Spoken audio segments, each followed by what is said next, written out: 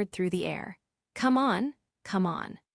He lands briefly on the roof of a slow-moving car to survey the path ahead. Come on, Grandma, go, go. He launches another web line with a familiar snap. Can't wait to get my license so I can sit in this all day. He gains incredible height, swinging between the skyscrapers toward the sound of distant explosions. Smoke billows from a distant street, signaling the heart of the chaos. Oh my God, I'm coming, I'm coming. He perches on a high streetlight, looking down at the immense destruction below. But he stops. Below him, the street is a wreck of flipped cars and rubble.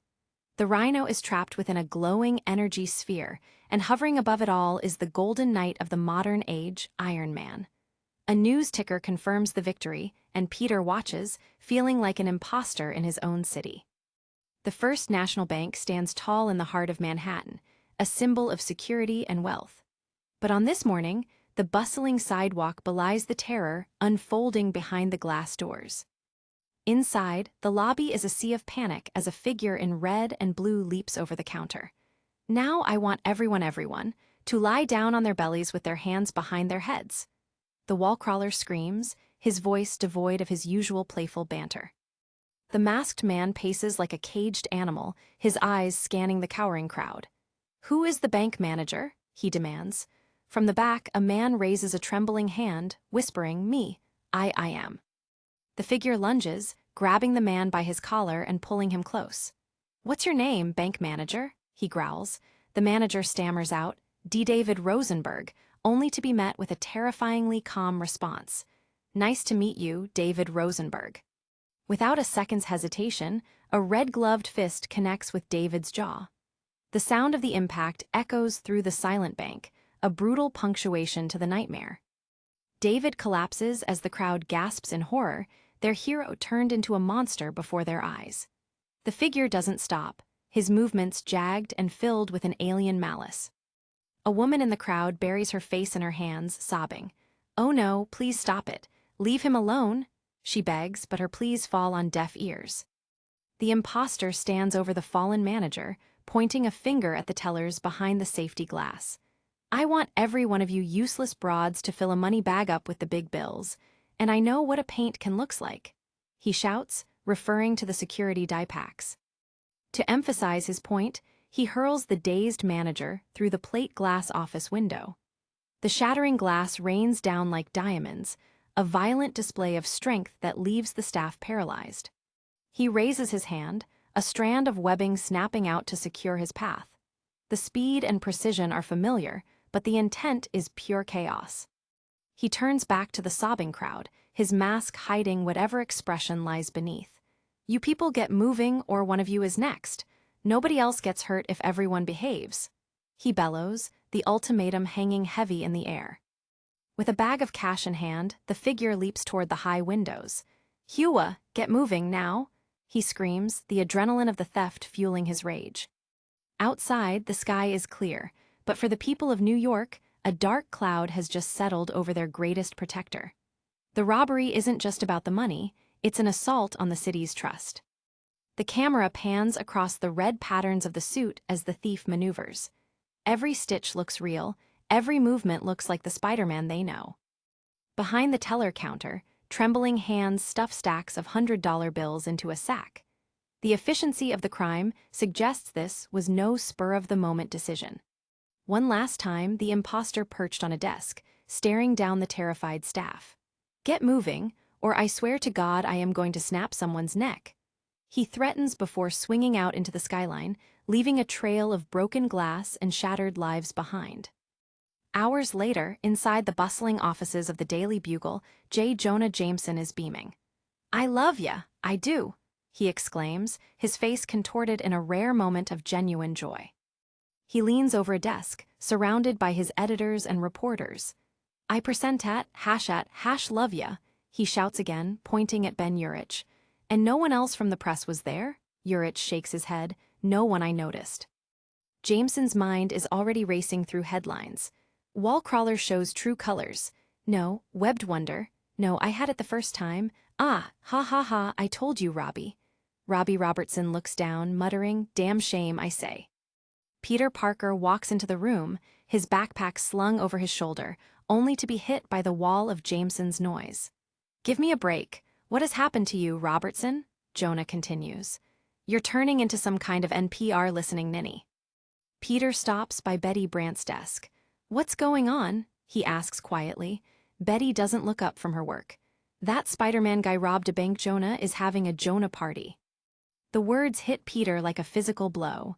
His eyes go wide, his breath catching in his throat. "Hose you hat?" he whispers, the world suddenly tilting on its axis. In the center of the room, the debate rages on. I for one thought better of this Spider-Man and," Robbie begins, but Jonah cuts him off with a sarcastic, "Oh Lord, Robbie." Ben Urich leans in, his veteran reporter instincts tingling. "See, here's the thing, Jonah. He's a guy in a mask creeping up walls. Now he's a guy in a mask who robbed a bank. The guy has always." Jonah turns his sharp gaze to Ben.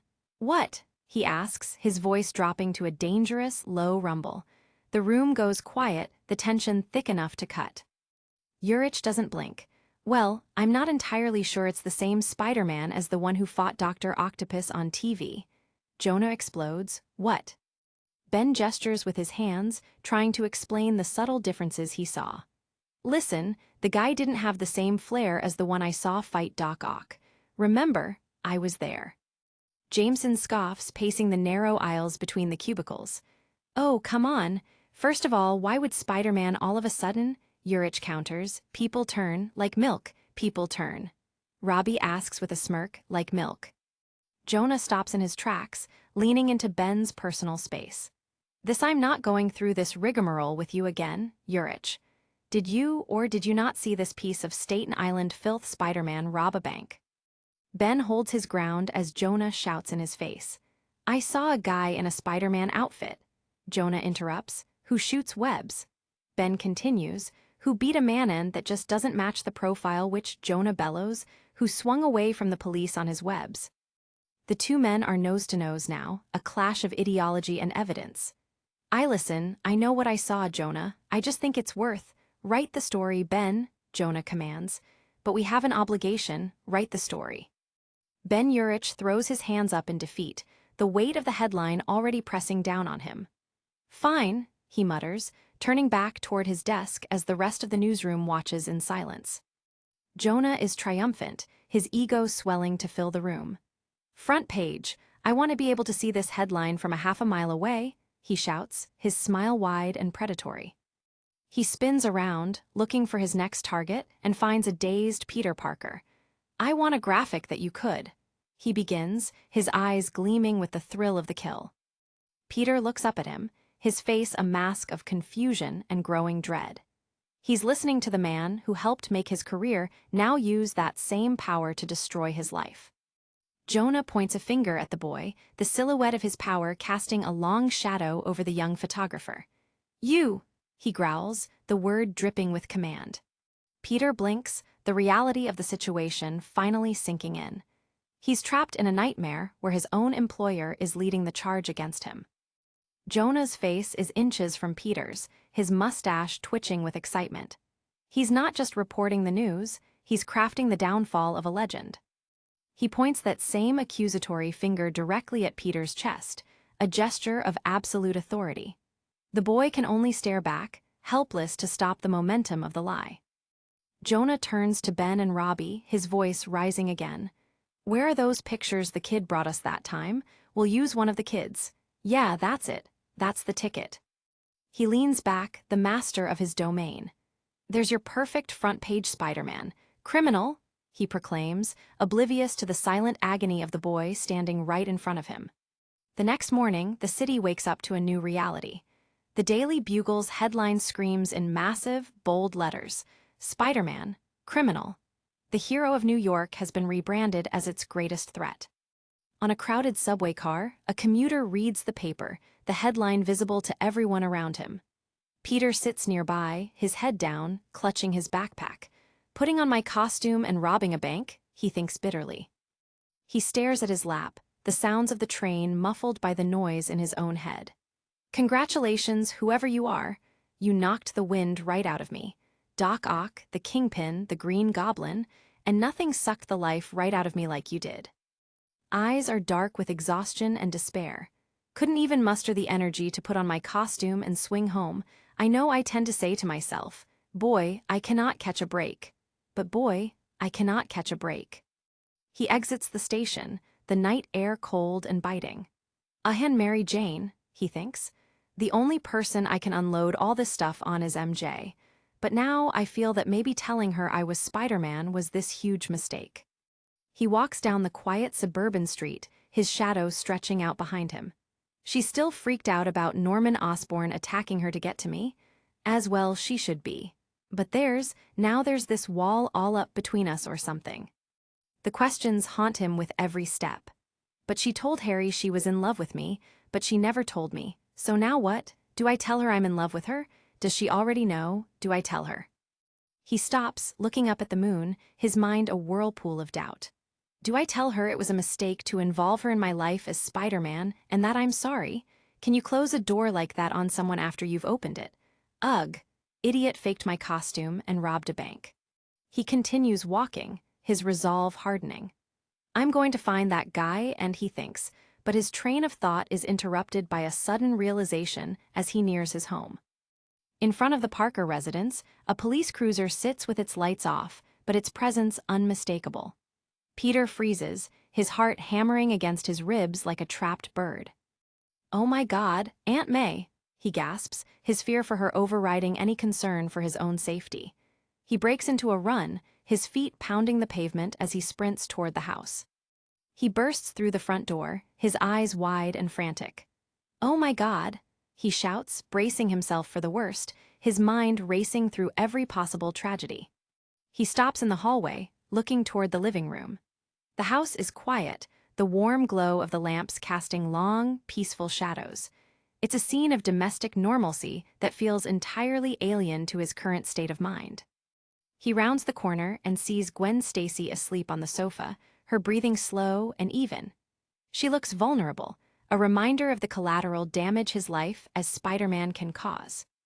Peter stands over her for a moment, his hands still trembling. He looks toward the kitchen, where the sound of voices is coming from, his brow furrowed in confusion. Next to the door sits a single, worn suitcase. It's Gwen's. The realization that she's staying here hits him, another complication in an already impossible week. He moves closer to the kitchen, peering through the doorway. Aunt May is sitting at the table, her back to him, deep in conversation with a man who shouldn't be here. "Well, I hate to impose on people," the man says. It's Captain Stacy, Gwen's father. He sits across from May, a mug of coffee in his hands. "Put it out of your mind," May tells him. "Don't give it another thought. She's a great girl and I think." Captain Stacy looks weary, the weight of his badge and his daughter's trauma visible in the lines of his face. "It's just the way I was raised, I guess, but I really don't know what else I could do." May reaches across the table, her voice soft and reassuring. "Well, we single parents have to stick together, and your wife is officially out of the picture now, or," Stacy sighs, "looks like." He looks down at his coffee, his eyes clouded with regret. "I'm sorry, that was rude of me, wasn't it?" May shakes her head. No. Actually, my wife up and leaving in the middle of the night without even half an explanation was rude." Captain Stacy continues, his voice cracking slightly. "Poor Gwen. She deserves a mother. She deserves better than all this. Plus I am not looking forward to being single again dating again." May gives a small, knowing smile. "Me either. I am a terrible single person. Terrible." The floorboards squeak as Peter finally steps into the light, his presence finally noticed. "Peter," May says, her face lighting up with relief at the sight of him. Peter manages a weak, "Hi," his eyes shifting between his aunt and the police captain. May stands, ushering him into the room. "Hi, sweetie, do you remember Captain Stacy?" Peter nods awkwardly. "Oh, yeah, hello, sir, hi." Stacy greets him with a tired but kind, "Hi." May places a hand on Peter's arm. "Did you eat? How was work?" Peter avoids her eyes. "No, but what's going on?" May explains. "Well, Captain Stacy here has a police detectives conference in Atlantic City this weekend. So I offered to let your friend Gwen stay with us until he gets back." Peter can only blink in stunned silence. His house is now home to the daughter of a high-ranking police official, while he's the city's most wanted criminal. Oh. Later that night, the stress finally boils over. Mary Jane Watson stares at Peter with wide, disbelieving eyes. "Oh," she asks, her voice sharp with a sudden, searing jealousy. They are in the basement, the hum of the washing machine providing a rhythmic backdrop to their argument. "Yeah, I know," Peter says, scrubbing his costume in a bucket. "She's in the house right now? She's sleeping here?" MJ asks. "Yes, it wasn't my idea." MJ paces the small space, her red hair wild in the dim light. "Why is she here? I mean," she trails off, the unspoken implications of another girl living in Peter's house hanging between them. Peter tries to explain, his voice weary. "Her mom up and left. Her dad and my aunt are friends now all of a sudden, and in her, I guess, all of a sudden." He looks up from his work, catching the look on MJ's face. It's a mixture of hurt and suspicion that makes his stomach churn more than any bank robbery ever could. He stops scrubbing, the wet fabric of his suit dripping into the basin. "Wait, are you angry at me for this?" he asks, genuinely baffled by her reaction. He stares at her, waiting for an answer, but the silence only makes the tension in the room grow heavier. "Hello," he prompts, his voice echoing in the small basement. MJ explodes, her frustration finally finding an outlet. "Well, what exactly am I supposed to think? First, she's just showing up here in the middle of the night, and now she's sleeping over, in her pajamas." Peter's jaw drops. "Why are you mad at me? I don't like her, I like you." He says it simply, honestly, but it's not enough to soothe the fire he's accidentally ignited. MJ crosses her arms tightly over her chest. "I just think it's very inappropriate." Peter gestures wildly. What is?" She looks away, her eyes glistening with tears. She doesn't want to feel this way, but she can't help it. The secret of Peter's identity was supposed to bring them closer, but it only seems to be tearing them apart.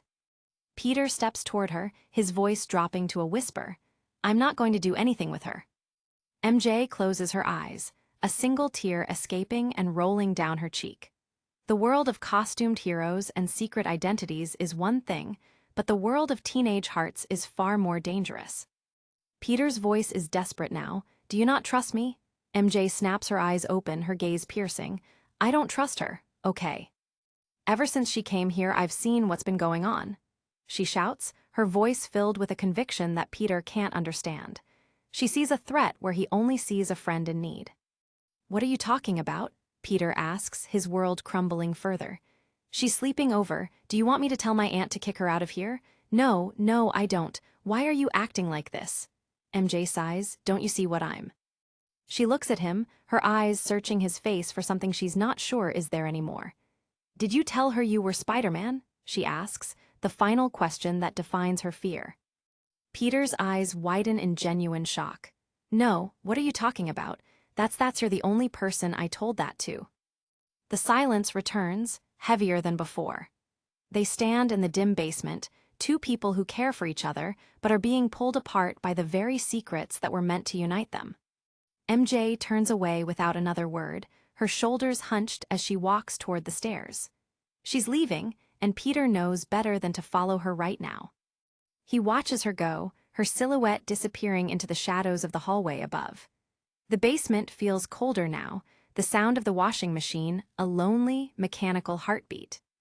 Peter stands alone, looking up at the empty doorway. He's the most hated man in the city, and now, the girl he loves is pulling away. "Well, that was annoying," he mutters, though the word is a poor substitute for the hollow ache in his chest. The next evening, the tension in the Parker house is palpable.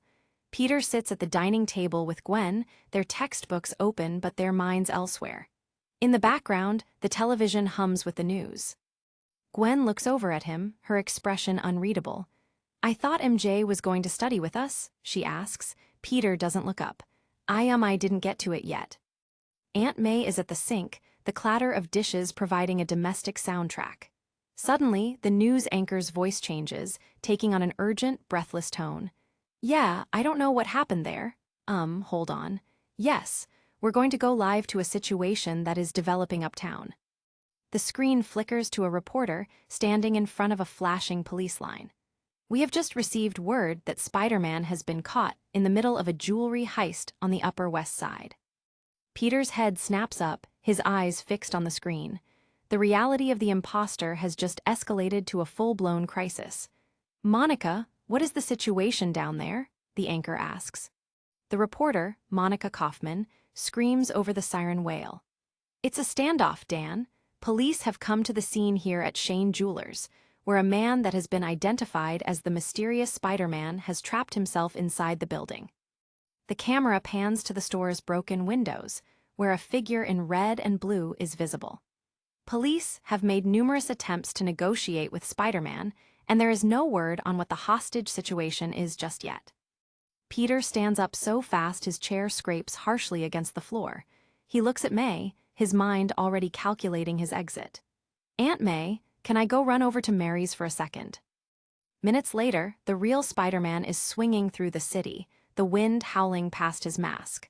Above him, the reporter's voice continues over the radio.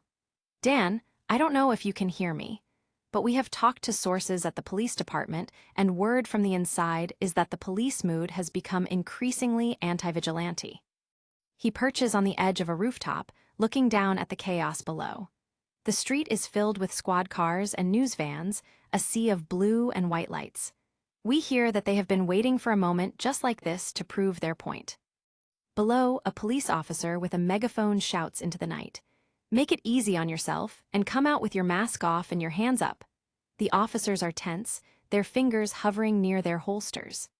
Spider-Man takes a breath, preparing to drop into the center of the storm. "Please, guys, allow me," he thinks, hoping he can end this before anyone gets killed. "I am dying to have a talk with this guy myself." He leaps, a blur of color against the dark buildings. The cameras capture his descent, the world watching as the hero returns to the scene of his supposed crime. He lands on the side of the building, the glass shattering under his grip.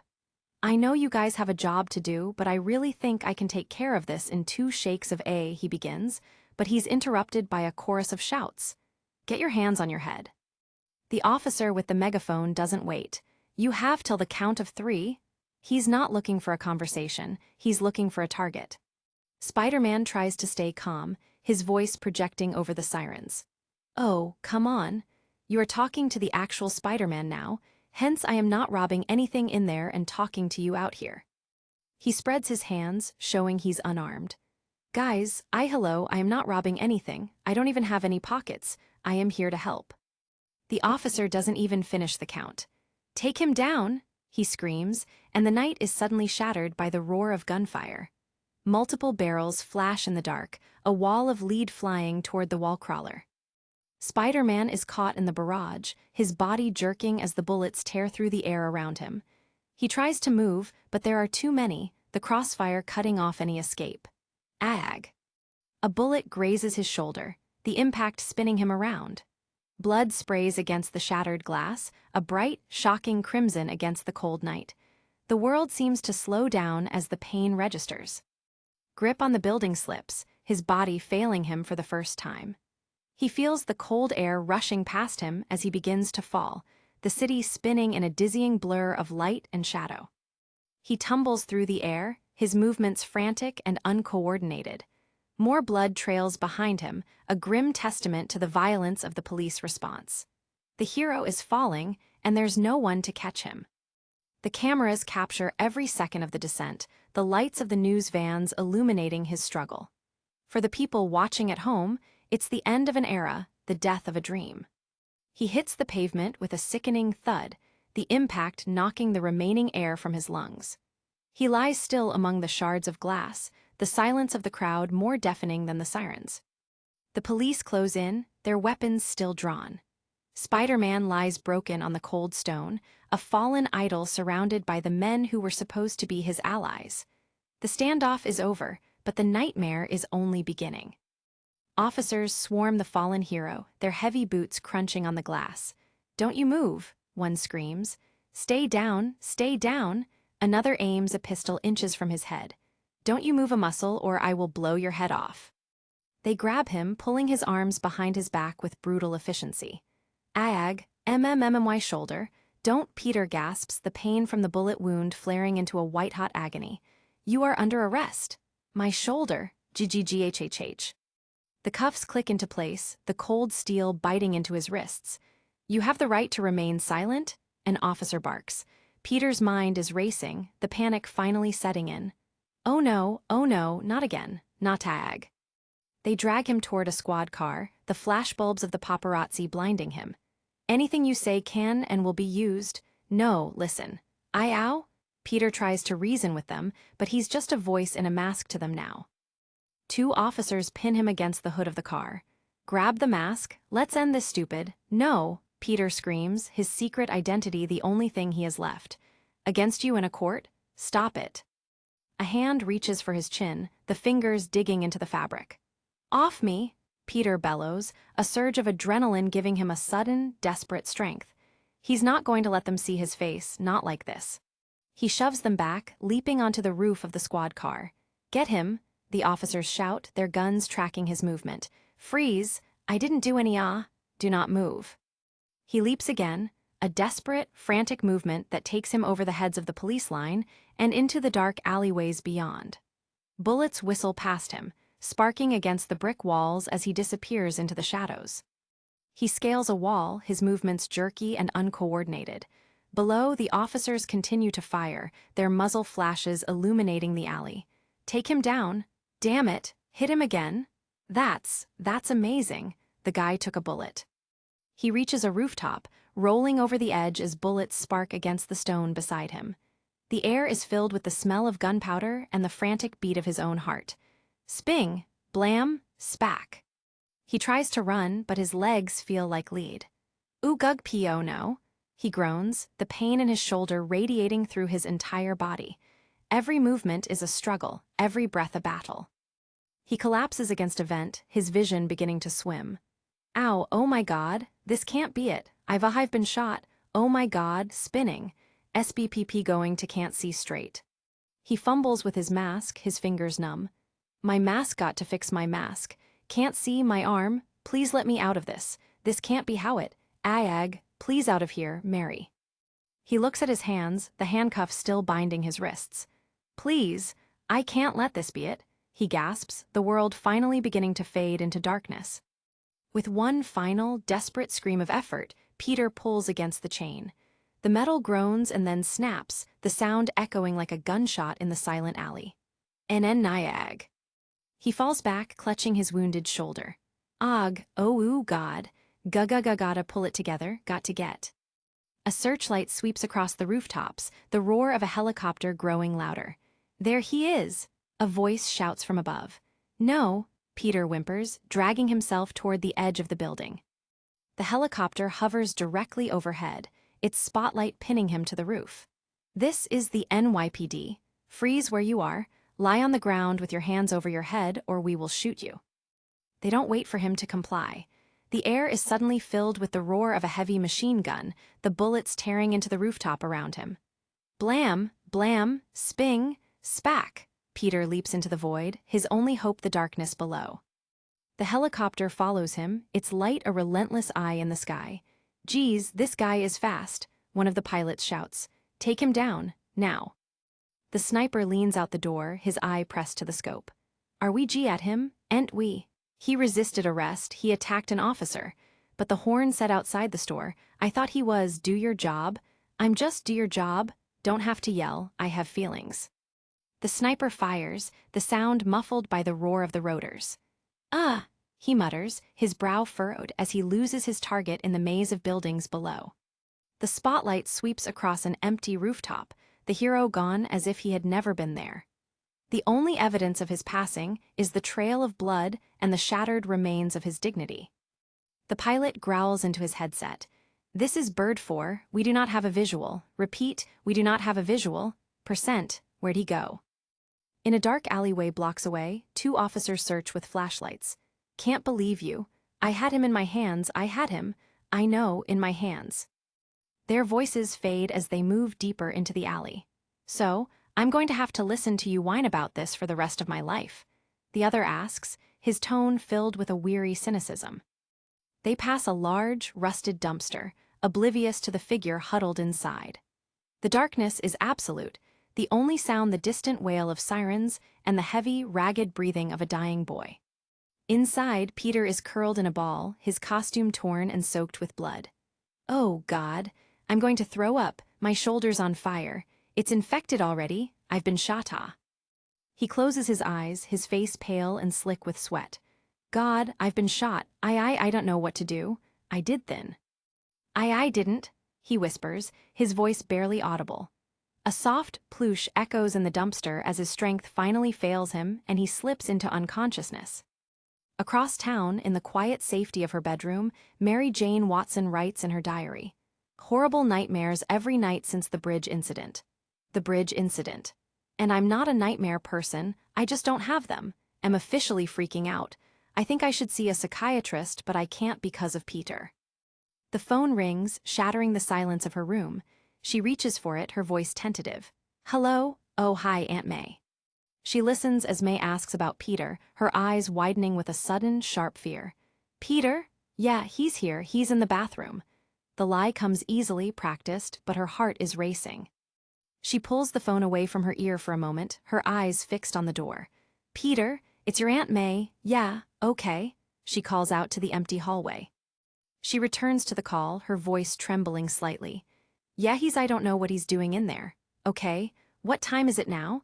Oh, yeah, no, I didn't even notice. Okay, I'll tell him, bye. She hangs up, her head in her hands. The weight of the secret is becoming unbearable, a burden she never asked to carry. I should be an actress, she mutters to her empty room.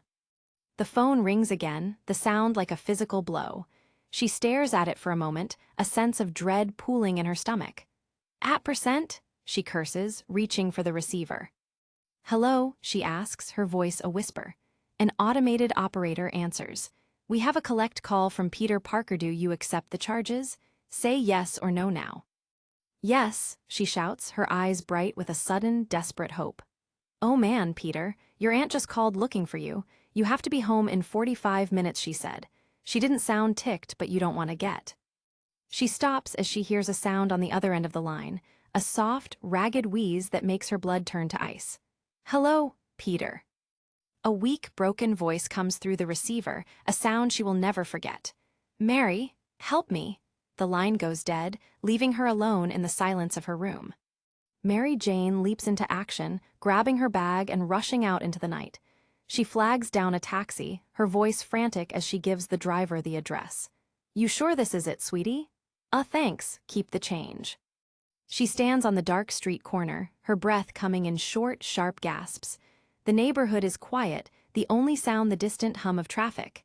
Peter, she calls out, her voice small and fragile.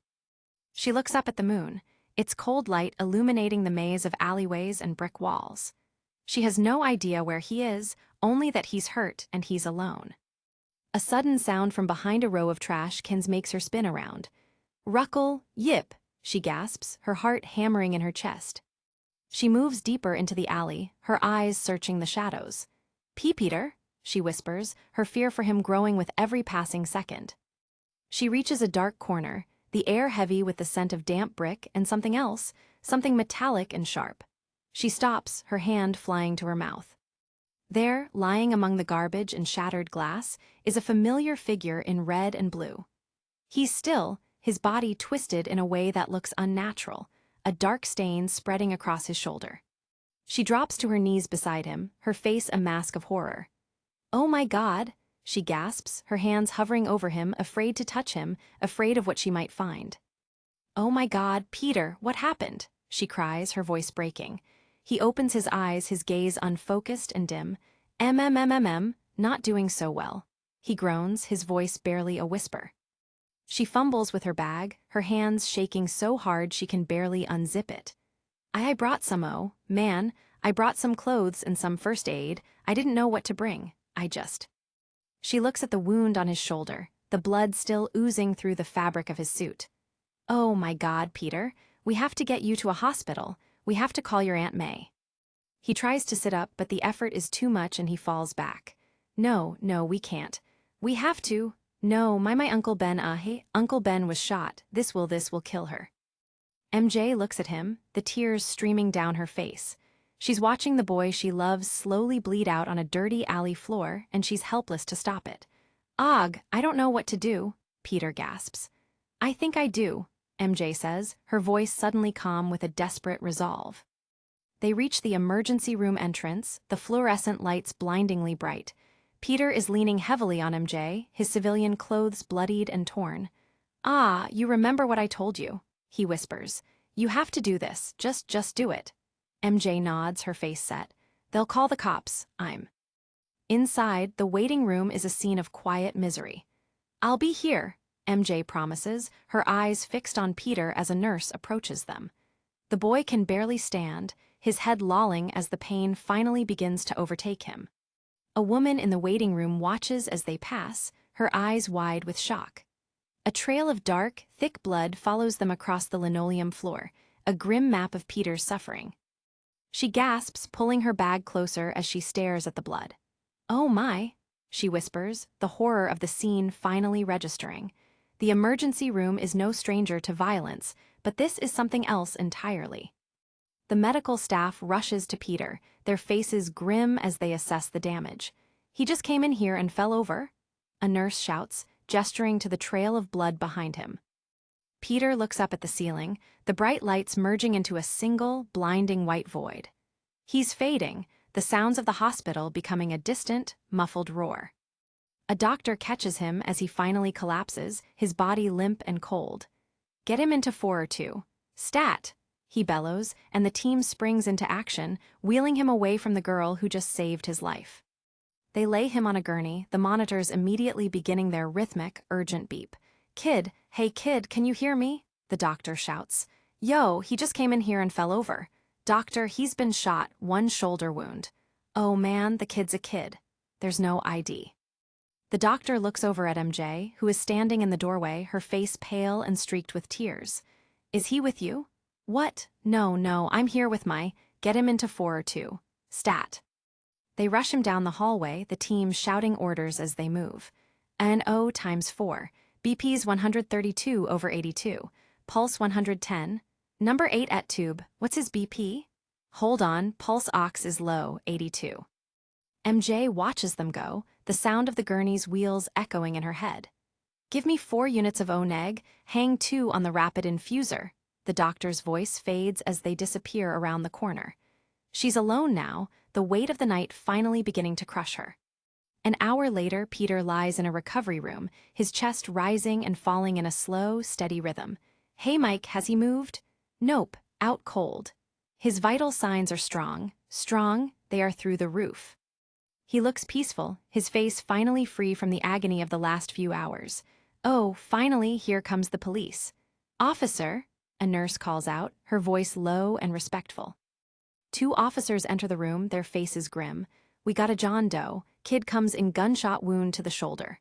"Dr. Costanza?" "Yes, thank you for responding. What do we got?" "Came in on the homeboy ambulance service." "At first I thought so, but he's not wearing the shirt he was shot in." "Wait, he changed his shirt before he came in?" "That's what I said, you don't see that every day." "No ID on him?" "Nothing. Shirt, pants, that's it." The officer stands over Peter, looking down at his young face. "It's a kid I'd say 17 years old." 15, the doctor corrects. "Is he awake?" "Not yet." The officer pulls back the curtain, his hand resting on his belt. "Let him sleep because I'm just going to see if I can get a name out of him so we can process A." The room is empty. The bed is unmade, the sheets rumpled and stained with blood. The monitor is a flat, steady line, its sound a lonely drone in the quiet room. The doctor and the officers stare in stunned silence. "Ted, call Frank on the 3rd floor, we got in Mia. I was standing here the entire I swear I never left this spot." They look up and see a single ceiling tile pushed aside, a dark, empty void leading into the rafters. "I swear we never left him alone." The doctor whispers, his voice filled with a mixture of fear and awe. In the waiting room, Mary Jane sits alone, her arms crossed tightly over her chest. The air is heavy with the scent of antiseptic and the low hum of the television. She's waiting for a sign, for a miracle, for anything to tell her that Peter is okay. She looks up as a woman sits down beside her, her face kind and weathered. They share a silent moment of understanding, two people united by their concern for the loved ones they've lost to the night. The woman looks at MJ, her eyes filled with a quiet maternal wisdom. She's seen enough of life to know that some wounds never heal and some secrets are better left untold. MJ looks down at the bag in her lap, the bright pink paper a jarring contrast to the darkness of her thoughts. Inside is the costume that has become a curse, a reminder of the boy she's losing to a world he was never meant to inhabit. She looks at the woman again, her eyes glistening with tears. She wants to speak, to share the burden of her knowledge, but the words won't come. She's a girl in love with a ghost, and the world is already forgetting him. The woman leans in, her voice a soft, comforting whisper. MJ listens, her heart swelling with a sudden, overwhelming gratitude. In this moment, she's not the girlfriend of a superhero, she's just a girl in need of a friend. The pink bag sits between them, a silent witness to their exchange. It's a symbol of the ordinary life Peter is fighting for and the extraordinary life he's forced to lead. A police officer bursts into the room, his eyes scanning the crowd. Did a patient come through here? Hello? Any of you, anybody see a patient come through here? MJ looks up, her eyes wide with fear. She's been seen, her presence in the waiting room a trail they've finally followed. She tries to shrink into the chair, to become invisible, but it's too late. The officer stares at her, his gaze hard and suspicious. "Doc, lock the ward down and call your security force down here. Now," he commands, his voice echoing in the quiet room. The doctor is already on his radio, his voice frantic as he relays the orders. "This is ER4. I need as many security guards as you have on duty. And call up to psych and see if they can spare any order," he continues, his words a blur of medical jargon and administrative panic. The officer points a finger at MJ, his voice a roar. "Hey, you." "Yeah, you," he screams, his hand reaching for his belt. MJ doesn't wait to find out what happens next. She grabs the pink bag and bolts toward the exit, her heart hammering in her chest. She bursts through the double doors, the cold night air a shock to her senses. She runs, her feet pounding the pavement as she disappears into the shadows, the wail of the sirens growing louder behind her. She ducks into an alleyway, her breath coming in ragged, painful gasps. "Hey, stop!" A voice shouts from behind her, but she doesn't slow down. She's a shadow in the night, a girl on a mission that no one can stop. The officers and guards follow her, their flashlights cutting through the darkness. "I swear I never left this spot," the doctor shouts, but his voice is lost in the chaos of the pursuit. The emergency room is a hive of activity, the medical staff and the police working together to find the missing boy. It's a hunt, a search for a phantom who has just embarrassed them all. An officer stops a group of M's workers, his face red with frustration. Did you see a girl?" he asks, his voice tight with anger.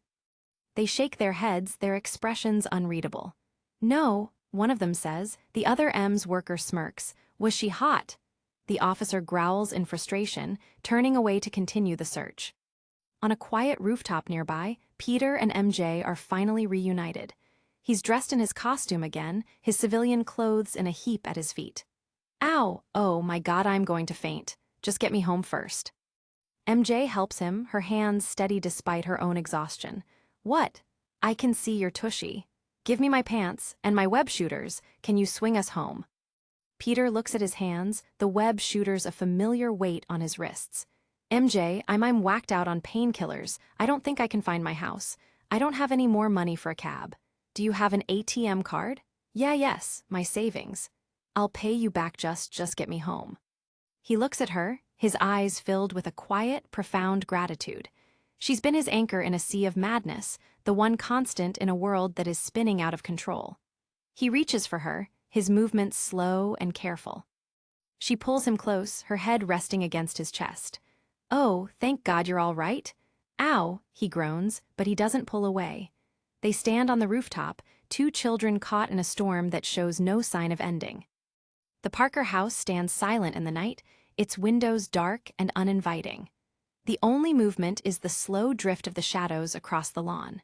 Inside, the world is waiting for a return that feels like a miracle. Aunt May is asleep on the sofa, the television still humming in the background. Well, Max, a lot of people don't know that I am, in fact, dating Julia Roberts. It's true. Ha ha ha ha ha ha. She stirs, her eyes opening as a sound from upstairs catches her attention. And it's true, folks. Julia and I have had a secret love child. Ha ha ha ha ha ha. The television continues, but May is no longer listening. She sits up, her gaze fixed on the hallway. Oh my God, Peter, she whispers, her heart already racing with a sudden, overwhelming dread. She moves toward the stairs, her steps light and silent. She reaches Peter's room and stops, her hand resting on the doorknob. She takes a breath, bracing herself for whatever lies beyond. She pushes the door open and sees Peter lying in bed, his eyes closed and his breathing slow and even. He looks like the boy he was before the world changed, before the mask became his identity. She moves to his side, her face a mask of worry and love. She's seen the blood on his clothes, the pain in his eyes, but in this moment, he's just her nephew, and he's safe. She looks at him, her eyes searching his face for any sign of the man he's becoming. She knows he's hiding something from her, a secret that is slowly consuming his life, but she's not ready to confront it yet. Peter doesn't move, his sleep a deep, medicine-induced haze. He's home, but the cost of his return is written in the dark stains on his sheets and the lines of exhaustion around his eyes. May gives a small, knowing smile. She's his aunt, his protector, and she'll wait until he's ready to tell her everything. Until then, she'll just be here, a silent guardian in the darkness. She tucks the blanket around him, her touch soft and reassuring. He stirs, a small smile playing across his lips as he drifts deeper into sleep. The night is over, but the world is still waiting outside. She turns toward the door, her shadow stretching across the floor. She leaves him to his dreams, unaware of the nightmare that is still unfolding in the city below. Peter wakes with a jolt, the pain in his shoulder a sudden, sharp reminder of the night's events. "Ugh," he groans, clutching his wound as he tries to sit up. The room is dark, the only light the cold glow of the moon through the window. He reaches for the remote and turns on the TV. And police officials are asking anyone with legitimate information about the man who calls himself Spiderman to please come forward. He watches as the news anchor interviews a police official. "Sergeant Bullet, there is a rumor that Spiderman was successful in his robbery attempt tonight, even though witnesses say he didn't actually seem to have any of the stolen." Sergeant Bullet leans into the camera, his face a mask of grim determination. "Let me make myself perfectly clear. Vigilante behavior will not be tolerated in this city, masked or otherwise. We have been lenient on people like this Spider-Man, but those days are over. Clearly, he is a coward and a thief." The sergeant continues, his voice hard and uncompromising. "He wears a mask, and now we know why. Don't you worry, this Spider-Man weasel will pay for what he has done here tonight." Peter stares at the screen, the weight of the city's hatred pressing down on him. "Ow," he whispers, and the image fades to black, to be continued. The boardwalk of Atlantic City is alive with the chatter of off-duty officers as the sun begins to set. "Should I open with that joke I told you?" Captain John Stacy asks with a smirk, walking alongside his fellow officers. Detective Burke holds up a hand, a look of genuine concern on his face. "You're my captain, and I respect you, but if you open with that joke, half the cops in the convention hall will pull out their revolvers and—" Stacy stops in his tracks, turning to another officer for support. "But you laughed," he says, sounding almost offended. The third officer doesn't miss a beat. "He was kissing your butt, sir," he quips. Suddenly, the lighthearted mood is shattered as a massive explosion rips through the air. Boom! Fire erupts from a nearby building, and the sound of screeching tires pierces the chaos. The officers react instantly, years of training taking over. Burke and the others draw their service weapons, eyes wide as screams fill the street. "Aye!" a woman shrieks as the smoke clears to reveal a nightmare. The cops duck behind a corner, weapons leveled at the source of the blast. Captain Stacy leads the charge, his face hardening into a mask of pure focus. Silhouetted against the bright afternoon sky, three figures move with lethal intent toward the wreckage of an armored car. Perched atop the overturned armored vehicle is a figure that shouldn't be here. He wears the red and blue of a hero, but his posture is that of a predator. Spider-Man has a guard by the throat, his fist cocked back as the Taj Mahal towers over the scene in the background. Burke and his team scream at the top of their lungs from the alleyway. "Drop the guard and put your hands over your head," they order, their sights locked on the wall crawler. The figure under the mask doesn't move. His white lenses narrow, cold, and unyielding. "I mean it," he snarls back at the lawman. Stacy doesn't flinch, his finger tensing on the trigger as he stares down the man who's supposed to be New York's greatest hero. "I'm not giving you to the count of 3, he yells. "Do it now." Things were already complicated for the real Peter Parker. Shot by a cop and framed for crimes he didn't commit, his life has become a living nightmare. Now, while he recovers from a gunshot wound, a shadow is tearing his reputation apart in Atlantic City. Meanwhile, back in Queens, the real Peter Parker is struggling just to keep his eyes open. His teacher's voice drones on about literature. "I was really excited for you this weekend. Animal Farm is about as perfect a piece of writing as was ever created. It works as both a gripping piece of fiction and as an allegory." Peter's head hangs low, sweat beading on his forehead as he fights the pain radiating from his shoulder. "Does anybody know what I mean when I use the word allegory?" the teacher asks. "Anyone?" The teacher walks toward his desk, her patience wearing thin. "Peter Parker, would you like to, maybe, wake up and tell the class what an allegory is?" she asks firmly. Peter jolts awake, his eyes bloodshot and disoriented. Mary Jane watches him from the side, her heart breaking for the boy who's carrying the weight of the world. He stammers. "What?" The teacher's frustration softens into concern as she sees how pale he is. "Are you okay, Peter?" she asks. Peter winces, clutching his side. "Actually, no, not feeling that well." Gwen Stacy looks on, her brow furrowed in worry. "Would you like to go to the nurse?" the teacher asks. "Yeah, maybe," Peter whispers. "Go then," she orders. Peter stumbles toward the door, leaving his books behind. Mary Jane raises her hand immediately. "Can I take him?" she asks. The teacher sighs. "He's a big boy, Mary Jane." Across the room, Kong raises his hand too. "I'm not feeling well either, can I go to the nurse?" The teacher ignores the distraction, turning her attention to the class. "Kong, from the book, name me one of the 7 commandments that the animals painted in big white letters on the barn." Kong blinks, completely lost. "Oh, what? Animals painting? What kind of book is this?" Out in the hallway, the silence is deafening. Peter leans against a locker, his breath coming in ragged gasps. "Oh man, what am I doing?" he thinks. "I could be dying for all I know. I mean, I got shot last night. An actual cop shot me in the arm with an actual bullet, and here I am in class pretending everything is fine. I am insane." He looks down at his hand, trembling slightly. "I need sleep. I need to lie down. I need a doctor. But if I even tried to stay home sick from school, Aunt May would totally have checked me out and seen the huge bandage on my shoulder. And I'm a good song and dance man, but I don't think I can talk my way out of a gunshot wound." He pulls his locker open, the metal groaning as it swings wide. "I can't believe how badly I got my," he stops, his eyes widening at what he sees inside. Sitting on top of his physics textbook is a plain white envelope with his name scrawled on it. "Peter Parker," it says in simple, clean handwriting. Peter pulls the note out, his silhouette framed against the locker as he reads the message inside. The instructions are brief and to the point. "Black van in parking lot, I'll take care of the shoulder." Peter looks over his shoulder, paranoia creeping in. Someone knows his secret. Someone knows he's hurt.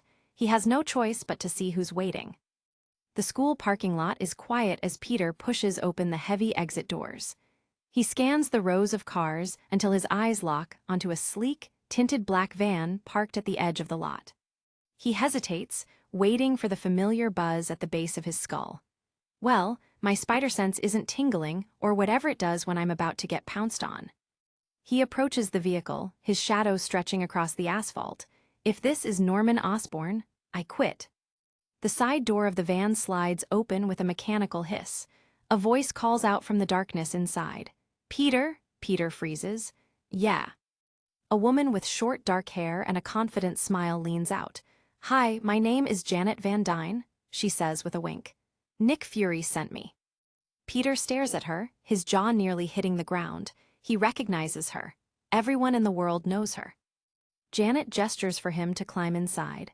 We were all watching TV last night and saw what happened with you and the cops. Tough breaks. Nick figured you might need a doctor who specialized in genetics, who made house calls. Peter climbs into the van, his defensiveness flaring up. Yeah, well, I don't need Nick Fury's help. He looks at his own reflection in the van's darkened glass, the pain in his shoulder visible in his eyes. Yeah, I do, he admits quietly. Janet looks him dead in the eye, her voice firm but kind. Yes, you do. Inside, the van is a high-tech medical suite. Janet begins peeling back Peter's makeshift bandage. Hey, wait, you're the Peter stammers. The Wasp? Yeah, card-carrying member of the Ultimates, she says nonchalantly. Hey, that's not too bad at all. Healing nicely. Do you have an increased cellular chemokine interleukin 8 or IL-8? Peter blinks, trying to process the science through the haze of his fatigue. I got bit by a spider. Janet ignores his simplicity, prepping a futuristic-looking injector. Do you have increased healing factor? Peter watches her work with fascination. I don't know, but I think so. I haven't done any molecular research on it because my basement microscope only has 4 DIN objectives, and Janet smiles. I remember those. Peter eyes the device in her hand. Wait, what's that? Janet holds up the injector, a glowing blue liquid shimmering inside. This will, hopefully, heal you at an even more accelerated rate. They discovered a chemical in chickens called CCAF that can increase healing time in humans. One of the things we've been working on in our free time is a specific genetic cocktail based on a synthesis of the patient's own blood sample and the chemokines. So I whipped up an interesting little cocktail from your own, very unique blood sample. Janet presses the device against his arm. Peter winces as it clicks. How did you calibrate my molecular levels if I never gave you a blood sample? Janet finishes the treatment and begins applying a fresh, high-grade bandage.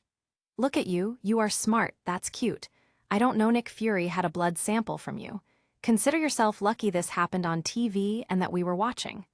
Listen, you may or may not get some flu-like symptoms, but they'll pass. Just try to take it easy for a couple of days. Peter pulls his sweater back on, the relief in his shoulder almost immediate. Did Fury happen to mention anything to you about a guy named Harry? He asks. Janet shakes her head. Harry? No.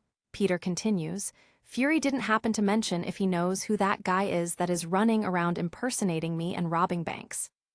Janet's face goes serious. No, he didn't say. And no offense, kiddo, but that kind of thing is small potatoes for us. Peter looks at her, his voice low and dangerous. But I tell you, if someone was running around in my asterisk costume doing that, I would find him and beat the holy snot out of him. Hours later, the school day is finally over. Peter walks home with Mary Jane and Gwen, feeling a renewed sense of energy. You know what? You look 1,000,000 times better than you did in class, Gwen says with a smile. Peter looks over at MJ, a genuine grin on his face. I feel 1,000,000 times better. MJ smiles back, relieved. You do. I really do, Peter confirms. Gwen laughs, playfully shoving him. Oh, come on. Drop the act, man. That was the lamest sick routine I have ever seen. Eric Roberts laughs at you. She looks between Peter and MJ, her eyes sparkling with mischief. But that's okay. That's nothing compared to the real put on you guys are putting on. Peter and MJ exchange a quick, terrified look. They stop in their tracks, frozen by Gwen's intuition. Gwen turns back to them, her smile turning into a knowing smirk. Come on, I totally know. They stare at her, their hearts racing. Does she know about the mask? Does she know about the blood? Gwen keeps talking, oblivious to their internal panic. The two of you are sneaking around in the middle of the night. Dude, you came in at 1 in the morning. I heard you. If my dad caught me out with a guy at 1 in the morning, he would lock me in a tower like that chick in that movie. Gwen looks ahead, her expression softening. Hey, listen, good for you guys, but you're going to get busted. Everyone gets busted eventu. She stops abruptly. What? Peter asks. They all stop. The world seems to fall silent as they look at the end of the street. Gwen's eyes go wide, the color draining from her face. The street is blocked by flashing blue and red lights. Multiple police cruisers are parked haphazardly in front of the Parker house. Officers stand in small groups, their heads bowed in conversation. Peter is the first to move, his mind racing through every worst-case scenario. "Aunt May!" he screams, sprinting toward the house. Oh no. He bursts through the front door, skidding into the living room. The scene inside is worse than any battle he's fought. Aunt May is sitting on the couch, her face pale. Beside her are Detective Burke and another officer. They aren't there for an arrest. They're there for a notification. Peter stands in the doorway, his breath caught in his throat. He looks at May, then at the detectives. No one says a word. Aunt May looks up at Peter, her eyes filled with a grief so profound it makes him stumble back. She's not crying yet, but she looks broken. MJ and Gwen run in behind him. Gwen pushes past Peter, her eyes darting between the officers and the house. "Aunt May?" she asks, her voice trembling. Gwen looks at Detective Burke. She knows him. He's her father's partner.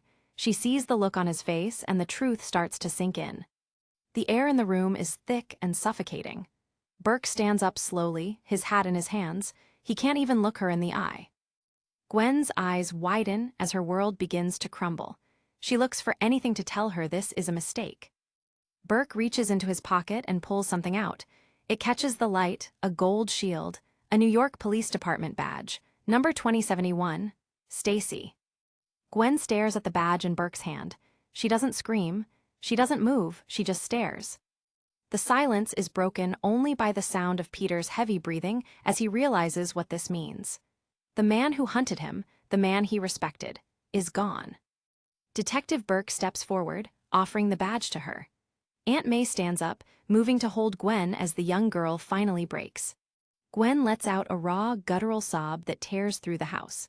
Her hands fly to her face as her life is shattered in an instant.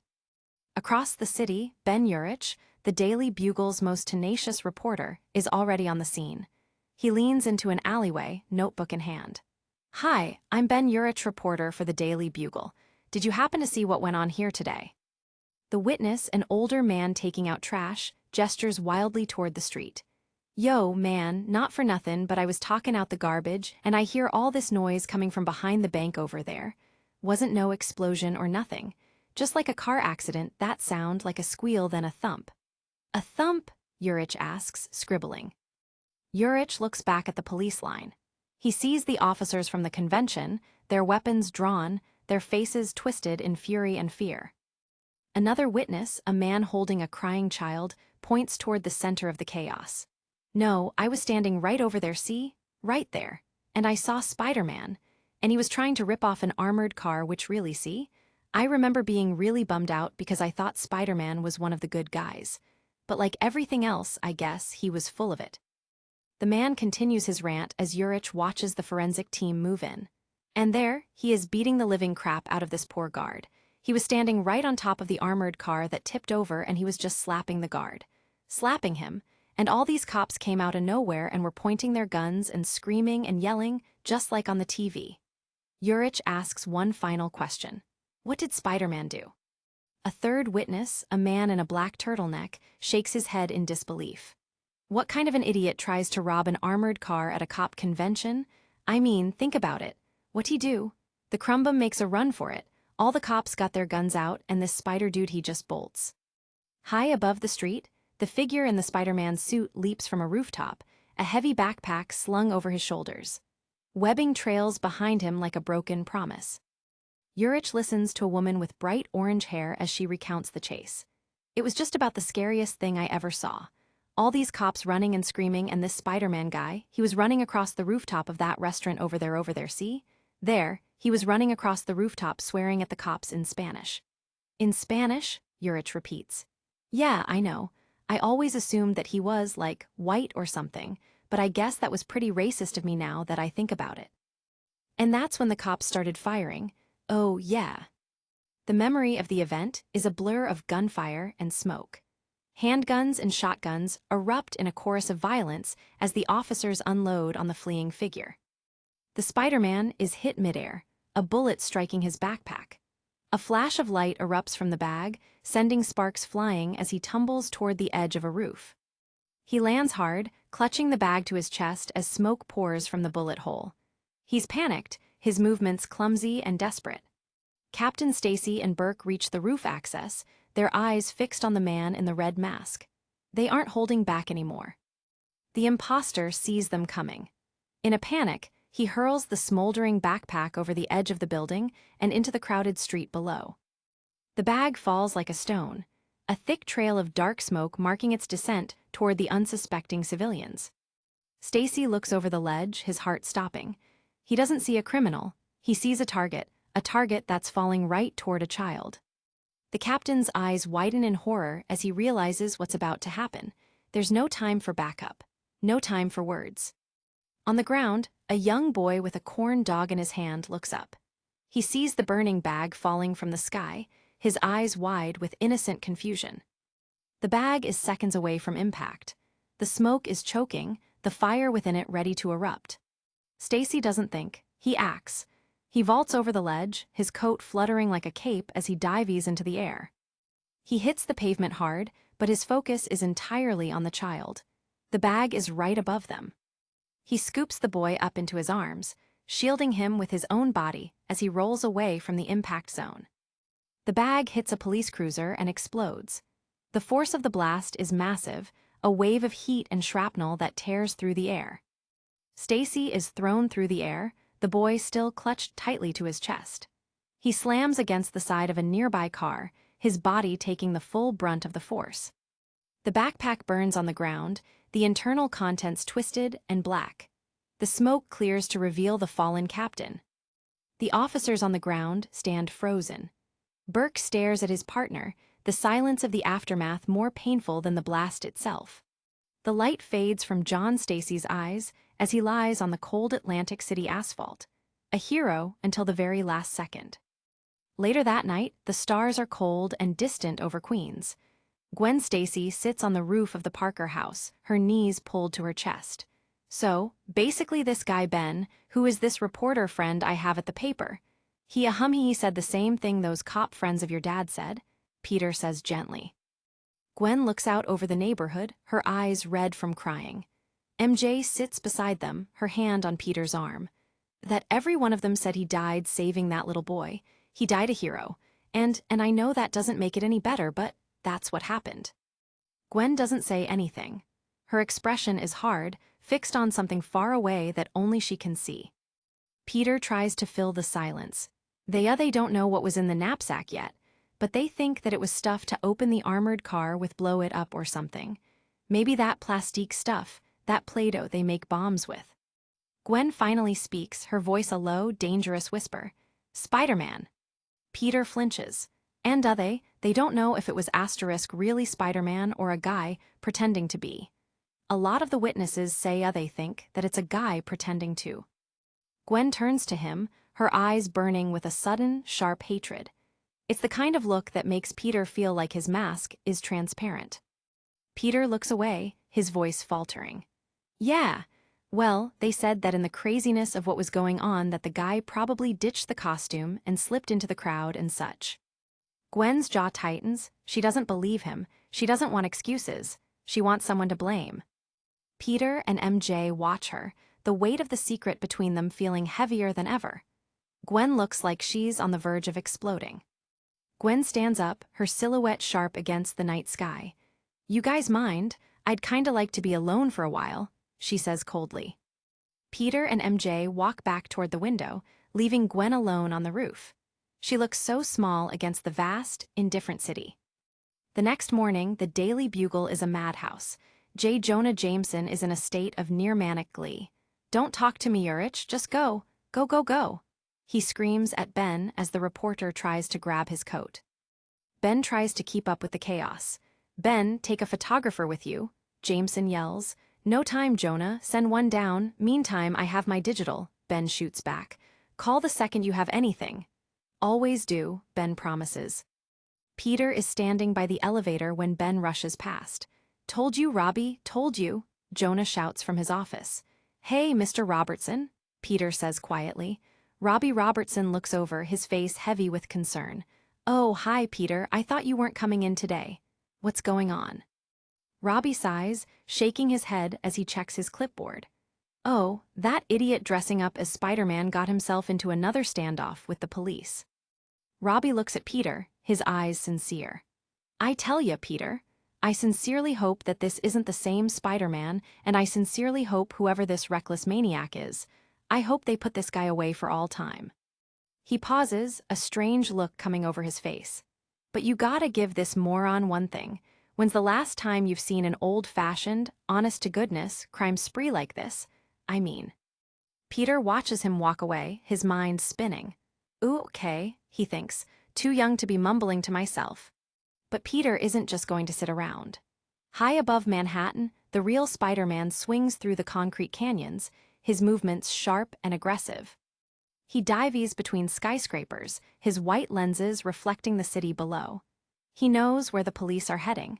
He knows where his shadow is hiding. He fires a line, pulling himself toward a massive glass-fronted bank building. He can hear the sirens already. Below him, the street is blocked off. A dozen officers have their rifles trained on the entrance. They're waiting for the monster to come out. Instead, the monster comes from the sky. Spider-Man smashes through the upper floor window, a shower of glass following him inside. Smash. Outside, the cops freak out. Captain DeWolf? An officer stammers into his radio. I thought we were here because Spider-Man was already. I seen him. Inside the bank, the imposter has a hostage, a woman clutched in his grip as he threatens the crowd. But his eyes go wide as he sees the real deal landing in front of him. This isn't a game anymore. To be concluded. Back at the Parker home, the kitchen is quiet, but the air is thick with tension. Aunt May stands by the counter, the phone pressed to her ear. Hi, I'm looking for Ginger Stacy. Oh, hi. Hello. Yes. I'm May Parker.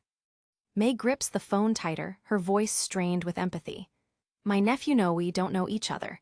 My nephew is in the same grade as your daughter. Yes, I don't know if anybody has been in touch with you, but... She closes her eyes, searching for the right words. Yes, well, I can't tell you how sorry I am about your husband's passing. I didn't know Captain Stacy all that well, but he struck me as a fine man and well. The voice on the other end is cold, distant. May's expression shifts to disbelief. The reason I am calling is that your daughter, Gwen, is staying here, no. As a favor to your husband, she was staying here while he was away and well, I was wondering when you were going to be coming back for her. Your daughter, she needs her mother now, May's eyes widen in shock as the woman on the other end says something unthinkable. But you're her mother, she just lost her. I just can't imagine why you would. May's voice rises, her maternal instincts flaring. I hope that this is the *grief* talking, and not who you really are, because what you are saying is just about the most horrible. She stops. Hello. She pulls the phone away, staring at it as if it's a poisonous snake. Ugh, she groans, her hand shaking. She looks up, her face filled with a mix of fury and heartbreak. She can't believe what she just heard. She turns around and her heart stops. Gwen is standing in the doorway, her silhouette dark against the hall light. She's heard every word. Gwen looks at her, her voice flat and dead. Told you, she's a piece of work. Gwen turns and walks back into the hallway, her hands stuffed deep into her pockets. May watches her go, the phone still clutched in her hand. She disappears into the shadows of the house, leaving Aunt May alone in the bright, cheerful kitchen that now feels like a tomb. May looks down at the counter, her eyes filling with tears. The world is a cruel place, and it's being especially cruel to that girl. She takes a deep breath, her face hardening into a look of fierce determination. If Gwen's mother won't be there, someone else has to be. Back in the bank, the imposter is falling apart. He's backed into a corner, still holding the hostage. You back away from here, you go out the way you came, he screams. You crawl right up that wall and you get out of here.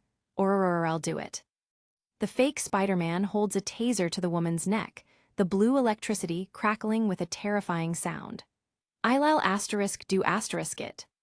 The real Spider-Man stands just out of reach, his posture terrifyingly still. His lenses are fixed on the man who stole his face and murdered a good man. The crowd watches in terrified silence. The real hero is here, but the room feels colder than ever. Spider-Man takes a slow step forward, his hand flexing.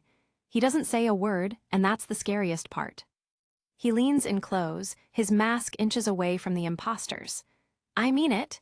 he growls, his voice vibrating with a rage he's never felt before. The imposter looks into those white eyes and realizes he's not looking at a hero. He's looking at a reckoning. The people in the bank watch with wide eyes. They've seen Spider-Man on the news, but never like this. He looks dangerous. The hostage looks up, a single tear tracking down her face as the taser sparks near her ear. The real Peter Parker is gone. There is only the wall crawler now. He starts, his voice a low rumble. Suddenly, Spider-Man moves. He fires a web line, snagging the taser and ripping it out of the imposter's hand. Thwap, zizap, jijaya, the man screams as his weapon is yanked away. Come here, murderer. He grabs the man by his suit and hurls him across the room. Oh no, Og, the thief moans as he hits the floor. You murdered someone today? A cop, a good person. Do you know that? Do you even know what you've done? Spider-Man pounces on him, pinning him to the ground with overwhelming strength. You murdered someone, you dressed up like me and you murdered someone. He leans in, his face centimeters away from the man's. Did you think I wasn't going to do anything about it? For what? For money? For attention? The man tries to crawl away, his fake mask half torn. Jiga, get away from me. Get away. Spider-Man grabs him again, hoisting him into the air. What is this about? Do you even know? People think I murdered a man. People think I stole. They don't trust me now, and for what? For what reason? He delivers a devastating punch that sends the imposter flying backward. Thwack. The man smashes into a heavy wooden teller desk, the furniture splintering under the impact. He lies in the wreckage, groaning in pain. Spider-Man is on him in a second, his shadow looming over the broken man. Ugh, hoo, get away. Spack! Goes another web line, pinning the man's arm to the rubble. Spider-Man raises a hand, ready to finish it. The crowd watches, breathless. Is he going to kill him? The thief gestures desperately at the bags of money.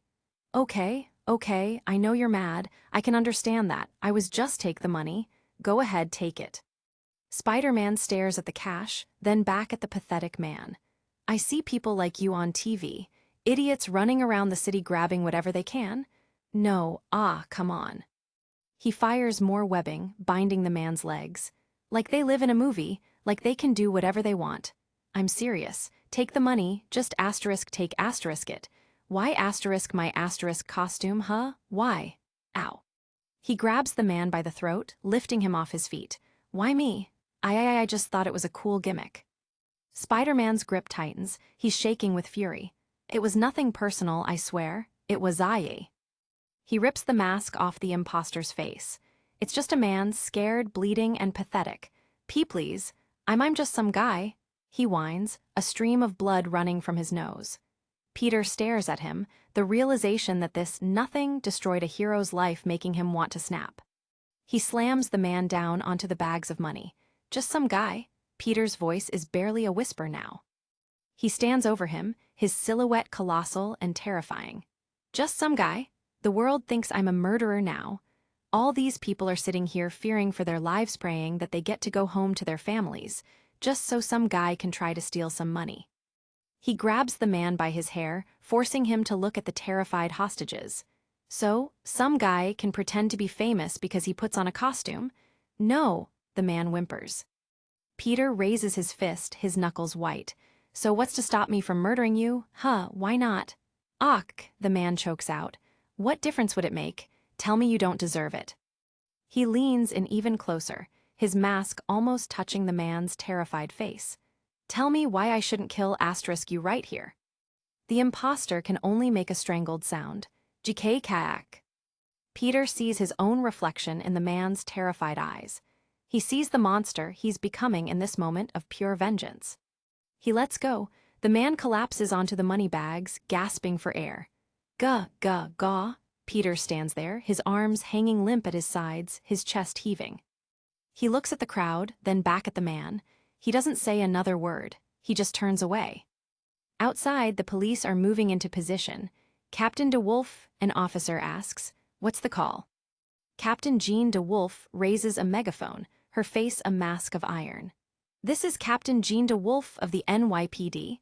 I want anyone wearing a Spider-Man costume to come out with your mask off and your hands over your head." Squee-squawk goes the feedback. Suddenly, the bank doors burst open. The hostages flood out, their faces filled with a mix of relief and terror. "Oh my God!" they scream in unison. DeWolf lowers the megaphone, confused. "Who did it? Did what?" "We are so lucky," a woman cries, grabbing an officer's arm. "What happened?" "He did it, he did." The SWAT team moves in, their tactical lights cutting through the smoke of the lobby. They move with military precision, rifles leveled. They find the imposter suspended from the ceiling in a massive web cocoon. He's upside down, his face a mess of blood and bruises. I did it, it was all me. I did it. I can prove it and everything." DeWolf enters the room, her gun still drawn. She stares at the man hanging from the ceiling. The imposter looks at her, his eyes pleading. "Please, please get me out of here." He looks like he's about to cry. The terror of the real Spider-Man has broken him completely. DeWolf reaches up and pulls a small piece of paper that's been webbed to the man's chest. "I promise, it was me and me alone, just. Please," he whimpers. She reads the note. It's written in a familiar, jagged scrawl, from the real Spider-Man. Night has fallen over the city. Peter Parker stands on a skyscraper ledge, his mask off, clutching his head. "Damn it," he yells into the wind. "I lost it. I completely lost it." He looks down at his hands, his eyes wide with fear. "I didn't even know I could get that angry. It just creeped up on me. I didn't even realize it was happening." He walks along the roof's edge, his silhouette small against the massive buildings. "I could have killed a man with my bare hands. Then what would I be? I can't even think about it. I just have to make sure. I can never let anything even remotely like that happen again." Later, Peter walks down his quiet street. He sees Aunt May sitting on the front steps, her head bowed. "I have to remember why I do this in the first place." He stops. "Oh, Aunt May, we have to talk," she says quietly. Peter stops, the dread returning. "It's about Gwen," May says. He looks at her, his heart sinking. What more could have happened? What more could they lose? Inside, Gwen is lying on the guest bed, her eyes red and puffy. A suitcase sits open beside her, half-packed. "Gwenny," May says softly from the doorway. May walks in and sits on the edge of the bed, Peter following close behind. "Sorry we woke you, but..." "HMMF, sorry." No. "Gwen, hey, they got the guy in the Spider-Man costume." Gwen looks at them, her face devoid of emotion. "They got him." May touches her shoulder. "Where are you going?" "Well, I guess home to get some of my things. And I have an aunt in Minnesota. My mom's sister, who I actually have never met in person and I don't believe will be that happy to see me." May looks horrified. "And no other family?" "Nope. All the grandparents are dead and it wasn't that big a family to begin with. Dunno, I don't even know where Minnesota is on a map." "How are you getting to Minnesota?" May looks at Peter, then back at Gwen. "Well, I have an offer. Peter and we talked about it. Maybe your mom will come around. I don't know her." May leans in, her voice filled with a warmth that Gwen hasn't felt in a long time. "But seeing as I really only know how to cook for 3, and seeing as we really think the world of you, we were hoping that maybe you'd consider staying here." Gwen looks up at her, her eyes searching for the lie, for the catch, but she only finds love. May smiles, her hand on Peter's shoulder. "You know, if you want." Gwen's breath hitches. The armor she's been wearing since her father died finally begins to crack. She lunges forward, throwing her arms around Aunt May's neck. "HGKKK," she sobs, burying her face in the older woman's shoulder. Peter watches, his own eyes moistening, as he places a hand on Gwen's back. The room is filled with the sound of her weeping. "It's okay," May whispers. "GGKHH, they killed my daddy." Peter looks away, the guilt and the grief of everything he's been through nearly overwhelming him. May holds her tight, her eyes closed in a silent prayer. "It's okay, it's okay." Days later, Peter and Mary Jane are sitting high up in the bleachers of the football field. The sound of practice is a dull roar in the distance. "So, I guess we're going to move her stuff in and see what happens." MJ says, her voice flat. Peter looks over at her, sensing the distance. "What?" MJ looks at him, her eyes filled with a sadness that isn't about Gwen. It's about them. She looks down, her hair falling over her face. This isn't it. I thought that this would be it, but it isn't. Peter's brow furrows. What are you talking about? He leans in, desperate to understand. This isn't what I thought it was going to be. Just because Gwen is moving into my house? What are you talking about? No, I can't believe you. MJ turns on him, her eyes burning. How about because I wake up in the middle of the night, every night crying? Did you know that? Peter is stunned into silence.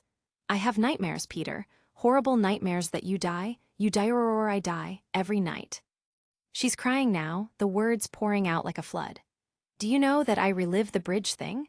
I keep reliving the exact moment when I was just tossed off the top of the Queensboro Bridge.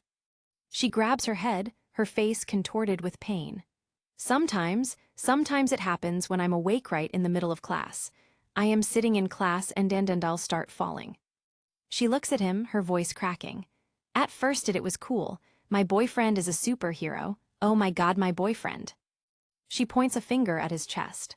But, Peter, you're going to die doing this.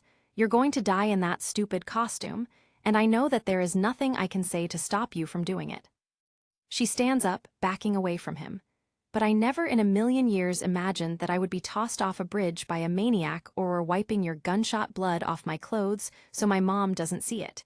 Someone is going to kill you. I can't do this. Peter stares at her, his world crashing down for the second time in a week. He looks like he's been struck. He has no words to answer her because he knows she's right. He finally finds his voice, but it's weak and defensive. Hey no, all of a sudden you think this. You never told me any of this. This is about Gwen. MJ snaps back, her arm outstretched. Peter, you're right. Yes, on top of the fact that our lives have become this nightmare that Spider-Man puts us through. On top of that, now you are living, with this girl who is so pretty and interesting. And she's in love with you, Peter. Peter's eyes go wide. No. MJ steps closer, her face inches from his. She is, I'm not stupid, I know. Peter yells back, frustration finally boiling over. God, her father just died. MJ doesn't back down. One has nothing to do with the other. My mom sits in our kitchen, year after year, and pretends that my dad doesn't cheat on her, when everyone on the planet knows that he does. He stays out all night and comes home drunk, and he stinks like a brothel. She's shouting now, the sound echoing through the empty stadium. And she just pretends everything is just fine, and I promised myself that I wasn't going to do that. I promised myself that I wasn't going to play some stupid game where I tricked myself into thinking that everything is okay when it's not. I can't do it, Peter. I'm not stupid. Peter looks down at the bleachers, the wind whipping around them. Well, I didn't know that about your dad, did I? MJ looks at him with a gaze that is both loving and utterly final. Peter, you never ask about me, asterisk. It's all about you and your costume, and it was fun in the beginning, sure. Peter stands up, his hands outstretched. How am I supposed to know this about your dad and mom if you don't tell me? I'm supposed to read your mind. MJ closes her eyes, leaning her head against his. It's a moment of connection that feels like a goodbye. Peter looks at her, hoping she'll change her mind, hoping he can fix this. She pulls away, her voice a soft, broken whisper. But for the record, it's not just Gwen, it's all of it. I love you, Peter, I just can't do this. Peter stares at her, his heart in his throat. So, what, we're done. MJ doesn't look at him. She just stares at the ground, her shoulders slumped. She turns and walks away, her backpack slung over her shoulder. Yeah, she says softly. Peter watches her go, the expanse of the bleachers feeling like an ocean between them. He sits back down, alone in the wind. The costume has given him everything, and now it has taken everything else. Next issue, Venom. Peter Parker lies defeated on the wooden floor of his bedroom, his Spider-Man mask discarded nearby. She dumped me, he whispers to the empty room, the weight of the breakup finally sinking in. He stares up at the ceiling, lost in a spiral of self-loathing. I can't believe I screwed this up, too, he thinks, the silence of the house feeling heavier than any battle he's ever fought. Thoughts race through his failures, cataloging every mistake. I have officially screwed up every single part of my life on every conceivable level, he reflects bitterly. The pressure from every side is becoming unbearable. I am screwing up at school. I am screwing up at home, he sighs, feeling the walls closing in on his double life. The shadows of the past loom large in his mind. I failed Harry. I failed Uncle Ben, he thinks, the guilt of his choices clawing at his conscience. He clenches his eyes shut, remembering the public outcry against him. The entire world hates me because some idiot was running around robbing banks dressed as me, he groans, feeling the injustice of it all. He sits up, his head in his hands as he thinks of Mary Jane. And now the one person in the entire world who knows me, who really knows me, doesn't want anything to do with me, he realizes, the pain sharper than any physical wound. The realization hits him like a freight train. And the killer thing is, everything MJ said about me is right, he thinks, the honesty of her words finally breaking through his defenses. He relives the moment of their goodbye, wishing he could change it.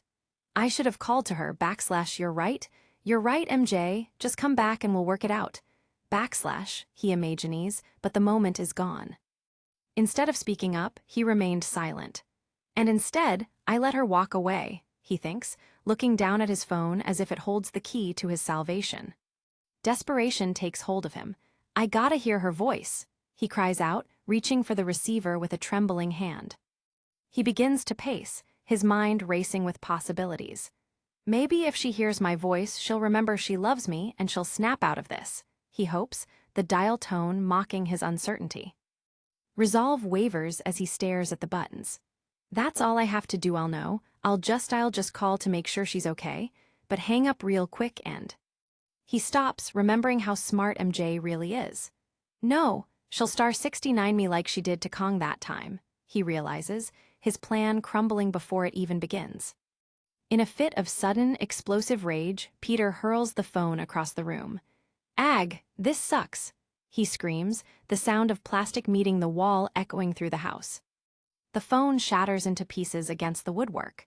Peter stands frozen, the adrenaline fading as quickly as it came.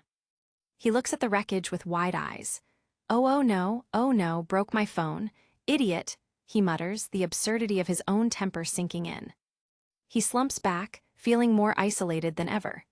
Now I'm a big, fat loser with no phone, he thinks, the irony of being a superhero who can't even keep a cell phone intact not lost on him. Fear replaces his anger as he thinks of what he might have missed.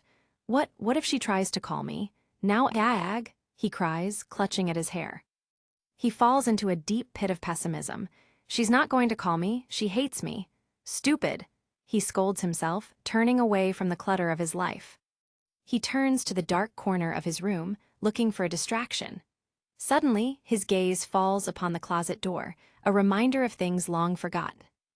Hand reaches for the handle, hesitant. The door creaks open, revealing a dusty space filled with the remnants of his past. Inside, he sees a box labeled with his family name. It's a treasure chest of secrets he hasn't dared to touch in years. Peter stares into the darkness of the closet, the memories of his parents beginning to stir as he looks at the cardboard containers. He crouches down, his fingers brushing against the side of the box. Nearby, a strange collection of artifacts including a sled and a bust stand like silent sentinels. The label Parker stands out in bold, handwritten letters. It's a direct link to a life he barely remembers. Peter pulls the box into the light, his heart beating a little faster. He feels like an intruder in his own history.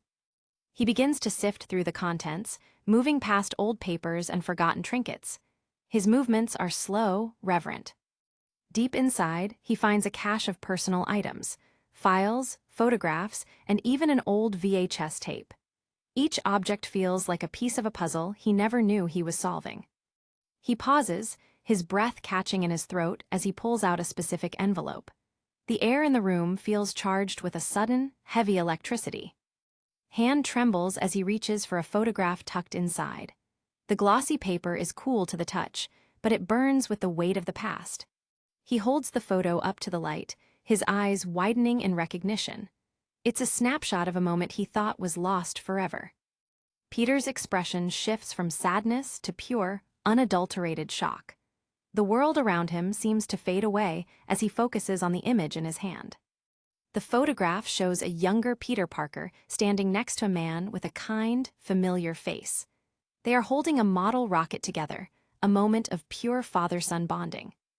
Peter's voice is a mere whisper as the realization hits him. "Dad," he says softly, his thumb tracing the outline of Richard Parker's face. He flips to the next photo, showing his parents together. Richard and Mary Parker smile brightly, their happiness frozen in time, oblivious to the tragedy that would soon take them.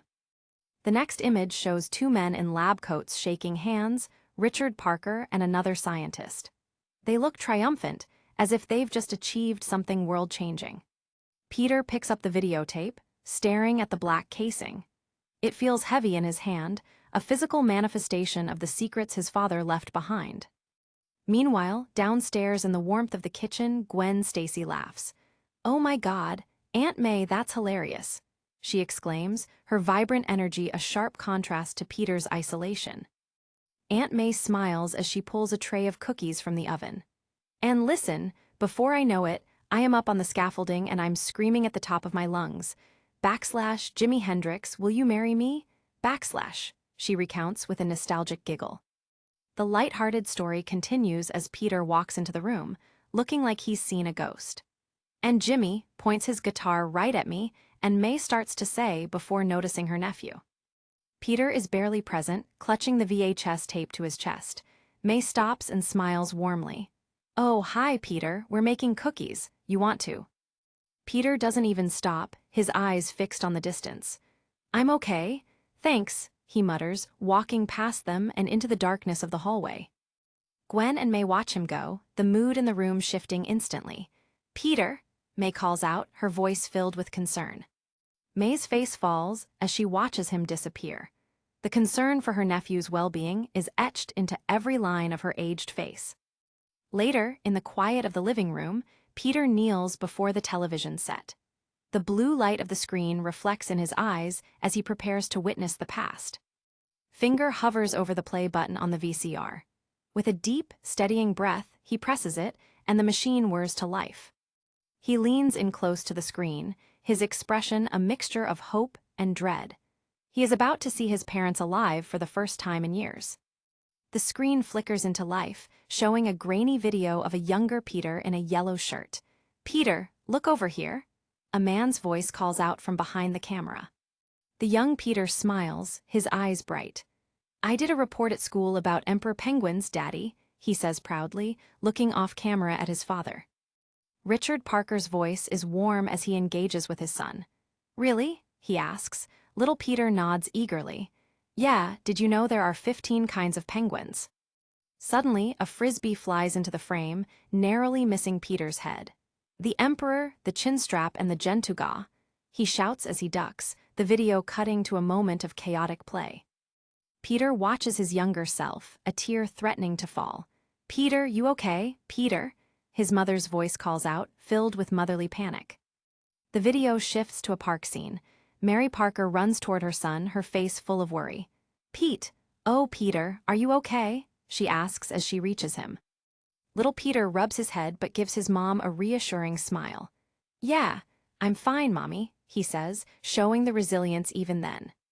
Peter stares at the image of his mother, the blue light of the TV making the scene feel like a dream. "Mom," he whispers, his heart breaking all over again. The video continues. "Are you okay, sweetie? Does it?" Mary asks. Peter insists he's fine. Nearby, another young boy with blonde hair watches them. "I'm sorry, Mrs. P," he says apologetically. Mary Parker smiles kindly at the blonde boy. "It's okay, Eddie, it was an accident," she says. The boy, Eddie Brock Jr., looks relieved as his friend Peter stands up. "Hey, Pete, come play. We'll do threesies," Eddie suggests. Mary Parker gives her son a gentle push toward his friend. "Go play, Peter," she says with a loving smile. The video shifts again to a family dinner. Richard Parker is joking around, trying to lighten the mood. "Pass the corn, pass the butter, pass a beer, pass the stuffing," he lists off rapidly. The adults laugh, but Richard's partner seems distracted. "Ben," May's voice says softly. Richard continues his bit. "But looks aren't everything Bandom Pump." Little Peter giggles. "You're funny, Uncle Ben." The scene moves to a sunny picnic. The Parkers, the Brocks, and the others are all gathered on the grass. "Ray, did you read that piece on Reed Richards in Time magazine?" someone asks. "Yes, I did. Good for him," another responds. The conversation drifts toward their scientific work. "Who made this potato salad?" a woman asks. "Eddie SR, comes the answer. "Really? Can you believe it?" she laughs. Young Peter looks up at the man next to him. "What does that mean / looks aren't everything /?" Eddie Brock SR is holding a camera filming the whole event. "You think we need a publicist maybe? Get some press going for the project?" he asks. Richard Parker scoffs. "Yeah, that's exactly why I got into genetic research. The fame." Eddie SR remains serious. "I'm serious." Richard just laughs it off. "Oh, I know you are. Here, you going to eat? Or are you going to tape every single second of this?" The women chime in on the conversation. "It's a new toy, Ed. Let him play," Richard's wife says. "In 2 months, he'll put it in a box and forget he owns it," the other woman predicts with a smile. Little Peter tries to get his mom's attention. "Mommy, I did a report on penguins and—" Richard's wife looks into the camera, her eyes sharp. "About hiring a publicist? I think it's ridiculous," she states firmly, making her opinion known. Richard Parker turns to the woman next to him. "So, okay, Mary, what do you think?" he asks, seeking her input on the matter. Mary Parker's face is serious as she addresses the men. You guys are serious men working on a serious project. You're going to change the face of modern medicine," she reminds them.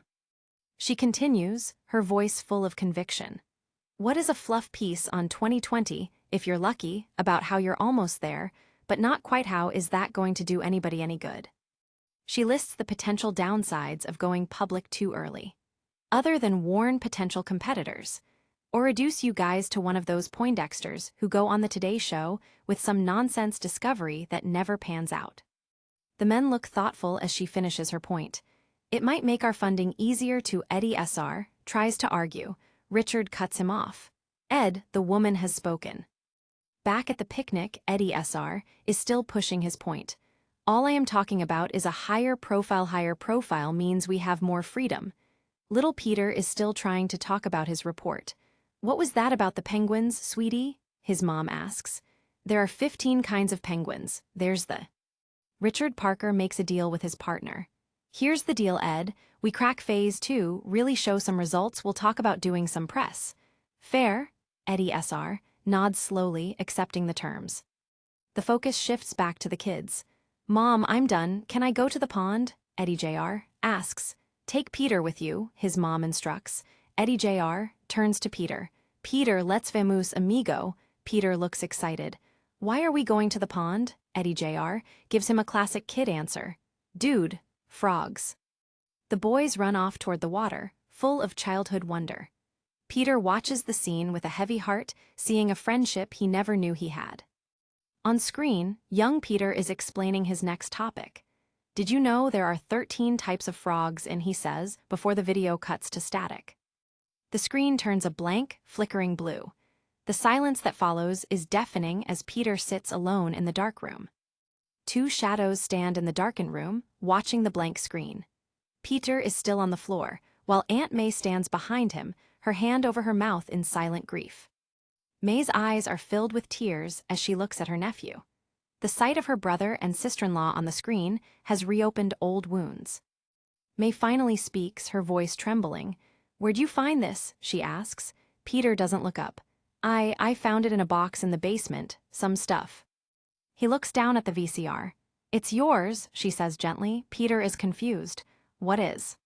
May clarifies, her voice gaining strength. "All that stuff, it belongs to you, those boxes. It's your dad's things, my sister's things." She places a hand on his shoulder. "It's all yours. Ben and I put it all away for you for when you were old enough. Guess you're old enough," she says, realizing that Peter is no longer a child. She watches him carefully. "Are you okay?" she asks, her eyes searching his for any sign of his emotional state. May looks away, her own emotions taking over. I didn't expect to see Ben today like that. It sort of snuck up on me is all. It." Peter stands up and gives his aunt a reassuring look. "I'll be okay in a second," he says, before turning the conversation back to the tape. So, who were all those other people on the tape? May wipes her eyes and answers. The Brocks. You remember Ed Brock was your dad's partner. Peter tries to piece it together. Yeah, sure, I sorta remember that. I just didn't remember hanging out with them. May's face softens with a memory.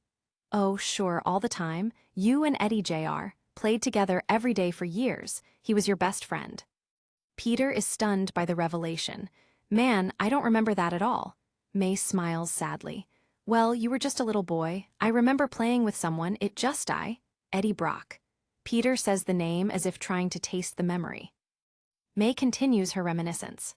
Sure, you two were always building forts out of blankets and cardboard boxes used to drive your mother nuts. Peter's curiosity turns to a more somber topic. Where'd he go? May's expression darkens. When your parents died, he moved away, his grandparents, I think. Peter is shocked. His parents died too. May confirms the tragic truth. In the same plane as yours, just went down in a storm. The weight of the shared tragedy hangs heavy between them.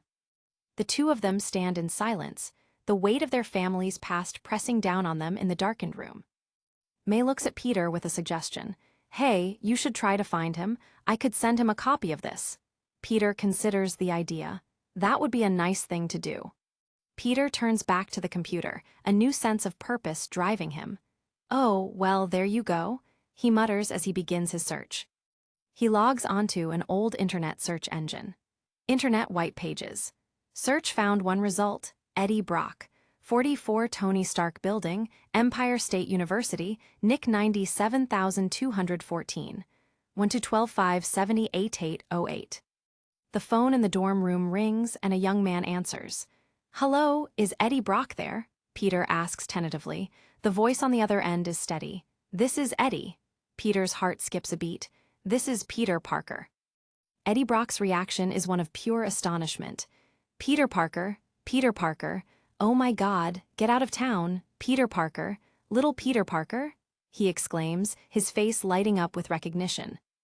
The conversation flows easily, despite the years apart. Where are you? How are you? Get out of here. How'd you find me? Where'd you find me? Where are you? Eddie asks in a rapid-fire sequence of excitement. Peter answers his questions as best he can. I live in Queens. Eddie cuts him off. Hey, I'm in the city. I go to Empire State. Peter is impressed. Yeah, I know. I looked you up on. Eddie continues his enthusiasm. Oh, yeah, duh. We used to play together like every freaking day, man. This is amazing. Eddie asks about Peter's current status. What are you like in high school? Peter confirms with a simple yeah. The connection is made, and a long-lost friendship is reborn. Eddie is still reeling from the shock. Wow, man, wow. He immediately starts making plans. Hey, let's get together. You ever get into the city? Peter tells him about his job. Yeah, I work at the Daily Bugle, so I am there almost every. Eddie is genuinely impressed. You work at a newspaper? Oh, cool. That's so cool, man. Eddie's excitement is contagious. We should totally get together. Paint the town red or something, he suggests, already looking forward to their reunion. Peter stands at the entrance of Empire State University, the imposing architecture of ESU looming before him. Oh, man, I cannot wait to get to college, he thinks, his eyes scanning the campus filled with students making their way to class. He looks around at the bustling environment. Look at this college, is people making important life decisions, self-discovery, whoa. Check her out, he thinks as a beautiful girl walks by, her presence causing a temporary distraction. He walks through the halls, he's taken aback by the lifestyle. Oh my God, this is how these people live. How do they get any work done? Ew, what's that smell? He wonders, the chaos of dorm life a stark contrast to his own orderly existence.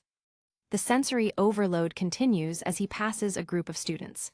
This entire place smells like a whoa. Check her out, he thinks again, his eyes drawn to a girl playing guitar in the hallway. Suddenly, a familiar voice calls out to him. Hey, there he is.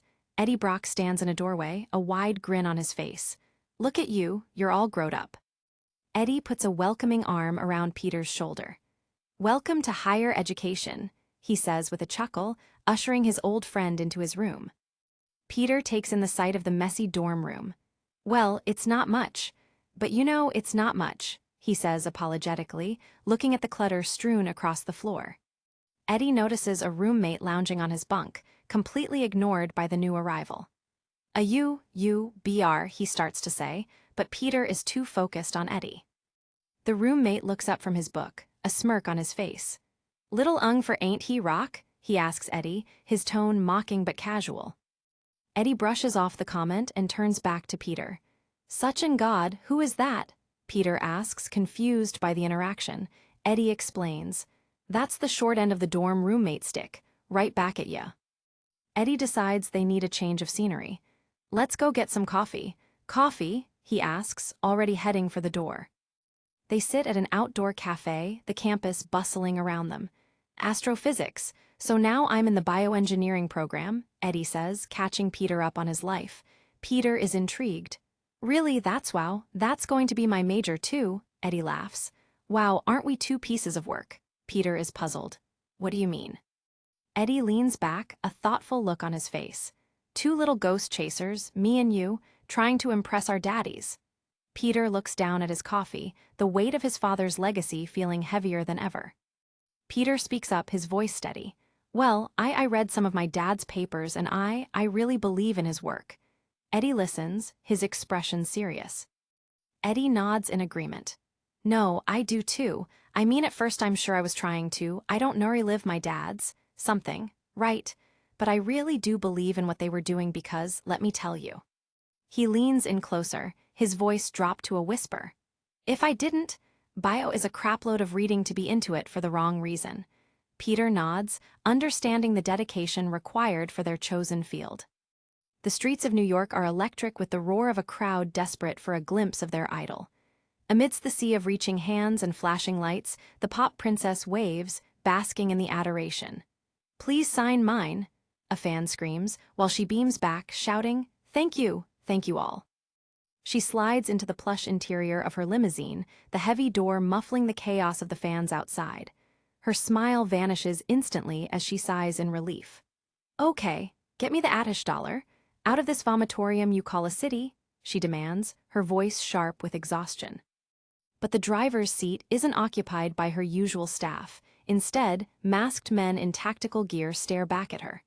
Her manager is pinned against the seat, a hand clamped over his mouth as a kidnapper asks, "We got her," before barking the order, "Go."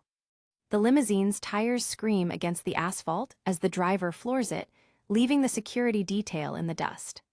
The chauffeur looks on in shock, unable to comprehend how his charge was snatched right from under his nose. Inside the car, the terror is immediate and suffocating. The driver grips the wheel with a cold, calculated intensity, while the people on the street can only watch the tinted windows blur past them. A piercing scream erupts from inside the limo, but it's silenced by the crackle of a high-voltage stun gun. The kidnappers aren't interested in a conversation. They want submission, and they want it now. One of the masked men adjusts his visor, his voice chillingly calm over the sound of the engine. Her last album sold 12 million in the world market, he notes, adding with a hint of dark humor, have no idea why, but it did. The limo weaves through the thick New York traffic, a shark cutting through a school of fish. I think you'll find our demands to be quite fair, all things considered, the lead kidnapper says into his phone, his finger poised over a keypad. High above the city, a dark shadow clings to the side of a skyscraper, watching the vehicle's erratic path. The kidnapper continues his threat. Our ransom demands have been emailed to you directly. My advice to you? Comply in a prompt and courteous manner. The man on the other end of the line clearly hesitates, prompting the kidnapper to tighten the screws. If we see any cops, any cars following us, the pop princess's next album will be posthumous. Do you understand? He growls, his eyes fixed on the road ahead. A black-suited figure leaps into the night air, a predator descending on its prey. Very good, the kidnapper says, satisfied by the silence on the line. Because if anything even a little out of the ordinary comes our way. The roof of the limousine buckles inward with a heavy thud, startling everyone inside. Pop music dies earlier than we hoped, the kidnapper finishes, his eyes widening as the metal begins to tear. Spiderman, draped in his sleek black biosuit, rips the reinforced roof of the limo open like it's a tin can. The kidnappers look up in pure horror, their calculated plan unraveling in a heartbeat. He drops into the opening, his movements fluid and aggressive. "Wow, a limo," he quips, his white lenses reflecting the light of the dashboard. "Is it prom season already?" The kidnappers freeze, paralyzed by the sudden appearance of the wall crawler. Spider-Man tilts his head, looking from one masked face to another. Prom season? Limo? No, nothing. He doesn't wait for an answer, driving a powerful fist into the face of the nearest gunman. The blow shatters the kidnapper's visor, sending glass spray across the interior as Spidey mutters, "Yeesh, tough limo." The pop princess screams as the second kidnapper raises his weapon, the muzzle flash illuminating the cramped space. But Spider-Man isn't just fast, he's a blur of black ink and motion. The bullet strikes the hero squarely in the shoulder, but instead of blood, the suit simply ripples. The projectile is swallowed by the living darkness of the costume, leaving Spider-Man unfazed and even more dangerous. The gunman stares in disbelief at the smoking barrel of his weapon, the girl behind him trembling in terror. Smoke curls from the point of impact on the hero's chest, yet he doesn't even flinch.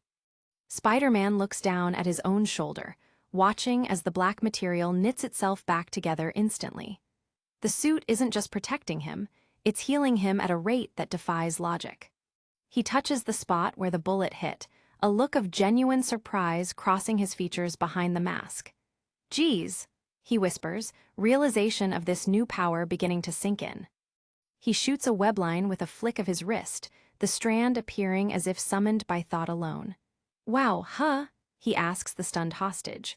"I'm glad you saw that too, because I don't think anybody would have believed me."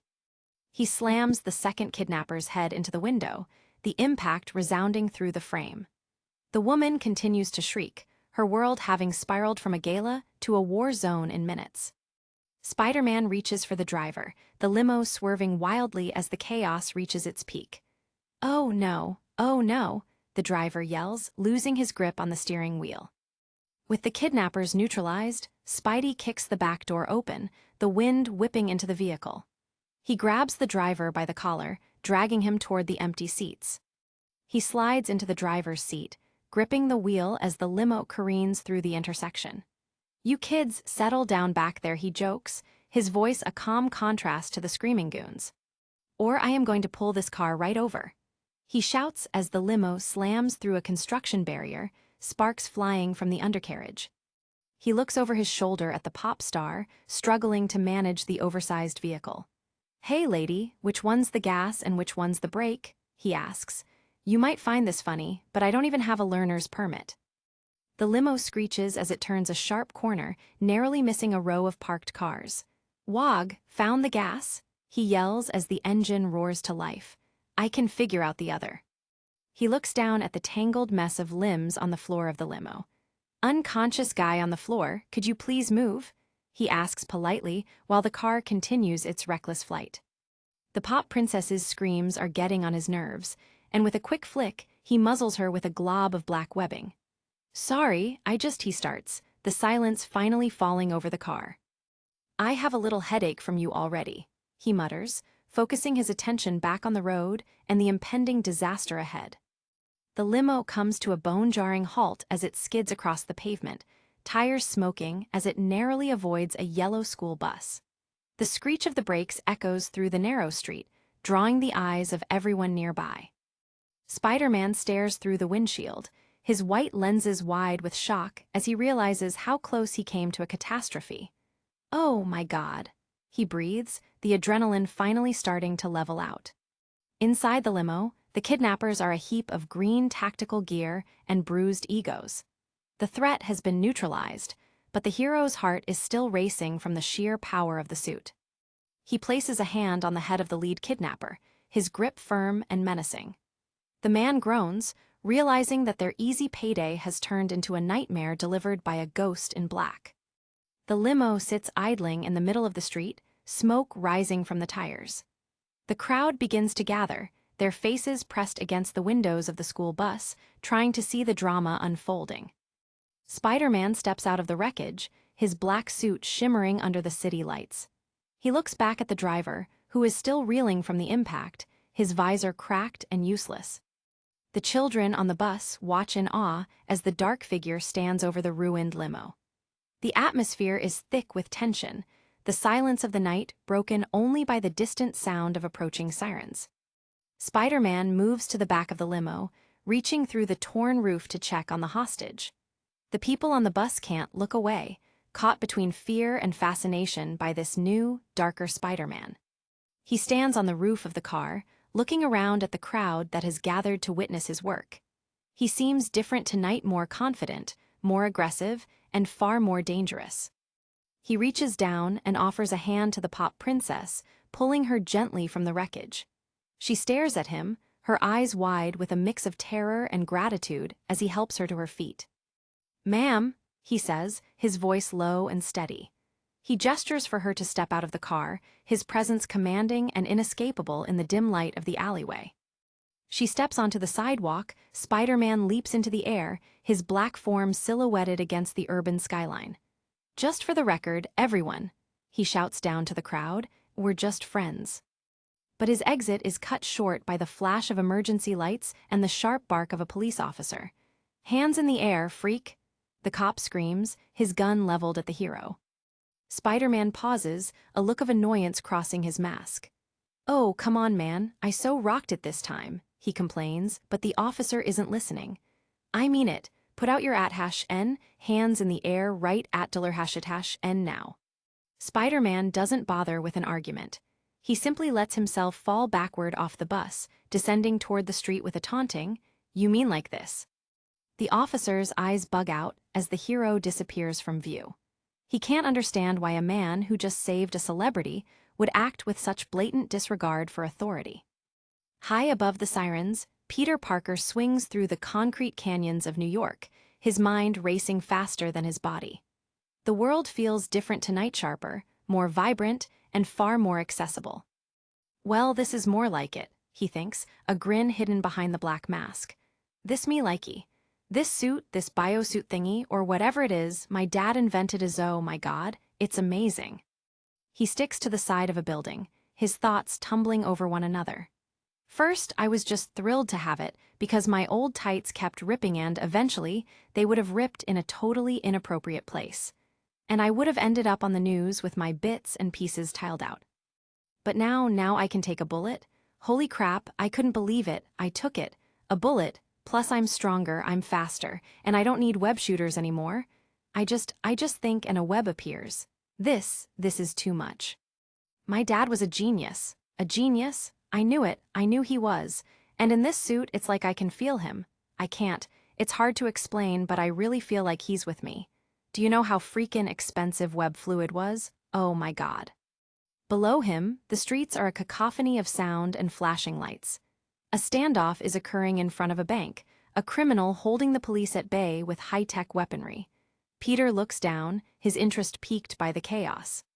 The man is Shocker, and he looks terrified, his hands trembling as he grips his vibrating gauntlets. "Easy, easy," the cops call out, but Shocker isn't listening. "You take it easy, Piglet. Tell that buddy of yours to stop staring at me like that." "Back off, hey, you back off," Shocker screams, his panic reaching a fever pitch. "I'm not joking." He triggers a massive blast of kinetic energy, the sidewalk erupting in fire and debris. The officers are thrown through the air, their patrol cars shattered by the force of the attack. "Glyog" and "GSSHHH," they cry out as they are slammed into the pavement by the shockwave. Spider-Man drops from the shadows, landing with effortless grace amidst the wreckage. "Well, that's good to hear," he says, his voice dripping with newfound arrogance as he stares down the criminal. Shocker recoils, his eyes wide behind his goggles. "Now step the % off," he shrieks. "I'm not joking." Spidey just spreads his arms wide. "'Cause I was going to say, it wasn't that funny." Shocker's face goes pale. "Oh no, you again?" he gasps, realizing that the hero he once fought has returned with a terrifying new visage. The crowd behind them watches, breathless, as the confrontation escalates. He fires his gauntlets point blank, a massive surge of electricity and kinetic force engulfing the black-suited hero. The street is flooded with light, the air humming with the power of the attack. The onlookers shield their eyes, certain that no one could survive such a blast. Shocker grits his teeth, pouring everything he has into the attack, desperate to end this before it truly begins. But when the dust settles, Spider-Man is still standing, his black suit glowing with the residual energy of the blast. He doesn't look hurt, he looks invigorated, a dark predator waiting for his turn. He stands tall, his white lenses fixed on Shocker. "That was," he starts, his voice chillingly calm. "That was actually quite relaxing. Thanks." Shocker stumbles back, his confidence shattered. "Oh no," he whimpers, his hands shaking as he realizes that his most powerful weapon has done absolutely nothing to stop the wall-crawler. Spider-Man moves with a speed that defies human reaction, slamming a powerful kick into Shocker's midsection. "You know," he says as the criminal is sent flying across the pavement, "as total schlemazels go, I give you some credit for sticking with this goofball vibrator shtick." Shocker crashes into a police car, the metal crumpling like paper under the force of the blow. "Even after I spanked you around last time," Spidey adds, his tone casual and dismissive. "Not a lot of credit, but you know some." He turns to the crowd, the sirens of more police cars approaching in the distance. "Is everyone in one piece? Everyone okay?" he asks, though his attention seems far away, focused on the power coursing through his veins. "All righty then," he says, launching himself back into the night sky with a massive leap. The police arrive just in time to see the black shadow disappear over the rooftops, leaving them to clean up the mess. A news crew captures the whole thing, the reporter breathless as she speaks into the camera. "Wow. Well, you saw it here first, ladies and gentlemen. Either we have yet another Spider-Man copycat running around the city, or the original is back with a new look and a bold, new attitude." High above, Peter Parker stares down at the city, a dark question lingering in his mind. Yes, no, maybe, sort of, he wonders, the influence of the suit beginning to pull at the edges of his morality. In a dimly lit alleyway, a different kind of drama is unfolding. A desperate criminal points a gun at a terrified bystander, his hand shaking as he screams, "I told you not to move," before pulling the trigger with a deafening crack. The gunman flees the scene, his boots echoing against the damp pavement as he runs from the consequences of his actions. "Aye!" a woman screams in the distance, the sound of the gunshot hanging in the air like a death knell. But he isn't alone in the shadows. A dark figure perches on the fire escape above, watching the killer's every move. "Oh, Papa, Papa!" a child's voice cries out, a sound that strikes deep into Peter's soul. He looks down to see a young boy kneeling over a fallen man, his face a mask of pure, unadulterated grief. "W.H. Haye, W.H.H. Haye," he wails, the sound echoing through the cold, uncaring city. Peter's rage boils over, the black suit responding to his anger by tightening around his muscles. "Guy ran that way. Do something," an onlooker shouts, pointing into the darkness where the killer vanished. The killer ducks around a corner, certain he's made a clean getaway. He disappears into the labyrinth of the city, thinking he's just another ghost in the machine. But Spider-Man is already on his trail, a black streak of vengeance moving through the night. He fires a webline, the black material whistling through the air as he gains on his target. The gunman runs through the trash-strewn alleys, his heart hammering in his chest. Oh man, he gasps, sensing that something is following him, something far worse than the police. He looks up to see the black-suited hero swinging above him, a predator closing in for the kill. The shadows of the buildings seem to stretch out, trying to swallow him whole as he realizes there's nowhere left to hide. He ducks behind a stack of crates, his breath coming in ragged gasps. He grips his gun, his knuckles white as he stares into the darkness, waiting for the inevitable. Spider-Man drops from the sky, landing with a heavy thud that shakes the crates. His white lenses flare with a cold, predatory light as he stares at the man who just destroyed a family. The alley is silent, save for the sound of the wind and the killer's frantic breathing. A heavy clang echoes as something is knocked over, the darkness closing in on the cornered criminal. "Oh, God," the killer whimpers, tripping over a pile of trash as he tries to scramble away. He's realized that he isn't being hunted by a man, he's being hunted by a force of nature. Spider-Man hangs upside down from a web line, his silhouette a terrifying harbinger of doom. He doesn't say a word, his silence far more menacing than any threat he could utter. The killer crawls through the filth, his gun held loosely in his shaking hand. He looks back to see the hero walking toward him, each step measured and full of a dark, inescapable purpose. He presses his back against a brick wall, his eyes searching the shadows for an exit that doesn't exist. The black suit seems to pulse with a life of its own, the darkness deepening around the hero. He sees the black form move through the debris, a ghost in the urban graveyard. The world has narrowed down to this one alley, this one moment of reckoning that he can't avoid. The gunman raises his weapon, his finger trembling on the trigger. He knows he's outmatched, but the fear of what's coming is greater than the fear of death itself. "Murderer," Spider-Man growls, his voice a distorted rasp that chills the killer to the bone. The gunman fires, the muzzle flash illuminating the hero's terrifying visage for a fleeting second. But the bullets do nothing, and with a roar of "Naya!" Spider-Man leaps from the wall, his black form expanding as he descends on the criminal. The gunman fires again and again, but the hero is already on top of him. The flashes of the gun illuminate the struggle, a blur of black and brown in the dark alleyway. With a powerful thwack, Spider-Man disarms the killer, the gun spinning into the darkness. He slams the man into the ground with a sickening thud, the breath leaving the criminal's lungs in a single gasp of oof. He stands over the fallen man, his shadow towering over him like a vengeful god. The killer looks up in pure terror, realizing that the monster he's awakened is far more dangerous than he ever imagined. "Mister, there is nowhere on Earth you will be able to hide from," Spider-Man shouts, his voice vibrating with a dark, uncontrollable energy. He leans in close, his face inches from the killer's. The white lenses of the mask seem to grow, the darkness of the suit beginning to warp and shift. Something is changing, something deep within the hero that he can no longer suppress. The killer stares in horror as the hero's face begins to transform, the smooth surface of the mask rippling like black ink in a storm. He realizes with a shock that this isn't just a costume.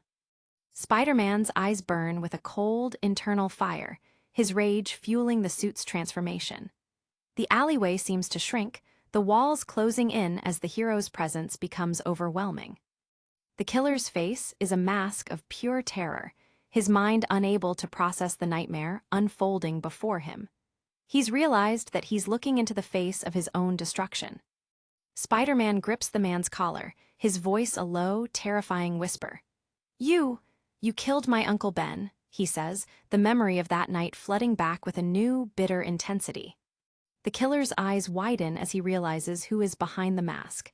"Dude, I swear to God, I know that guy was your uncle," he stammers, his voice breaking with fear. But the suit has heard enough. It's no longer just Peter Parker under the mask. It's something else, something hungrier and far more vicious than the boy who once fought for justice. With a guttural roar, the hero's face tears open, revealing a row of jagged, needle-sharp teeth and a long, prehensile tongue. "Ag! Ag!" The killer screams as venom is born in the darkness of the alley. "You don't deserve to live," the monster bellows, its voice a cacophony of Peter's rage and the suit's primal hunger. "You don't deserve your life. You killed my Uncle Ben." The criminal is pinned against the brick wall, his hands clawing at the air as the beast looms over him. The world has ended for him, replaced by the terrifying reality of the monster he created with a single gunshot. "I want to hear you scream," Venom shouts, his long tongue lashing out as he prepares to deliver a final, brutal judgment. The air is thick with the scent of fear and the metallic tang of adrenaline. The monster's grip is inescapable, its power absolute. "G9 LLS is?" It hisses, its very existence a perversion of the hero Peter Parker used to be. The killer's screams echo through the alley, a sound that no one will answer. But amidst the horror, a memory flashes through the darkness. A face from the past, a reminder of the boy Peter once was. The killer's eyes are wide, reflecting the monstrosity he's facing, but he's already a ghost. Please," he whimpers, a final, pathetic plea for a mercy he doesn't deserve. Venom doesn't listen, his hunger for vengeance far outweighing any human emotion that might remain in Peter's heart. The The monster leans in, its jaws wide, ready to consume the man who took everything from him. "I want blood," it growls, the final moment of reckoning at hand.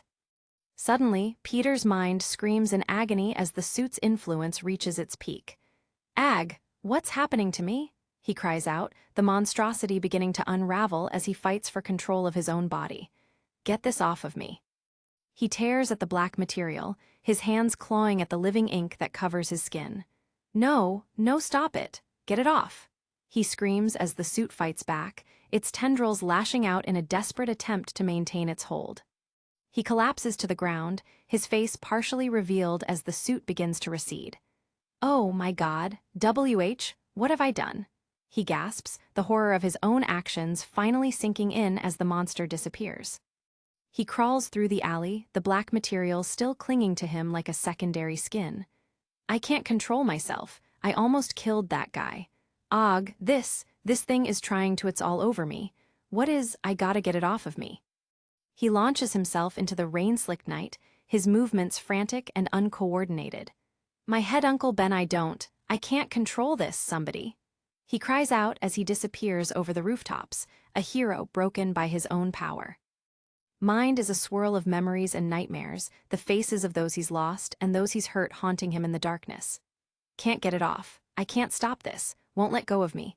Can't, Dad. I should never have come near it. I should never have touched it. Get it off me. Off me. It's feeding on me. It's eating me alive. What have I done? Father, going to kill me. Off me, off me, off me." He lands in the middle of a deserted graveyard, the rain washing away the blood and the filth of the alleyway. "Gah, God!" he screams as he continues to tear at the suit, his desperation reaching its breaking point. The black suit seems to scream in return, its own pain echoing in Peter's mind as it's forced from its host. The shadows of the graveyard seem to dance in the flickering light of the storm, a silent witness to his struggle. A massive surge of energy erupts from the hero, the black material finally being ripped away in a single, violent motion. The graveyard is flooded with light, the air crackling with the force of the separation. "Ag, ag!" Peter screams as the suit is finally torn free, leaving him shivering and exposed in the cold night air. The darkness is gone, but the scars it left behind are far from healed. He falls forward, his naked body hitting the wet grass with a heavy thud. He's free, but at a cost he can barely fathom. The suit lies in a heap beside him, a dark, lifeless remnant of the monster he almost became. He crawls toward the nearest headstone, his breath coming in ragged gasps. The silence of the graveyard is deafening, a stark contrast to the chaos and the hunger that have consumed him for days. He stands before the grave of his parents, the rain soaking his hair and his skin. He looks down at the black suit, a look of pure hatred in his eyes. He's realized that his father's greatest legacy was almost his own destruction, and he will never let it happen again.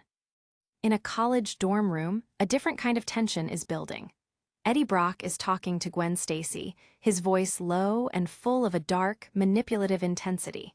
"Let me tell you something that I wish to God someone would have said to me. 5 years from now, not 50, not 100. Gwen, 5 years from now, you won't even remember any of their names. Swear to God. This high school stuff, it's so important to you now. Oh, the drama, it all fades away. When real life starts, you'll know it. Trust me."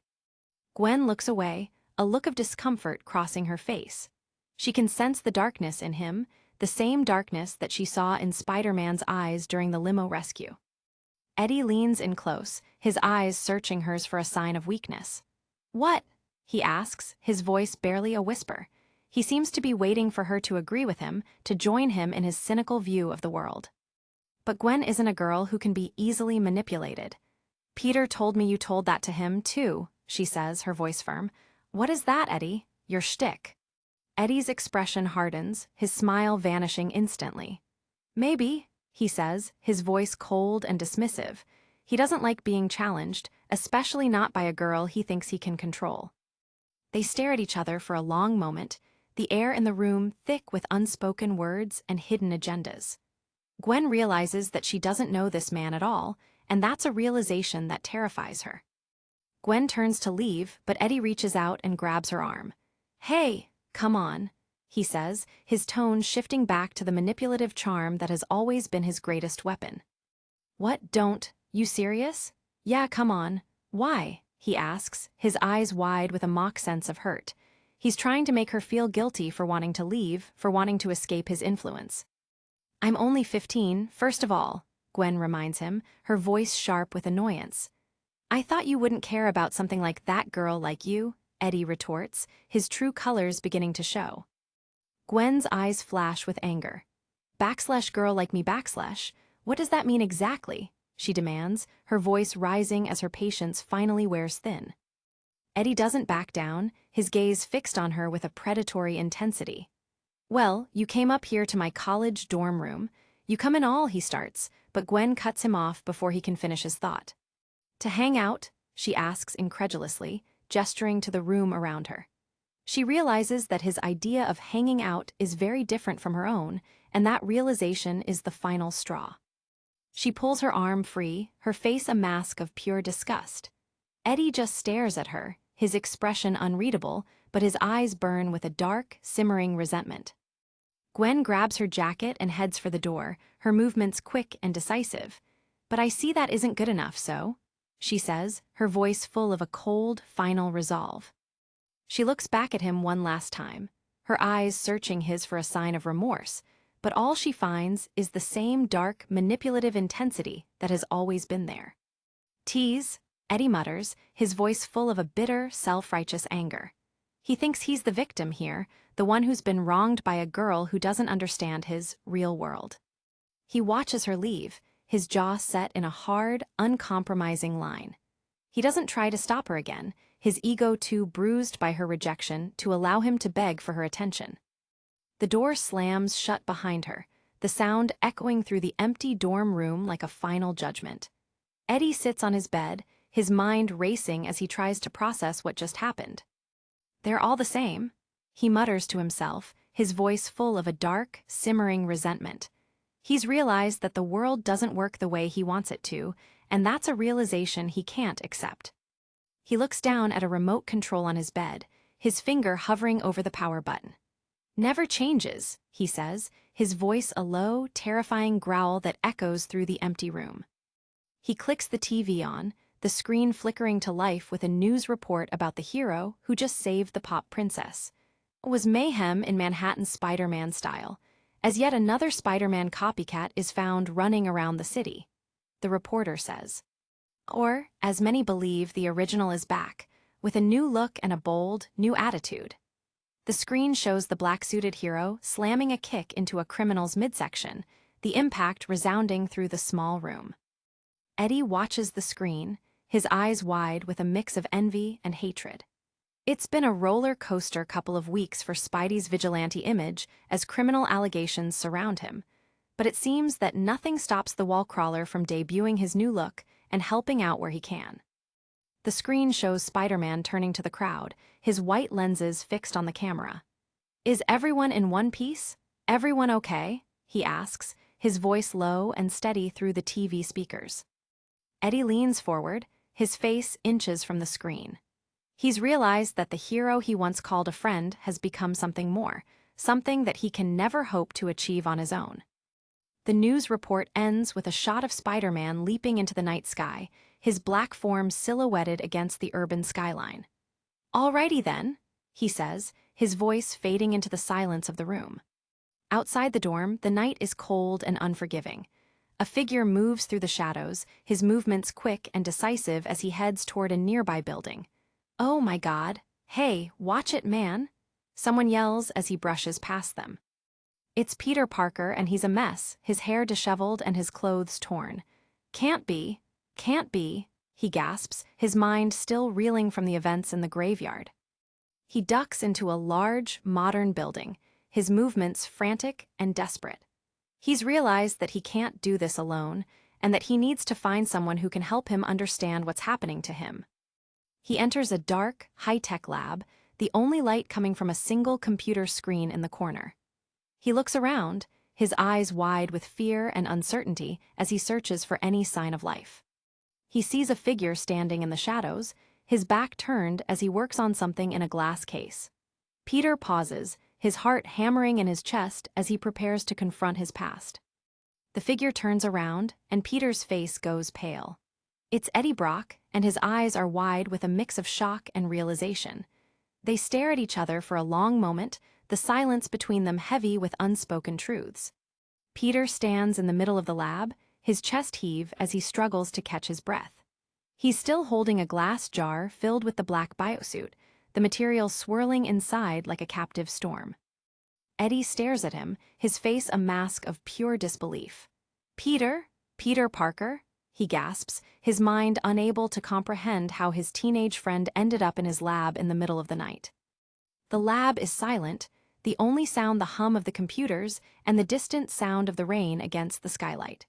Peter looks down at the jar in his hands, his knuckles white from the pressure of his grip.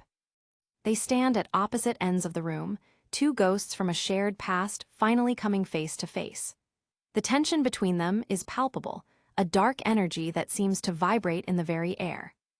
Eddie's expression hardens, his eyes narrowing as he realizes the significance of what Peter is holding. He's always known that Peter was special, but he never imagined that he was this special. He looks down at the floor, seeing the dark, oily footprints that Peter has left in his wake. He's realized that the black suit has left its mark on more than just the hero's body. "What have you done?" Eddie whispers, his voice low and full of a dark, simmering anger.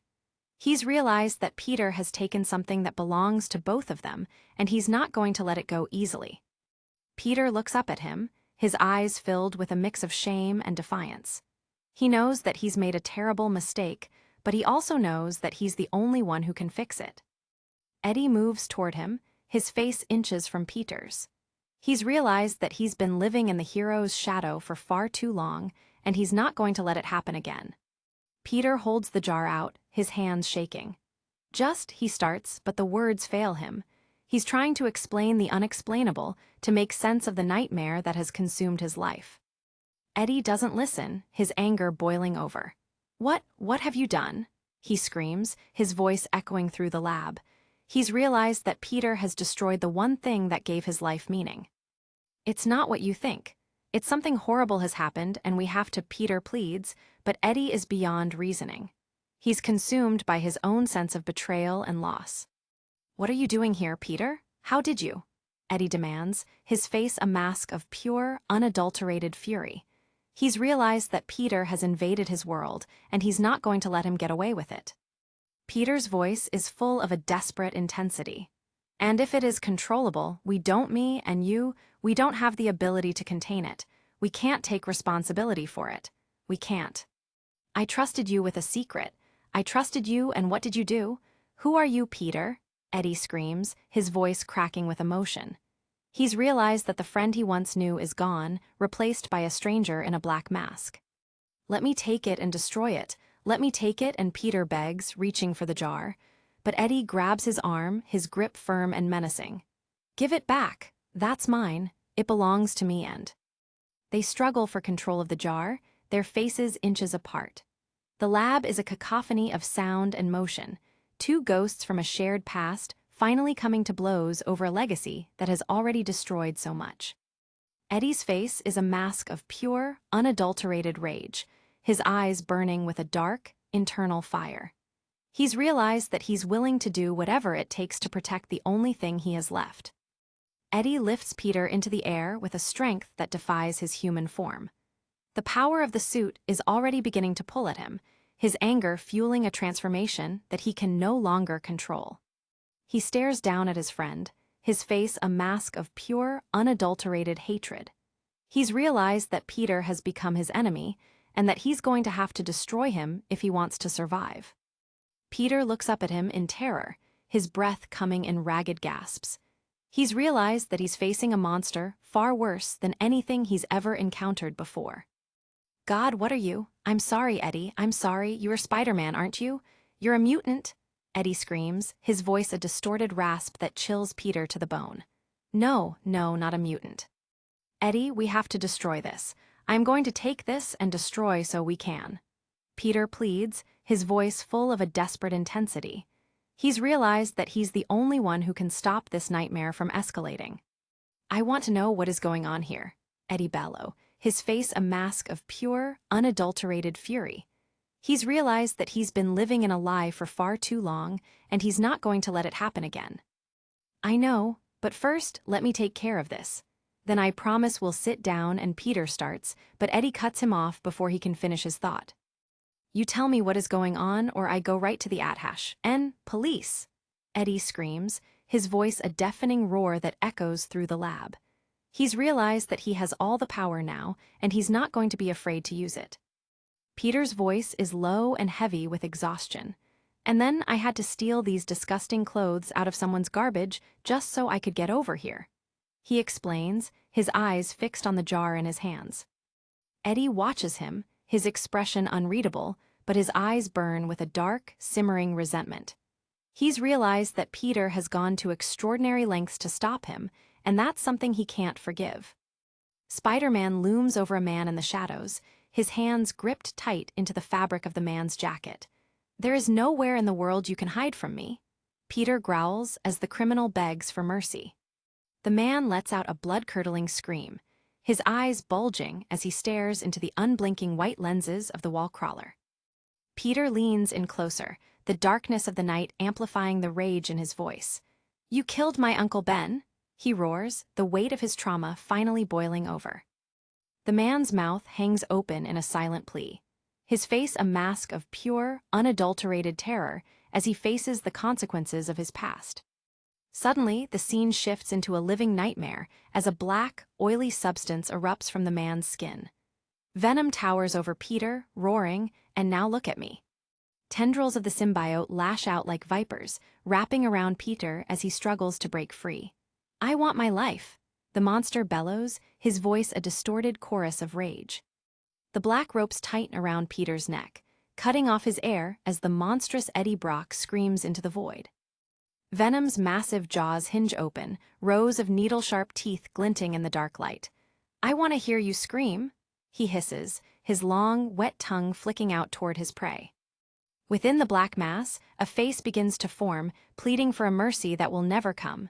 Please, a voice whimpers from the depths of the monster. The symbiote doesn't listen, its only focus is the destruction of the boy who rejected it. I want my life back, it screams, a demand that echoes through the mental landscape. Another face ripples through the surface, eyes wide and teeth gritted in agony.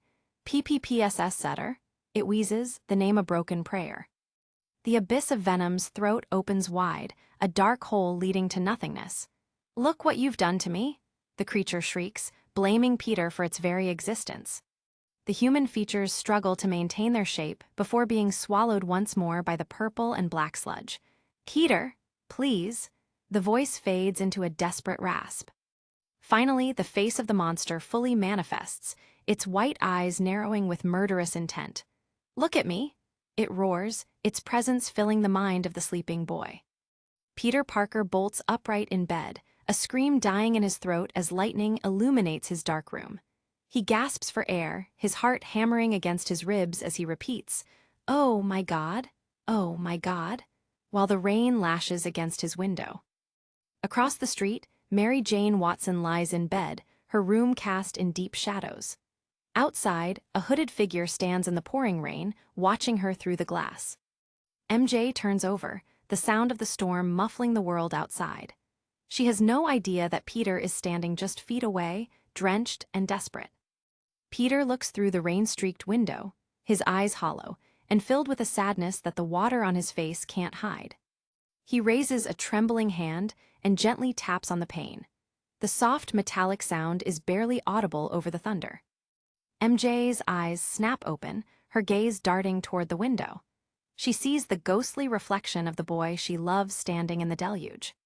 She closes her eyes for a moment, perhaps wishing it was all just another dream before she finds the strength to move. The house stands silent in the storm, two lives separated by a thin sheet of glass and a world of secrets. Peter taps again, more insistently this time. Tap, tap, the window echoes, a rhythmic plea for entry. He points toward the back of the house, signaling her to meet him where they won't be seen by her family. MJ watches him from her bed, her heart heavy as she realizes Peter isn't just visiting, he's running from something. She stands at the window, watching his hooded silhouette disappear into the shadows of the backyard. The mystery of his sudden appearance hangs in the damp air. MJ opens the door to the garage, the light from inside spilling out onto the wet pavement. Peter stands there, a dark shape against the falling rain. He pulls back his hood, revealing hair matted to his forehead. "Can you believe this rain? Geez," he says, trying to sound normal despite his trembling voice. MJ looks at him with eyes full of concern, her silence speaking louder than any words ever could. They stand in the shadows of the garage, two teenagers caught in a storm that has nothing to do with the weather. "Hey, MJ," Peter whispers. "Hey," she replies softly. Peter looks down at the floor, his face etched with guilt. "Did I wake you?" he asks, knowing the answer but needing to say something. A small, sad smile touches MJ's lips. "Well, yeah," she admits, her voice gentle. Peter's shoulders sag under the weight of his apology. "Sorry," he mutters, the word feeling inadequate for everything he's put her through. They lock eyes, and for a fleeting second, the tension breaks. The bond they share is the only thing keeping Peter grounded right now. But the shadow returns to Peter's face as he looks away, the nightmare from earlier still fresh in his mind. MJ steps closer, her voice barely a whisper. "Are you okay?" she asks, sensing the darkness that followed him here. Peter stands with his head bowed, the water dripping from his clothes onto the concrete floor. He can't bring himself to answer her truthfully. MJ reaches out, her hand hovering as if she's afraid he might break. "Are you hurt?" she asks, her worry deepening. Peter shakes his head slowly. "No," he says, though the pain in his eyes suggests a different kind of injury. MJ searches his face for clues. "Did you make a new costume? I saw you on TV with this whole black costume thing," she recalls, trying to piece together the events of the day. Peter's jaw tightens at the mention of the suit. "Yeah, no, that was just a temporary thing. Big mistake," he admits, the memory of the symbiote making his skin crawl. The silence returns, filled only by the sound of the rain hitting the roof. "So, what's going on? Do you miss me, MJ?" Peter asks, the vulnerability in his voice clear. MJ stares at him, her expression a mix of love and exasperation. "Yeah, it wasn't you," she says, acknowledging the strange behavior he's shown lately. Peter looks at her with an intensity that demands her full attention. He's tired of the lies, tired of the distance between them. MJ's breath hitches as she realizes Peter is on the verge of a confession he's been holding back for too long. Peter closes his eyes, his voice steadying for the first time tonight. "If you say no, I'll go. I won't bother you anymore," he promises, leaving the choice to her. But the complication is never far away. "I see you at schoolitite doesn't look like you do at all," Peter counters. "Me, what about you? You're all hoppin' rides with college guys and Gwen," she retorts, the jealousy surfacing. Peter's brow furrows in confusion. "Gwen? You two are always," he starts, trying to defend his friendship with the girl he's been spending so much time with. MJ cuts him off, the hurt evident in her eyes. "Mary, I saw you two at the," she begins, recounting a moment that felt like a betrayal. Peter steps closer, his voice urgent. "Nothing is going on with me and Gwen. Nothing. No thing," he insists, emphasizing every syllable. Are you seeing anyone?" he asks, the question hanging between them. MJ lets out a nervous laugh, shaking her head. "Yeah, Liz Allen," she jokes, trying to lighten the mood as she realizes how ridiculous their bickering must seem in the face of everything else. Peter looks at her, a hint of a smile finally appearing on his face. "Really?" he asks, the hope returning to his eyes. MJ smiles back, the warmth returning to her expression. "You wish," she teases, the old spark between them reigniting. She grows serious again, her voice soft and honest. "No, Peter, I'm not seeing anyone," she confirms, giving him the answer he needed to hear. They stand together in the quiet garage, the storm raging outside while a different kind of peace settles over them. For a moment, they are just two kids in love. But Peter can't keep the darkness away for long. "I almost killed someone," he confesses, the words heavy with the guilt of what he nearly did while wearing the black suit. He looks down at his hands, as if he can still feel the power of the symbiote coursing through them. "I lost control of myself. I made a mistake and I almost killed someone, he repeats, the horror of the realization sinking in. MJ gasps, her hand going to her mouth. Oh man, she whispers, realizing the true cost of his life as a hero. Peter looks up at her, his eyes shining with unshed tears. I miss you so much, MJ, and I swear if I knew what was going on with your dad and stuff, I would have been there for you, he vows. He grabs her shoulders, his voice cracking with emotion. I wasn't trying to make you feel bad or anything. I would never do anything to make you feel bad. I care about everything about you. If you would sit me down and tell me about any of this stuff that was going on with you, I would be there, he promises. They stand in the center of the garage, the weight of their unspoken words finally being lifted. I want to be there for you, Peter says, his commitment to her unwavering. He takes a deep breath, his fists clenched at his sides. The reason nothing is going on with me and Gwen, the reason nothing will ever go on between me and Gwen is because I'm not in love with her. And the reason I can't sleep, the reason I'm here in the middle of all this is because I'm in love with you, he finally admits. MJ stares at him, her eyes wide with shock and longing. The confession she's waited for has finally arrived, but it brings a new set of fears. They lean against the wall, the distance between them feeling insurmountable despite their proximity. I'm so scared, MJ admits. I know, Peter replies, his voice full of empathy. Peter raises his hands as if to ward off the complications of his life. Yeah, he sighs, knowing that his love for her is the very thing that puts her in danger. MJ looks at him, her heart breaking for the boy who carries the world on his shoulders. She wants to be with him, but she doesn't know if she can handle the cost. She turns away, her voice trembling. This isn't a normal life, Peter. These aren't normal things, she points out, stating the obvious truth that they both try to ignore. Peter stands in the shadows, his face obscured as he listens to her. I don't, he starts, but he doesn't have an answer for the impossibility of their situation. He looks out into the rain, the hood of his sweatshirt pulled low over his eyes. The moment of connection is passing, replaced by the harsh reality of his responsibilities. MJ leans against the doorframe, her silhouette a study in grief. She's letting him go again because she doesn't know how to keep him safe.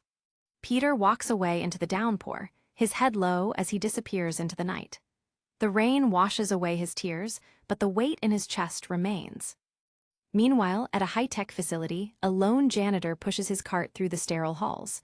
A radio crackles with a talk show host's voice. You're on the air. Hi, Art. First time, long time. What's on your mind, Toots?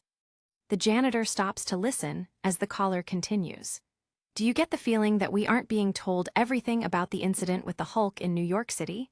I mean, all of a sudden there's this bedlam with all those ultimate superhero people, all this damage. And we still don't have a clear idea of what happened or why. The janitor sighs, reaching for his radio to change the station.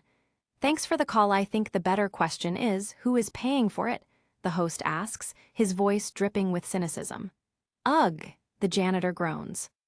He clicks the dial, seeking some music to drown out the chatter. When the Hulk comes to town and rips up the joint, who is paying to fix this insurance?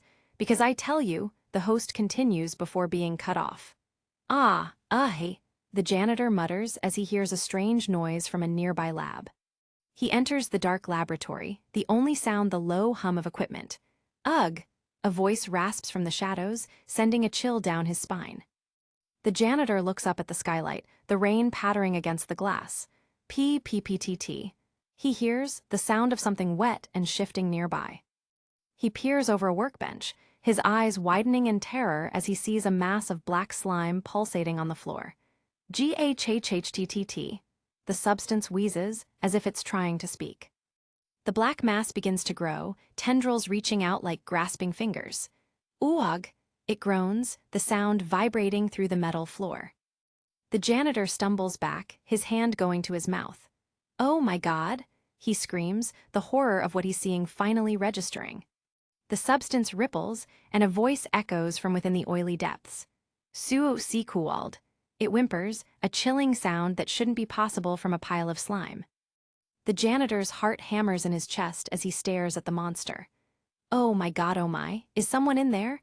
WH, what happened? "What's wrong with you?" he asks, his fear momentarily overridden by concern.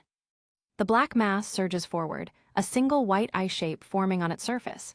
CCCCSSS, it hisses, the sound of escaping steam. The janitor is frozen in place, unable to look away from the pulsating horror. "Can you hear me?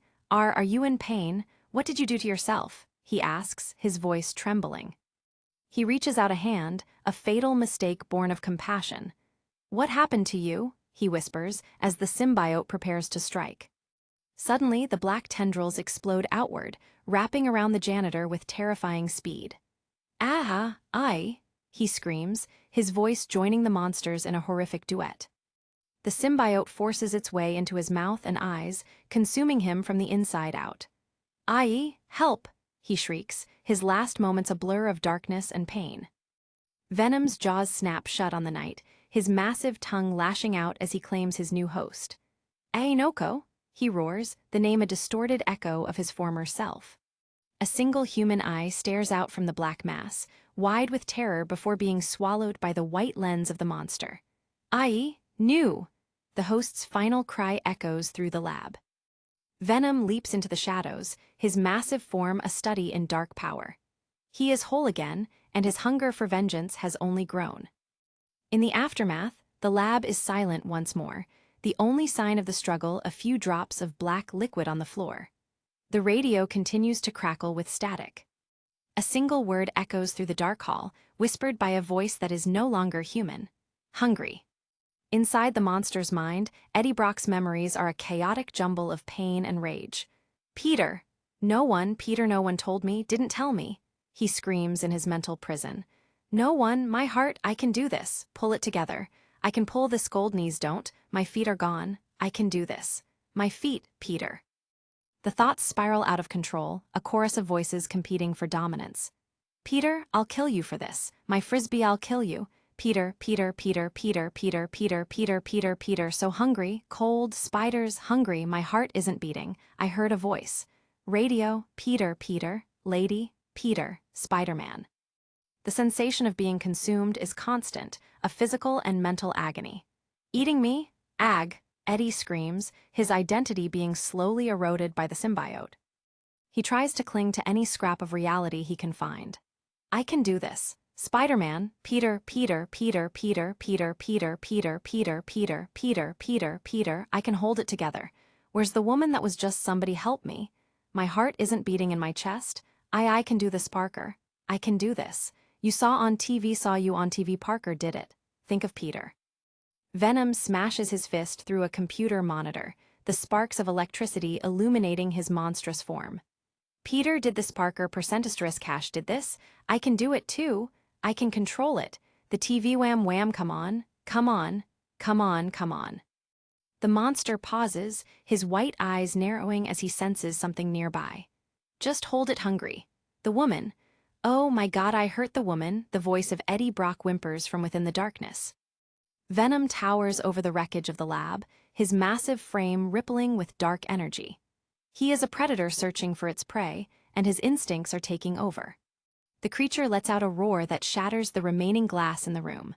"Og her," he bellows, his voice a sound of pure, unbridled fury. Tendrils lash out, tearing the laboratory apart as the beast struggles for control. "Eating me? Oh God, what did I do? Og, Peter, Parker, Parker, Daddy, it's eating me." Eddie's voice is a desperate plea for help that no one can hear. Two police officers burst through the door, their guns drawn. "Ag her, oh God," they hear as they stare into the darkness. "What's going on in here?" one of them shouts, his voice trembling with fear. Venom erupts from the shadows, his massive form filling the doorway as the officers scream in terror. "Holy crap, Eddie, you at the desk, call the cops," one of them yells before the monster is upon them. "What is this, Og, Freddy? Og, somebody call the Yarg." They cry as Venom's jaws close around them, their blood splashing against the walls as the monster roars, "Freddy, now you Yarg." The next day, the world seems normal at Midtown High School, despite the storm still brewing outside.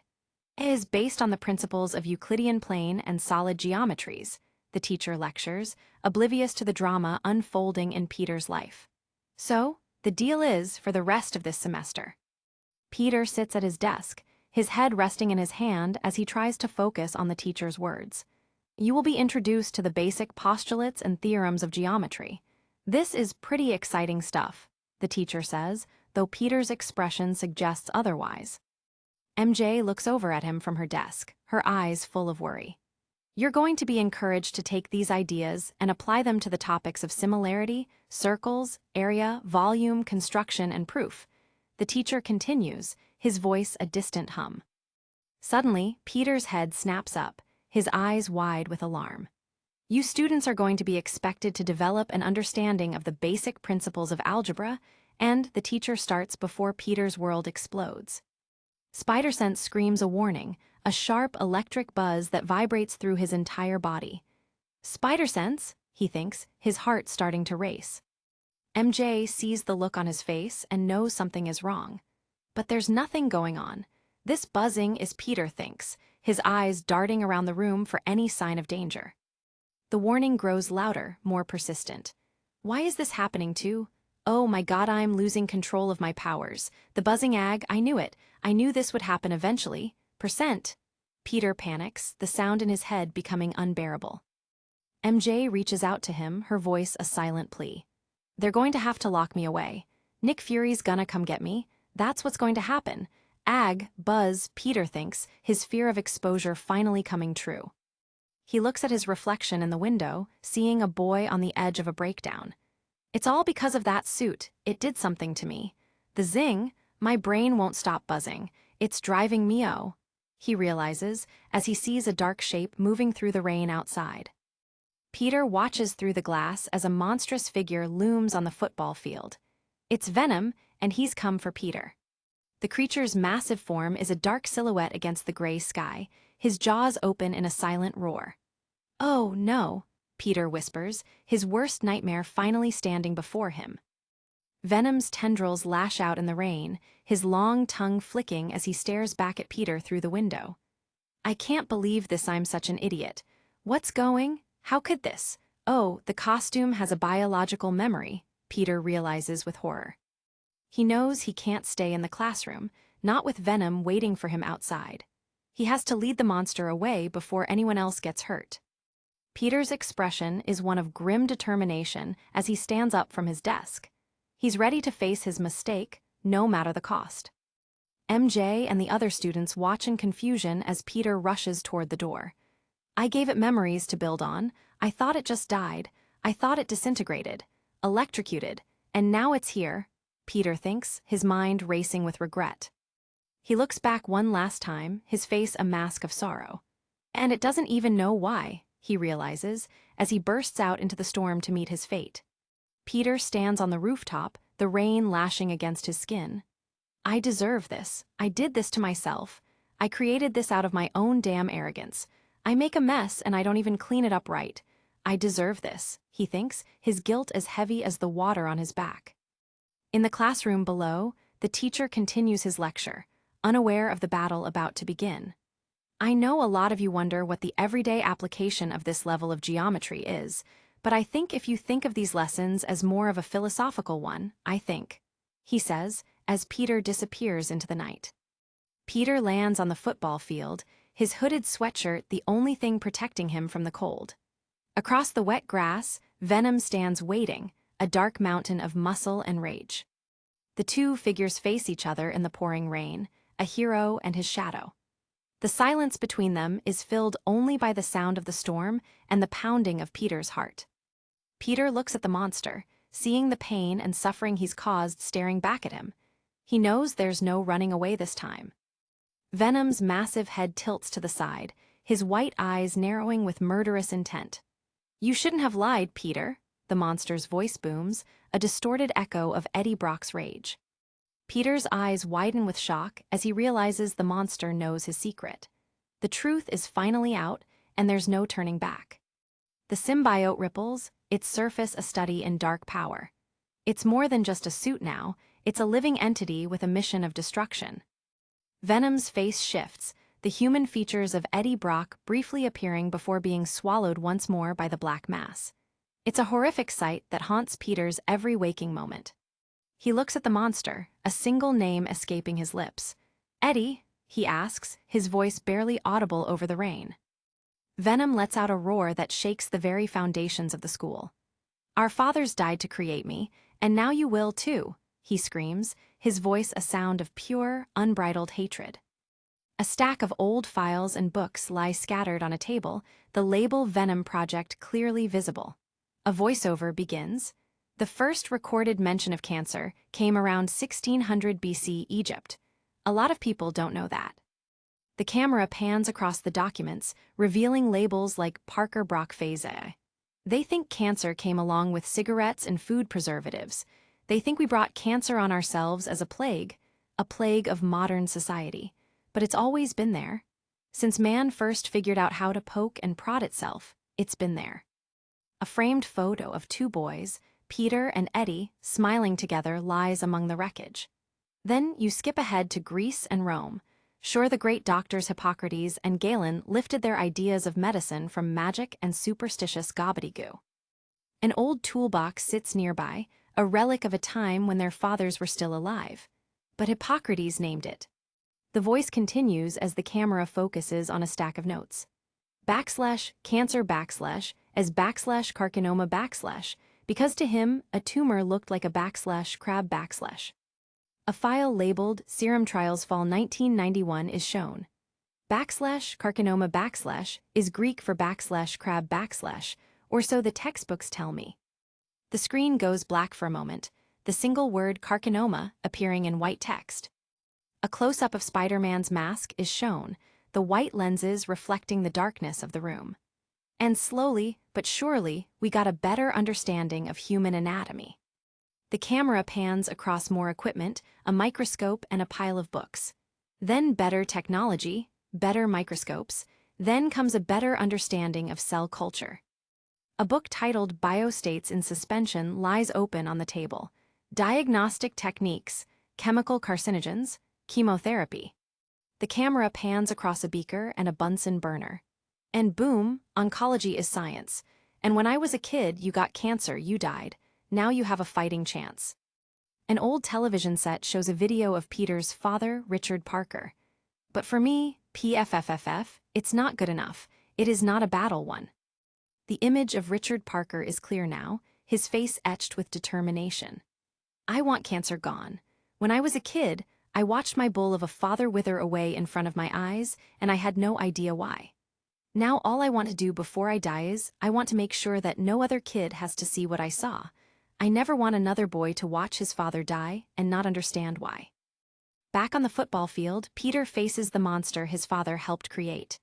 With our invention, the suit, we were treading ground no one had even come near before. Not Reed Richards, not Tony Stark, not William Marston, not Alexander Haddow, and it blew up in our face. Even before we drowned ourselves in the corporate cesspool of lawyers and weasels, it failed, I failed. Venom looms over Peter, his massive form a testament to their father's failure. The suit was our shot, kiddo. We thought we had it, we thought we cured it. On paper, it was there. We were thinking so outside the box, Eddie's father and I, and it felt good. Peter looks at the monster, his voice full of desperation. It didn't feel like we were failing, it felt right. And I think by the time you'll watch this tape you'll know what I'm talking about when I say it felt right. Sometimes, even while you're in the act of trying something, you know deep down you're going to fail. But you go ahead anyhow. Eddie, please tell me you didn't do this to yourself on purpose. The black tendrils lash out at Peter, his spider sense screaming a warning. But that wasn't this. This felt right. Peter leaps back, his eyes wide with horror. I don't know, talk to me in 10 years, maybe something good has come out of it, and I'll have a different perspective. He dodges a massive black hand, the concrete beneath him shattering. I'll be sitting here watching this tape with you, and I'll be laughing it up like no one's business. A tendril wraps around his arm, and Peter struggles to break free. But right now, today, it stings. He faces the monster once more, his jaw set with determination. Today I am sure that somewhere up in Greco-Roman heaven, the great doctors Hippocrates and Galen are looking down at me and laughing their superstitious faces off. Peter grabs a tendril and tries to pull it away from the host. Listen to me, Eddie, you're smarter than this. This isn't you, it's the suit. I've been behind it, I know what it's doing to you. Let me help you before you do something you're going to regret. The monster's eyes narrow as it looks at Peter. Yeah, you said that already. Venom charges forward, his massive form a blur of dark energy. Now you will, he bellows, his voice a sound of pure, unbridled fury. They collide with a force that shakes the very ground beneath them. In the classroom below, the teacher continues his lecture, unaware of the battle about to begin. I know I am biased because this is my class, but I don't think there's anything more exciting than basic geometry. Peter is slammed into the grass, his breath leaving him in a sharp gasp. I gotta get out of here with this. Now I'm fighting supervillains on school grounds, in my civilian clothes, without my web shooters, he thinks, his mind racing with the impossibility of his situation. He rolls away as Venom's fist smashes into the ground where his head was just moments before. I gotta get Eddie off campus before somebody gets hurt, or before the 3 people left in the world who don't know I'm really Spider-Man figure it out. The monster roars, its voice a distorted echo of Eddie Brock's pain. Why did Eddie Arg? Peter grabs the creature's arm, trying to reach the human host within. Eddie, snap out of it. Come on, you're in there, snap out of it. Fight it, he pleads. Venom's jaws snap shut inches from Peter's face. I don't want to slap you one. Eddie, you don't know how strong I am. Seriously, Peter warns, his strength failing him. He looks into the monster's white eyes, seeing only darkness staring back. Eddie, fight this thing. Come on, I did it, you can do it, you can. Fight, he roars, his desperation reaching its peak. The monster lets out a cry of agony, its form rippling and shifting in the rain. WWWHIE? Nayag. Night has fallen over New York City, and at a quiet outdoor bistro, General Nick Fury is finishing a solitary dinner. A waiter leans in attentively. General Fury, can I get you more wine? He asks. Fury barely looks up, his mind already drifting to his next objective. No, this is fine. Please tell the kitchen that the General Tso's is fantastic. He replies calmly. The waiter departs. Fury looks down at his empty plate, the sharp lines of his face hardened by years of conflict. He is a man who never truly rests, even when the world seems at peace around him. Suddenly, a sophisticated device on his wrist begins to pulse with data, a glowing screen cutting through the dim restaurant lighting. It's an alert that demands immediate attention. Fury's single eye narrows as he analyzes the readout, the scars on his face tightening. Whatever he's seeing, it isn't a routine malfunction. A hidden comlink in his ear crackles to life with an urgent update from S.H.I.E.L.D. headquarters. One-Eye Eagle, we are receiving a recurring energy flux in your immediate area. A voice reports through the static. Fury stands up with practiced precision, his presence instantly commanding the small space. I have it, he mutters into his collar. The voice on the other end confirms the lock. Here comes the matching intelligence. Thank you, Fury adds, his tone clipped and professional. He checks the device one last time, his brow furrowing as the complexity of the reading increases. Request command sequence, the voice asks. Fury shakes his head. No, I got it. I'll take care of it myself. But sir, procedure, the operator protests. Fury's expression goes cold, a look that has silenced generals and world leaders alike. Soldier, he asks, the word hanging heavy with unspoken authority. Yes, sir. Sorry, sir. The voice quickly relents. The full moon hangs ominously over the city skyline as Fury prepares to leave the safety of the public square. Keep online, await my command, he orders. Yes, sir. Comes the instant reply.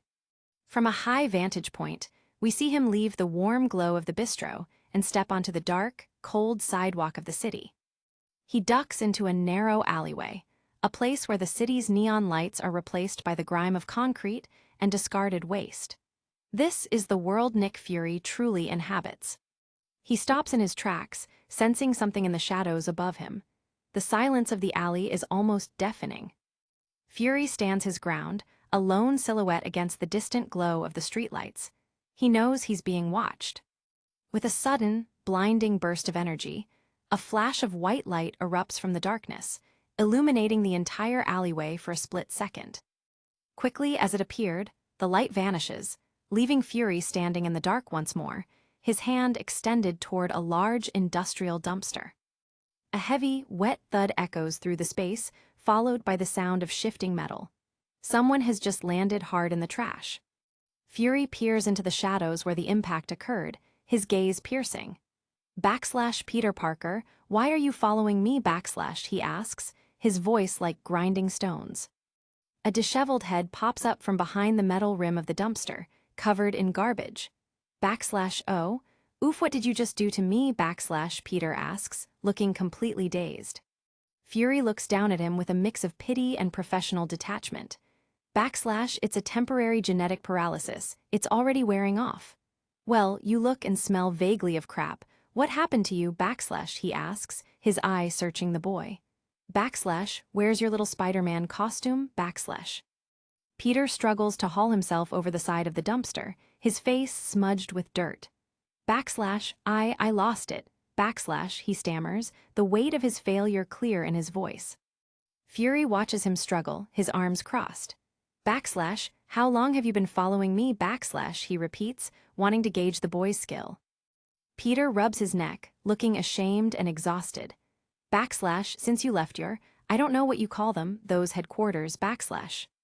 Fury's eye widens just a fraction, a sign of genuine surprise.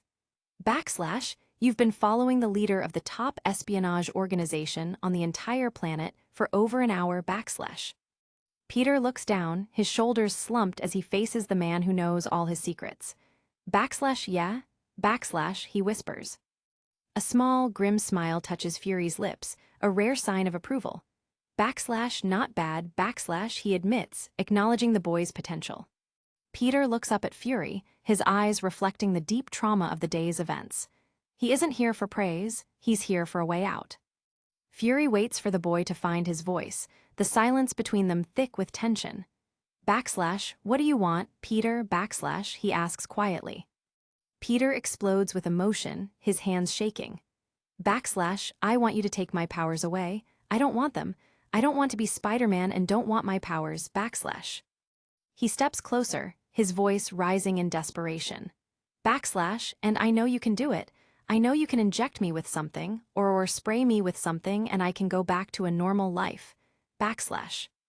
He closes his eyes and screams into the night, the stress of his dual life finally breaking him. I don't want to do this anymore. I want my life back to where it was before the spider bit me. I want this to stop. Fury's response is immediate, flat, and absolute.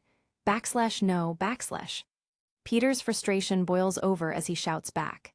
An illegal genetic mutation? You said it yourself. I'm telling you, I don't want this. Fury tries to calm him down. What happened, Peter? Listen to me. Peter gasps for air, his fists clenching and unclenching. I got into a fight today.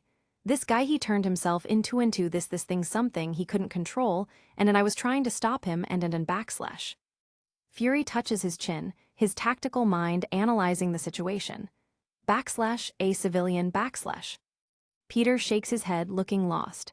I don't even know what that means. Fury checks his wrist device again. Was this in Queens?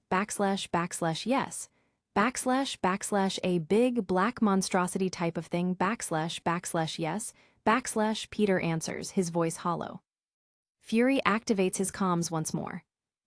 Carter, you still in Queens? Yes, sir, I have an ID on that situation. Parker took care of it. He's right here. The agent's voice crackles back. Oh hey kid, nice job, no one got hurt. Good for you. Fury stares at his wrist, his focus sharp. Finish up quick and get out of there. He commands his team on the ground. He leans into Peter's space, his gaze uncompromising. So, what happened? Where's the creep now? Did you kill him? Peter looks away, the memory of the black suit and Eddie's face haunting him. I don't know. Fury doesn't let him off the hook. You don't know where he is or you don't know if you killed him. A close-up reveals the sheer terror in Peter's eyes as he faces the possibility of being a murderer. I think. I killed him, he whispers. Fury's face remains a mask of granite. You think you killed him, he asks, seeking absolute clarity. Peter squeezes his eyes shut, the weight of his guilt and the unknown fate of Eddie Brock crushing him. Fury continues his clinical interrogation. Where's the body, Peter opens his eyes, his expression one of pure confusion. He just disappeared, Fury sighs and begins to explain the harsh realities of their world. Kid. There's not too many actual rules to this game of ours, but one of the big ones is, if there's no corpse, the guy's alive. Best you could hope for is that you scared him into never trying any stupid crap like that again. But sadly, one of the other rules is that you probably didn't. Peter screams in his face, his patience gone. Are you listening to me? I think I killed someone. I want you to do the right thing. I want you to Fury doesn't flinch. I heard you, he says, his voice low and steady. Peter's eyes are wide with a frantic energy. I don't want this. He bellows, his plea echoing through the empty alley. Fury reaches out and places a hand on the boy's shoulder, trying to ground him. Kid, you had a rough day. Everyone has them. And when you do what I do, you ask yourself, anybody's life better because of what I did today? If the answer's yes, then stop your whining. If not, well, do better tomorrow. What did I tell you last time I saw you, Peter jerks away, his anger flaring back up. You told me that I was going to be your prisoner because I was an illegal genetic mutation. Fury looks him dead in the eye, his tone calm and corrective. No, I didn't. Peter stares back, his voice thick with disbelief. Oh, yes you did. Fury opens his arms as if welcoming him into a larger world. I thought you were smart, boy. I said, my exact words, enjoy your youth. You're too young to be this involved with the big boys. There will be plenty of time and opportunity for you here later. What I said was, when you get of age, you'll be part of my team, He points a finger directly at Peter's chest, his voice a promise. I said you're in line to be part of one of the finest organizations this world has ever seen. They stand together in the shadowed alley, Fury sounding like a recruiter for a legendary army. You'll work alongside Tony Stark, Dr. Bruce Banner, Captain America. You're going to be one of the greats, kid. One of the greats, Fury glances down at Peter's ragged appearance, a thought flashing through his mind. Not dressed like that, Night has descended upon the suburbs, but the darkness is choked by the orange glow of a raging inferno. A crowd of teenagers stands silhouetted against the flames of burning cars, their voices rising in a synchronized, rhythmic chant that echoes through the streets. Geldof! Geldof! Geldof! The celebration of chaos is cut short by the high-pitched wail of police sirens. Red and blue lights cut through the smoke as patrol cars screech toward the scene, leaving streaks of rubber on the asphalt. A blonde girl stares wide-eyed at the approaching authorities, her face illuminated by the flickering fire. "Oh, man," Gwen Stacy whispers, her breath hitching as a hand crackling with blue electrical energy remains poised nearby. The crowd breaks into a panic scramble. Dude, that's the cops," one boy shouts over his shoulder while another yells, "We gotta bail." Gwen grips her head in terror, the reality of the situation crashing down. "Peter, I'm serious. I can't be here. We gotta get out of here," she pleads, looking toward Peter Parker and Mary Jane Watson as the sirens grow deafening. Officers leap from their vehicles, flashlights cutting through the haze as they draw their sidearms. "Everyone, freeze where you are," one sergeant bellows, his face set in a grim snarl. "I mean it, everyone freeze." Ignoring the orders, MJ and Peter grab Gwen, dragging her toward the darkness. "I mean it, I gotta leave," Gwen cries out, her legs barely keeping up with the frantic pace. The backyard becomes a literal obstacle course of fleeing bodies and discarded furniture. One boy trips over a table, sending soda cans flying as he groans, "I am so grounded." Peter and MJ push Gwen through a doorway, trying to navigate the sea of panic students. "What's going on exactly?" Peter asks, but his voice is drowned out by a girl crying, "My eye, and another pleading, "I need a ride." The chaos spills over into the neighboring yards. Teens scramble over wooden fences like a retreating army, desperately searching for an escape route from the flashing lights. Peter looks back, his brow furrowed with concern as he tries to keep his group together. "MJ, help me up," someone shouts from the shadows below. A young woman falls to her knees in the grass, scrambling toward the perimeter fence. Behind her, Peter and MJ are still moving, their eyes scanning for a safe exit. They huddle against a high wooden fence, catching their breath for a fleeting second. "You okay?" Peter asks as Gwen grips the wood. "My dad will literally kill me." Gwen gasps, her fear of Captain Stacy's reaction overriding everything else. Peter takes the lead, boosting the girls over the barricade. I got it," he grunts, acting as the anchor as they scale the wooden slats one by one. MJ reaches down from the top of the fence, her hand outstretched to Gwen. Come on, you can do it," she encourages. "Come on, climb the wall." Peter reaches up, his fingers brushing against the wood as he helps propel them over. MJ catches Gwen's hand, her rings glinting in the pale moonlight. With the fence behind them, the group sprints toward the main road. They blend into a pack of other fleeing students, their silhouettes lengthening under the lonely glow of the street lamps. Minutes later, they reach the relative safety of a quiet bus stop. MJ leans against the glass, letting out a long, shaky breath. "Well, this is something," she remarks, looking at the ragged group. Gwen Stacy is still visibly shaken, her head bowed as she tries to process the insanity of the night.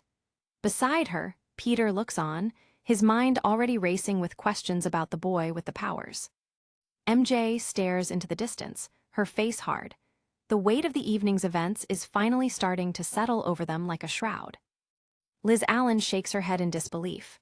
"What exactly happened?" she asks. MJ explains, "Some dude, this lanky mutant dude, blew up a couple of cars right on the front lawn. Cops came. Bedlam ensued." The girls continue to trade details of the impossible. "I saw it. We saw it. Right?" MJ insists while Gwen simply mutters, "I don't know what it was."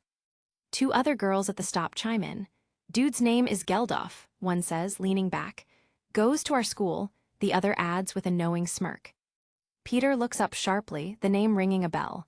"You know him?" he asks, his curiosity officially piqued. Gwen's temper flares at the mention of the word. "You do freak out any time someone says the M word," MJ points out. Gwen snaps back, "I had an uncle who was a mutant and he died okay." The tension lingers as they wait. "There's no bus coming, is there?" Peter asks, checking his watch. Gwen sighs, "You asked me already, just cold." Gwen checks the time again. 11-something, I have a midnight curfew. All I need is for these guys to bring me in and see who my dad was. She closes her eyes, a bitter edge to her voice. My dad would have died of embarrassment, if Spider-Man didn't already kill him. Peter winces at the words, the guilt of Captain Stacy's death still a raw wound. MJ watches him, sensing the pain behind his eyes. Liz shifts the mood, gesturing to MJ's unusual punk rock attire. "Oh my God, why are you dressed like that?" Peter looks at MJ, finally taking in the leather and spikes. MJ blushes, looking down at her boots. I mean you look, Peter stammers, trying to find the right words. MJ just smiles, "Stop it." The bus finally arrives, its interior lights harsh and fluorescent. The group files in, taking their seats in the empty cabin as the engine hums to life. MJ stares out the window at the passing city lights, her expression unreadable. The adrenaline of the escape has faded into a quiet, pensive mood. Peter sits beside her, watching the profile of her face. There's a distance between them tonight that feels heavier than the air outside. MJ turns slightly and catches him looking. A small, genuine smile tugs at the corners of her lips, breaking the tension for just a second. Peter blinks, surprised by the change in her demeanor. "What's so funny?" he asks, leaning in closer. MJ reaches into her bag, her fingers brushing against the seat. She seems to be looking for something specific, a secret tucked away. The bus rolls onward, carrying the small group of teenagers away from the wreckage and toward their homes. Gwen sits further back, lost in her own dark thoughts. MJ leans in, whispering so only Peter can hear. I was just thinking how incredibly insane it is that you have to take the bus home. You could have been home in 2 seconds. Just toss on the costume and bail. Peter shifts uncomfortably, his voice dropping to a low murmur. Actually, he begins, his eyes darting toward the other passengers. He leans closer to MJ's ear. I lost my costume a couple of weeks ago, he admits, the confession tasting like ash. MJ's eyes go wide and she lets out a sudden bark-like laugh. Again, she asks. Peter holds up his hands defensively. I know, seriously, I know. MJ giggles, the sound bright in the quiet bus. You look amazing, Peter says, trying to steer the conversation back. She shakes her head. This outfit is a shocker. So stupid. I got talked into it by Liz. She said I needed a new me. She looks down at the leather vest and spikes. I know, so stupid, she repeats, though there's a playful glint in her eyes now. She reaches back into her bag, her movements more deliberate now. She pulls out a folded piece of paper, holding it tight against her palm. The note is small, plain white, and clearly meant for eyes other than her own. She hesitates for a heartbeat before looking back at Peter. Peter watches her hand, his brow furrowing in confusion. What is that? He asks softly, sensing the shift in the air. MJ closes her eyes, drawing a deep breath as she clutches the note to her chest. She seems to be summoning her courage for whatever comes next. The bus stops at their corner, and the group steps out into the cool night air. The diesel engine rumbles as the vehicle pulls away, leaving them in the silence of the sidewalk. MJ hangs back, her eyes fixed on Peter. Peter, can I talk to you for a second? She asks. Peter stops, sensing the importance of the moment. Gwen and Liz continue walking, their figures silhouetted against the dark street.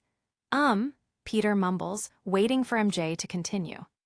MJ looks down at the paper in her hands, her voice trembling slightly. If I give you this, oh man, she starts, her resolve wavering. Peter steps closer, his expression one of pure, honest curiosity. What is it? He asks again, his voice barely a whisper.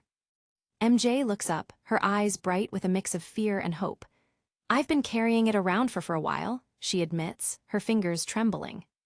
Peter just waits, letting the silence breathe. He doesn't push, doesn't rush. He simply remains there, a steady presence in the dark.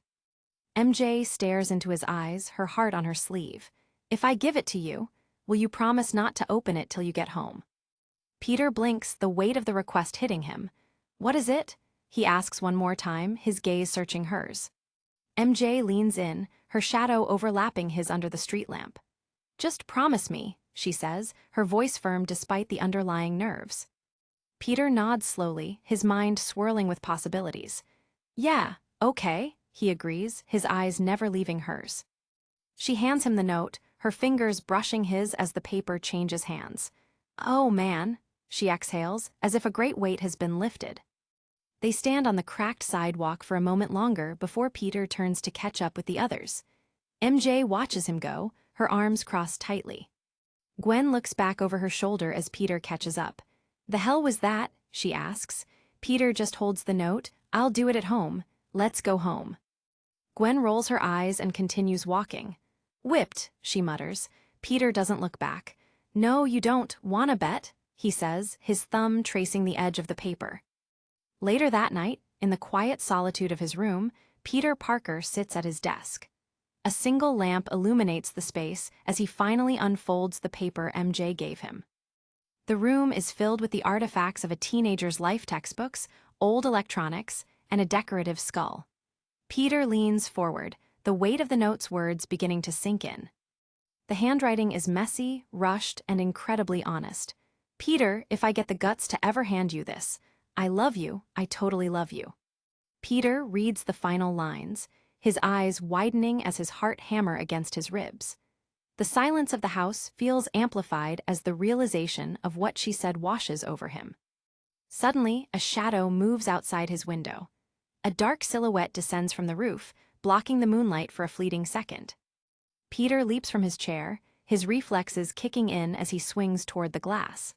The figure outside is fast, moving with a grace he knows all too well. The moon hangs large and bright over the suburban neighborhood, a silent witness to the strange dance occurring at the Parker household. MJ stands outside on the ledge, her short hair caught in the breeze. She looks through the glass, her expression a mix of vulnerability and determination. Peter stares back from the inside, his mouth slightly agape. He looks like a boy who has just seen a ghost, or perhaps a miracle. The silhouette of MJ is framed perfectly against the glowing orb of the moon. It's a cinematic moment that feels stolen from a dream. Peter slides the window open, his hands trembling slightly as he pushes the curtains aside. MJ climbs in, the cool night air following her into the warm room. She stands in the center of his room, looking smaller than usual in her simple pink nightdress. The bravado of the leather and spikes from earlier is completely gone. She looks up at him, her eyes damp. "I'm so scared, Peter," she whispers, the admission breaking the quiet of the room. Peter takes a half-step toward her, his gaze intense. "You mean it?" he asks, gesturing to the note still resting on his desk. The conversation is a flurry of promises and fears. "I do. I said I do," she says. "You promise me you'll tell me things?" Peter responds, "Okay." MJ searches his face for any sign of rejection. "Are you mad at me for being such a spaz about this?" Peter shakes his head. "Mad at you? You're not a spaz." They stand closer now, the air between them thick with unspoken relief. "So, MJ starts. Peter answers with a simple, soft, "Yeah." Peter reaches out, his hand gently cupping her face. He looks at her as if seeing her for the first time, all the walls and masks finally stripped away. They lean into each other, and in the quiet of his bedroom, they share a kiss that feels like the end of a long, painful storm. The background glows with a warmth the moonlight can't provide. MJ wraps her arms around his neck, pulling him close as Peter holds her tight. For this one moment, the world of mutants, sirens, and burning cars doesn't exist. The frame pulls back, showing the two teenagers silhouetted in the window frame. It's a quiet reconciliation, a small victory in a life that rarely grants them. Monday morning arrives with a slap of reality. At Midtown High, the hallways are buzzing, and the message spray-painted in red across the lockers says it all: Geldof rules. Peter walks through the crowded corridor, his thoughts drifting between his newfound happiness with MJ and the growing legend of the boy who blew up cars for fun. MJ slides up beside him, her hair catching the light. "Hey, Tiger," she says with a smirk. Peter jumps, startled, and grins, and isn't it so sad that good is not a feeling I'm used to og. They walk together, the joy between them palpable. "You still cool?" Peter asks. MJ beams, "With us? Oh my God, yes, you." Peter's smile fades as a shadow falls over them. He looks up, his internal alarm bells beginning to ring as a familiar figure approaches. Flash Thompson steps into their path, his expression unusually serious. "I gotta talk to you, Parker," he says, ignoring MJ completely.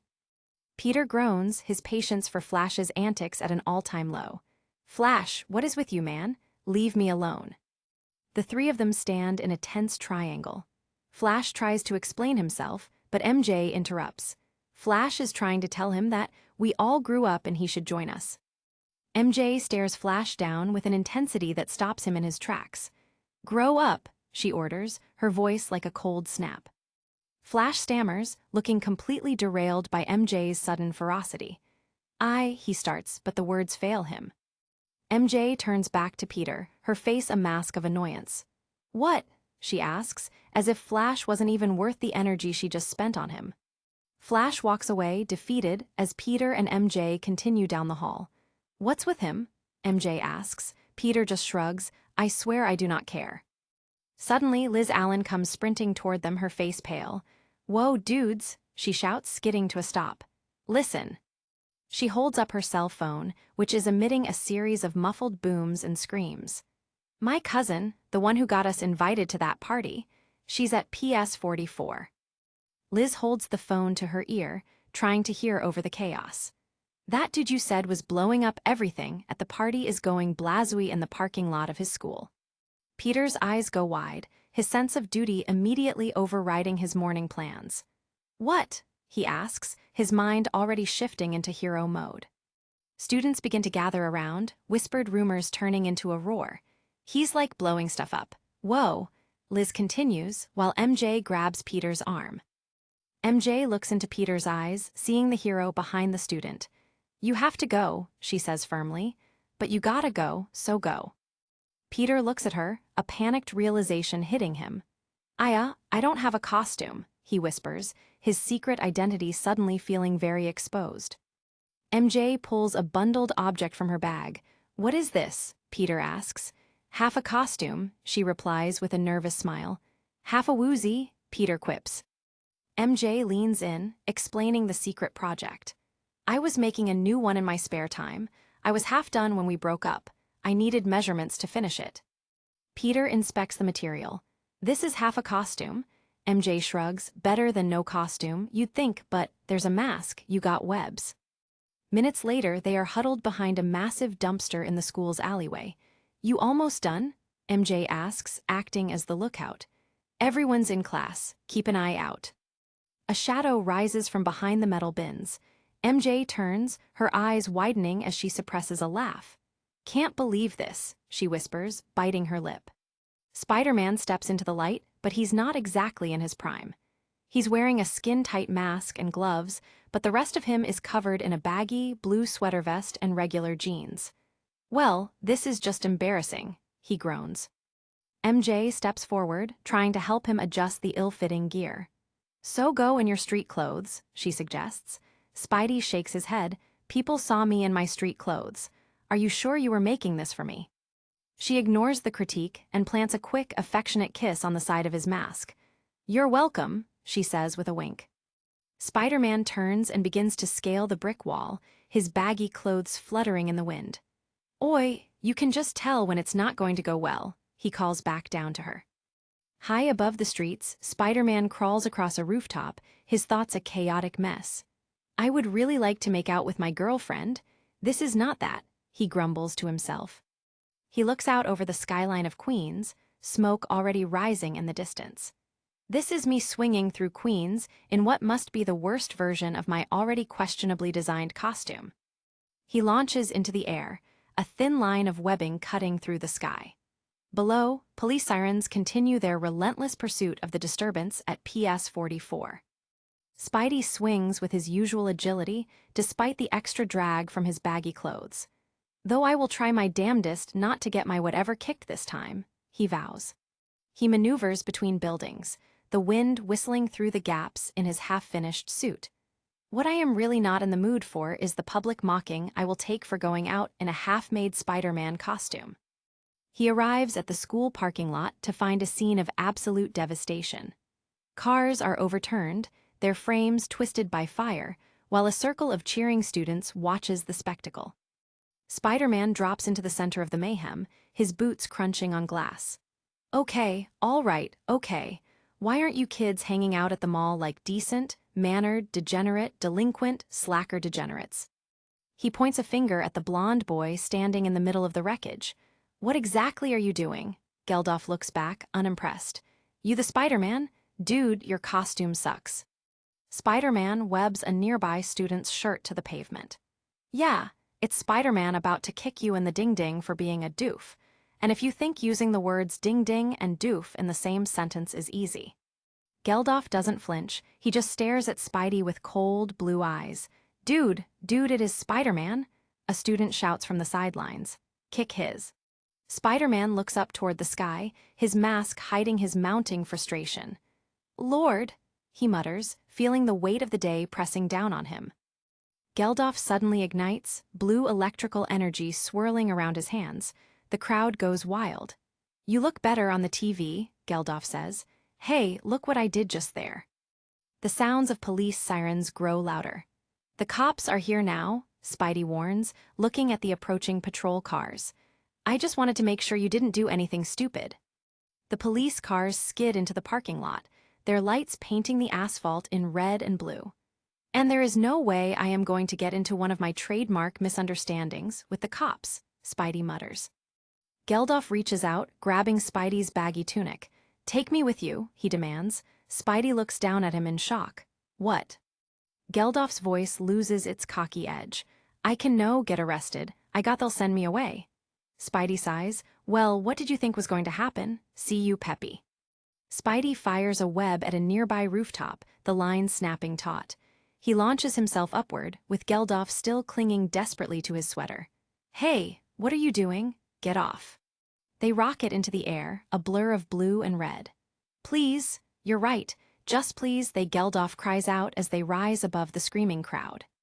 Spidey web swings with the extra weight, his muscles straining against the momentum. "Idiot," he grunts, trying to maintain his balance. They tumble over a ledge, landing in a chaotic heap on a high, deserted rooftop.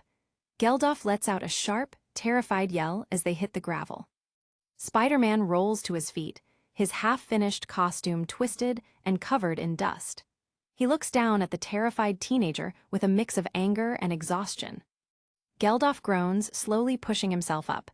"Oof," he mutters. Spidey just stands over him. "Idiot," he repeats, his voice muffled by the mask. Geldof starts to laugh, a high-pitched, nervous sound. "Aha, eho, maneho aha." Spider-Man just watches, unimpressed. Spidey crouches down, his white lenses fixed on the boy. "What were you doing?" he asks, his tone dangerously calm. Spidey paces the rooftop, gesturing wildly. "First of all, you almost got yourself killed, and regardless of how you feel about that, I care. Everyone would have blamed me." Geldof rubs his head, still recovering from the flight. "Okay, see, that scummy principal suspended half the football team because a V-hat happened at the party." Spider-Man tilts his head. "Oh, what party?" he asks, the events of Friday night feeling like a lifetime ago. Geldof explains his logic.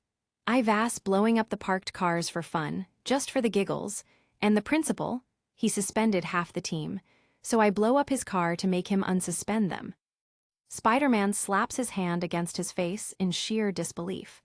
"I'm trying to think of a better word than idiot," he mutters as Geldof continues his story. Geldof stands up, tossing his long blonde hair back. "Hey, dude, I love the football, I love American sports. I want the guys to kick the listen." Spidey cuts him off. Spidey steps closer, his frustration boiling over. "And the best thing you can think to do is blow up the principal's car? Show off at parties? You've got amazing abilities." Geldof just smiles, feeling the breeze on the roof. "It's windy up here, huh?" he asks casually. Spidey sighs, "It's windy." Spidey holds his head in his hands, the utter stupidity of the boy making his head throb. "Lord, I miss Doc Ock." Geldof leans in, pointing a finger. "Let me see V-hat is going on under the mask. You go to our school, yes?" Spidey snaps back. No, I'm out of high school." The interrogation continues. "What kind of powers do you have?" Geldof asks. "I have the proportional strength of a spider," Spidey replies. V-hat." Geldof demonstrates his own gift, blue light sparking between his fingertips. "I have the thing, I can look at something and I can make it exploding." He focuses on a discarded wooden barrel. I have to think focus," he mutters, his eyes beginning to glow with an intense blue light. He extends his hand, a sphere of crackling energy forming in his palm as he targets the old container. Geldof's face twists with effort. "I focus, I think," he says, the power humming in the air around them. Eyes turn a solid, brilliant blue as he finds his mark. "I point," he whispers. A massive explosion shatters the silence of the rooftop, sending wooden splinters flying in every direction. "Boom," Geldof says with a smirk. Spider-Man watches the smoke rise. "That's not enough," Geldof asks. Spidey shakes his head. "How did you get your powers? So you're a mutant." Geldof's reaction is instantaneous and violent. "I am not a mutant," he screams, his face contorted in rage. "Hey, you hear me? I am not." He leans into Spidey's face, his voice trembling with anger. "Mutants are devil's children. You say that about me one more time, and you will have the trouble." Spider-Man holds up his hands, trying to de-escalate. "Okay," he says softly, taken aback by the boy's sudden outburst. Geldof turns away, looking out over the city with a heavy expression. The silence on the rooftop is suddenly much colder. Spidey tries to change the subject. What's the accent?" he asks, trying to find some common ground. Geldof looks back over his shoulder, his eyes narrowed. "What accent?" he asks, seemingly unaware of his own speech patterns. Spider-Man clarifies, "Where are you from?"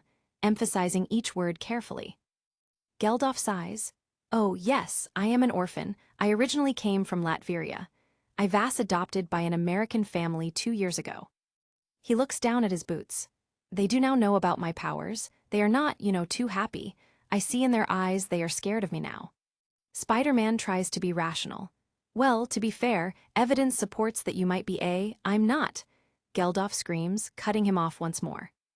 Geldof shakes his head. Maybe I am a, how you say magic man, Spidey groans. I think you're telepathically exciting the molecular structure of the... The boy laughs, a mocking sound. You're very much the geek boy under the webs, yes. How'd you get your powers? I don't want to say, Spidey replies. Geldof continues to press. Come on, come on, come on. Peter finally relents. I got bit by a spider. Geldof looks at him as if he's crazy. So don't tell me, fine, but dude, V-hats with dis mask, why not just be all the the famous?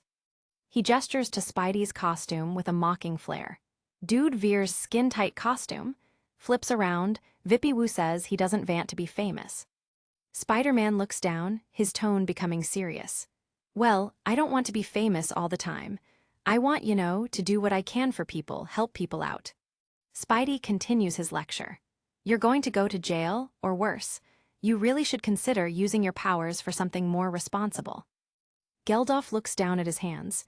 Yeah, I may have gone too far today. I get caught up in the moment. Spidey nods, you think. Geldof explains his motivation. See, dude, no one even paid attention to me until I got my thing. Right? I was the dorky foreign guy. Now everybody now loves me. He looks at Spidey with a frightening smirk. Sure, some people they scared of me, but I like that too. Maybe I blow you up and be famous for girls. Spidey stiffens, the threat hanging in the air. He looks at Geldof with a mix of pity and warning. Spidey leans in, giving the lesson he learned the hard way. With great power, there must also come great responsibility. You should do something to help people. Geldof looks at him with genuine confusion. Why? He asks, the concept of altruism seemingly alien to him. Spidey gestures toward the city below. Help people. I'm talking about doing something nice for someone. You want people to like you? Do something of value. Suddenly, a loud series of cracks and a distant scream echo up from the street. Whoa, man, what is going on? Geldof asks, his eyes darting toward the edge. Spider-Man looks down into the alley below. A local check cashing store is under attack, its storefront shattered by gunfire. People scramble for cover as 3 masked men storm the building. Everybody freeze! One of the gunmen bellows, his voice echoing in the narrow street. Spidey prepares to drop into the fray. You stay here and no, I come vit you, Geldof insists. No, Spidey shouts back. He launches himself off the roof, firing a web line. Don't leave me here, take me, I help you, Geldof yells after him. I'll be right back, just watch. Spider-Man crashes into the storefront, his eyes scanning the scene. 3 men in hero masks: Captain America, Iron Man, and Batman are holding the tellers at gunpoint. Glass shatters as Spidey fires a web across the room, pulling a weapon from one of the robbers' hands. Smash! The impact of his entrance echoing through the store. One of the robbers looks at him in disbelief. Dude, you suck, he yells, seeing Spidey's bizarre, baggy costume. Spidey fires another line, his hand moving in a blur. Wow, do you suck? He quips back, his confidence unshakable. He webs the gunman's hands to a nearby bulletin board. I mean, I'm standing right here, he shouts, landing on a counter with ease. Spidey delivers a powerful kick to the robber in the Captain America mask. You didn't even give me a chance to leap out of the way and dazzle you with my spider-like superpowers. The remaining robbers drop their guns, holding their hands high. Okay, I give, one whimpers. See, now that's the kind of thug I like. Spidey begins. Suddenly, a brilliant blue light incinerates the storefront behind Spider-Man. A massive explosion ripples through the room, sending Spidey and the thieves flying. Smoke and fire consume the entrance as the structure groans under the stress of the blast. I said I surrender. I said I give up. A voice cries out from the debris. Spider-Man crawls through the smoke, his mask torn. He looks at the destruction, his heart sinking. Please just don't hurt me, someone whimpers. He finds a teller slumped against the wreckage, her face covered in soot. Oh my God, Oh, my please, please, she moans, her voice fading. Peter frantically checks her pulse. Please, still alive, okay. She's okay, he exhales, his relief quickly turning into a cold, hard anger. He turns back toward the shattered doorway, his eyes narrowed behind his mask. He knows exactly who's responsible for this reckless display of power. Geldof lands gracefully on the edge of the roof above, his arms outstretched in pride. Huh, kicked some of the butt that time. Spider-Man launches himself onto the roof, his fist already cocked. What is wrong with you? He bellows, the blow landing with a sickening thud. Geldof is sent reeling across the gravel. You crazy, he starts. I'm crazy, you're blowing up cars in the middle of the street. You almost killed people. Geldof scrambles back, energy starting to surge around his fists. You better step off, man, Spidey yells back. Can't you see I've been trying to help you? Spidey points a finger at his chest. I tried to help you, but you're just a cocky piece of crap. I'm dropping you off at your school and you can deal with the police and... He grabs Geldof by his collar, dragging him toward the ledge. You better get off me, Geldof screams. Come on, don't make me, Spidey just glares, or what? Geldof's face turns into a mask of pure, unbridled rage. Or how about I explode you from the inside like I do to the car? He screams, energy pulsing from his chest. Spider-Man stares him down, refusing to back away from the threat. The air around them crackles with the raw power Geldof is summoning. Geldof smirks, the electrical blue light reflecting in Spidey's lenses. Huh, yeah, never tried it. Wonder what would happen I do it to a Spider-Man. A massive shadow suddenly looms over the rooftop, blocking out the sun. Spidey looks up, his eyes widening at the figures hovering above them. Spidey slowly raises his hands. If you wouldn't mind holding off on that for 2 minutes, he tells Geldof, who finally looks up in confusion. 3 women in black leather and gold armor hover on a floating platform. We'd like to talk to you. We're the X-Men, Jean Grey announces with a confident smile. The cute ones? Storm adds with a smirk, while Spidey whispers to a stunned Geldof, told you were a mutant. Inside the brightly lit chemistry lab of Midtown High, the ticking of the clock feels louder than usual. Mr. Ayers peers over his spectacles, his voice cutting through the chatter as he asks, where is Peter Parker? The room is filled with students, but the one seat that matters is empty. Hello, does anyone know why he isn't in class? The teacher repeats, looking for any sign of his star pupil. He gestures toward the hallway with an exasperated sigh. I saw him in the hallway. Why isn't he here? The only one of you jokers that pays an ounce of attention and he skips the class. Gwen Stacy leans back, a defiant smirk playing on her lips. Doesn't he get like all A's? So, big whoop. Mr. Ayers turns his gaze toward her, his expression hardening. You'll pardon me, Miss Stacy, if I don't take disciplinary advice from the likes of you. Mary Jane whispers to Gwen under her breath. He's your boyfriend, why am I taking the hit for this? She asks before raising her hand. He has a stomach thing. Mr. Ayers isn't buying it for a second. Well, Ms. Watson, tell your little friend that I have been teaching this class for 17 years, and I don't care what his grades are. Tell him his parents will be getting a call this evening. Suddenly, the intercom crackles to life, silencing the room. Attention students and faculty, this is Principal Zevad. Please remain seated and quiet until this emergency announcement is completed. The speaker buzzes with tension as the principal continues. We have received word from the police that there has been some kind of mutant attack on the school grounds of PS 44. The students exchange terrified looks as the gravity of the situation sinks in. For safety purposes, I am ending the school day effective immediately. School is closed for the day. A cheer erupts from the back of the room, cutting through the fear. Settle down, Ayers screams over the noise. Your parents have been called and will be meeting you in the C parking lot. He points a finger at the rowdy class. It is imperative that you stay away from PS 44 and go directly home. Remain seated. Mary Jane grabs her bag, her eyes wide with worry. Mutants, Gwen whispers behind her, the word carrying a weight that feels far too personal. High above the city streets, a young man named Geldof stumbles back in terror. Mutants, he screams, his eyes reflecting the blue glow of his own burgeoning powers. Standing before him are three figures that look like they've stepped out of a legend: Storm, Marvel Girl, and Shadowcat. Where? Kitty asks with a playful grin. Spider-Man stands in the background, confused and out of his element. A woman looks at the costumed heroes and asks, "What's going on here?" The X-Men float effortlessly near the rooftop's edge. "My name is Oraro," Storm says calmly. "I'm one of the X-Men, this is Marvel Girl, and this is Kitty Pryde." The wind whips through Storm's white hair as she explains their purpose. "Well, you are a mutant, and the X-Men, we are a mutant peacekeeping task force." Spider-Man looks at the trembling boy.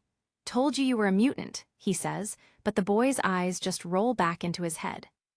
Geldhoff collapses, the stress of the day finally breaking his mind. He falls toward the concrete, completely unconscious before he even hits the ground. The heroes circle around the fallen teenager. "Did he not know he was a mutant?" Storm asks. "From what I can tell, he actually was pretty much in denial," Peter replies. Marvel Girl turns her attention to the wall crawler. "Are you really Spider-Man?" she asks with genuine curiosity. "SSHH, don't tell anybody," he whispers back. Jean Grey reaches out to shake his hand, her face beaming. "Spider-Man, wow, it's like an honor to meet you. She has a poster of you on her wall," Kitty blabs, causing Jean to blush. Spider-Man crosses his arms, looking down at his makeshift outfit. "What happened to your costume?" Kitty asks. "Sigh, I lost it. Where'd you get a poster of me?" Peter wonders aloud. They look over the boy while Kitty continues her chatter. "I thought so, but he was pretty, no offense, he seems pretty mutant-phobic." Suddenly, Spider-Man clutches his head in agony as a psychic spike hits him. "Ag," he yells. "Sorry," Kitty says, the yellow spark at her temple fading. He staggers back, disoriented. "What was that?" he asks. "I'm talking to you psychically. Is it too loud?" Kitty asks, her voice now echoing inside his skull. Kitty smiles, her telepathy feeling like a warm hum in his brain. "We at the X-Men try to handle things in a peaceful way, and what you did was really peaceful." Peter covers his mask's eyes, feeling violated. "Okay, this is freaking me out. You're in my head. I don't think I'm comfortable with you in my head." Kitty tilts her head, her telepathic voice softening. "Please, don't be. In fact, you're the first guy in 6 months who hasn't immediately pictured me naked, so I appreciate that." Spider-Man stands frozen, his large white lenses fixed on her. The silence between them is deafening. Kitty smirks as she reads his shifting thoughts. "Until now." Peter lets out a muffled, embarrassed groan. "Sorry." Kitty crosses her arms, waiting for the mental imagery to pass. "Are you done?" He rubs the back of his neck, his mind racing to find literally any other topic to focus on. She stares him down, her eyes narrowing slightly as she continues to monitor his brain waves. Spider-Man's head slumps forward. This is officially the most awkward encounter of his superhero career. Kitty finally breaks the tension with a small, knowing smile. "I'm done," Peter sighs, defeated by the girl's psychic powers. Jean Grey watches the exchange with an amused expression before noticing a change in the air. Spider-Man looks back at the unconscious boy. "Okay, now I'm done." Jean's eyes glow with a soft power. "Okay now." She points down at the teenager. He's waking up. Geldhoff groans, his hand reaching for his face. Hello," Storm warns them. "Don't pressure him, let him—" "I just said hello," Jean interjects. Geldhoff peeks through his fingers, his eyes wide with a deep-seated terror. The 4 heroes loom over him, their faces a mix of concern and greeting. "You okay?" Kitty asks brightly. The boy's mouth hangs open in a silent scream before he lets out a high-pitched "aye." With a dull thud, Geldhoff hits the roof again, his body going completely limp. The group stares in silence. "And he fainted again," Jean sighs. "Okay, that time was my fault," Kitty admits. "No wonder," Peter mutters. Storm looks toward the horizon. "The police are going to arrest him at his house for that idiot move at his school. That's not good for our cause." Peter looks confused. "Wait, what? He's not a mutant? 'Cause you just said he was. Is he a mutant or not?" he demands, his voice rising. A massive, transparent head of Charles Xavier appears in the sky. "Good morning, angels," he booms. "Whoa," Peter yells, jumping back. The professor's psychic projection is calm. Usually I would say let's go through the proper authorities, but this is a special case. Bring him back to the school. Spider-Man looks up at the giant head. Oh my God, wait, are you the Professor Charles Xavier? He turns to the girls. He's gone. How do you know? Hello. Peter shakes Jean's hand. Thanks for your help, seriously. Jean smiles. Hey, you know what? Come with us, so come meet the professor, he's awesome. Peter hesitates as they walk toward the cloaked jet. Yeah, but I gotta get back, come on, Kitty insists. Well, we do have to go, the plane is sort of illegally parked. The Blackbird's ramp lowers as it hovers over the roof. Could I get a ride back before 6? Peter asks, pointing at his invisible watch. Storm looks at him with a regal smile. I don't see why not. Kitty beams. Awesome, you'll love it. Peter throws up a web shooter hand sign. You know what? Sure, why not? Kitty looks at him surprised. What? The Blackbird's engines flare with orange heat as it streaks across the New York skyline, leaving a trail of fire behind it. Back on the ground at Midtown High, chaos reigns. Buses pull up as teachers try to usher students to safety. Please stay on the sidewalk and out of the way of the cars. A teacher screams. Students huddle together, their phones held high. Spider-Man showed up. Oh my God, did you say anything to him? Did she talk to Spider-Man? Did anyone die? No. Mary Jane and Gwen walk through the crowd. Cell phone sucks, one girl complains. Excuse me, were you talking to someone at the other school? Did they see Spider-Man? Gwen asks, her interest piqued. A group of girls gossips excitedly. Yeah, they said Spider-Man swung in and the cops came and it got crazy. You got a thing for Spider-Man? I don't. Oh my God, you so lie. MJ looks annoyed as she overhears them. He was at our school that time and for like ever you were all, drawing pictures of him on your notebook. Shut up. You so were. Mary Jane. Suddenly, MJ is pulled into a frantic hug. Oh, thank God you're all right, her mother cries. Mom, nothing happened, MJ groans. Her mother is nearly in tears. If I had half a mind, I would homeschool you. Please stop it, you're embarrassing me, MJ pleads. Oh, it's wrong to care about you now. Aunt May pushes through the crowd, her face a mask of worry. May, can you believe this? MJ's mom asks. I know, where's Peter? May asks, her eyes searching the sea of teenagers. Gwen and MJ exchange a glance. He was just here, MJ stammers. No, he wasn't, Gwen counters. No, he was just, I've been here the whole time. May stops, her gaze fixing on the girls. Well, where is he now? She asks, her voice dropping to a dangerous, low tone. Mary Jane freezes, the lie dying on her lips as she realizes Aunt May is starting to suspect something is very, very wrong.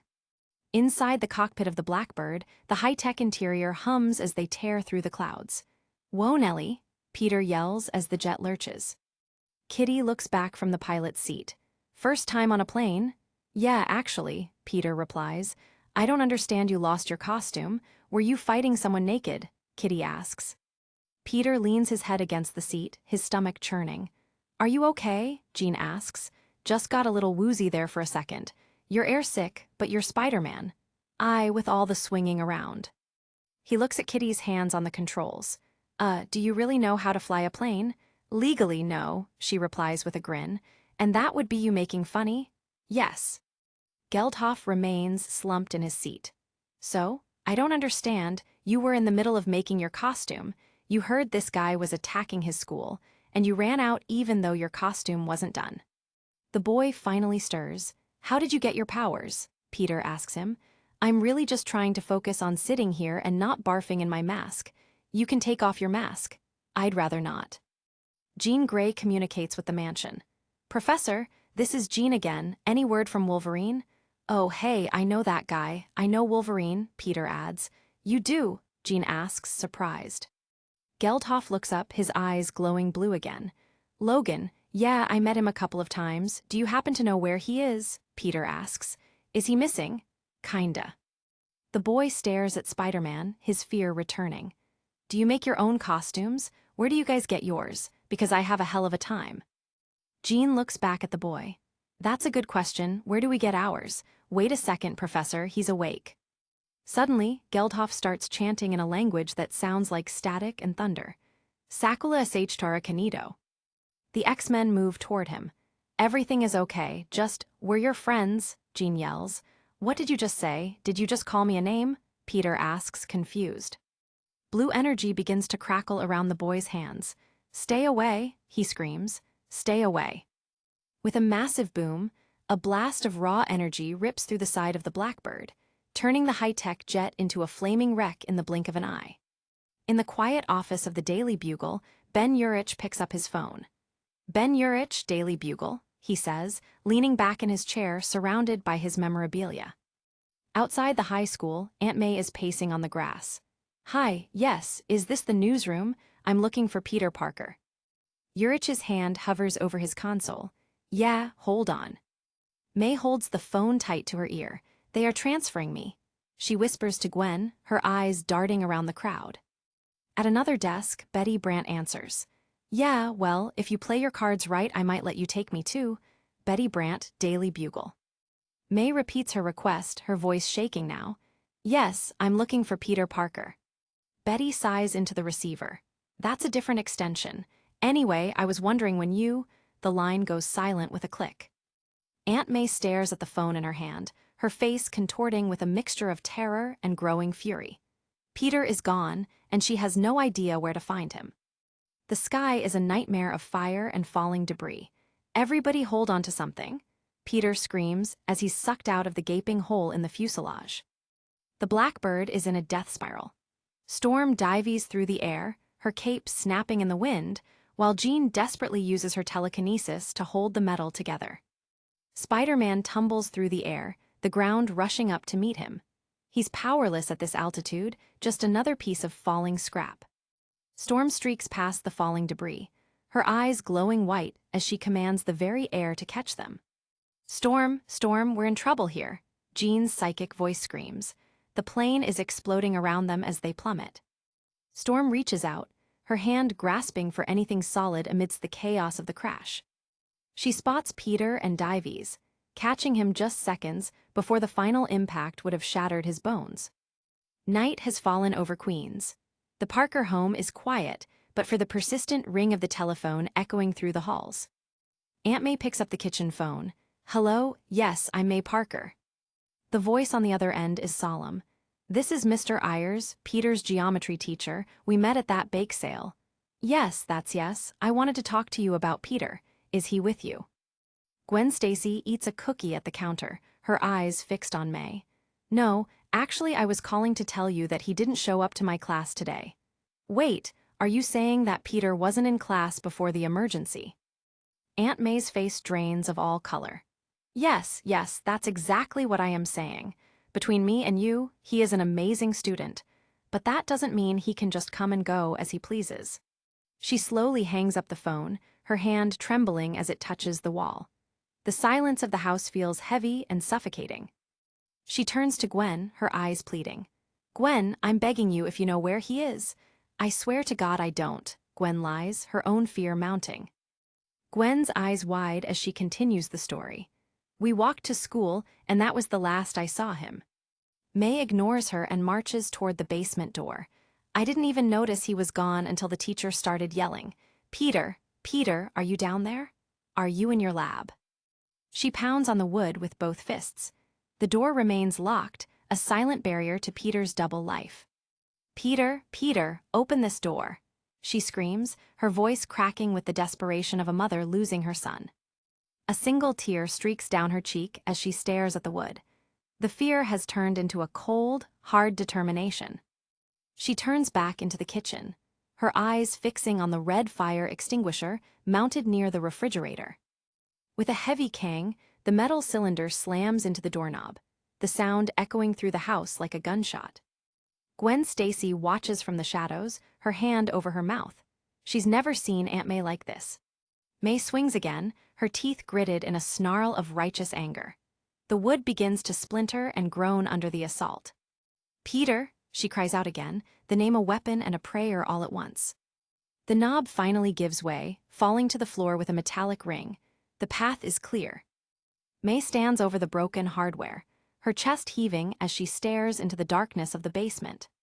She steps through the threshold, Her shadow stretching long and dark across the floor of the secret laboratory Peter thought was his alone. Elsewhere, in a realm of light and stained glass, Peter Parker sits in a high-backed chair, surrounded by endless rows of books. A figure approaches him. "What are you reading?" "Oh, it's this book on the Kingpin. On his downfall," Peter replies, munching on a snack. "It's written by this guy I work with at the Daily Bugle, a reporter, Ben Urich. Great guy. He won an award for this and everything." Peter looks up, a calm smile on his face. "But I have not had a moment, to just sit and read." The figure before him shifts, glowing with an ethereal light. "Well, I hate to do this to you, Peter, but we really need you to wake up now." Peter's eyes snap open as he gasps for air. He's lying on a medical bed, surrounded by the X-Men, Cyclops, Storm, Colossus, and Beast. "Peter, my name is Charles Xavier. These are my X-Men." He sits up, his heart hammering against his ribs. He looks at his bare hands, then at the strangers watching him. Kitty leans in, her eyes twinkling. "Well, for one, I'm very glad you're okay." Marvel Girl watches him closely, her head tilted. "How old are you?" she asks softly. Peter buries his face in his hands, the weight of his secret identity shattering around him. He peeks through his fingers, his eyes wide with a realization that makes his blood run cold. "Wait, what happened?" he asks, his voice barely a whisper. The X-Men look at him with pity. "Well," Storm begins, her voice trailing off into the sterile air of the med bay. Flashbacks of the crash blur through his mind. The wind, the fire, the feeling of falling into the abyss. Storm, we're in trouble here," Jean's voice screams in his memory. "Jean, the Spider-Man kid and the other kid the guys are going to die." He remembers Kitty clutching a seat as the world turned upside down. "Kitty, hold on to something." "Yeah, okay, why don't I do that?" He sees Storm's eyes burning white in the cockpit. "I don't know what to do. I can't wait or Aro switch." Storm took the controls, her mastery over the winds, the only thing keeping the metal coffin from disintegrating entirely. "Watch your wind, roar, I'm working on psych here," Kitty's memory yells over the roar of the engines. "Sorry." Storm's face was a mask of concentration. "Hold on, kitty cat." The RR rumble of the engines reaches a crescendo as they break through the clouds, the air itself screaming in protest. Jean Grey tumbles through the smoke, her psychic barriers the only thing keeping the fire from roasting them alive. "Ah, great," Kitty yells as she falls through the sky, her hand reaching for the boy who started it all. Spider-Man was a red-and-blue blur against the clouds, falling helplessly alongside the wreckage of the jet. Storm channeled the winds into a massive funnel, a hurricane of her own making designed to slow their descent. She dove through the eye of the storm, catching the falling teenagers one by one in her elemental embrace. Spider-Man fell toward the green fields of Westchester, his socks white against the dark earth far below. Kitty's eyes go wide with effort as she uses the last of her strength to phase them all through the final impact. The Blackbird hits the earth in a fireball, but the heroes are already clear, floating on the remnants of Storm's winds. Spider-Man dangles by a strand of webbing, his body limp from the G-forces of the fall. Kitty looks down at him, her face smudged with soot and exhaustion. The world spins beneath him, a blur of green grass and grazing animals that have no idea of the tragedy that nearly unfolded. A pair of cows looks up in confusion as a group of mutants and a spider-themed teenager drift past them toward the ground. Kitty's eyes flutter as the adrenaline finally begins to ebb away. They land softly in the tall grass, a tangled heap of costumed heroes who have cheated death once again. Spider-Man's head slumps to the side, his mask torn and his breathing shallow. The X-Men gather around him, their own injuries forgotten as they realize just how close they all came to the end. Back in the present, Peter stares at the X-Men in the medical bay. The memory of the crash is fading, replaced by a much more immediate concern. The X-Men stand around him, a silent jury of gods. And you're welcome," Kitty says with a smirk. "Oh man, oh come on," Peter groans. He grabs his head, his eyes bugging out. "You took off my mask." "We wanted to make sure you were still breathing," Beast explains. "Man, I am trying to keep a secret identity here. No one respects my secret identity. No one." Peter's voice is a mix of panic and exhaustion. I want to put on the mask and keep it on, and every time I turn around someone somewhere finds out I'm Peter Parker. The X-Men share an awkward look. We didn't know your name, Jean offers, but the damage is done. While Peter argues with the X-Men, a much darker scene is unfolding in the Parker basement. Aunt May stands in the center of the room, her eyes taking in every detail of the lab. She looks into a toolbox filled with strange wires and tools, her suspicion curdling into a cold, hard certainty. Her blue eyes scan the workbench, searching for the final piece of the puzzle that will explain her nephew's life. She moves toward the computer desk, the blue glow of the monitor illuminating her face in the dark room. She leans over the keyboard, her jaw set. She knows there is a secret here, and she is done being kept in the dark. She looks at the screen, a strange, three-dimensional diagram of a double helix rotating in the center. Her fingers hover over the keys, a mother's intuition guiding her toward the truth that has been hidden beneath her feet for years. The screen flickers as she hits a key. A single prompt appears in stark white letters, "Please enter password." May leans back, her hand supporting her chin as she thinks. What word would Peter use? What would he trust to keep his soul safe? She stands up, her gaze wandering to the bookshelf behind the desk. Her eyes land on a particular volume, and a realization dawns on her. She looks back at the computer, a sad, knowing smile on her lips as she prepares to type the one word that means everything to this family. Her fingers tap out the name, the clicks of the keyboard sounding like a countdown in the silent basement. She presses enter, and the screen dissolves into a cascade of data and photographs that confirm her worst fears. A single, discarded scrap of paper lies on the floor near her feet, a silent witness to the invasion of Peter's sanctuary. In the medbay, Geldhoff looks up from his equipment-filled chair. "Dude, check out what they did to my nipples." Snort asterisk. Peter looks at him, bewildered. He looks a lot happier than the last time I saw him. "I gave him a happy thought," Xavier explains. "You zapped his brain? Is that ethical?" "Honestly, no, but I already lost an entire aircraft because of him." "Tell me I didn't fall out of an airplane for nothing. It's rather complicated." "Okay, yes or no. Is he a mutant or not?" Peter demands. Xavier wheels closer to the massive screen of Cerebro. "The reason I was so interested in his case, Cerebro, couldn't get a proper read on our friend here." "This thing here, this is Cerebro?" Peter asks. Xavier's face is grave. Cerebro couldn't recognize him as mutant or human. "It is my best guess that our young friend here has been the unwitting guinea pig in a truly disgusting genetic experiment." The professor continues his dark revelation. "As far as I can tell, while still in the womb, someone did illegal placenta tampering to him." "Place what?" Peter asks, confused. "When a woman is pregnant, she grows a placenta. It links the mother to the fetus." "You're not going to give me the talk now, are you?" Peter interrupts. "It's a perfect symbiosis of two separate organisms." In fact, placenta tampering is flat out illegal in most countries, including Latvia, where our young friend is originally from. Xavier's eyes burn with a quiet fury. Geldhoff looks at his own reflection in the metal equipment, a look of profound sorrow crossing his face. "No way." Hank McCoy, the beast, adjusts his glasses. "Fascinating. Who would even consider this as a viable conduit too?" "Well, fetal placental tissue isn't recognized as foreign by the maternal immune system," Xavier explains. Peter interrupts the science talk. If someone went to all the trouble to inject crap into his placenta, what's he doing in Queens blowing up parked cars like an idiot? Xavier's face is a mask of cold logic. "We would imagine that this experiment was done without the mother knowing and abandoned before it was discovered, or considered a failure." Peter looks at the boy, then back to the professor. "So what are you going to do with him?"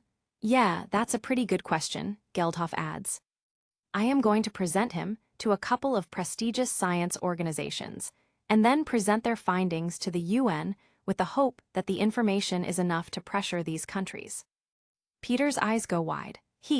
This finally is a real smoking gun. The silhouettes of the two men face off in the medbay. "He is the smoking. Whatever, you're talking about a person. You see," Peter argues, gesturing toward the boy. The tension in the room is electric. What if this guy here doesn't want any part of your agenda? It's not my agenda, it's a human rights, mutant rights moral. Yeah, see, he seemed to be pretty mutant-phobic. Peter steps closer to Xavier, his voice hard. Then what? Then his life. Xavier's eyes are like flint. At this point, it's not his decision to make, there's bigger considerations. Peter shakes his head in disbelief. Mutant-phobic. Seriously, I bet he wouldn't want to have anything to do with any of this. Xavier's expression softens slightly, but his resolve doesn't break. I understand what you are saying, Peter, but the madman who did this to him in the first place is the person you should be frustrated with. Beast places a hand on Peter's shoulder. Define normal. And I'm saying, isn't this guy going to get a shot at a normal life? Peter counters. The professor stares at Peter, a single word hanging in the air like a death sentence. Exactly. In a sudden blur of action, Peter snaps. He throws a punch at the nearest X-Men, the medical equipment exploding into sparks as he fights his way out. Spider-Man, please be reasonable, Xavier calls out over the chaos. With a massive smash, Peter and Geldhoff burst through the upper window of the medbay, glass shards raining down like diamonds in the moonlight.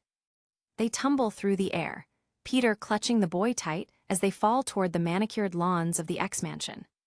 Peter looks into the boy's terrified eyes. Peter, what good would that do? He asks himself as they plummet. He looks back at the mansion, his white lenses narrowing as he prepares for the landing.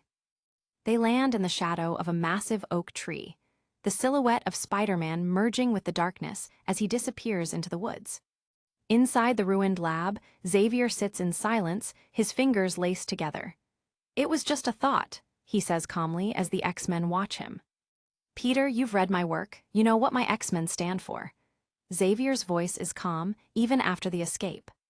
I promise that this young man will be treated with respect, and that good, true good will come from this. And he and I will have a talk. Geldhoff looks up at the ceiling, a distant expression on his face. Dude. I wasn't really going to fight with you or nothing, the boy says, his voice small and tired. Jean Grey looks at Peter with a warm smile. You all right? In what sense? Peter asks. You going to be okay with this, I guess. You need a ride home back to Queens. Peter's eyes go wide behind his mask as he realizes the time. Oh my God, what time is it? Hours later, Peter walks through the darkened yard of his home, his backpack hanging low. I think if I learned anything from this whacked-out day, it's that I am officially done meeting people I admire. Every time it turns to crap. Every time, I love Charles Xavier, I love the X-Men, and I am totally into their cause, but now I am so frustrated I want to smack him. He steps into the kitchen, the light flickering on to reveal a dark silhouette waiting for him. Professor X, are you still listening to uh-oh? Aunt May stands before him, her face a mask of cold, terrifying anger. We need to talk, she says, her voice like ice. Peter Parker stands frozen, his heart finally stopping as he realizes that the secret he fought so hard to keep has just been shattered beyond repair. The true battle is just beginning. Inside a dimly lit office, May Parker sits on a plush leather chair, her expression fixed in a mask of weary contemplation. The quiet of the room feels heavy, punctuated only by the distant sounds of the city outside. Across from her, the therapist watches carefully, a notebook resting in her lap as she prepares to peel back the layers of May's anxiety. A mannequin nearby stands draped in a Spider-Man suit, a silent observer of the session. The office is professional and sterile, lined with certificates and a peaceful painting of a sunset over the ocean. But the peace in the room is an illusion, masking the turmoil May is struggling to articulate. Dr. Zeller leans forward, her eyes narrowing slightly with professional concern. So, May, how have you been sleeping? She asks, her voice low and steady. May shifts uncomfortably, her hand instinctively rising to her face as if to hide her exhaustion. The question is simple, but the answer is complicated by memories she isn't ready to share. The doctor doesn't let up, pressing into the source of May's stress. How is Peter doing? Your nephew, she follows up, knowing the boy is the center of May's world. May looks away, a flicker of guilt crossing her face before she finds the strength to speak. Well, to be honest, We had a bit of an incident, she confesses, and the scene begins to shift to the past. The memory surges back, a panicked afternoon at the Parker household. I get a call. Peter's school is being evacuated. Can you believe it? Evacuated, May narrates as Peter walks into the kitchen, looking exhausted. The worry in the memory is palpable as May describes her frantic race to find him. So, like a lunatic, I run out of work, drive like a maniac, only to find that he isn't in school, she remembers, her voice shaking even in the retelling. Back in the past, May confronts Peter in the laundry room, her face twisted in a mixture of rage and terror. We need to talk, she says firmly, her silhouette looming over him in the doorway. Peter looks up, his eyes wide and startled by the sheer intensity of her anger. He hasn't seen his aunt like this before, and he doesn't know how to handle the sudden confrontation. May points a finger at him, her voice rising to a fever pitch. Where were you? Don't give me your fibs. Tell me where you were, she screams, demanding the truth he can't give her. The boy stammers, his mouth hanging open as he searches for an excuse that will satisfy her. The secret of his double life feels like a lead weight in his stomach. The argument escalates into a physical struggle as May lunges for his backpack. Give me that, she yells, while Peter pulls back, shouting, Hey, no, what are you? They grapple over the bag, the tension in the room reaching a breaking point. I want to know what you're up to all day that you don't go to school, May cries out, her heart racing with fear. They lock eyes, both of them screaming for the other to stop, to listen, to let go. I want you to, May begins, but Peter cuts her off, begging her to let him be. The struggle ends abruptly as the zipper on the backpack gives way, and the contents spill onto the floor. They both freeze, looking down at what has been revealed. May's face goes pale, her eyes fixed on a specific object that has tumbled out. It's not what she expected, and the realization hits her like a physical blow. Peter watches her, his breath hitching in his throat. He waits for the fallout, his heart hammering against his ribs in the sudden, deafening silence. They stand over the scattered items, the heat of the argument replaced by a cold, heavy dread. A single book lies face up on the wooden floor between them. It's a copy of The Merry Adventures of Robin Hood Asterisk by Howard Pyle. The cover shows a heroic archer, a stark contrast to the messy reality of their lives. Peter's voice is small and broken as he explains. I know that book. It was my mom's. I remembered her reading it to me and I wanted to read it again, he whispers. May looks down, her anger replaced by a crushing wave of sadness. That's what you were doing today? She asks, her voice barely audible. Peter avoids her gaze, staring at the floor. I was at the food court, he says softly, admitting to his truancy for the sake of a memory. May closes her eyes, a single tear escaping as she processes his words. Reading a book, she asks, the absurdity of the situation finally sinking in. She looks at him with a mixture of pity and confusion. Why weren't you in class? You're supposed to be in class, she says, but the fire is gone from her voice.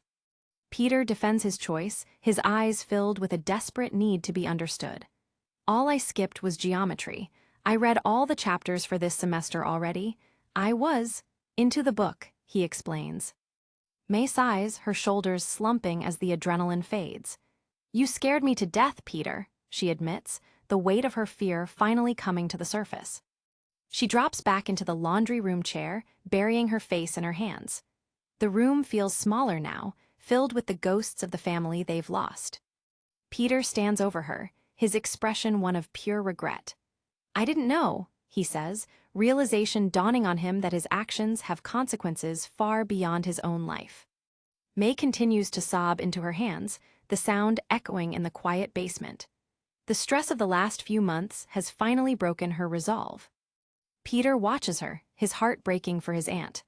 I won't do it again, I promise, he vows, a promise he knows he might not be able to keep. May looks up, her face tear-streaked and pale. I thought you were dead, she says, the raw honesty of the statement hanging in the air like a curse. Peter closes his eyes tight, a single tear rolling down his cheek.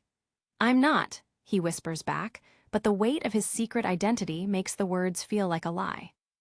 They stay like that for a long time, a broken woman and a boy with too many secrets, while the book on the floor remains a silent reminder of a happier time. Back in the present, May leans back on the couch, the memory fading but the emotion still raw. So, that was quite awful, she tells the doctor with a bitter smile. Dr. Zeller watches her intently. Did you think, maybe, Peter was out doing something he wasn't supposed to? She asks, fishing for a deeper anxiety. May pauses, the shadow of her suspicions flickering across her face. She starts, but the words get stuck in her throat. The doctor is direct, cutting through the pleasantries. Are you afraid he's on drugs? She asks, stating the fear that haunts so many parents. May shakes her head quickly, dismissing the idea. No, she says, but the denial feels hollow even to her. She looks down at her hands, her eyes clouded with a different kind of dread. The silence in the office grows heavy once again. Finally, May speaks up, her voice trembling with the weight of her secret. Okay, yeah, this is PPSSSS, she exhales, trying to find the right words. She looks up at the doctor, her eyes wide and pleading for understanding. This is embarrassing to say out loud, she admits, her voice dropping to a whisper. She takes a deep breath, steeling herself for the confession. It's Spider-Man, she finally says, letting the name hang in the air.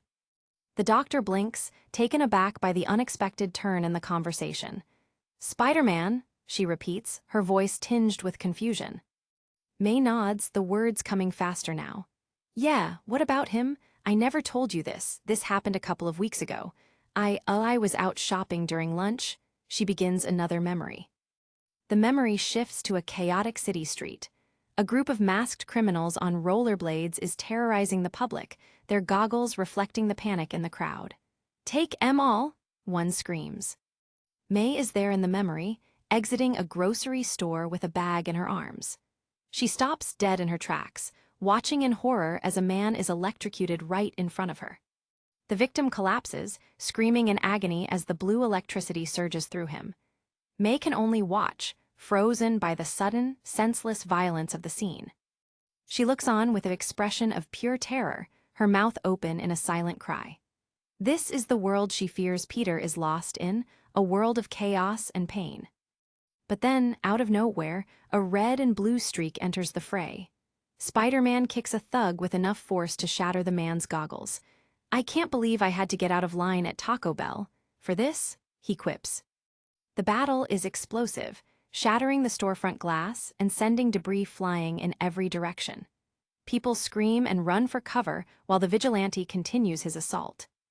May is pressed against a wall, her heart hammering as she watches the chaos unfold. The hero she's heard so much about is right there, just feet away from her. In a flurry of motion, Spider-Man leaps over the crowd, his boot landing squarely in the path of another attacker. The scene is a blur of kinetic energy and bright colors. May watches him swing away, her eyes tracking his movement until he disappears among the rooftops. The fear in her chest hasn't gone away, it has only changed its shape. The hero hangs high above the city on a street lamp, a silhouette against the pale blue sky. For May, he is a symbol of everything that is dangerous and uncontrollable about their world. Back in the present, May's voice is filled with a growing desperation. This is the world I live in. This is the world I have to worry Peter is in. I can't even wrap my head around it, she cries, her hands gesturing wildly. She leans forward, her eyes wide with a frantic energy. And it's not the violence or the bad people, it's the chaos of it. It's the bedlam, she continues, the words pouring out of her like a flood. May's expression softens for a moment, a single tear rolling down her cheek as she thinks of her nephew. And everyone is always seeing him. He just swung by. A sighting. My neighbor thinks he lives in our neighborhood, she says, the realization chilling her to the bone. She clasps her hands together in a prayer-like gesture, her voice dropping to a pleading whisper. I don't want Spider-Man in my life. I don't want to have to worry that this Spider-Man is going to do something and that it'll somehow, even in a roundabout way, do something to hurt Peter, she confesses.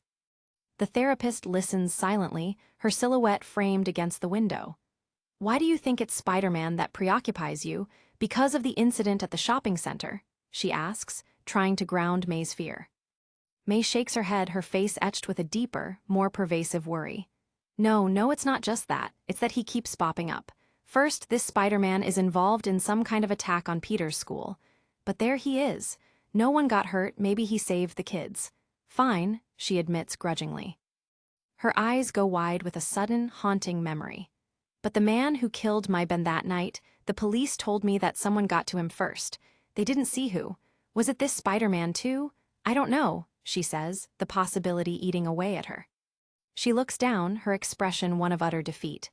Why does a guy dress up in a costume and do things like that? It is 100% beyond me. 100%, just like his father. Just like his damn father, she mutters, her grief mixing with old resentments. May closes her eyes, her head tilting back as she lets out a long, weary sigh. And what am I supposed to do about it? Why was I jumping down Peter's throat? I'm not mad at him for reading. I'm not even mad he bilayed out of class. I'm not, she says, her voice breaking. She looks up, her face a mask of profound sorrow and confusion. I had this total anxiety breakdown thing over not knowing if Spider-Man had hurt him. I'm worried about a guy in a costume, she confesses, the absurdity of her fear finally laid bare. The session continues in the quiet office, the sun outside beginning to set. May's hands are clasped tightly in her lap, her body tense with the effort of holding herself together. Dr. Zeller watches her with a calm, steady gaze. Well, let me ask you this. Do you still feel guilty for seeing a therapist? She asks, moving the conversation toward May's own mental health. May's face is etched with a lifetime of repressed grief. 10 years ago, my sister died. Last year, my husband, Ben, dies, violently, right in front of me, right in front of my eyes. My husband dies and I don't go to a therapist, she says, the words sharp and bitter. She leans forward, her voice rising in a challenge. And why did I start coming here? Because a man I hardly know, she starts, her eyes wide with a strange kind of desperation. The doctor finishes the sentence for her. The police captain, Captain Stacy, she adds, identifying the trigger for May's current crisis. May looks away, her expression a mixture of shame and confusion. Captain Stacy, a man I've talked to half a dozen times in my entire life, he dies, and now I decide to go to a therapist. I'm just sick about the whole thing, she says, her voice trailing off into silence. Dr. Zeller watches her, her expression unreadable. And how do you think this feeling manifests itself? She asks, probing deeper into May's psyche. May looks back at her, a name on the tip of her tongue. Gwen, she says simply, and the doctor immediately understands. The doctor clarifies the connection. Gwen Stacy, the police captain's daughter, the young girl you took in, am I getting that right? She asks, her voice soft and non-judgmental. May's face goes hard, a dark realization dawning in her eyes. Yes, I'm using her, there's no other way to say it.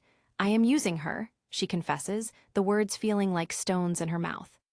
She explains her twisted logic, her voice shaking with self-loathing. This girl loses her father. I take her in, I say, out of the goodness of my heart. But really, she's there for me, not for her. For me, she admits, her eyes filled with a terrifying clarity. May leans forward, her expression one of pure, unadulterated fear. That hour and a half where if I stop moving for a second, I'll be left alone with my thoughts. And I'll have to hear the ghosts, she says, her voice a haunted whisper. The doctor watches her, her own eyes widening with a sudden understanding of the depth of May's trauma. The ghosts? She asks, her voice a mere echo of May's own dread. May looks away, her face pale and drawn. Oh, yeah, I have ghosts. They don't talk, they don't do anything. I can't see them. I'm not that crazy, she says, trying to maintain some semblance of sanity. Her eyes are dark and shadowed as she continues. But when it's quiet, I know they're there, she says, the truth of her isolation finally coming to the surface. She looks back at the doctor, her expression one of utter despair. So I used this girl. I dragged her into my home under the false pretense of kindness, and I did it just so there was enough ruckus in the house to cover up. The quiet, she confesses, her voice breaking into a sob. The doctor watches her, her heart breaking for the broken woman in front of her. May's confession is a cry for help that has been too long in the making. May buries her face in her hands again, her body shaking with the force of her grief. Well, May? The doctor starts, her voice filled with a gentle authority. May looks up, her eyes wide and pleading. Listen, Peter found this tape, An old videotape of all of us at a picnic, probably, I don't know, 12 years ago. A picnic that, frankly, I don't even remember going to, she narrates, leading into another memory. The doctor's gaze is steady and compassionate. Who was on the tape? She asks, knowing the answer is at the heart of May's haunted existence. May looks directly into the doctor's eyes, her own eyes filled with a chilling finality. My ghosts, she says, and the memory begins to unfold. The memory of the picnic is a vibrant, sun-drenched scene. Ben is there, young and laughing, surrounded by friends and a young Peter. And I looked at the people on this tape, and my first thought was, oh my God, I am being punished, May narrates over the idyllic image. The camera zooms in on May's face in the present, her expression a mask of pure agony. Dull, gray, sickly mockery of the life I had on that tape. That woman on that tape was in love and had a family, she says, the words a bitter indictment of her current reality. She looks at the doctor with an expression of raw, unadulterated pain.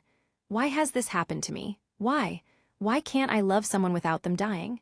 She cries out, the question that has haunted her for years finally voiced. May reaches for a tissue, her hand shaking as she tries to wipe away the tears that won't stop flowing. God, I look around me and realize that I am so alone, she says, the words a hollow echo of her own isolation. The therapist watches her, her expression soft with a profound empathy. You're not alone, May. You have friends, you have Peter, she reminds her, but the words feel like cold comfort in the face of May's overwhelming grief. May looks back at her, her eyes wide with a terrifying honesty. I push Peter away. I do. Every chance I get, any chance to tell him to leave the house, I push him out the door. And when he comes home, I attack him. I accuse him, she confesses, her voice rising in a crescendo of self-loathing. She looks down at the tissue in her hand, her expression one of utter defeat. Spider-Man? I don't care about Spider-Man. She starts, her voice trailing off into a broken sob. The session ends in a heavy, contemplative silence, the weight of May's trauma filling the room like a physical presence. The sun has set outside, leaving the office in a deep, encroaching shadow. May looks up at the doctor, her eyes filled with a sudden, desperate need to be understood. Here, see. He has a girlfriend, Mary Jane.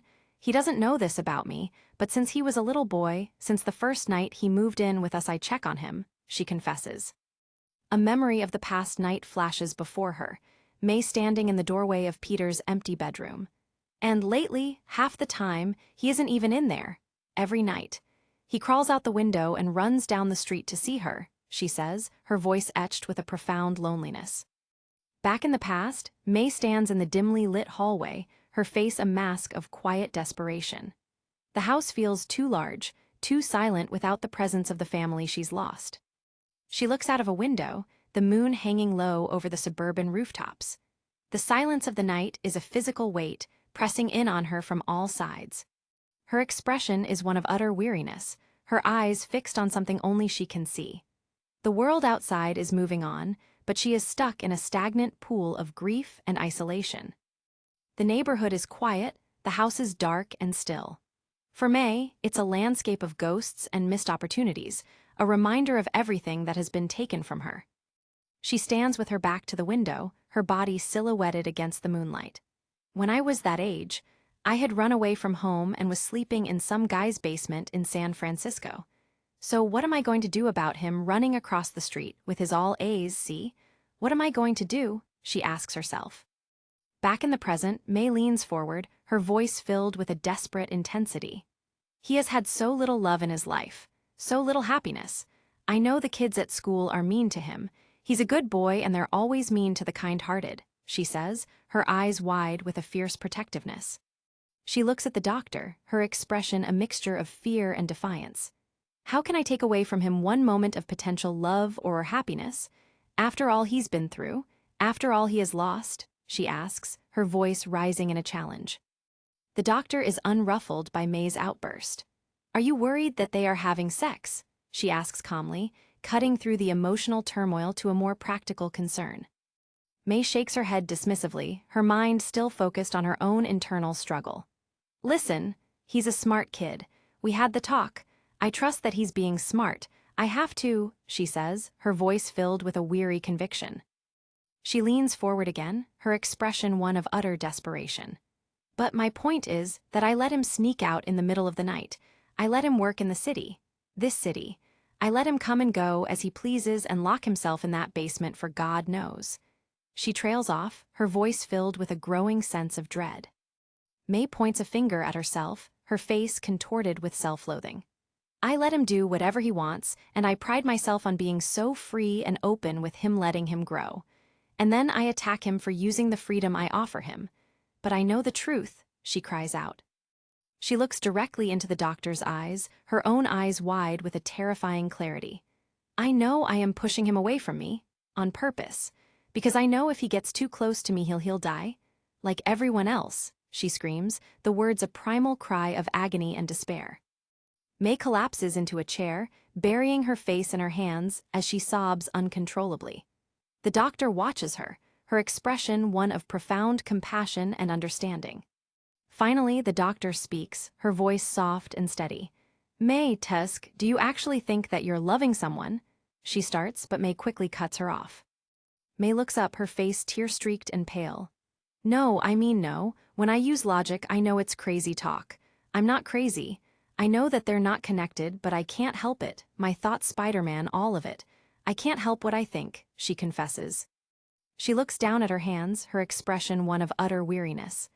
I love Peter so much, I do, and I don't tell him enough. In my quest to be Aunt Cool Chick, I don't want to smother him, she admits softly.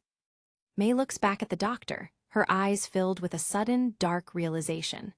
And then all of a sudden I wig out, I scream and carry on at him if I can't find him for the 2 seconds I look. This Gwen girl, I use her to do all my smothering and mothering.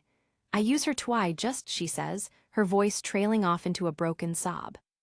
She looks up, her expression one of utter self-loathing. I'm not a good person, don't you see? I'm pushing away people I love and giving my affection to total strangers. I'm not a good person, she says, the words a bitter indictment of her own character. The doctor reaches out and places a hand on May's arm, her touch firm and reassuring. I think you're being unusually hard on yourself, May, she says gently, trying to ground her in reality. May reaches for another tissue, her hand shaking as she tries to regain her composure. The quiet of the office feels more peaceful now, the weight of her secret finally shared. The doctor continues her steady, compassionate guidance. These tragedies in your life, you shouldn't feel guilty for coming here to talk about them. You shouldn't feel guilty about any of your feelings. Nothing about these feelings is easy, she says. May listens intently, her eyes wide with a sudden, desperate need to believe her. The therapist's words are a lifeline in a sea of despair and self-doubt. The doctor leans forward, her voice filled with a gentle conviction. And I want to point out that the way you've chosen to deal with tragedy is to reach out and help people. You could be moping, drinking, anything, but you brought a stranger into your home.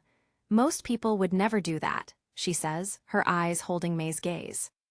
May wipes her eyes, a small flicker of hope beginning to stir in her chest.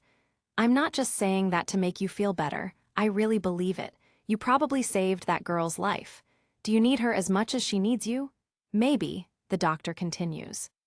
She looks back at May, her expression one of profound respect. And you know what? That's what being a part of a civilization is, our society. People need each other.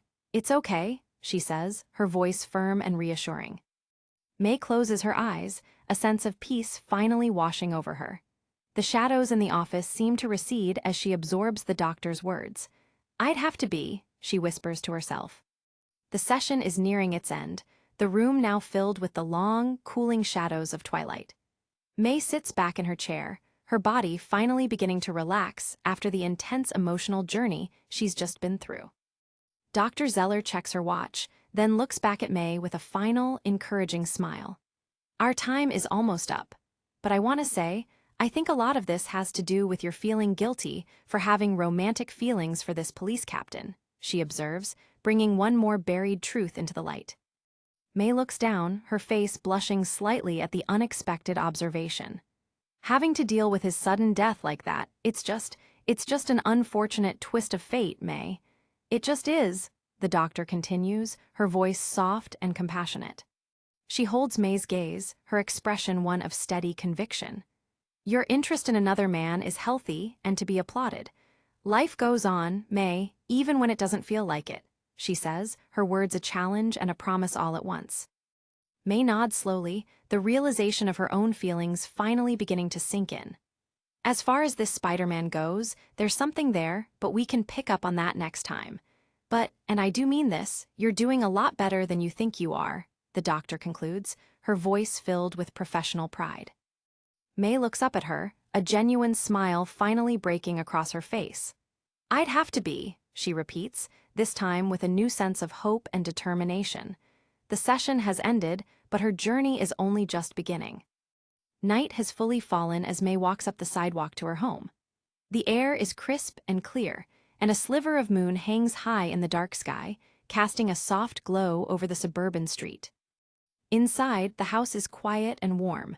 May enters the laundry room where Peter is standing, a glass of water in his hand and a distant look in his eyes. Hi, Peter, how was work? She asks, her voice gentle and welcoming. Peter looks up, his expression one of weary resignation. Hi, sucked, he replies simply, the weight of his day still apparent in the slump of his shoulders. May reaches out and places a hand on his cheek, her touch filled with a newfound tenderness. You get caught in the rain? She asks, noticing the dampness of his hair and clothes.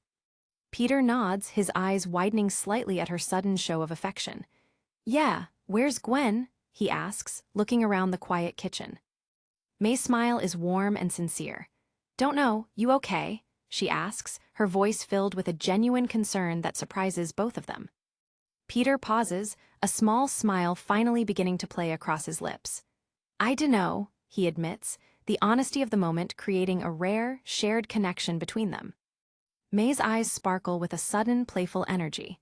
Hey, you want to go on a date with your old aunt? She asks, her voice light and teasing. Peter blinks, taken aback by the unexpected offer. A date, he repeats, his confusion quickly giving way to a small, tentative hope.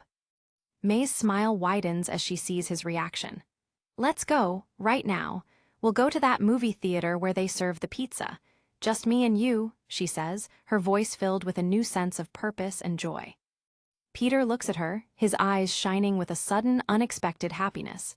I have homework. Really? He asks, his voice filled with a mixture of excitement and disbelief. May dismisses his concerns with a wave of her hand. One night you'll blow it off. One night you can afford. What movie? Who cares? They're all terrible, she says, her laugh a bright, clear sound in the quiet kitchen. Peter smiles broadly, a sense of lightness finally returning to his world.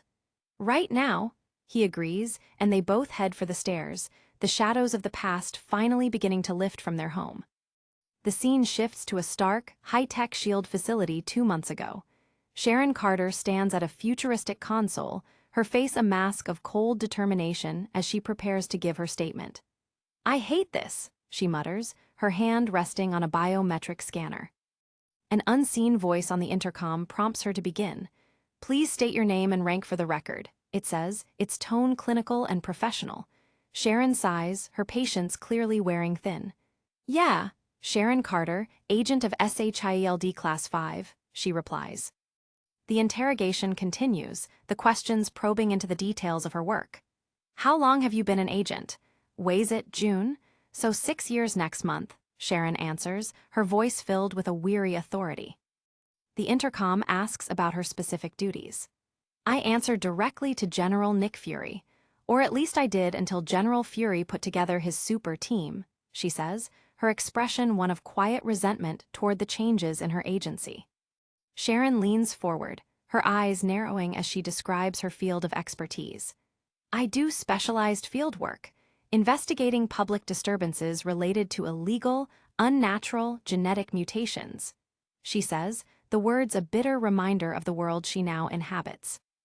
The memory of a high-speed pursuit in New Jersey surges back, a massive armored truck being tossed through the air by a pair of giant metallic arms. Otto Octavius, Sharon narrates, the name carrying a heavy weight of terror and destruction. The battle is explosive, with Spider-Man caught in the middle of a struggle between Doc Ock and the police. And for the record, what was the name of your target? the intercom asks, and Sharon's voice is cold as she replies, Spiderman.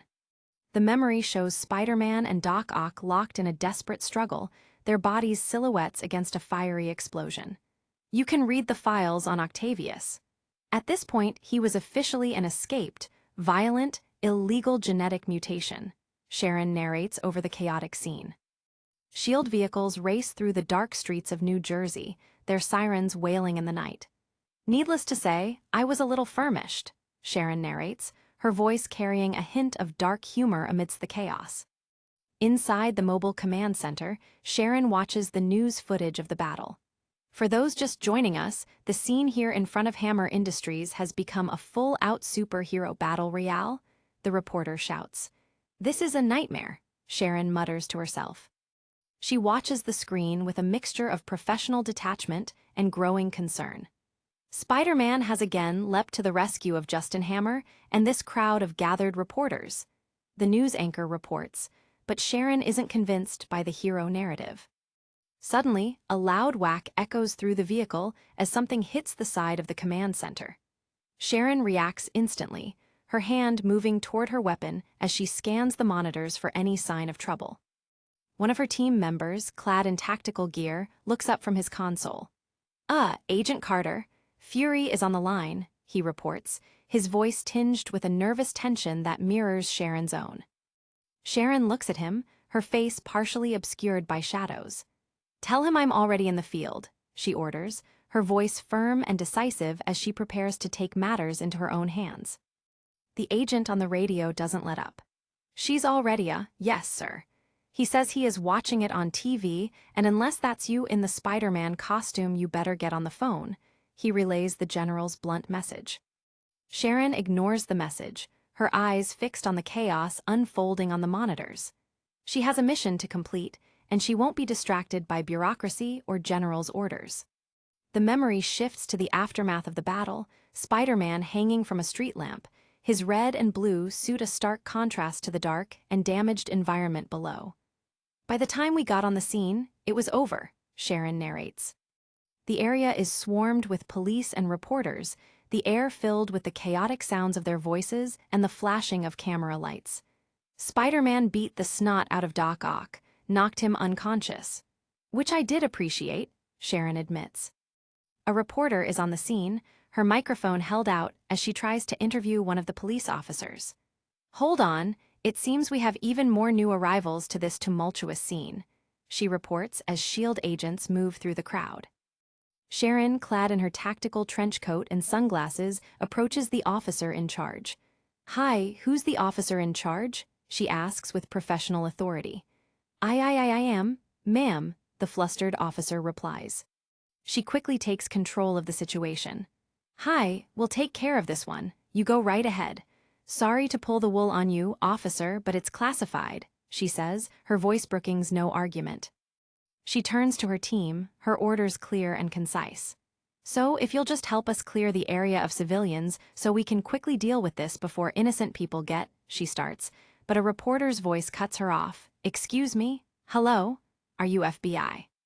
Sharon turns to the camera, her expression one of utter boredom and a hint of amusement. You lost your feed, she says simply, her sunglasses reflecting the bright television lights as she effectively ends the broadcast. The SHIELD tactical team moves quickly through the damaged laboratory, their silhouettes framed against the flickering lights. They are pros, and they are working to secure the area as quickly as possible. Sharon is at the lead, her weapon drawn and ready. I called for backup. What's your reading? She asks one of her agents who is scanning the area with a high-tech device. The agent looks up from his screen. Handful of life signs. No mutants. Did you call for backup? I just said I did. He replies with a touch of sarcasm that Sharon doesn't appreciate. Sharon's face is a mask of grim determination. After the mess we made of this, we better come back with something.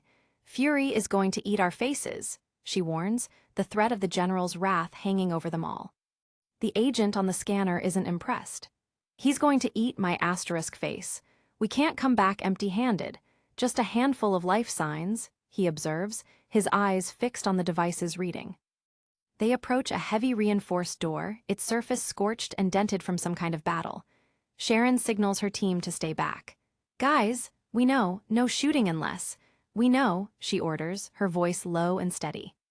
Sharon looks into the camera, her expression one of grim realization. She knows that what they're about to find is far worse than anything they've seen so far. The laboratory's secrets are about to be revealed. The scene inside the lab is one of total destruction, wires hanging from the ceiling, broken glass everywhere, and the smell of ozone and smoke in the air. SHIELD agents move through the wreckage, their lights cutting through the gloom. They find a group of lab technicians cowering in a corner, their faces pale and their eyes wide with terror. We seem to have lost the feed from New Jersey, but we are going to replay you the comments. A computer screen blares nearby, a ghost in the machine. Sharon levels her weapon at the technicians, her voice hard and uncompromising. Hands up, she commands, and the scientists quickly comply, their hands trembling as they reach for the ceiling. One of the technicians, a man with glasses and a nervous stutter, tries to explain. Who else is in the building? No one. We had everyone took off. Octavius came in here before and really scared the crap out of he starts before an agent cuts him off. Shut up. Sharon is focused on the task at hand. Why didn't you run away? You live here, she asks, her skepticism clear. We live here. I'm not leaving our experiment, another technician replies, his voice filled with a strange kind of pride. One of the SHIELD agents points toward a dark corner of the room. Ah, Agent Carter, you might want to take a look, he says, his voice tinged with a sudden, unsettling dread.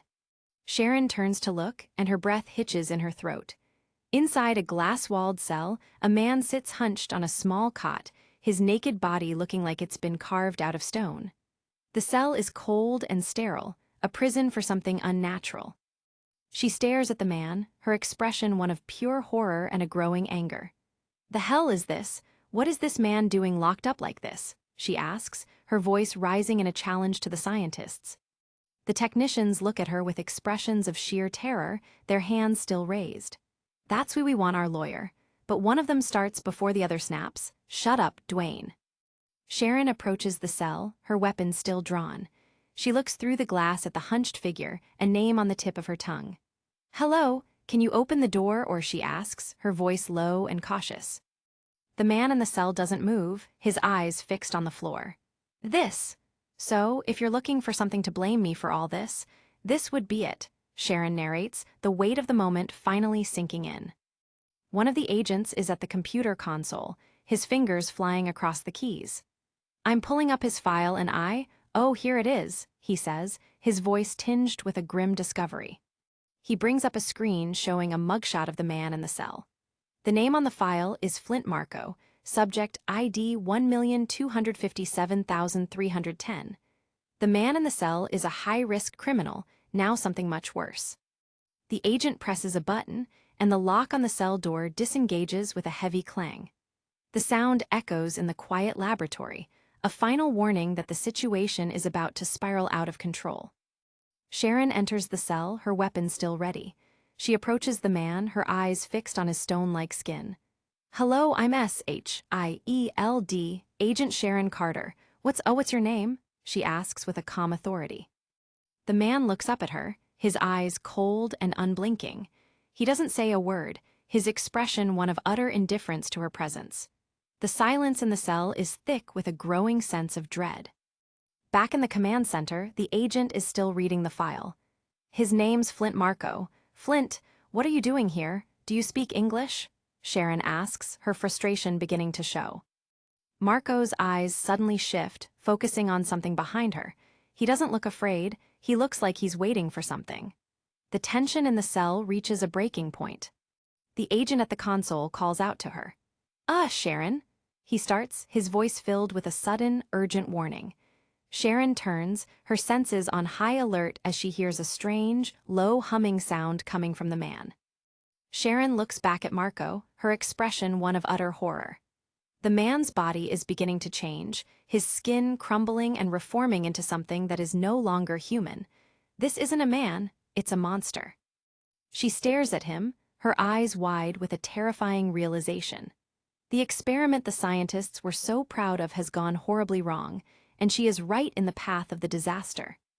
The agents at the console watch in horror as the man's body begins to dissolve into a swirling mass of sand. What the? One of them whispers, unable to believe what he is seeing on the monitor. Sharon raises her weapon, her face etched with a grim determination. She doesn't have much time, and she has to act before the monster is fully formed. The air in the laboratory is filled with the sound of grinding sand and crumbling stone. She looks directly into the camera, her expression one of primal survival. This is the moment where her training meets the impossible, and she has to find a way to stay alive in a world that has lost all reason. The sand monster erupts from the cell, its body a massive, swirling column of dust and debris. Sharon is thrown back by the force of the transformation, her weapon firing uselessly into the chaotic mass.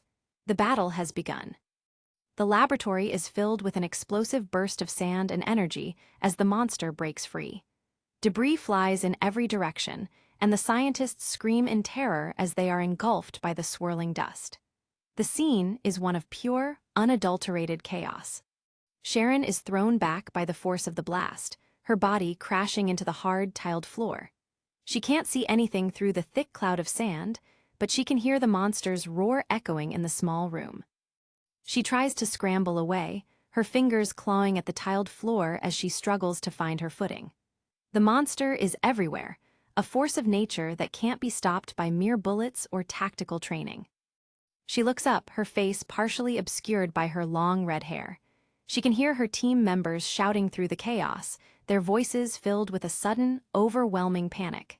"Agents!" she cries out, but the sound is lost in the roar of the monster.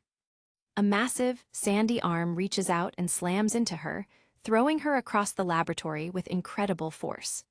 Sharon lets out a primal scream as she hits a wall, the impact knocking the wind out of her lungs and leaving her dazed and vulnerable.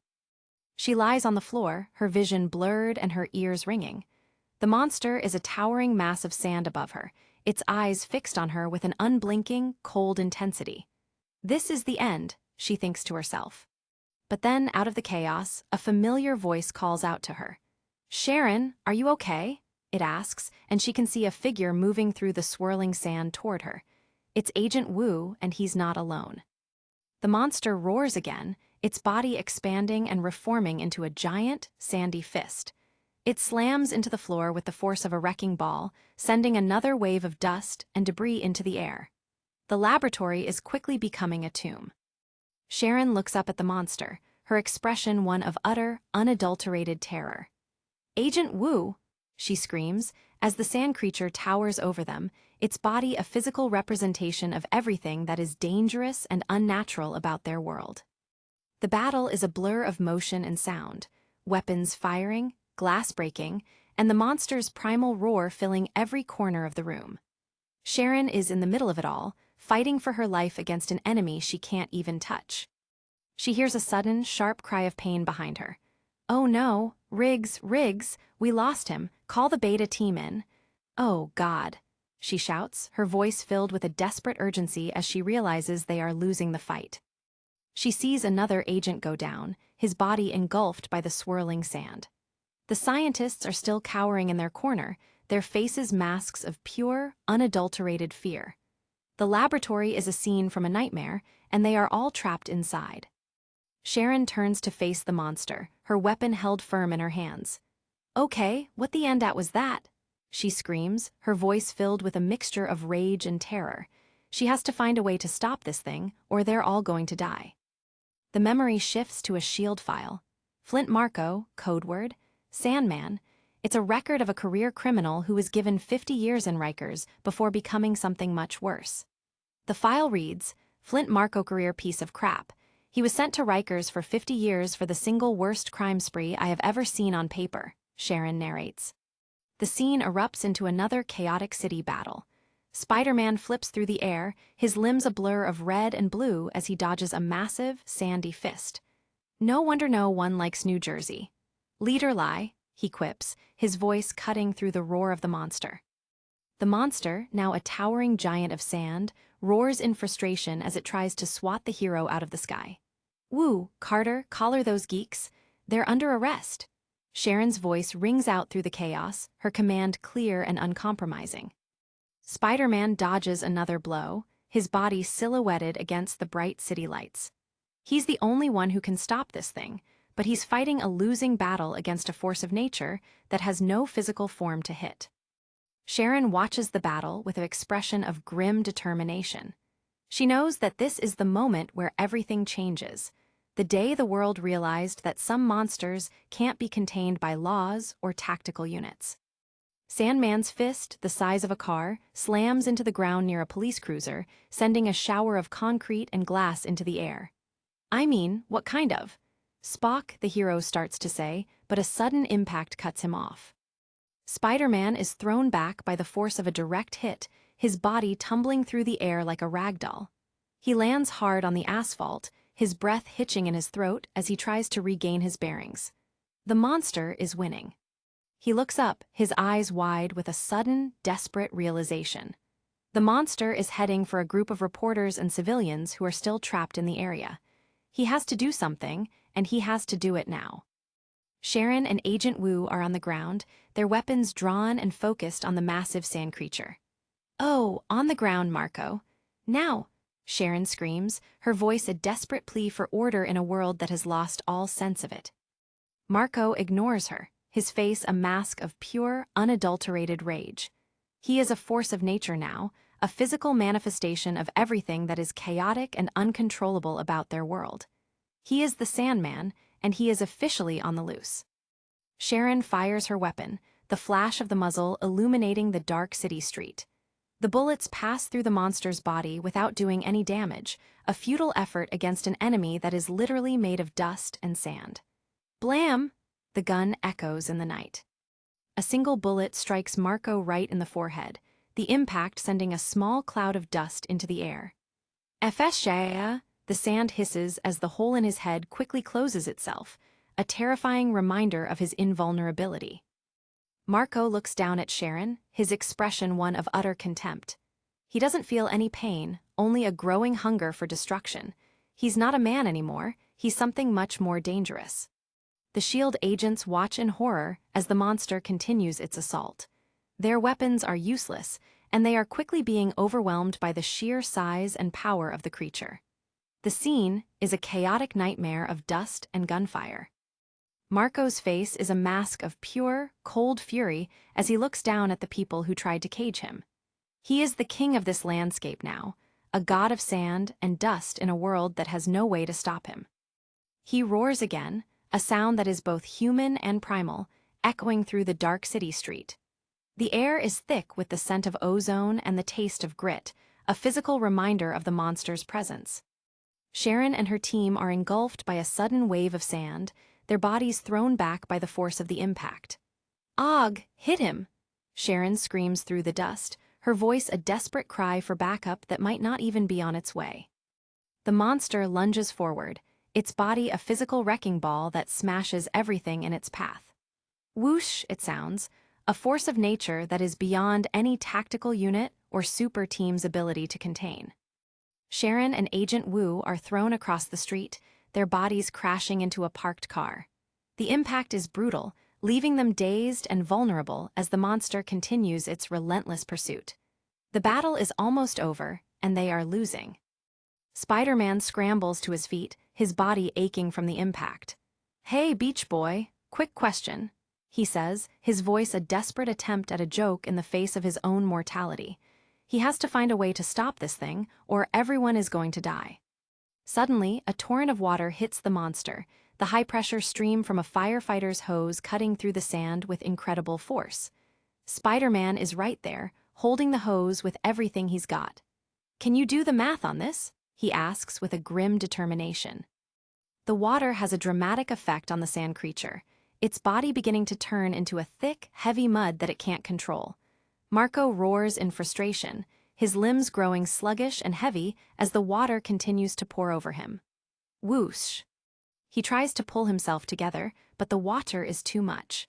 His body is literally washing away, a slurry of mud and dust that can no longer maintain its form. The battle is finally beginning to turn in the hero's favor. Spider-Man continues his assault, leaning into the kickback of the hose as he focuses the stream on the monster's head. He's determined to end this fight, no matter what the cost to himself or his city. The monster collapses into a massive pile of mud on the street, its roar reduced to a wet, gurgling sound. Spider-Man drops the hose and steps back, his own body covered in sand and grime. "Good freakin' Lord, what was that?" he asks, his voice shaking with exhaustion. Sharon and her team scramble toward the pile of mud, their weapons still drawn and ready. "Seriously, what was that? CC can't breathe. Oh my God. Come on, let me," Sharon says, her voice filled with a mixture of fear and relief. She looks up at Spider-Man, her expression one of utter, unadulterated surprise. He's just saved her life, and she doesn't know how to handle the realization. "What?" she asks, her voice a mere whisper. Spider-Man looks back at her, his white lenses reflecting the bright city lights. He doesn't say anything, but the look in his eyes is one of mutual respect and a shared understanding of the dangers they face in this new, unpredictable world. Suddenly, the pile of mud begins to stir, its surface bubbling and shifting as Marco tries to reform his body. He roars again, a wet, muddy sound that is more chilling than his previous cries. The battle isn't over yet. Spider-Man reacts instantly, his body a blur of motion as he leaps into the fray once again. "Get out of here!" He screams at Sharon and the others, knowing that the next few minutes are going to be even more dangerous than before. He flips over the monster, his red and blue suit a flash of color in the dark city street. "Hey, listen, I totally understand what's wrong, man. I feel your pain," he says, his voice a desperate attempt at empathy that is clearly lost on the monster. Marco lunges for him, his massive mud fist slamming into the asphalt with a sickening thud. "Sikaya!" he roars, his body a slurry of rage and frustration. The city street is being torn apart by the force of their battle. Spider-Man is caught in a sudden explosion of mud and sand, his body thrown back by the force of the impact. "PPFFTTT," he sounds, the debris filling his mouth and nostrils as he struggles to maintain his footing. He's almost completely engulfed by the monster, his body a silhouette against the dark, swirling mass of sand and mud. "I can't, Og!" he cries out, the weight of the monster finally beginning to crush the life out of him. In a final, desperate move, he kicks out with everything he has, his boot landing squarely in the monster's chest. "I had a little sand in my shoe once, and it drove me crazy all aya." He quips, the words a final, defiant act of heroics as he continues the fight. The monster lunges for him, its body a physical wrecking ball that smashes everything in its path. Sharon fires her weapon again, but the bullets are still useless against the shifting mass of sand and mud. Suddenly, a bright green light fills the street, a powerful energy blast that hits the monster right in the center of its chest. "Yareg!" Marco roars in agony as the energy tears through his muddy form. Spider-Man is thrown back by the force of the blast, his body crashing into the hard asphalt once again.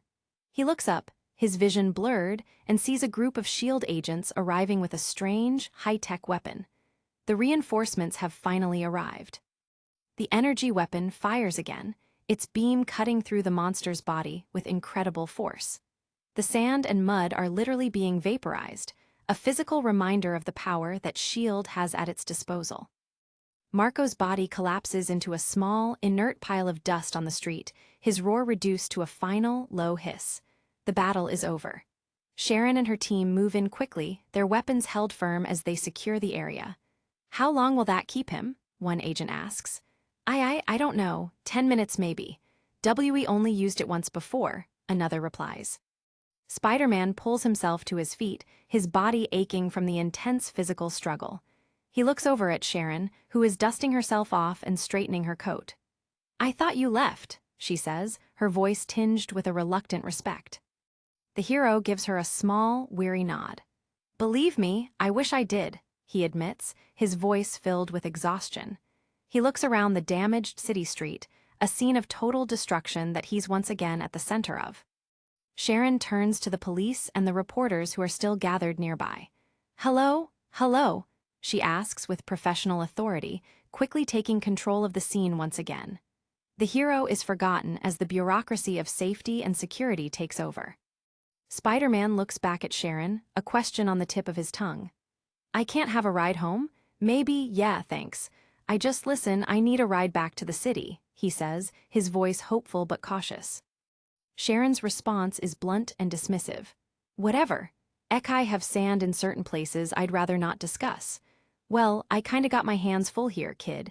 Didn't I just save your life? She asks, her voice hard and uncompromising once again. Spider-Man watches her walk away, his expression one of utter disbelief. He's just saved the day, and he's being treated like an inconvenience.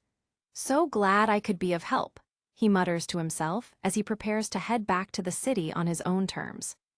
Back in the present-day interrogation room, Sharon Carter's debriefing reaches its conclusion. The general's questions have been answered, but the tension remains. Why didn't you apprehend this Spider-Man character as well? The intercom asks. Sharon's eyes narrowed, her hand still firm on the biometric scanner. Fury's orders. Spider-Man was off limits unless he became a public menace. You'll have to ask him why, she says, the words a bitter reminder of the secrets her agency keeps. She leans forward, her voice rising in a final, passionate warning. These creatures, and that's what they are now, creatures. I mean, everybody is so busy over there with the mutants and the X-Men, but meanwhile there's these creatures. These creatures are a real threat to our way of life, she says, her expression one of utter conviction.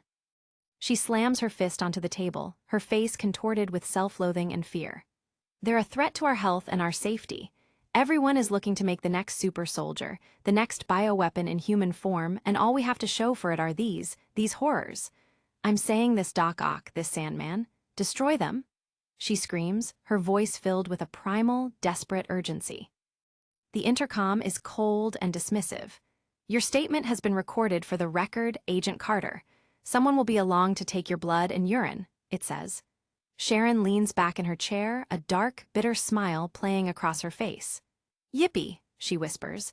The world is changing, and no one is listening to the warnings of the people on the front lines.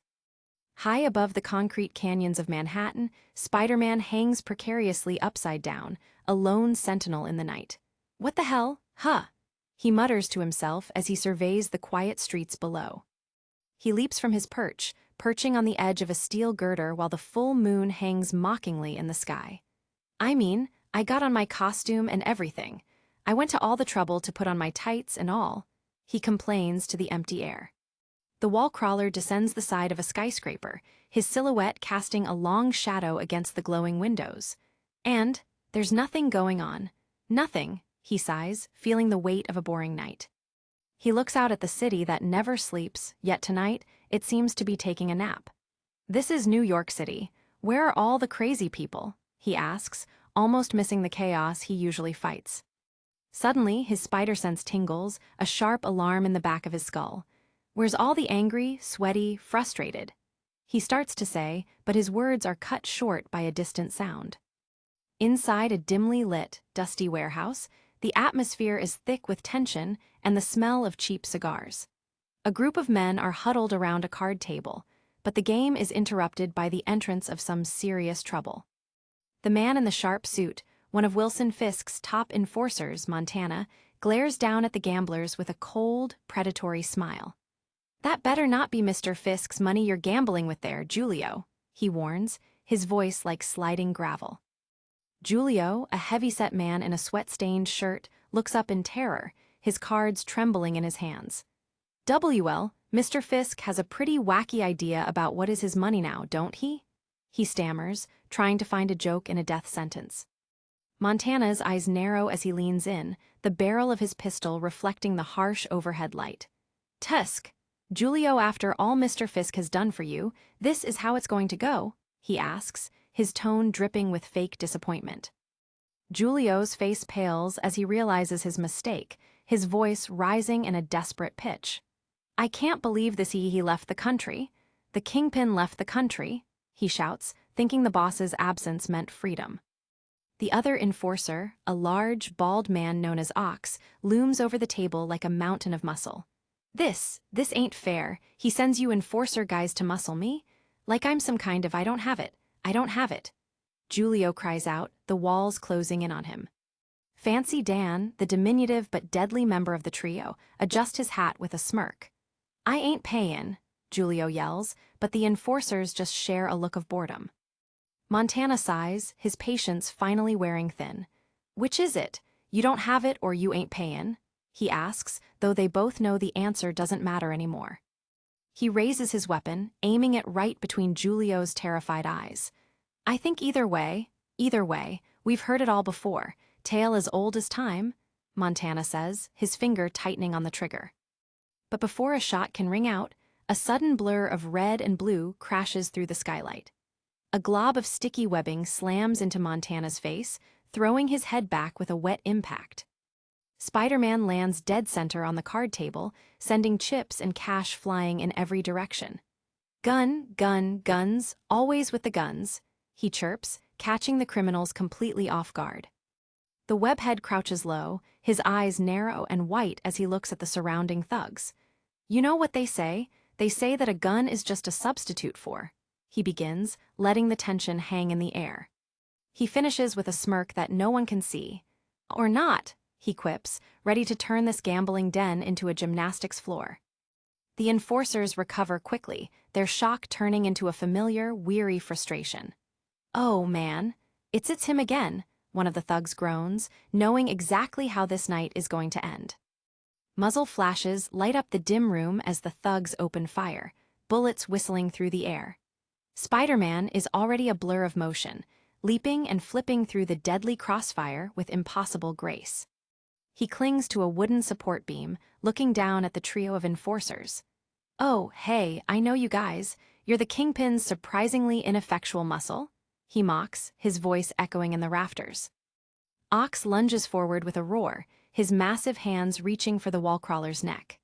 "Semir, you little piece of crap," he bellows, but his grip finds only empty air as Spider-Man zips away.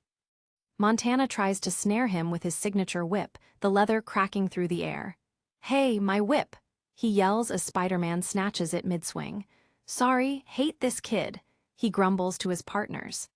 Spider-Man swings the whip around, snagging a heavy wooden crate and slamming it into one of the charging goons. "You hired protection? From us?" Montana shouts at Julio, who is cowering in the corner. The warehouse is a whirlwind of chaos as crates shatter and criminals are tossed like ragdolls. Julio waves his hands frantically, his face bruised and bloody. No, I don't know this guy. This, he tries to explain, but no one is listening. Spider-Man lands hard against a pile of debris, the air leaving his lungs for a split second. "Oof," he grunts before bouncing back to his feet. "I'd really like to know how you idiots aren't in jail," he quips, dusting off his suit. Ox charges again, his eyes wide with fury as he bears down on the hero. "Would ya, huh? You know how much crap we had to deal with 'cause of you," he yells, his massive boots thudding against the floorboards. The big man throws a punch that could level a brick wall, but Spider-Man simply leans back. "I am so going to enjoy," Ox starts to say, but he's interrupted by a powerful kick to the chest. Spider-Man hangs from the ceiling, looking down at the staggered giant. "See, that's when you're supposed to fall down," he notes, unimpressed by the brute's durability. Montana tries to clear his eyes of the webbing, his face twisted in a snarl. "Yeah, well that's nothing compare," he screams as a fresh stream of web fluid pins his arms to his sides. Spider-Man drops down, landing squarely on Montana's shoulders and pinning him to the ground. "Good boy, now stay," he commands, treating the professional hitman like a misbehaving pet. Bullets continue to fly as the remaining goons panic, their aim growing wilder by the second. "Hey, nice, I was trying to help you guys not get shot," Spider-Man shouts over the noise, effortlessly dodging the frantic fire. Montana struggles to his feet, pulling his whip back and preparing for one last desperate strike. He narrows his eyes, focusing all his hate on the red and blue target dancing before him. The whip lashes out, but Spider-Man catches it with his bare hand, the leather stinging his palm. "Seriously, how you guys are not in jail is beyond me," he asks, his patience for these three finally running out. He yanks on the whip, pulling the surprised enforcer toward him with incredible strength. Montana can only look on in shock as he loses his balance, his cool demeanor finally shattering. "Sorry," he mutters, though it's unclear who he's apologizing to. With a quick flick of his wrist, Spider-Man wraps the enforcer in his own weapon, leaving him tangled and helpless. "Hey!" Montana yells, his voice muffled as he's bundled up like a Christmas present. Through the haze of the fight, Spider-Man leaps toward the high windows, his silhouette framed by the moonlight once more. He's a shadow against the darkness, a ghost that the criminals can't seem to catch. Outside, the sound of police sirens begins to wail, a high-pitched chorus signaling the end of the party. "Crap, what the hell was that?" one goon yells. Julio looks at the enforcers in despair. "You're a dead man, Julio," Montana growls. Wasn't me." Julio pleads as the red and blue lights wash over the building. The scene shifts to a luxurious penthouse, where the silence is more terrifying than any gunfight.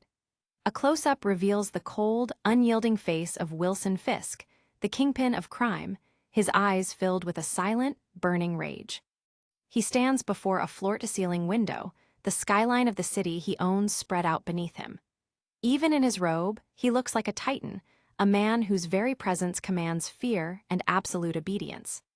He doesn't move, doesn't blink, he simply stares out at the empire he has fought so hard to regain. The weight of his power is visible in the set of his shoulders and the grim line of his mouth. The three enforcers stand before him, their heads bowed and their pride shattered. I don't know what to tell you, boss," Montana stammers, his voice barely a whisper. "This guy's all dressed in his feet pajamas and he's bouncing around." Fisk turns slowly, his gaze landing on Montana like a physical blow. The enforcer's words die in his throat as the kingpin's expression remains utterly unreadable, a mask of cold, calculating fury. Ox and Fancy Dan remain silent, their faces etched with the realization that they have failed their master. They know the cost of failure in Fisk's world, and the silence in the room is deafening. Fisk's legal counsel, a man in a sharp gray suit, steps forward to break the tension. "Mr. Fisk would like to know what this Spider-Man person was doing there. Was he working for Julio?" he asks, his voice smooth and professional. Montana looks up, his eyes darting between the lawyer and the silent kingpin. "At first I thought maybe, but no. He seemed surprised to see us, and I mean everyone got pinched, not just us. Everyone. Julio didn't know nothing." The lawyer continues, his tone becoming sharper. "You're very lucky that Julio was smart enough not to press charges, and I was able to sweep the rest of it under the rug. But not only did you not come back with the 1.2 mil, you made a spectacle." Fisk's hand suddenly slams into a side table, the wood splintering under his massive fist. "Shooting off guns in the middle of the night?" he roars, his composure finally breaking into a volcanic outburst. The enforcers jump back, their eyes wide with genuine terror as the kingpin's rage fills the room. They have seen him kill men with his bare hands for less, and right now, they are standing on the edge of the abyss. Fisk breathes heavily, his chest heaving as he regains control over his emotions. "What Mr. Fisk is trying to say is you have just one more chance," the lawyer says calmly. "But as long as Mr. Fisk's legal situation is still up in the air, you have to." The kingpin turns his back on them, dismissing them with a single word. "Leave," he growls, his voice low and dangerous. The enforcers don't wait for a second invitation, scrambling out of the room as fast as their legs can carry them. Fisk looks back out the window, his reflection ghostly against the glass. "The money this kid has cost me, that's what he is, you know," he begins, his voice sounding tired. "I know," the lawyer replies softly.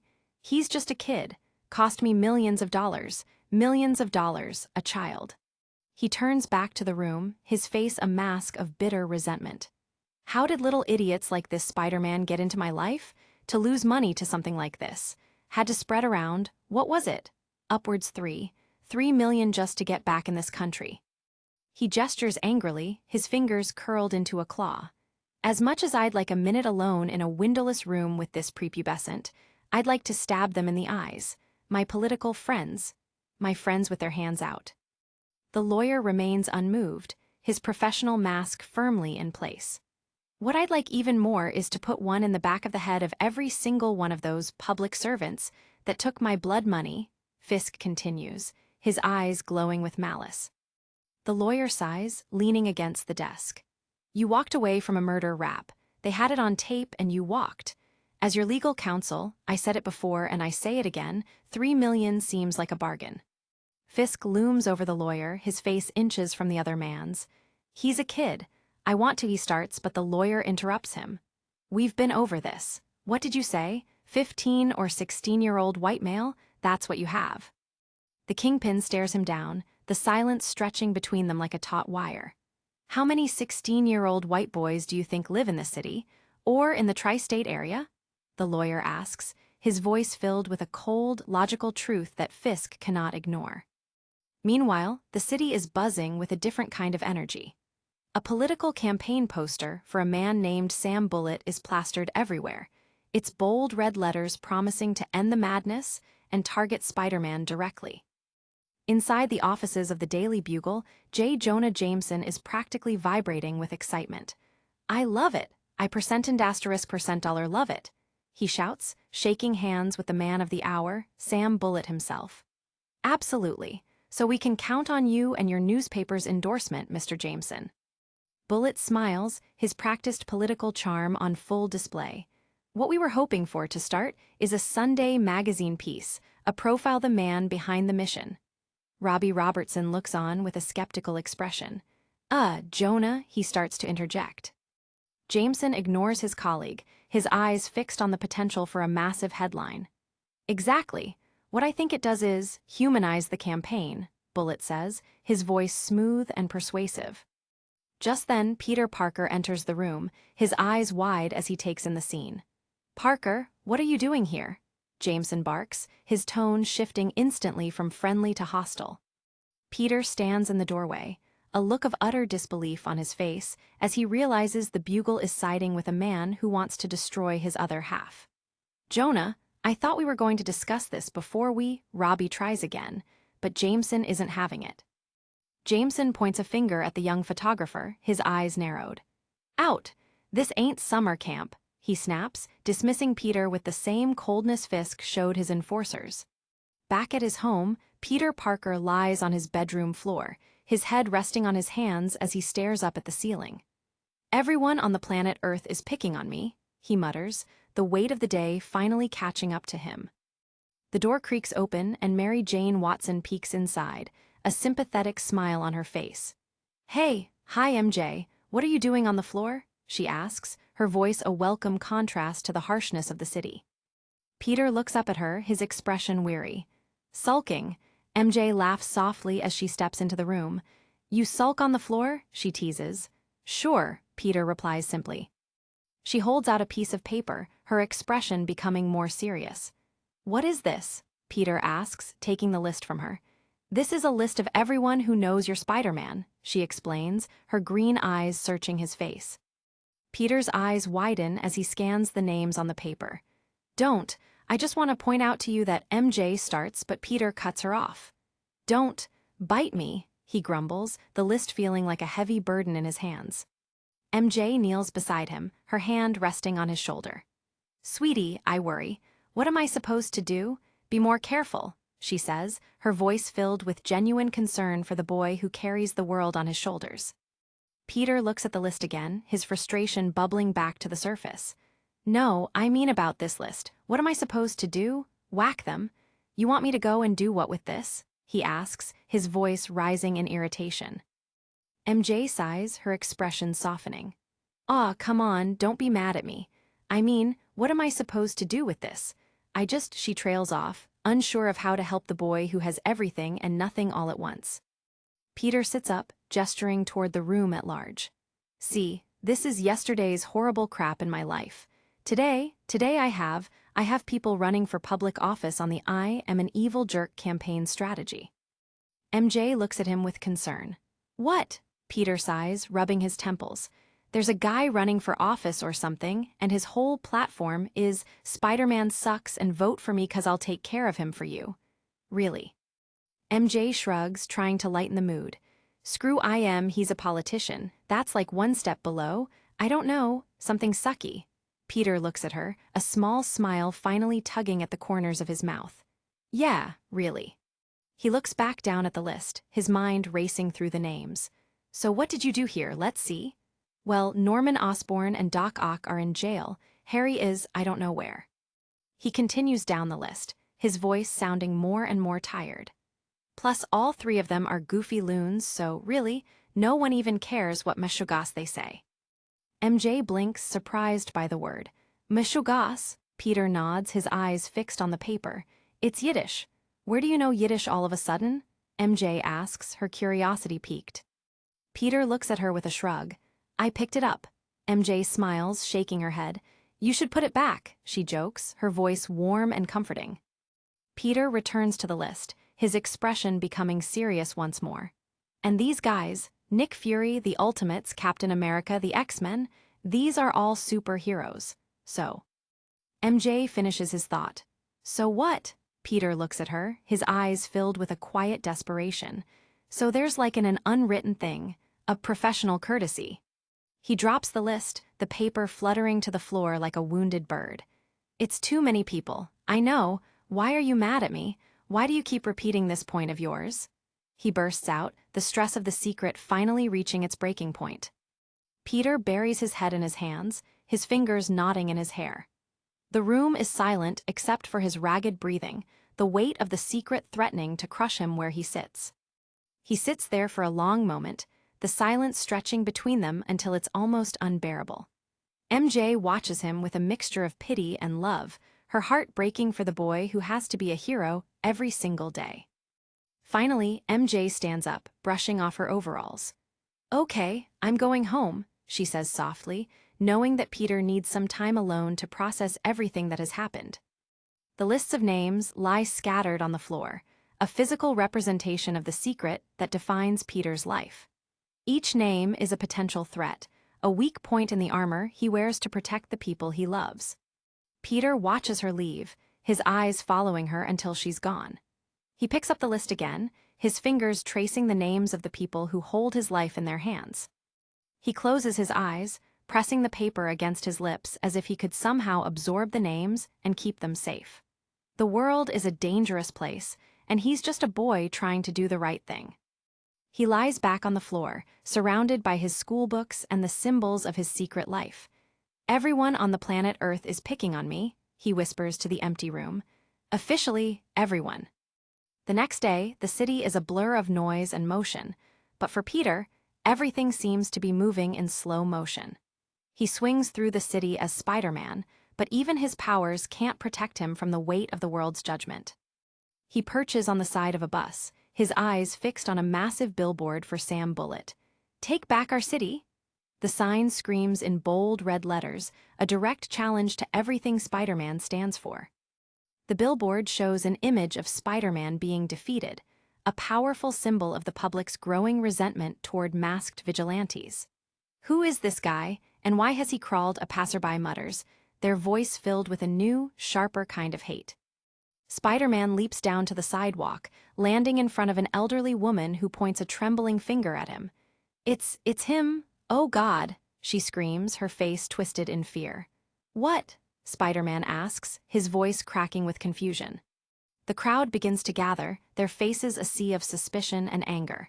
Get away from here, you mutant! We don't want you here. The woman shouts, her words cutting deeper than any bullet ever could. Spider-Man raises his hands in a gesture of peace, but it only seems to fuel their rage. What? What did I do? What did I do that you're freaking here like this? Seriously, he asks, his voice rising in desperation. Someone throws a plastic bottle at him, the container bouncing off his chest with a dull thud. Just get out of here. Another person yells, and soon the air is filled with more insults and flying objects. Spider-Man catches another bottle midair, his movements stiff and mechanical. He looks at the people he has spent his life trying to protect, and for the first time, he sees only strangers who hate him for reasons he can't understand. He sets the bottle down on the ground, his movements slow and deliberate. I want you to note the following, okay? I didn't try to hurt you. I'm not the one who threw something at you, he says, his voice sounding hollow and detached. He looks back at the woman who first pointed at him, his white eyes narrowing. Nice, lady, real nice, he mutters, the bitterness finally starting to seep into his voice. He shoots a line of webbing and swings away, his movements lacking their usual joy. "And I didn't call you any names even though you wore that hat out in public," he quips, but there's no humor in his words this time. He swings past another Sam Bullitt billboard, the politician's face staring down at him with a smug, self-righteous smile. The city he calls home is starting to feel like an enemy's territory, and the battle lines are being drawn. Back at the Daily Bugle, the newsroom is silent as every television screen displays the same shocking headline: "Kingpin Cleared." Peter Parker stares at the screen in utter disbelief, his world spinning out of control once again. The subheadline reads, "Questionable evidence deemed fraud inadmissible." Peter can't believe what he's seeing. He murdered someone on videotape. On videotape? I had the tape and I gave it to the paper. And he stammers, his voice rising in fury. He grips the edge of a desk, his knuckles turning white. It aired on CNN 50 times a day for 6 months, and he's walking away? He's out and about? I am going to lose it. I'm the wanted man. Me. And this guy who murdered someone on videotape is. Ben Urich looks at Peter with a mixture of sympathy and professional distance. Ben Urich is the guy I snuck the tape to. The story made him. He got a book deal over the Peter starts to say, but Ben just looks away. "Oh," Peter whispers, the betrayal stinging like a fresh wound. Jameson and Robbie are locked in another heated argument nearby. Has the world gone absolutely goofy? What is going on? Peter shouts over them, his frustration finally boiling over. "It's backwards, Jonah. You jump into bed with any politician," that Robbie yells back. Jameson's face is a mask of pure, unadulterated rage as he turns on his editor. "I'm not discussing this," he roars. "Hey, you've been burned by this before. That other guy was a total," Robbie tries to reason, but Jameson isn't listening. Jameson leans in close to Robbie, his voice a low, dangerous growl. "You don't care about the mayor, you just want to dig into this Spider-Man from as many angles as you can find. And every time I do, sales go up. Ad revenue goes up." Peter steps between them, his eyes wide and burning with a righteous fury. You're going to spend, all this effort, slamming this Spider-Man guy, who everyone says is a hero. And then there's this other guy, this Kingpin." He continues, his voice trembling with anger. "You know, who, actually murdered someone on videotape and he's out walking around. I mean, shouldn't we all be, looking into how this guy could be walking around after he murdered?" Jameson grabs Peter by the collar, his face inches from the young man's.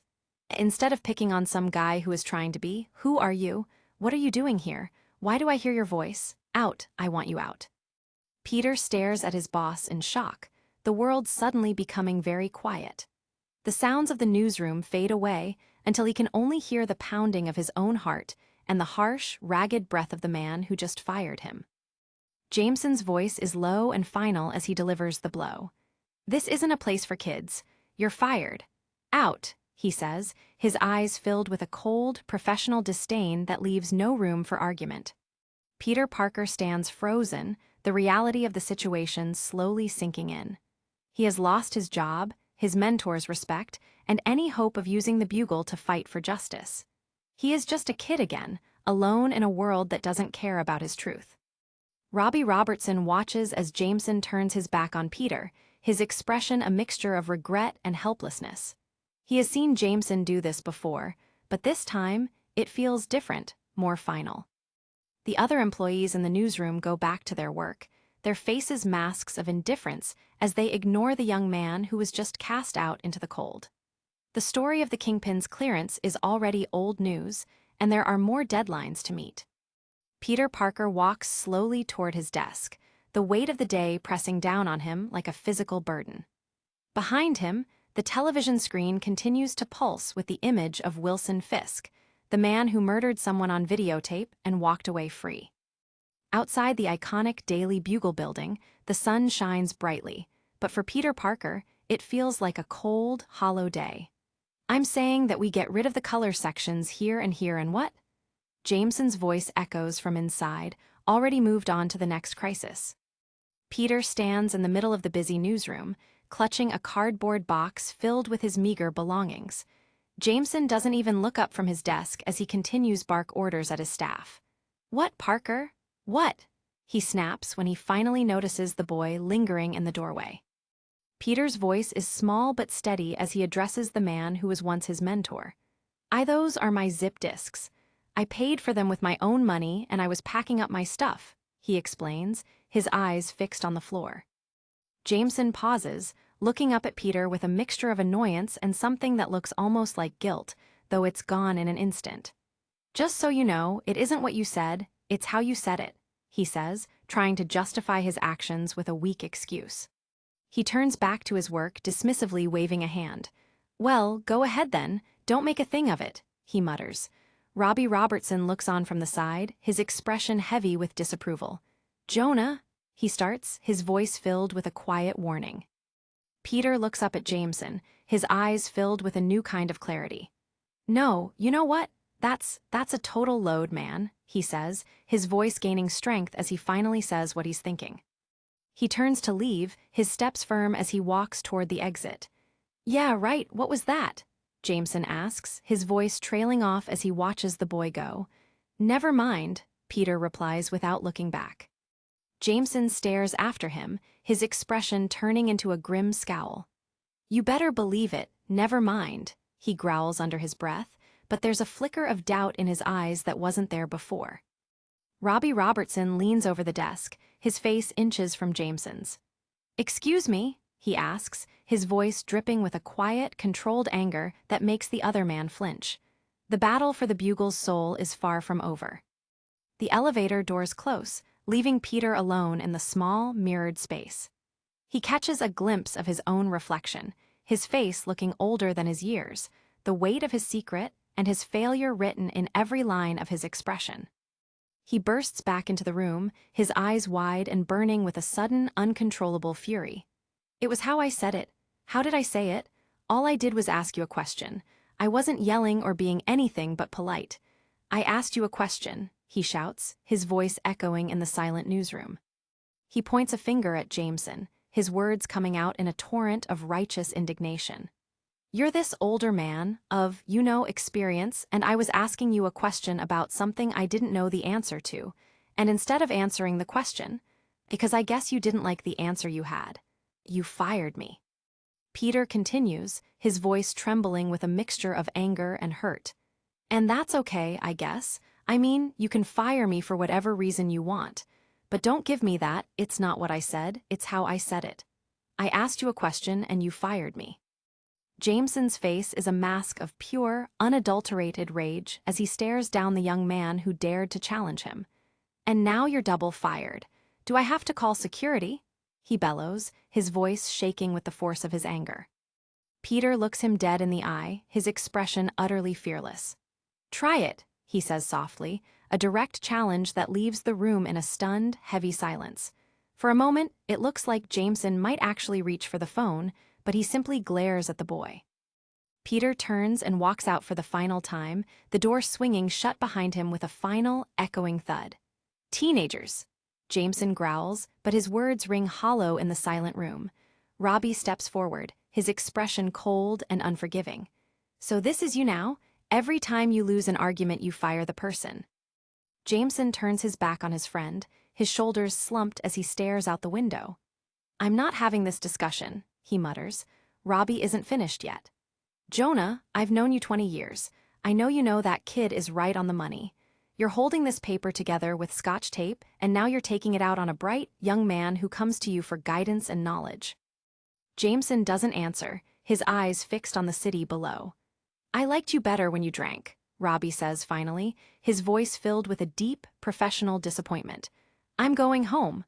The silence in the office is deafening as Jameson is left alone with his empire and his anger. High above the city once more, Spiderman lets out a long, agonized scream that is lost in the wind. Erg, I got fired. I opened my mouth and got fired. Great, just great, he shouts, his voice cracking with the sheer injustice of it all. He swings through the skyscrapers, his movements erratic and filled with a frantic, desperate energy. Is there some kind of world's record I'm hitting for the youngest total loser in New York City? Is there any facet of my life I haven't totally screwed up?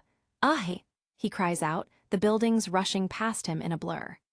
He perches on a streetlight, his eyes landing on another Sam Bullitt billboard. Man, and look at that. I'm the big piece of garbage and this kingpin's living high on. The thing you live high on, he mutters, his voice dripping with bitter irony. He looks toward the massive, gleaming skyscraper that is Fisk Tower. This is what I have to look forward to, and there it is, Fisk Tower. The kingpin's big freakin' castle right in the middle of the freakin' city, and he's sitting up there just having a big freakin' party. Spider-Man narrows his eyes, a new, dangerous idea starting to take shape in his mind. Hey, if I'm such a piece of crap, I might as well go over there and act like one. That's the way it is, he asks himself, his voice sounding low and determined. Inside the plush, top-floor office of Fisk Tower, Wilson Fisk sits behind his massive desk, listening to his advisors. A man in a suit is presenting a report on public relations. Mr. Fisk, if I may, here are the pros and cons of you making more public appearances, he explains, his voice smooth and professional. The advisor continues, gesturing toward a Sam Bullitt poster. The pro is that the company's more legitimate businesses have always benefited from your public persona and philanthropic endeavors. But, and this is a big but, you have to take the public's temperature into consideration. The public has watched this videotape of you that appears to. Fisk interrupts him with a cold, dismissive gesture. We've all seen the tape. Continue, he says, his voice like sliding granite. Outside the window, a flash of red and blue catches his eye, but he doesn't let his expression change. Suddenly, a loud thud rattles the massive glass pane as Spider-Man slams into the window. Geez, ye! The advisor screams, jumping back in terror as the wall crawler clings to the glass, his face inches from theirs. Spider-Man bounces off the glass with a loud grunt. Og! He yells, his body absorbing the impact as he tries to maintain his grip on the smooth, unforgiving surface.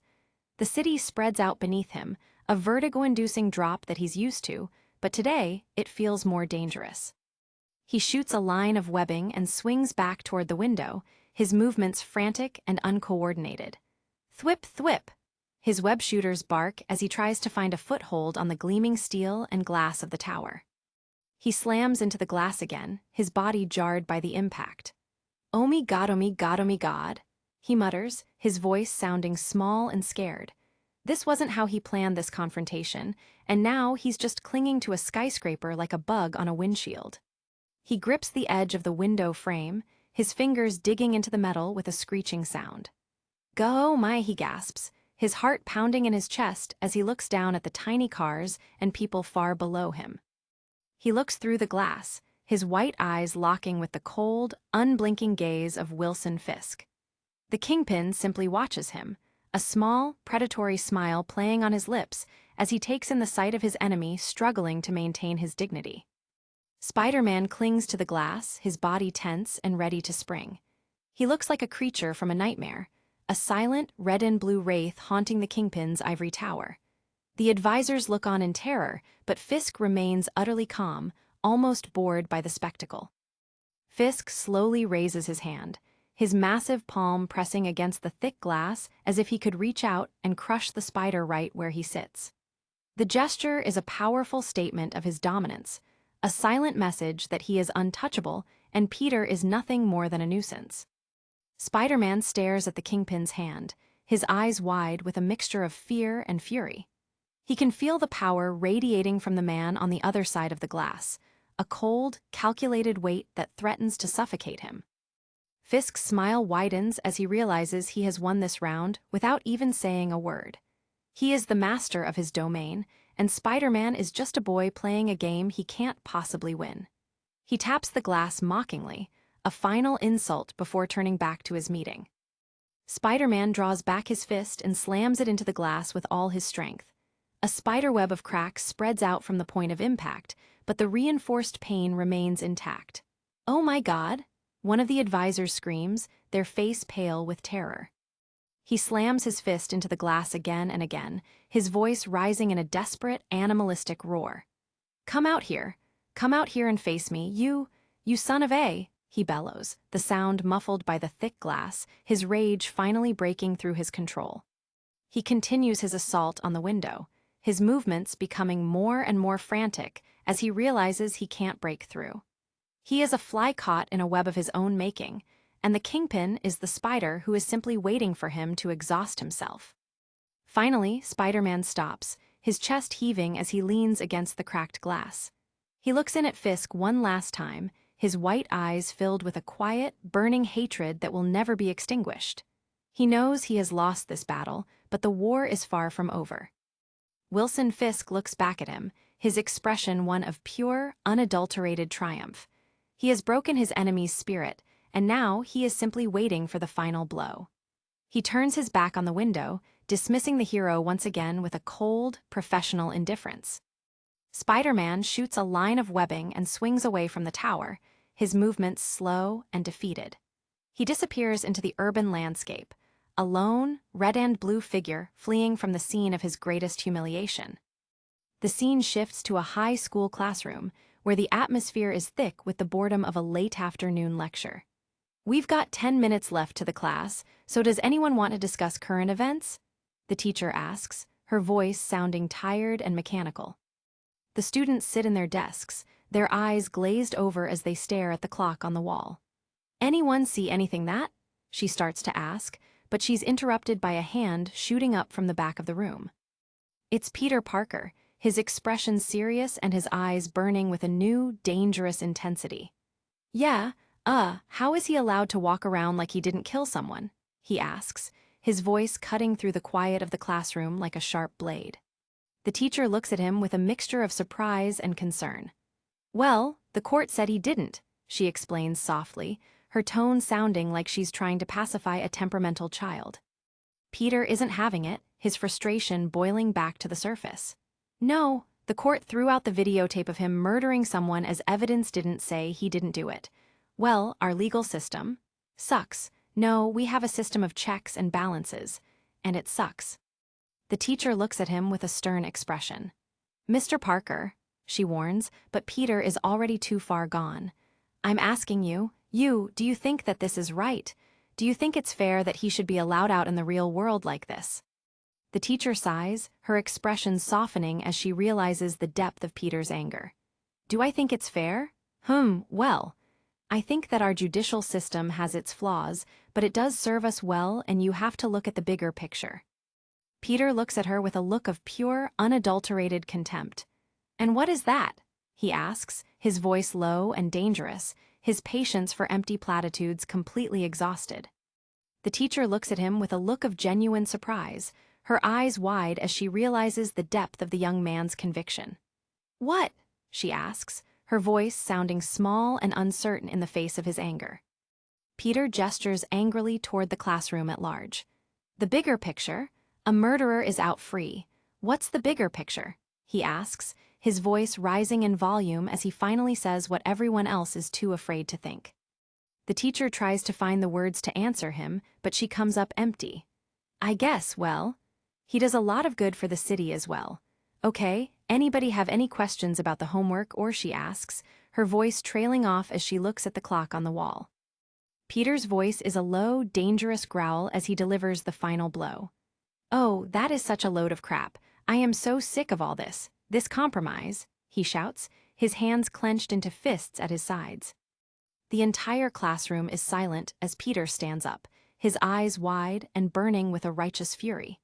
Everyone is so willing to bend over and look the other way, to the point where you can actually look me in the eye and say. The teacher stares at him in shock, her face pale with a mixture of fear and anger. "Mr. Parker, when does this happen exactly? During college? After college? When you turn 30? When do you just give up?" Peter leans in close to the teacher, his words dripping with a cold, controlled fury. "Sure, he murders, but he's got good qualities too. Maybe you should step outside and get a breath of fresh air," he says, his voice sounding older than his years. The teacher looks at him with a stern expression, her eyes filled with a cold, professional distance. "That means leave," she says, her voice sounding like a gavel slamming down in a courtroom. Peter stands in the middle of the classroom, his classmates staring at him with a mixture of awe and terror. He is a boy who has spoken the truth in a world of lies, and now he is paying the price for his honesty. He grabs his backpack and his books, his movements stiff and mechanical as he walks toward the exit. The classroom is silent as he goes, the silence stretching between them like a taut wire that's about to snap. He stops at the doorway, looking back at the teacher one last time. "Fine, I think I learned enough today," he shouts before slamming the door shut behind him with a final, echoing thud. Later that day, Peter Parker sits in his Aunt May's office, his head resting in his hands. The room is quiet except for the hum of the computer and the ticking of the clock on the wall. "Suspended?" Aunt May asks, her voice sounding small and uncertain. Peter looks up at her, his eyes filled with a quiet desperation. He catches a glimpse of his own reflection in the window, his face looking older than his years, the weight of the day written in every line of his expression. Aunt May looks at him with a mixture of concern and confusion. "You threatened your social studies teacher?" she asks. "No, I swear, then what?" Peter sighs, rubbing his temples. "Not even close. I mean maybe I insulted her, like accidentally, but I didn't even mean to do that." Aunt May sighs, her expression softening. "But Peter, you lose your job and get suspended in one 24-hour period," she says, her voice filled with a genuine concern for the boy who carries the world on his shoulders. Peter looks at her with a weary expression.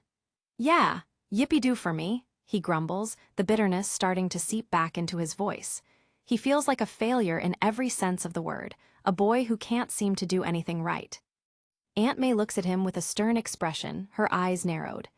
"Are you sure you didn't threaten her?" she asks, her voice sounding sharp and unyielding. She wants the truth, no matter how much it hurts. Peter looks her dead in the eye, his expression utterly fearless. "No, I swear. All I did was ask about, do you know this Wilson Fisk thing?" he asks, his voice sounding older than his years. He gestures toward the city at large. "The guy murdered someone on videotape, and now he's all walking around free. And when I ask about it, when I just ask anyone about it, everyone just basically tells me to shut up and you mention his name, and it's get out." Aunt May looks at him with a sympathetic expression, her eyes filled with a quiet understanding. "Oh, sweetie, you know what this is about, don't you?" she asks softly, her voice sounding warm and comforting. Peter looks up at her, his expression weary. "Well, yeah, I just don't understand how one man can hold such a," he starts to say, but Aunt May interrupts him with a gentle touch on his arm. She looks at him with a look of deep, abiding love. "Sweetie, the man that murdered your Uncle Ben is in jail, and he's going to stay in jail. You don't have to worry about that," she explains, her voice filled with a quiet conviction. Peter looks away, his eyes fixed on the floor. "I go through the same things, you know. Sometimes I walk into the living room and I think he's back," he whispers, the grief of his uncle's death still raw and painful after all this time. Aunt May reaches out and takes his hands in hers, her eyes filled with tears. "The man who killed Ben, I think I see him," Peter continues. "But he's not there, sweetie," Aunt May says softly, her voice sounding like a lullaby. Peter looks up at her, his eyes wide and burning with a sudden, uncontrollable fury. "No, I really was," he starts to say, but Aunt May interrupts him again with a gentle, shushing sound. She looks him dead in the eye, her expression one of pure, unadulterated love. "I'm saying, it's okay," she says, her voice sounding firm and unyielding. She wants him to know that he doesn't have to carry the burden of his grief alone. Peter Parker hangs his head, his shoulders slumped as he finally lets out a long, ragged sigh. He feels the weight of the day starting to lift, replaced by a deep, abiding sense of peace that only his Aunt May can provide. Aunt May looks at him with a small, sympathetic smile. "You'll apologize to your teacher," she says, her voice sounding like a command. "Yeah," Peter replies softly. "Good, man, I really like that job though," he adds with a sigh. "I know," Aunt May says softly. She reaches for the phone on her desk, her expression turning from sympathetic to determined. "J. Jonah Jameson's office? May Parker," she says, her voice sounding sharp and professional as she prepares to fight for her nephew. Peter looks up at her in shock, his eyes wide with a mixture of fear and awe. "Yes, hello, my name is May Parker. Peter Parker's aunt and legal guardian," she explains, her voice gaining strength with every word. Aunt May's voice rising in volume as she delivers the final blow. I just wanted to say that your behavior towards Peter was nothing short of deplorable, you shallow-minded, unconscionable piece of rat percentat. No wonder no one reads your piece of crap paper, you egomaniac. Oh, and nice mustache. Hitler called. He said he wants his look back. She slams the phone down on the cradle with a loud, final thud. The entire office is silent as she breathes heavily, her chest heaving with the force of her anger. Peter Parker looks at her with wide eyes, his mouth hanging open in utter disbelief. Aunt May turns to him with a small, triumphant smile, her eyes sparkling with a new, dangerous energy. "Okay, so, what do you want for dinner?" she asks, her voice sounding perfectly calm and normal as if she hadn't just unleashed a volcanic outburst on the most powerful man in New York media. The scene shifts to a different office, where the atmosphere is thick with a different kind of tension.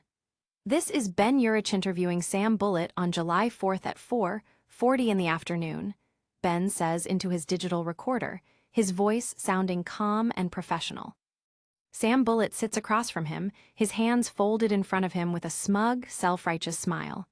Okay, so, who is Sam Bullitt? Sam Bullitt is a servant of the people. He's a concerned citizen. Just like you, he says, his voice sounding like a practiced political slogan. Ben Urich looks at him with a skeptical expression, his digital recorder catching every word. Spider-Man, your campaign strategy, your campaign for district attorney, is leaning pretty heavy on this anti-Spider-Man bandwagon, he notes, his voice sounding sharp and professional. Bullitt's smile widens as he leans in close to the journalist. The question I have is with corruption in City Hall, homicide rates, and drug wars on the streets, all at an all-time high. With all these issues at hand, why Spider-Man? Ben asks, his eyes fixed on the politician's face. Bullitt looks him dead in the eye, his expression one of pure, unadulterated conviction. It's not just Spider-Man. Spider-Man is a symbol, he explains, his voice sounding low and dangerous. A symbol for what? Ben asks, his pen ready to catch the final answer. Bullitt gestures angrily, his fingers curled into a claw. People need to know that they are not victims. They need to know they can leave their house without falling victim to some random violence that people like this Spider-Man inflict on our lives. Mystery men, masked men, running around our city fighting with police, fighting with each other. He continues, his voice rising in volume as he delivers the final blow. Innocent people getting caught in the crossfire. I'm not going to tolerate it. None of us should have to tolerate it anymore. I think it's affecting the city in a profound way. I think the damage is to our souls, and it's time to take back control of our streets. Ben Urich looks at him with a skeptical expression. Aha, what about the superheroes, or whatever they call themselves? Some of them work for our government, he notes, his voice sounding sharp and professional. Bullitt looks him dead in the eye, his expression one of pure, unadulterated conviction. And that I have no problem with. Captain America and such, these are people with superiors, someone to answer to. This Spider-Man is at best a vigilante, and at worst a thief and a cop killer and that. Ben interrupts him with a cold, dismissive gesture. They caught the man who murdered that cop dressed as Spider-Man. He confessed to the impersonation, the murder, the whole thing, he says, his digital recorder catching every word. Bullitt shrugs, his practiced political charm on full display. Well, you never see anyone accusing me of murder or thievery. You see what I'm saying? You see what I mean? I don't wear a mask and I'm not up to shenanigans. He leans in close to the journalist, his voice sounding low and dangerous. There's a real Spider-Man and a fake Spider-Man. Is this the story we are being told? One murders and thieves, one helps old ladies out of fires. It all seems pretty suspect to me. I have found in my years in the courtroom that people who are accused of being crap 99% of the time, it ends up they are crap. Ben Urich looks at him with a skeptical expression. Where there's smoke, there's fire. Exactly. How about mutants? Does this smoke and fire theory of yours follow to mutants as well? He asks, his pen ready to catch the final answer. Bullitt's expression turns from smug to serious in an instant. It's a complicated issue, and I am still looking into it. No gut feeling. My gut feeling is that the President of the United States says humans and mutants can live together in harmony, he explains, his voice sounding like a practiced political slogan. He continues, his voice rising in volume as he delivers the final blow. And though I certainly haven't seen any evidence of this, I suppose I have to support my president, as is my duty as an American. Aha. Ben Urich looks toward a framed photograph on Bullitt's wall, his expression one of quiet, controlled curiosity. The photo shows Bullitt and two other men on a fishing trip, their faces lit up with practiced, political smiles. He points toward the photo, his voice sounding low and dangerous. "That's a nice picture there," he notes, his digital recorder catching every word. The tension in the room is palpable as the true nature of Bullitt's connections begins to surface. Bullitt looks toward the photograph, his expression unreadable. "Which one? That one with you, your law partner, and Wilson Fisk," Ben notes, his voice sounding sharp and professional. The photograph shows a younger Sam Bullitt standing next to his law partner and the kingpin himself, Wilson Fisk. They are all smiling and holding up their catch, a powerful symbol of their shared history and their mutual interests. Bullitt turns back to the room, his face a mask of cold, calculating fury. "That was a hell of a fishing trip. You should have, and does your smoke and fire theory apply to Wilson Fisk as well?" Ben asks, his eyes fixed on the politician's face. Bullitt looks him dead in the eye, his expression one of pure, unadulterated conviction. "How do you mean? Man's accused of many things, above all murder. An alleged tape of the murder is aired to the public, but he walks. Hey, what is this?" Ben asks, his voice sounding sharp and professional. He continues, his voice rising in volume as he delivers the final blow. "Your law partner, Walter Dinny, is his reported consigliere, his legal. What are you? I'm asking your opinion of Wilson Fisk's situation." Bullitt leans in close to the journalist, his voice sounding low and dangerous. "You are running for district attorney. Certainly you have a stance on I thought we had an understanding," he says, his eyes filled with a quiet, burning rage. Ben Urich looks him dead in the eye, his expression utterly fearless. "I just wanted to know how your affiliation with mob lawyers would affect your," he starts to say, but Bullitt interrupts him with a sharp, dismissive gesture. The room is silent except for the hum of the digital recorder. Bullitt's face is a mask of pure, unadulterated rage as he stares down the journalist who dared to challenge him. "Mob lawyers? There's no such thing as mob lawyers," he snarls, his voice sounding like a physical blow. Ben Urich looks at him with a skeptical expression. "There's no such thing as, there are lawyers that work for the mob, which is an entirely different," he starts to say, but Bullitt cuts him off again. Bullitt leans in close, his face inches from the other man's. "So you're saying there is mob and that our law partner does work for them?" Ben asks, his digital recorder catching every word. Bullitt's voice is low and final as he delivers the blow. "No, you're putting words in my... You just said, I can play it back. I was trying to argue the term you used," he says, his voice sounding like a gavel slamming down in a courtroom. Ben Urich looks him dead in the eye, his expression utterly fearless. "Did you or did you not just say, see, there's these that your partner worked for the mob," he says, his voice sounding low and determined. Suddenly, Bullitt lunges forward, his hand snapping out like a snake strike. He grabs the digital recorder from Ben's hand, his face twisted in a snarl of pure, animalistic fury.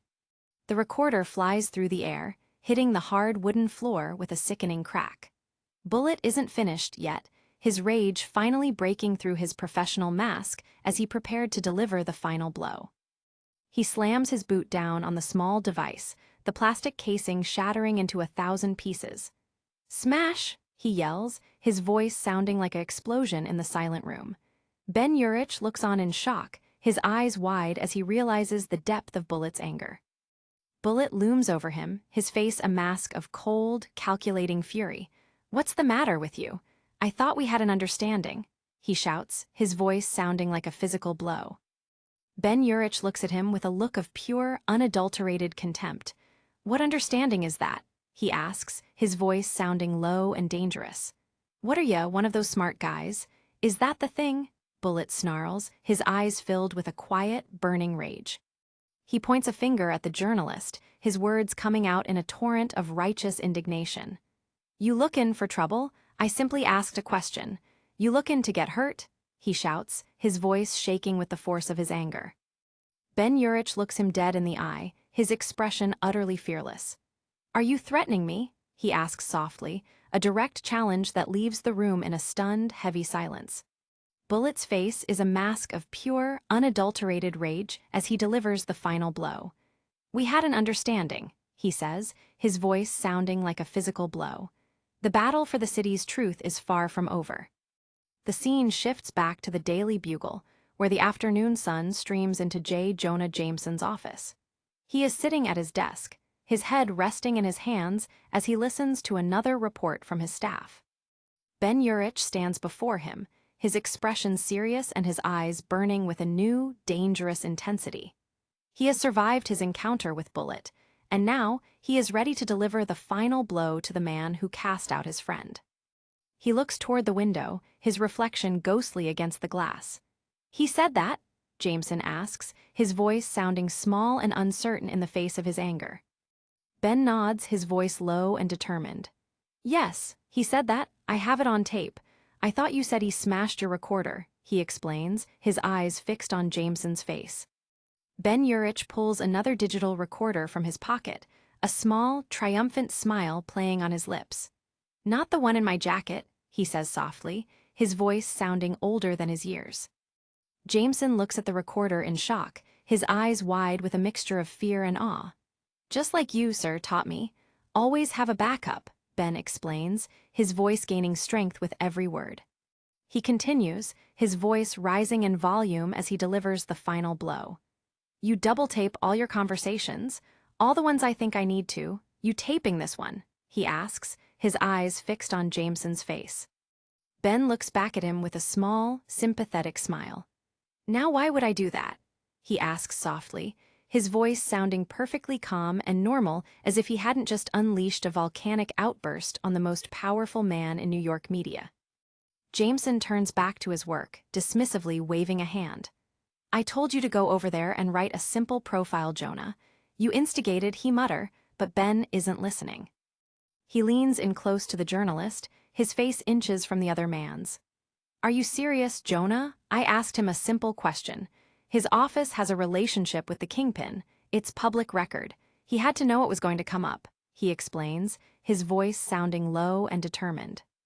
Ben Urich looks him dead in the eye, his expression utterly fearless. "We're endorsing this man. Jonah, you asked me to go over there and write a fluff piece. I say fine," he notes, his digital recorder catching every word. Ben Urich looks him dead in the eye, his expression utterly fearless. "Jonah, he's scum. What do you want from me?" "He's scum," he says softly, a direct challenge that leaves the room in a stunned, heavy silence. Robbie Robertson watches from the background, his expression a mixture of worry and pride. He has seen Ben do this before, but this time, it feels different, more important. The battle for the Bugle's soul is far from over.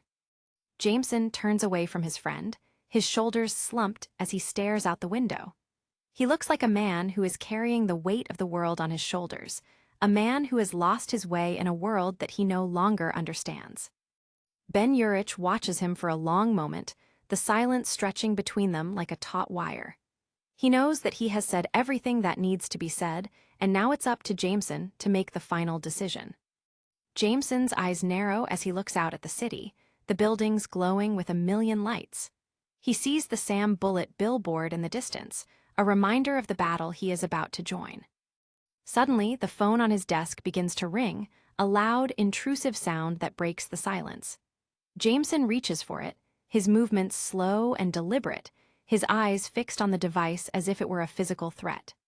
He answers the phone, his voice a low, dangerous growl. "Jameson, there's a May Parker on the phone," a voice asks on the other end. Jameson's expression turns from anger to something that looks almost like fear. "This is Jameson," he says finally, his voice shaking with the force of his uncertainty. High above the city, Spiderman perches on the edge of a skyscraper, his eyes fixed on the lights of Manhattan. He is a boy who has lost everything, yet he is still a hero who is ready to fight for what he believes in. He leaps from his perch, his body a red and blue blur against the darkness. He is a phantom in the night, a spirit of justice that will never be extinguished by the forces of corruption and greed. He swings through the city, his movements filled with a new, quiet determination. He is not just a boy anymore, but a symbol of hope in a world that is desperately in need of one. The battle for the city's heart is far from over, and the war is just beginning. He perches on another Sam Bullitt billboard, the politician's face staring down at him with a smug, self-righteous smile. Spider-Man narrows his white eyes, a new, dangerous idea starting to take shape in his mind. He looks out at the city he calls home, his heart filled with a mixture of love and hate. He is Spider-Man, and as long as he lives, the darkness will never truly win. He is a hero, and the story of his battle for justice is just beginning. Night has fallen over the concrete labyrinth of New York City. A man steps out of an elevator into the dimly lit parking garage reserved for the Daily Bugle's editorial elite. But he isn't alone. Waiting for him in the shadows are three of the most dangerous men in the underworld, the Enforcers. The air grows thick with tension as J. Jonah Jameson stares into the cold eyes of Montana, Fancy Dan, and the massive Ox. "I think he's speechless," Montana sneers, his whip coiling like a serpent at his side. Fancy Dan adjusts his suit, a smug grin playing on his lips. "What do you think he's thinking?" he asks his associates. Montana steps closer, his voice a low, threatening growl. "That scathing editorial in this morning's paper was a huge mistake, Jonah." He mockingly mimics the publisher's voice, imagining a plea for mercy. "Please don't kill me." The Enforcer continues the cruel charade, acting out Jameson's supposed regret for crossing the Kingpin's interests. "I made a promise and then I broke it." The massive Ox stands like a mountain behind them, silent and immovable as Montana continues to taunt the publisher. "I cower to no man," he mocks. The Enforcer leans in, his face inches from Jameson's. "I made a huge error in judgment, and I am going to do everything in my power to rectify the situation." The garage is silent, save for the distant sound of city traffic as the villains surround their prey. Montana suggests that Jonah needs a physical reminder of his failure. Jameson looks from face to face, his breath hitching in his throat as the reality of his situation sinks in. "To remind me how serious the situation I am in is," Montana continues. A glint of genuine hatred sparks in the Enforcer's eyes. "Oh, yeah, and we really hate your crappy newspaper." Jonah realizes his pride might have just cost him everything. Nearby, another figure watches, hidden in the rafters. Peter Parker watches from above, his heart hammering against his ribs as he realizes he isn't the only one who wanted a word with Jameson tonight. It was supposed to be a simple prank, a way to get back at the man who makes his life miserable. But this is an execution. Suddenly, a flash of red and blue descends from the darkness, landing right in the center of the confrontation. Spider-Man has arrived. The Enforcers recoil in shock, their weapons drawn in an instant. I can't believe this," Fancy Dan stammers. "Why are you here?" Spidey doesn't skip a beat, his voice dripping with his signature sarcasm. "I came here to give this idiot behind me a what for, but here I am in front of you guys again." He grabs a hold of Jameson's scarf, pulling him back from the danger. "And now, I actually have to kick you guys' dingles to save his." Fancy Dan levels his pistols, his eyes narrowing. He isn't interested in the wall-crawler's jokes. Spider-Man's lenses narrow as his spider sense blares a warning. Time slows down as the first shot is fired. The hero leaps into action, his body a blur of motion as he dodges a hail of bullets meant for him and Jameson. He twists in midair, a master of physics, as the rounds impact the concrete walls behind him. Jameson scrambles for cover, terrified. The garage erupts into chaos. Bullets fly, and smoke fills the air as the Enforcers lose their cool. Spider-Man uses the environment to his advantage, swinging from pipes and ricocheting off walls. This isn't a fight, it's a dance. Jonah watches from behind a pillar, his eyes wide with a mixture of fear and reluctant awe. The menace is currently his only hope. The wall crawler flips over Montana's whip, the leather cracking empty air as Spidey keeps the pressure on. Montana lashes out again, but the hero is already gone, moving faster than the eye can follow. Spidey sticks to the ceiling, firing a web line to catch the Enforcer's weapon mid-swing.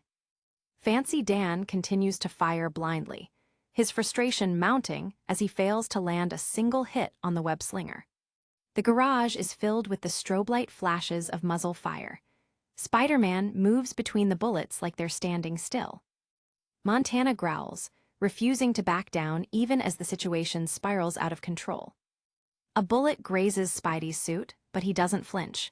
He has a point to prove, and he's going to enjoy every second of it. He closes the distance on Ox, the literal heavy of the group, ready to take the big man down. Ox roars in pain as Spider-Man delivers a punishing strike to his midsection, sending the giant reeling. The tide has officially turned.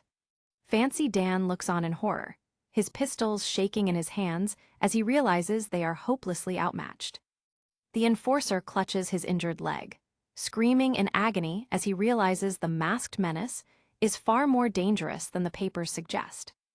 Montana tries to regain control, shouting warnings to his comrades as the web slinger prepares to finish the job. Spider-Man looms over Ox, a silent shadow against the harsh garage lights. "That would be," he whispers. With a thunderous impact, he sends Ox flying through the air with a single, powerful punch. The giant crashes into a nearby car, the metal crumpling under his massive weight. Spider-Man lands gracefully, his eyes fixed on the remaining enforcers. With 2 quick movements, he fires web shooters in both directions.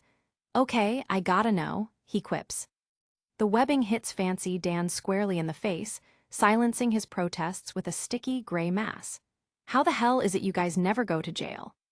Another web line snags Montana, pulling him toward his partner. Spidey's lecture on criminal justice continues, much to their dismay. He charges forward, a red and blue blur, slamming into Ox again before the giant can even recover.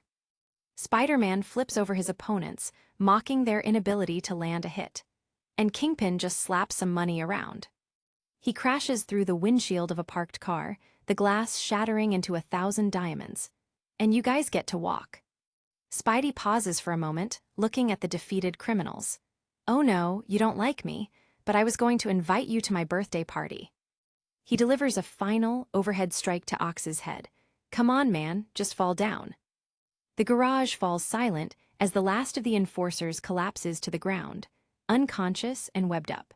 Spider-Man stands amidst the wreckage, his chest heaving as he takes a moment to breathe. The fight is over, but the night is just beginning. The hero takes a dramatic pose, the neon lights reflecting off his lenses. It's a victory, but a bitter one, considering who he just saved.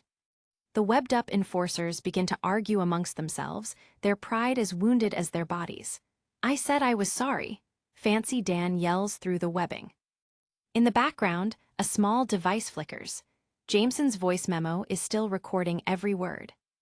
Jonah steps forward, his fear replaced by his usual bluster. He looks at his recorder, a calculating glint in his eyes.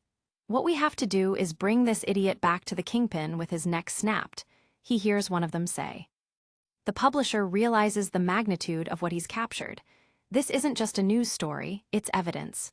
No, listen," he urges himself, checking the recording. He confronts the criminals directly, his voice steady despite the lingering adrenaline. "Dude, you cannot kill him in front of the newspaper guy," Montana warns from his web cocoon. Jameson ignores the threats, his reporter's instincts taking over. He begins to list off their real names, one by one. "Your names are Montana Bale, Fancy Dan Rubenstein. And you, Ox, your real name is Bruno Sanchez." The publisher stands tall, holding his recorder like a weapon. He stares down the men who tried to kill him. "How long have you worked for Wilson Fisk, aka the Kingpin?" The enforcers are silent, their bravado gone. They know they've been caught, and not just by the spider. Jameson paces the garage, his voice echoing in the empty space. "You said earlier that the Kingpin sent you here to rough me up, so I would change my endorsement of his candidate Sam Bullitt." He holds the device up for them to see. The words, voice memo recording, glow brightly on the screen. Face is a mask of grim determination. "Are you serious with this?" he asks, though the answer is obvious. Suddenly, a shadow falls over him. Spider-Man is back, leaning against a pillar, watching the show. Spidey doesn't like being ignored. He reaches down and delivers a legendary wedgie to the massive Ox, much to the criminal's humiliation. The hero quickly realizes he might have crossed a line. "You have no idea how ashamed of myself I am for doing that," he mutters. He turns to the other enforcers, ready to dispense more spider justice. And this. He slams their heads together with a satisfying sound. The battle is officially over. Spider-Man, 1, Underworld, 0. But the hero's work is never truly done. He looks at Jameson, wondering what the old man is planning next. Ox groans as he struggles against his webbed bonds, his massive strength proving no match for the adhesive. Spidey delivers another strike for good measure. Thuck! The sound echoes through the garage. He lands another punch, his fist connecting with a sickening smack. Jameson watches, his face a mixture of disgust and fascination. He's seeing the hero up close, and he doesn't like what he sees. Spider-Man leans in, his voice cold. "Fall down." Ox finally collapses, his body hitting the floor with a heavy thud.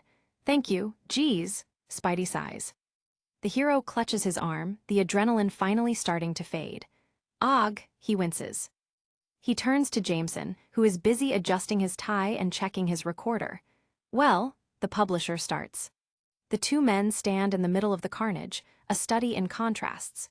"I'm not leaving here until I get a thank you," Spidey demands. Jameson looks up, his expression unreadable. "What is this? You're recording this?" Spidey asks, gesturing to the phone. The web-slinger leans in, his lenses reflecting the garage lights. "I came here to find out why you're so hellbent on being, you." Jameson remains defiant. "I'm a reporter. This is a news story," he replies simply. "Spider-Man isn't convinced. You're a real piece of work." Jameson doesn't back down. "Why do you wear that mask?" he asks, his voice sharp.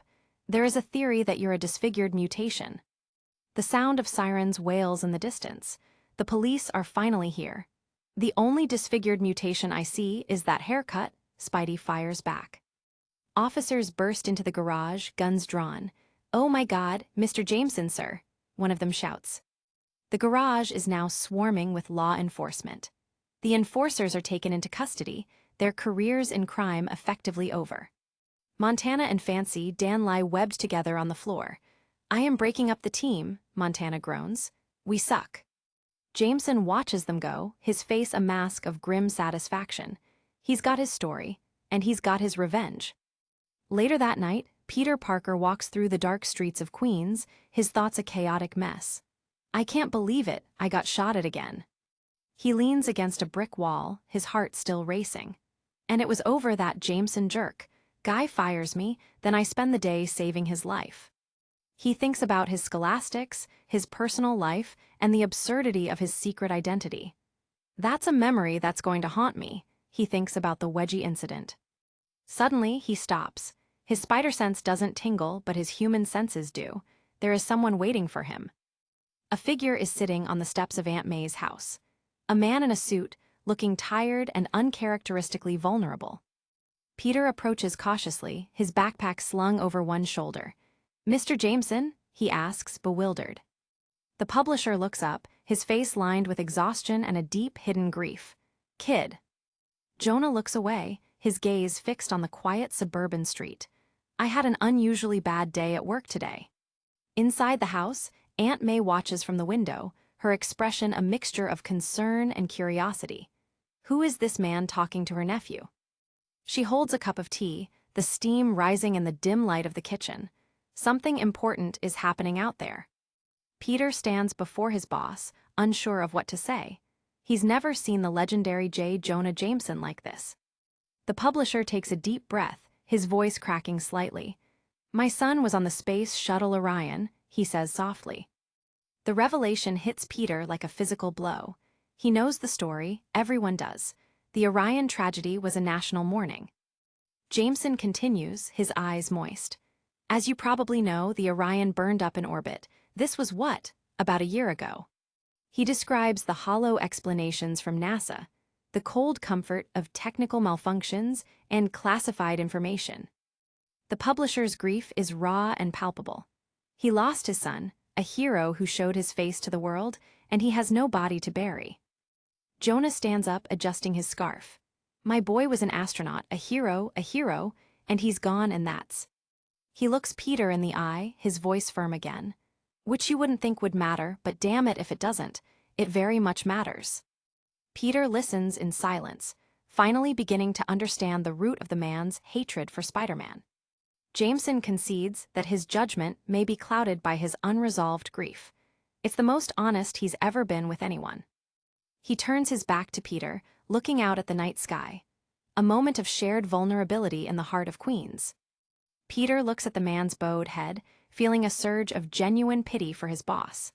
The menace of the Daily Bugle is just a father who lost his son. Jonah turns back, his eyes narrowing once more. I just don't see how this Spider-Man is a hero. Astronauts are heroes. People in creepy masks are not. He warns Peter that their conversation is strictly confidential, or brought up again. Peter nods. Okay. I saw your editorial, Peter says, trying to change the subject. Not after tomorrow he won't, Jameson replies mysteriously. A headline that he can't walk away from. Jameson begins to walk down the steps, his usual bluster returning. So, you can have your job back. Peter's eyes widen. I can. The publisher stops and looks back. You were right, I was wrong. You can have your job back. Peter tries to protest, thinking he might be too young, but Jonah isn't interested in excuses. Where are you going to work? The mall? Sell corn dogs on a stick. He promises to have Peter tag, along with Ben Urich, on real assignments. See the city the way a reporter sees a city. He gives Peter a playful punch on the arm. You need to see the city for what it really is. Jameson walks toward his car, leaving Peter standing on the sidewalk. So we understand each other, he calls back. Yeah, Peter replies. Peter watches him go, a small, hopeful smile appearing on his face. Maybe things are finally starting to turn around. But in the shadows of the city, a new threat is brewing.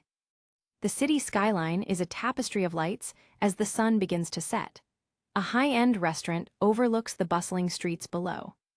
Inside, a massive man sits alone at a table, enjoying a steak. It's Wilson Fisk, the kingpin of crime, and he's about to have a very unwelcome guest. Fisk doesn't look up from his meal, but his eyes are cold and calculating. You know what my favorite part of the paper is? He asks a waiter. Suddenly, a figure drops from the ceiling, landing right in front of him. It's Spider-Man, and he's holding a copy of the Daily Bugle. Spidey spreads the paper out on the table, the headline Kingpin Cronies Blow Lid, staring Fisk in the face. Well, today it's the headline, but I like the gossip column. The Kingpin continues to eat, unbothered by the hero's presence. Young man, you have a lot of growing up to do, he says calmly. Spidey isn't intimidated. He leans in, his voice dripping with defiance. The entire world knows you're a murderer and a liar and a thief. Fisk finally looks up, his massive frame casting a long shadow over the table. And you're trying to do all of this in your pajamas. Very noble. Spider-Man points a finger at the crime lord. Listen, I don't expect to figure it out today, but I know one day I will. I have to. The hero's voice is firm, his resolve unbreakable. And I will find out who they are and who you are, and when I do. Fisk leans in, his eyes narrowed to slits. Well, young man, I'll tell you what you see. You see the face of the man that one day will find out who you really are. The threat is clear, and it's personal. Fisk knows more than he's letting on, and I will teach you exactly what I am. Spider-Man doesn't flinch. Instead, he drops a line that would make anyone else buckle. Are you hitting on me? The Kingpin's face reddens with anger. The hero has gone too far. Well, we should glare at each other menacingly more often, Spidey quips. He prepares to leave, but not before delivering one last jab. Young man, did you web my feet to the floor? Fisk asks, realizing he's stuck. Maybe, Spidey replies. Fisk watches him go, his rage simmering just below the surface. What possible satisfaction could you get from that? Spider-Man swings away into the night sky. See, you don't understand me and I don't understand you. The Kingpin stares after him, his face a mask of cold, calculated fury. I'm going to find out who you are. The hero is already gone, a shadow against the moon.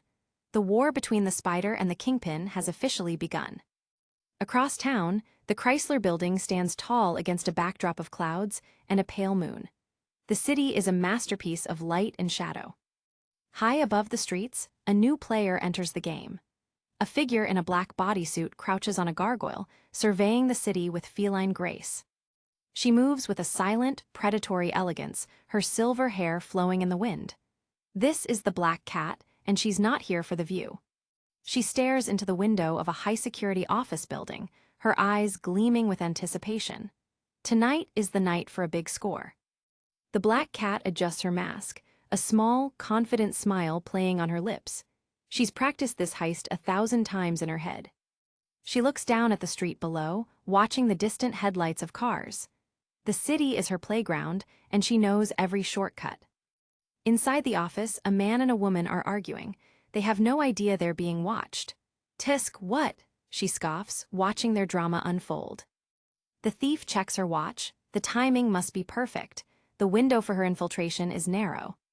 She prepares her tools, a collection of high-tech gadgets designed for a single purpose: breaking and entering. The argument inside intensifies. The woman throws up her hands and storms out, leaving the man alone in his office. The room is finally empty. The cat watches through the glass, her eyes fixed on her target. It's time to move. Her watch beeps softly. 7:30 p.m. The security system is about to cycle, giving her the few seconds she needs. She flashes a final, mischievous grin. "Game on," she whispers to herself. With the grace of a professional acrobat, she fires a grapple line from her wrist. The hook snags a ledge several floors above. She swings through the air, her body a lithe silhouette against the moonlight. "PSSH ha," the gas from her device hisses. A small explosion of sparks erupts as she disables a perimeter sensor. The fizz of short-circuiting electronics is her only soundtrack. She hauls herself up the side of the building, her gloved hands gripping the cold stone. She's like a shadow, invisible to the world below. The thief reaches the roof, her eyes searching for the next entrance point. She moves with a confidence that can only come from years of experience. She finds a ventilation shaft and quickly begins to dismantle the grate. The mission is proceeding exactly as planned. With one last look at the city, she slips inside the building, disappearing into the darkness. The heist is in motion. The lobby of the building is silent and sterile. 2 security guards are stationed at a high-tech console, their eyes fixed on the monitors. Suddenly, a red light begins to pulse on the dashboard. "Tisk, what?" one of them asks, clearly annoyed. "The rooftop alarm." The older guard dismisses it with a wave of his hand. "It's the wind. It was windy as hell up there." The younger guard isn't convinced. "Book says call it in." The argument continues, a perfect distraction for the thief already inside. Outside, 2 men stand in the shadows, watching the building. They look out of place in this high-end district. "Are you serious?" one of them asks. Back in the lobby, the guards have reached a stalemate. "Meeting's over," the older one says, returning to his magazine.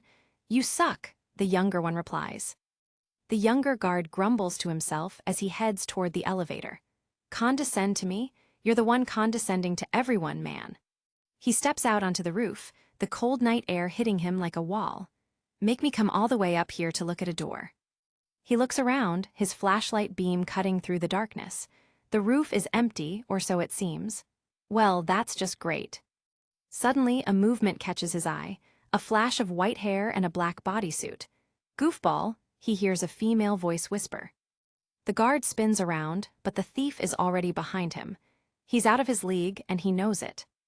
A sharp kick to the back of his head sends his hat flying. "My hat," he shouts in surprise.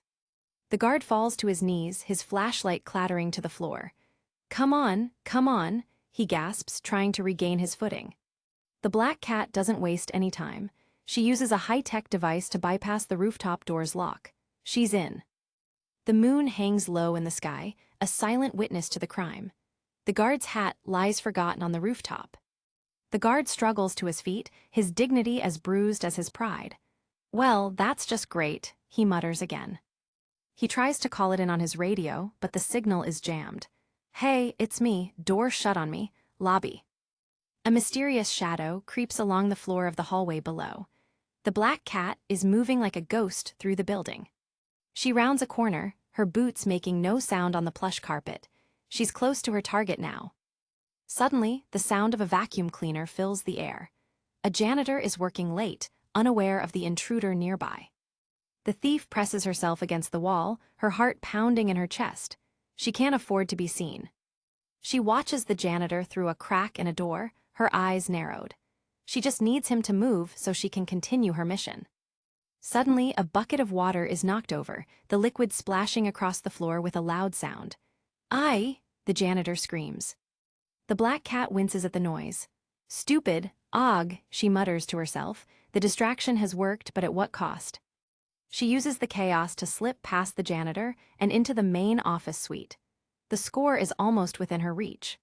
She pulls out a small canister and begins to spray a green mist into the air. PSSSSS, the gas will disable any remaining electronic sensors. She moves through the office, her movements fluid and purposeful. She knows exactly where the safe is located. The security monitors in the lobby suddenly go dark, replaced by static. The guards look at each other in confusion. What the hell? The black cat stands before the safe, her hands working the keypad with expert precision. She's a master of her craft. A high-tech scanner hums as it reads the encrypted code. The tension in the room is palpable. The safe screen flickers to life, displaying a series of complex equations and symbols. The clock is ticking. The thief's eyes are fixed on the display, her mind racing to solve the final puzzle. One wrong move and the alarm will sound. A green line of light moves across the screen, indicating the progress of the decryption. Almost there. Suddenly, a message appears on the screen. System response approved. Lock override approved. The safe door clicks open. The black cat pulls the heavy door open, her eyes widening at the sight inside. It's not gold or jewels she's after. She flashes a final, triumphant grin. She's found it. The prize is hers. The thief stands in the center of the office, the moonlight filtering through the windows and illuminating her lithe form. She approaches a large, framed artwork on the wall. It's a modern piece, abstract and colorful, but it's just a distraction. The black cat's lenses reflect the intricate patterns of the painting.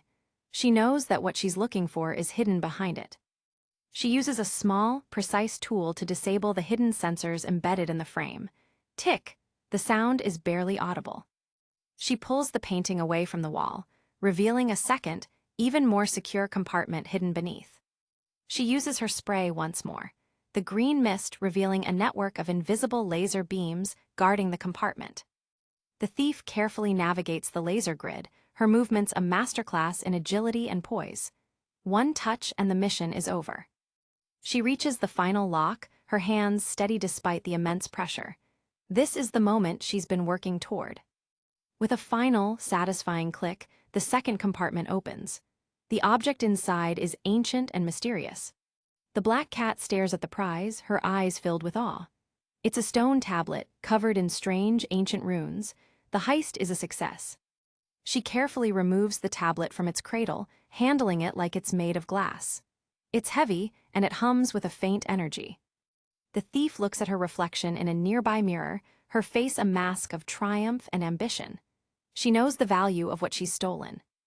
She looks back at the office, her eyes fixed on the empty compartment. She's left no trace of her presence, save for the missing artifact. She examines her eyes in the reflection of her mask. They burn with a fierce, golden light. She's no ordinary thief. She places her gloved hand on the tablet, her claws digging into the ancient stone. It's a source of power, and she's the one who found it. She looks at the runes again, her mind racing to translate their hidden meaning. What secrets does this tablet hold? The black cat prepares to leave the office, her mission accomplished. She's like a shadow, moving silently through the corridors of power. She pauses at a desk, her eyes drawn to a drawer. She pulls it open, revealing a collection of mundane office supplies, but she's looking for something else. She digs through the drawer, her claws clicking against the plastic and metal. Pens, pencils, a calculator, nothing of interest. She looks at the computer monitor, the static still flickering across the screen. The guards in the lobby are still in the dark. She finds a filing cabinet and begins to search through the folders. She's looking for more information on the tablet. She pulls out a red folder, its label marked with a cryptic symbol. This could be what she's looking for. Suddenly, a sound from the hallway catches her attention, a heavy thud followed by the sound of footsteps. See-thunk. The thief spins around, her claws extended and her eyes glowing. She's not alone in the building anymore. She presses herself against the wall, her heart hammering in her chest. The situation has just become much more complicated. She peers through a crack in the door, her eyes fixed on the hallway. A shadow moves across the floor, a large and imposing figure. The figure enters the room, his presence filling the space with a sense of dread. It's not a security guard.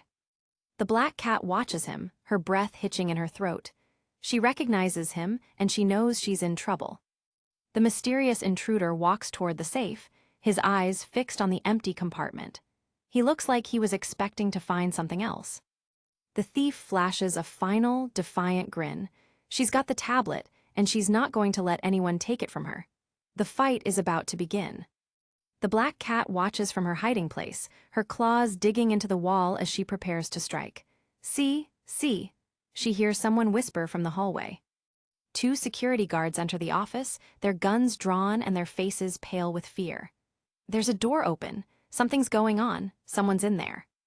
The older guard shines his flashlight around the room, the beam reflecting off the shattered remains of the security monitors. Hello. The younger guard is shaking, his eyes wide with terror. There's no one here. SHH, look.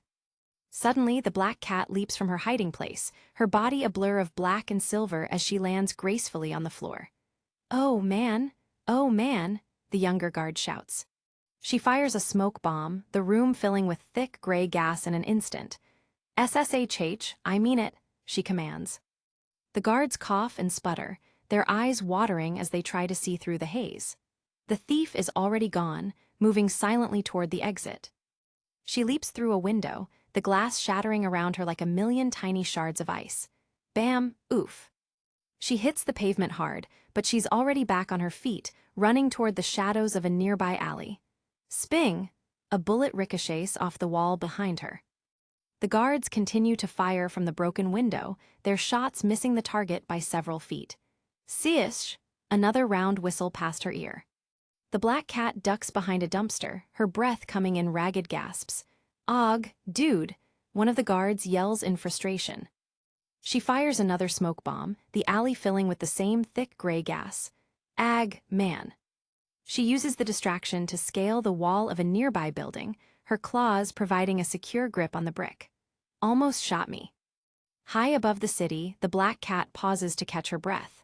The moon is bright, and the city lights are a beautiful, distant blur, but the night is far from over. Suddenly, a shadow falls over her. A figure is perched on the edge of the roof, his red and blue suit standing out against the night sky. Hey, what exactly are you doing? The black cat spins around, her eyes glowing with a mixture of surprise and amusement. You are a considerable step up from the usual riffraff I find sneaking around on rooftops in the middle of the night. Spiderman drops down from the ledge, his lenses narrowing as he assesses the situation. Now why don't you hey? The thief doesn't wait for him to finish. She leaps from the roof, her body a blur of silver as she plummets toward the street below. Oh man, are you nutty nuts? Spidey dives after her, his web shooters ready. He can't let her get away, not after everything that's happened tonight. The two figures fall through the air, a study in motion and grace. The city is a neon-lit canvas for their dangerous dance. The black cat fires a grapple line, her body swinging out over the busy street below. Spidey follows suit, his webbing providing a more flexible alternative. They swing between the skyscrapers, a high-stakes chase through the heart of the city. PSSSS, PSSSS, the sounds of their devices echo in the urban canyons. The thief looks back at her pursuer, a confident grin playing on her lips. She's enjoying this, and she knows it. Spidey tries to close the distance, but the black cat is faster and more agile than he expected. Oh, well that's yeah. She lands gracefully on a nearby rooftop, her body coiling like a spring. The hero lands a few feet away, his chest heaving.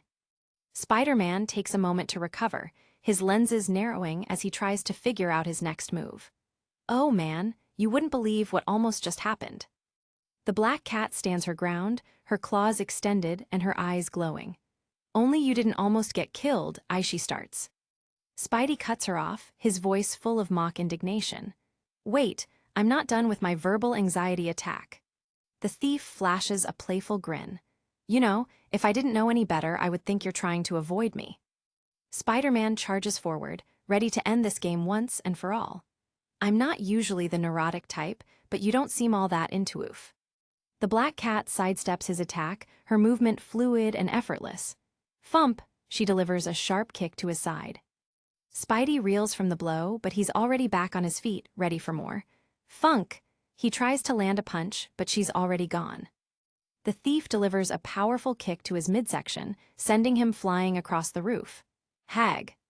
Spidey crashes into a ventilation shaft, the metal groaning under his weight. Lady! He shouts in surprise. The black cat stands over him, a triumphant grin on her face. Hey, Hyper, calm down, she says playfully. The hero struggles to his feet, his lenses reflecting the moonlight. Crossed a black cat. 7 years bad luck, she quips before disappearing into the night. Spider-Man stands alone on the roof, his thoughts a chaotic mess. The black cat is gone, and he has more questions than answers. He looks down at the street below, the neon lights a distant, colorful blur. He's failed to catch the thief, and he knows it. He rubs his aching side, the memory of her kick still fresh in his mind. Did I just have 7 years bad luck, or am I going to have 7 years bad luck? He thinks about his secret identity, his life as Peter Parker, and the absurdity of his dual existence. Whoops! Og. Suddenly, a shadow falls over him. A figure is perched on the edge of the roof, her silver hair flowing in the wind. The black cat is back. She looks down at the hero, a playful grin on her lips. She's enjoying this game of cat and spider. Spidey looks up, his lenses narrowing. He's not going to let her get away this time. The hunt is back on. The two figures stand in the moonlight, a study in tension and resolve. The city is a silent witness to their confrontation. The hero prepares to strike, his body a coiled spring. The thief is already in motion, her body a blur of black and silver. Spider-Man leaps into the air, his web shooters ready. But the black cat is already gone, swinging away into the night sky. The hero stands alone on the roof once more, his thoughts a chaotic mess. He's been outsmarted again, and he knows it. He looks down at the street below, the neon lights a distant, colorful blur. He's failed to catch the thief, and he knows it. Later that night, Peter Parker is back in his room, trying to focus on his studies. But his mind is miles away, still on that rooftop.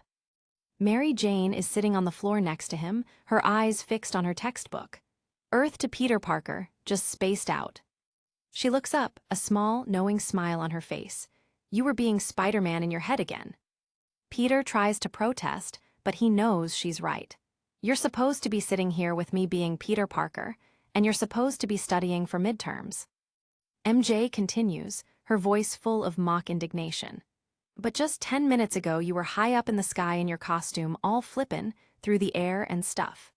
Peter looks at her, a small, weary smile appearing on his face. I was what? She gives him a playful punch on the arm. You haven't come down from it yet. You need to give yourself a little time to come down from your superhero high. Peter sighs, leaning back against his bed. Honestly, I was thinking, maybe, I should put the costume away for a while and just be a normal guy.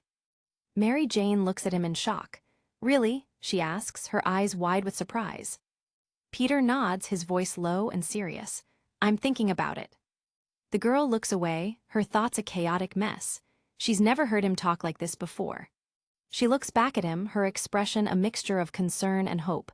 You'd be cool with that? Peter asks. Are you serious? MJ fires back. The two of them sit in silence for a moment, the weight of their conversation hanging heavy in the air. I don't understand. Would that make you happy? MJ asks. Peter looks at her, a small, sad smile on his face. I didn't know you felt that way. MJ reaches out and takes his hand, her touch warm and comforting. I'm not saying I want you to stop being Spider-Man. She looks him in the eye, her voice firm and steady. You asked me what would I think if you did stop. If you're asking, then, to be honest, I would prefer it. Peter is taken aback by her honesty. You would, he asks, his voice barely a whisper. Totally, she replies simply. MJ continues, her voice full of genuine concern. Would I rather you were not a mile above the city risking your neck over some idiot's plan to get revenge on whatever? She looks away, her eyes moist. And spent time here, safe with me? I mean, yeah, it would be great if you were here instead of up there. The realization hits Peter like a physical blow. He's been so focused on his responsibilities as a hero that he's forgotten his responsibilities as a person. He looks at Mary Jane, his heart swelling with a deep and genuine love for her. I love you too, he says softly. She looks back at him, a small, hopeful smile appearing on her face. You know what I would love to do? Peter asks. I would love to go to the park with you. MJ's eyes light up at the suggestion. That's what I really want, she says simply. The two of them share a moment of genuine intimacy, a rare reprieve from the chaos of their lives. The next day, Peter and Mary Jane are in the school library, trying to catch up on their studies. Hey, you know what? I don't want to talk about me all the time. I'm sick of me. Peter looks at MJ, his expression full of concern. What's going on with you? Are you okay, your dad? MJ's face darkens at the mention of her father. My dad? Are things better with your dad? She repeats, her voice bitter. She looks away, her eyes moist. No, my dad's a total herb. Honestly, he totally cheated on my mom, and my mom caught him. Peter is shocked by the revelation. He's never heard her talk about her family problems like this before. I hate him. My mom hates him. I don't know why he just doesn't leave. He reaches out and takes her hand, his touch warm and comforting. I would never do that, I promise. MJ looks at him, a small, grateful smile on her face. I know. The two of them sit in silence for a moment, the weight of their conversation hanging heavy in the air.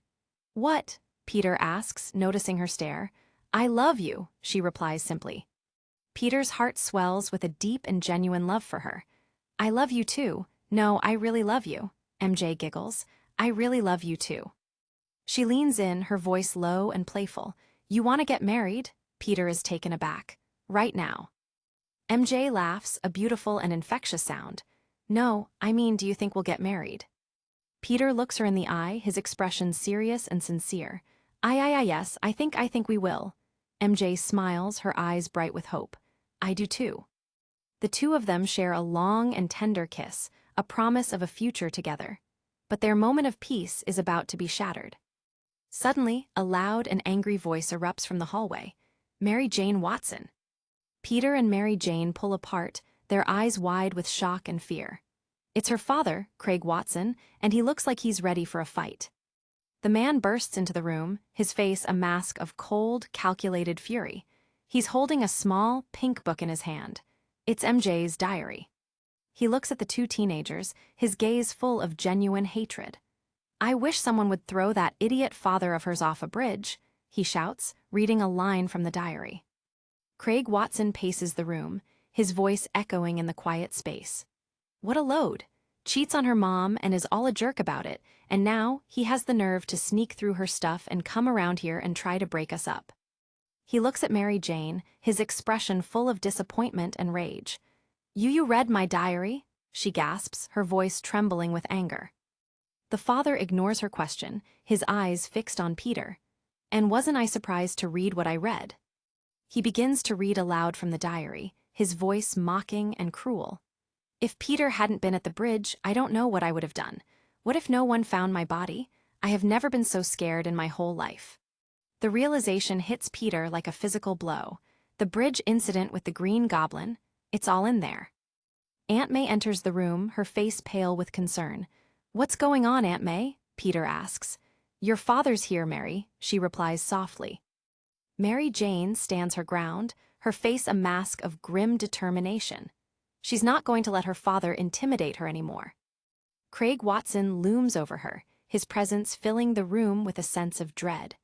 I don't want you coming around my house. I don't want you sneaking around with her in the middle of the night. He points a finger at Peter, his gaze full of genuine hatred. And if you think you guys are going to be sneaking around at school and that I won't find out about it. He leans in, his voice cold and menacing. Well, let me tell you, I will find out about it and I'll yank her out of that school and toss her into a nunnery. Peter stares at him, his heart hammering against his ribs.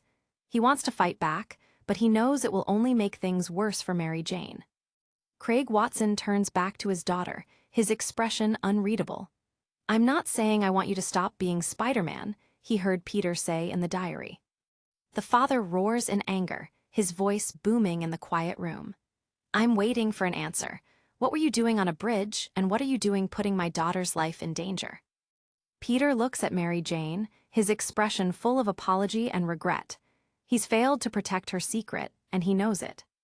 Craig Watson turns back to Peter, his gaze full of genuine hatred.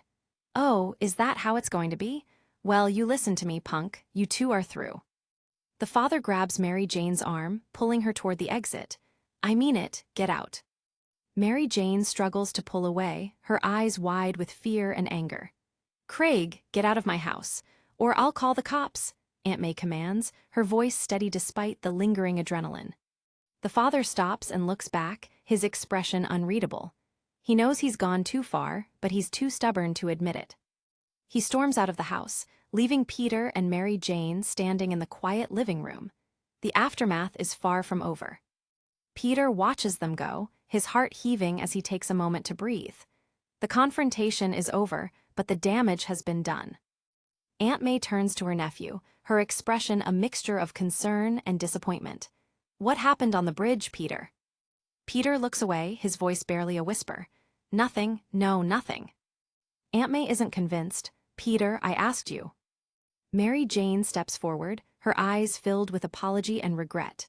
"We were at the park, and she slipped on a thing and she almost fell in. I caught her by the wrist." Aunt May looks from face to face, her expression unreadable. She knows they're not telling the whole truth, but she's not going to push them right now. The two teenagers stand in silence for a moment, the weight of their secrets hanging heavy in the air. "That's it?" Aunt May asks. "That's it," they reply in unison. Aunt May sighs, her face lined with exhaustion. "Why didn't you just tell him that was it?" she asks Peter. Peter looks at her, a small, defiant smile on his face. "'Cause he's a jerk. Can't believe what a jerk that guy is." MJ nods in agreement. "He really is. I'm sorry, Peter, I can't believe it." Aunt May reaches out and takes their hands, her touch warm and comforting. "Just stay away from their house for a couple of days.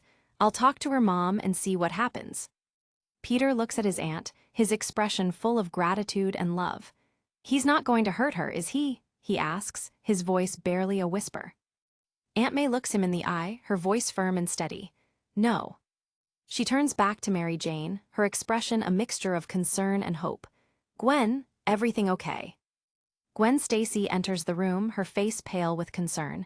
"Get your shoes, go for a walk with me," Aunt May commands. "We'll walk by their house, just casual-like, and if we hear anything we'll call the police." Aunt May continues, her voice firm and determined. The two of them head toward the door, leaving Peter alone in the quiet house. Peter watches them go, his thoughts a chaotic mess. He's failed to protect Mary Jane, and he knows it. Her diary, she keeps a diary. He looks around his room, the memories of their shared moments lingering in the air. At least she was smart enough not to write anything, what's the word? Incriminating about me being Spider-Man. He thinks about the bridge incident, the Green Goblin, and the immense responsibility of his secret identity. "I literally get sick to my stomach lying to Aunt May. Sick to my stomach." The realization hits him like a physical blow. He's not just a hero, he's a teenager with a complicated and dangerous life. But what am I supposed to say? Suddenly, a sound from the television catches his attention. A news report about a string of daring office robberies plucking Midtown Manhattan. He turns up the volume, his eyes fixed on the screen. The identity of this female is unknown, but she seems to be dressed in a cat motif, a black cat.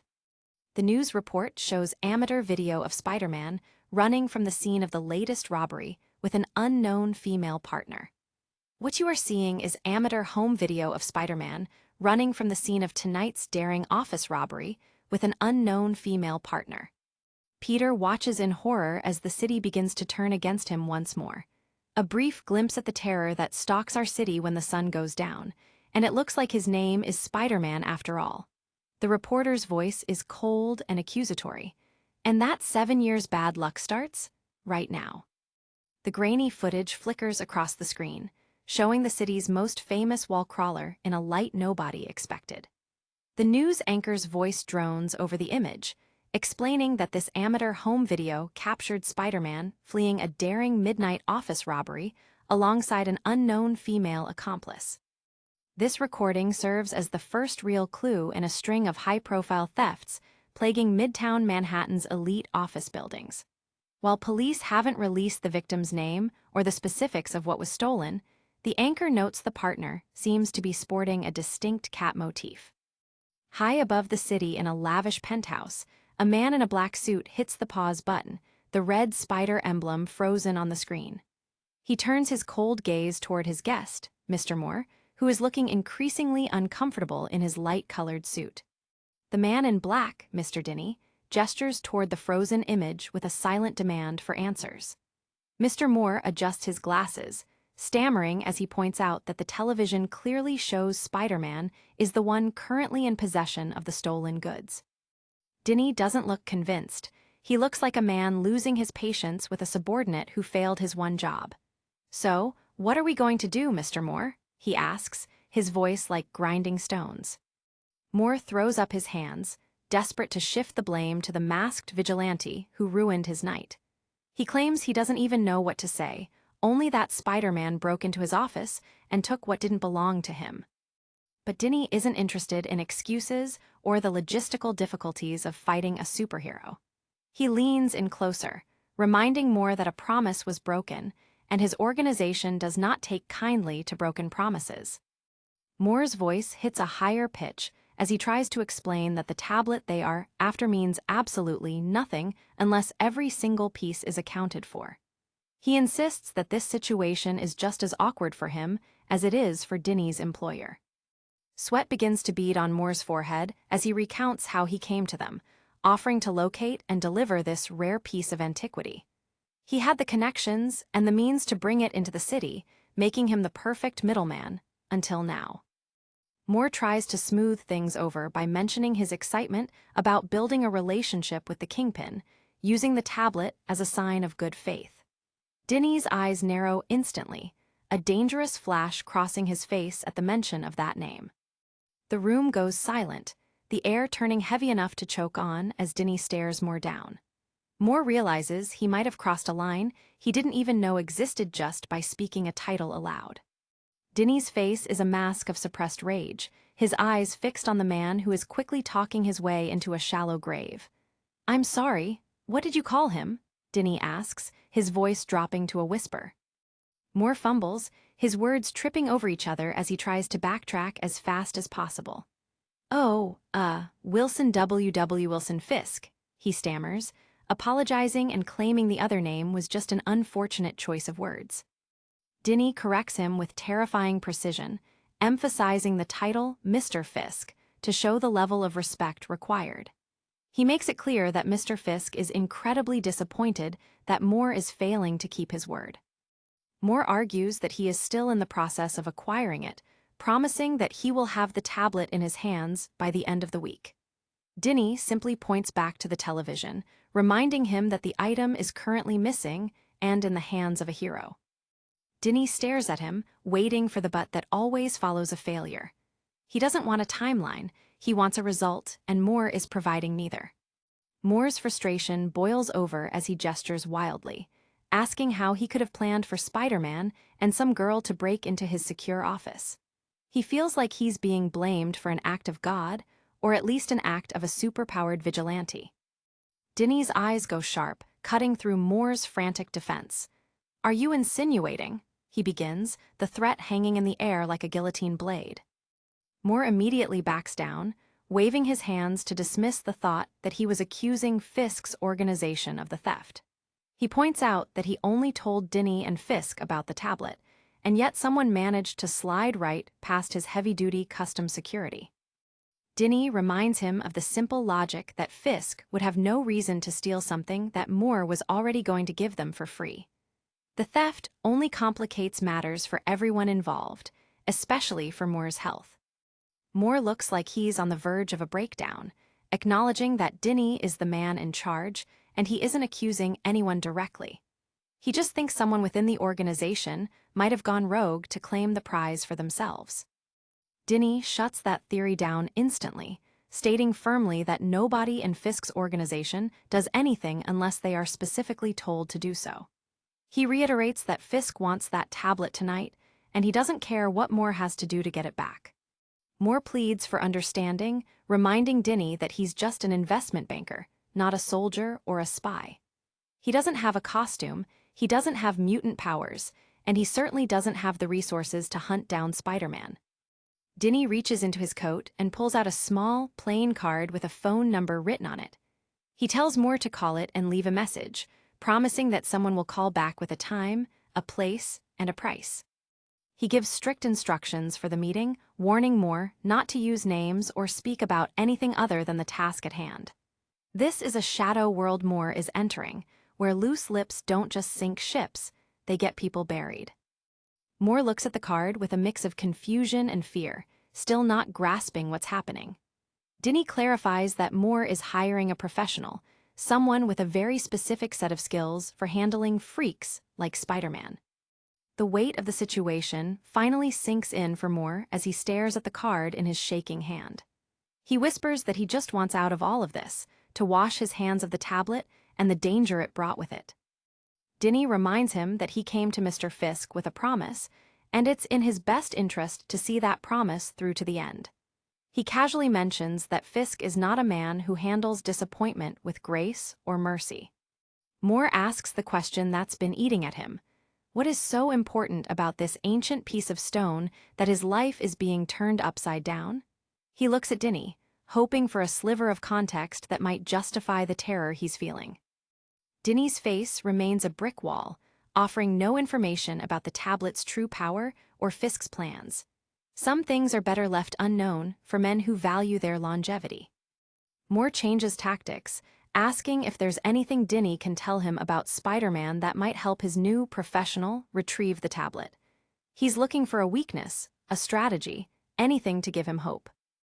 Dinny looms over him, his silhouette framed against a dark, stylized spider logo on the wall.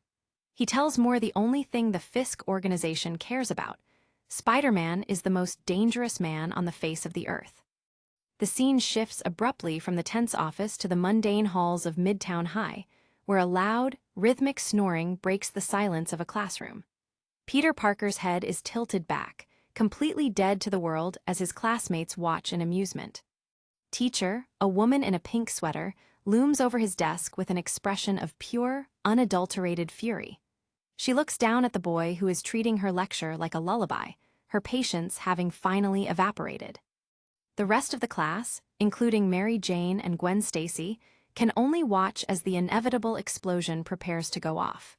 Peter is still out cold, dreaming of better things than history or algebra.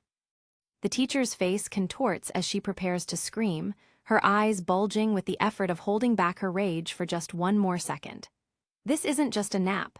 To her, it's a personal insult to her profession. The snore continues, loud and brazen, as Gwen Stacy leans in with a sympathetic but worried look.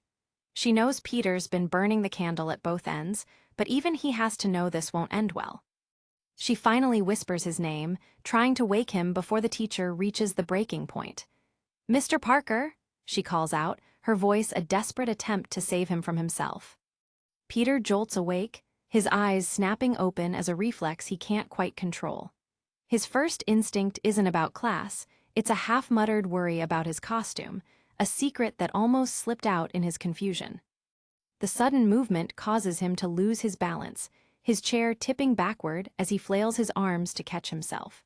He hits the floor with a loud crash, the entire class now laughing at his spectacular lack of grace.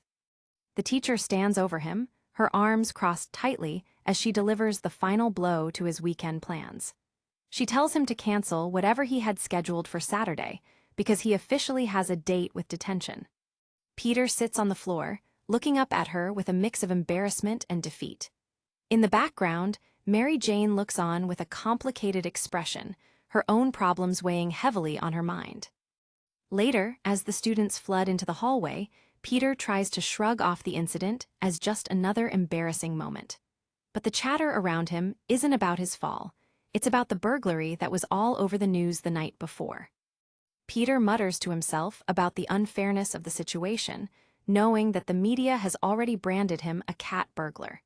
He was only trying to stop a thief, but now he's the one being hunted in the headlines. He looks over at Mary Jane, noticing how distressed she seems, but she quickly cuts him off. She tells him that they shouldn't even be talking, her voice tight with a stress that has nothing to do with Spider-Man.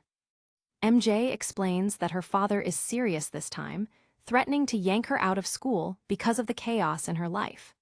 Peter tries to argue that her dad is just blowing off steam, but MJ isn't convinced. She tells him that her father was already on the phone with private schools that morning, ready to move her away from everything she knows. Peter tries to tell her she's being bluffed, but MJ's fear is real and visceral.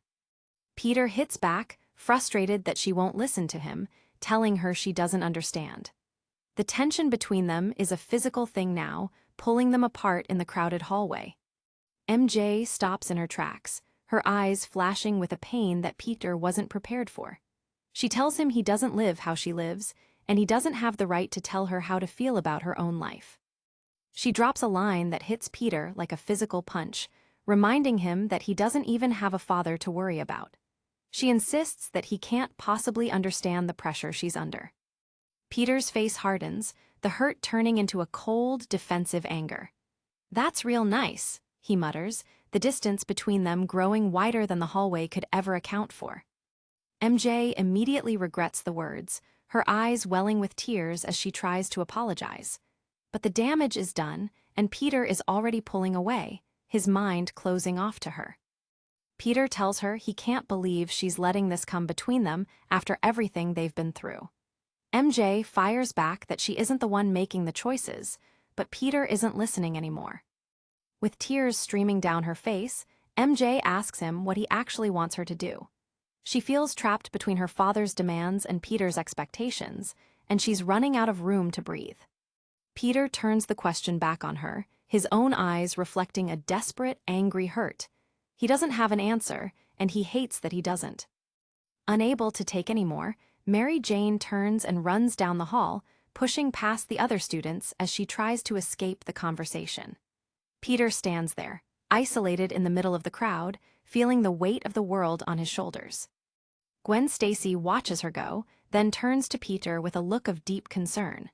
She can see the cracks forming in his life, and she knows that as long as he wears the mask, things will only get harder. The scene shifts to the bustling newsroom of the Daily Bugle, where Peter is trying to bury his personal life in busy work. He sits at his computer, looking exhausted and drained as he stares at the screen. Robbie Robertson approaches him, asking if he has nothing better to do than stare into space. Peter tries to play it off, claiming he was just thinking, but Robbie knows better than to believe a teenager's nothing. Robbie hands him a stack of folders, explaining that their usual clerk is out sick, and he needs Peter to log in all the personal ads that came in through the mail. It's tedious work, but it's exactly what Peter needs to keep his mind off MJ. Peter flips through the envelopes. He notices something unusual, cash tucked inside one of the personal ads. He pulls out the bills, his eyebrows shooting up at the unexpected find. He shows the money to Robbie, who explains that some people prefer to pay in cash to avoid leaving a digital or paper trail. Peter comments on the large amount of money, wondering what kind of ad would require such a significant payment. Robbie takes a look at the ad and reads it aloud, his voice taking on a curious tone. The message is directed at Spider, stating that the sender was intrigued by their last meeting and asking if the feeling was mutual. Peter's heart skips a beat as Robbie reads the closing of the note. "Meet me one roof over from last. The cat." The realization hits him like a lightning bolt. This is a direct summons from the woman on the news. The note itself is simple, handwritten on a plain piece of paper, yet it carries a weight that Peter can't ignore. It's a challenge, an invitation, and a complication all wrapped into one. Robbie, unaware of Peter's secret, tells him to just put the money in an envelope and take it to his assistant. He's already moving on to the next task, leaving Peter alone with a very dangerous decision to make. Peter stares at the note, the words burning into his memory. He knows he should stay away, that meeting a thief is the last thing he needs right now, but curiosity is a powerful motivator. Meanwhile, in a dimly lit dive bar on the edge of town, Mr. Moore enters with the caution of a man walking through a minefield. The air is thick with the smell of stale beer and bad decisions, and he sticks out in his clean suit like a sore thumb. He looks around the shadows, his eyes searching for the contact Dinny promised. He's terrified, but the threat from Fisk is even more frightening than anything he might find in this bar. A figure sits in a corner booth, shrouded in darkness, watching him approach. Moore hesitates, his survival instincts screaming at him to turn around and run as fast as he can. He catches a glimpse of a pair of bright, piercing eyes reflecting the neon lights from the window.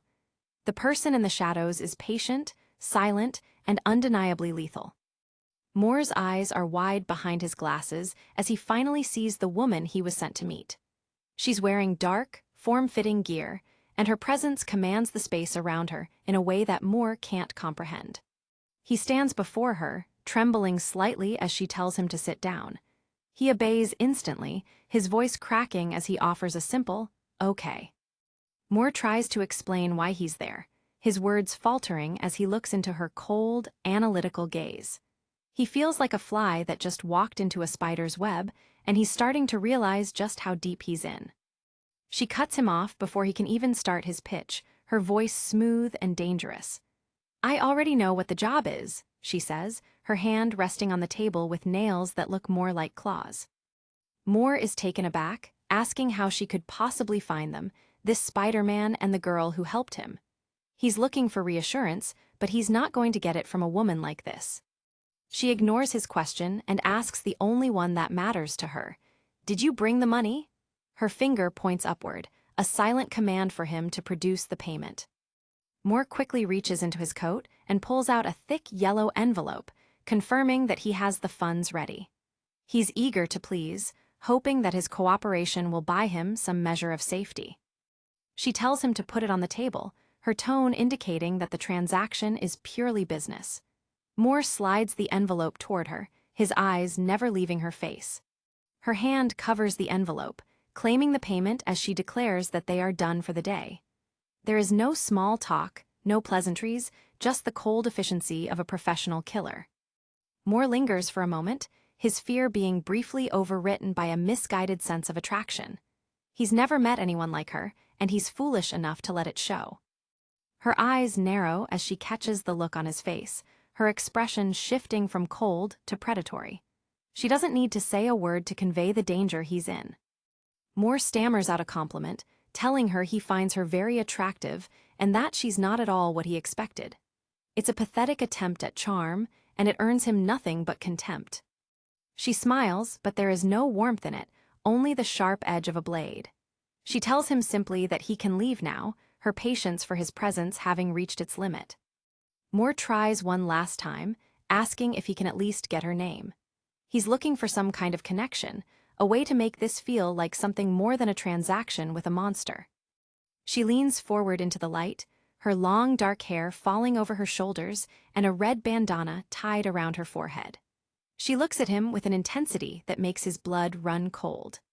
Moore is mesmerized, his eyes wide as he takes in her full appearance. He's never seen anyone so beautiful and so terrifying at the same time. She leans in close to his ear, her voice a lethal whisper that will haunt his dreams for weeks.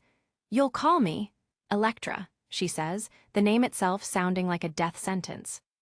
Moore can only blink, asking if the name is Greek, his mind struggling to process the encounter. He's completely out of his league, and he's starting to realize it. Electra gives him one final, icy command: "Leave." It's not a request, and Moore knows that if he doesn't move now, he might never move again. Moore practically falls out of the booth in his haste to get away, his footsteps echoing on the wooden floor as he scrambles toward the exit. Behind him, Electra remains in the shadows, already focused on the hunt to come. Night has fallen over the Parker home in Queens, the moonlight casting long shadows against the blue siding of the quiet house. Inside, a single light burns in an upstairs window, where the weight of secret lives is beginning to take its toll. Aunt May peeks into Peter's room, her voice soft and full of the worry that has become her constant companion.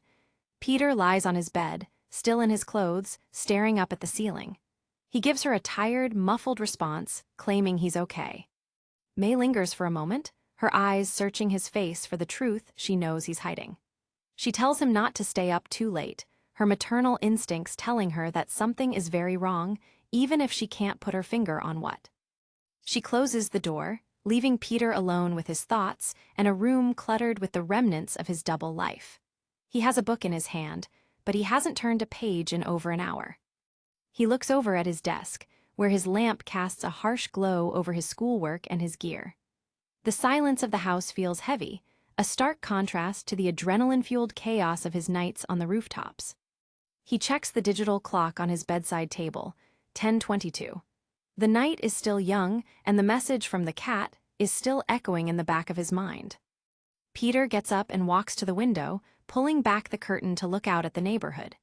He sees the quiet streets and the distant skyline, a world that expects him to be a student, while another world demands he be a hero. With a sigh of resignation, he reaches for the phone on his nightstand, his hand hovering over the receiver. He knows what he has to do, even if every logical part of his brain is telling him it's a mistake. The scene cuts to a darkened room where a man answers a ringing phone with a sharp, "Watson S." It's MJ's father, his voice already on edge, expecting more bad news or a reason to lash out. Back in his room, Peter pulls his hand back from the phone, the sound of the dial tone still ringing in his head. He can't call her, not when everything is this messed up, and especially not after their fight at school. He looks at himself in the mirror, the blue light of the moon catching the worry lines on his young face. He feels like he's failing everyone, MJ, Aunt May, and himself. Expression hardens as he makes a decision, a flash of determination cutting through the exhaustion. If he can't fix his personal life right now, he can at least find out what the black cat wants. Moments later, the black cat is standing on a rooftop, her white hair flowing in the wind as she looks out over the city. She's poised and confident, a predator waiting for her favorite playmate to arrive. Spider-Man's voice rings out from the shadows, acknowledging that she is a significant step up from the usual riffraff he finds on the rooftops at this hour. He's keeping his distance, his guard up and his spider sense tingling. He looks at her with a mix of suspicion and intrigue, wondering what her angle is.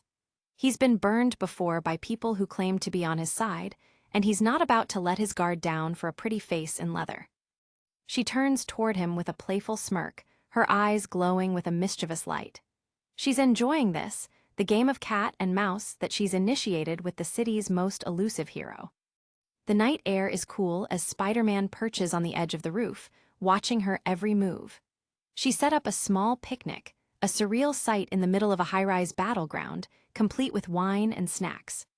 She recites the words from her ad, asking if he was intrigued by their last meeting. Her voice is a velvet purr, designed to disarm and distract him from the fact that she's a professional thief. Peter closes his eyes for a second, trying to find his bearings.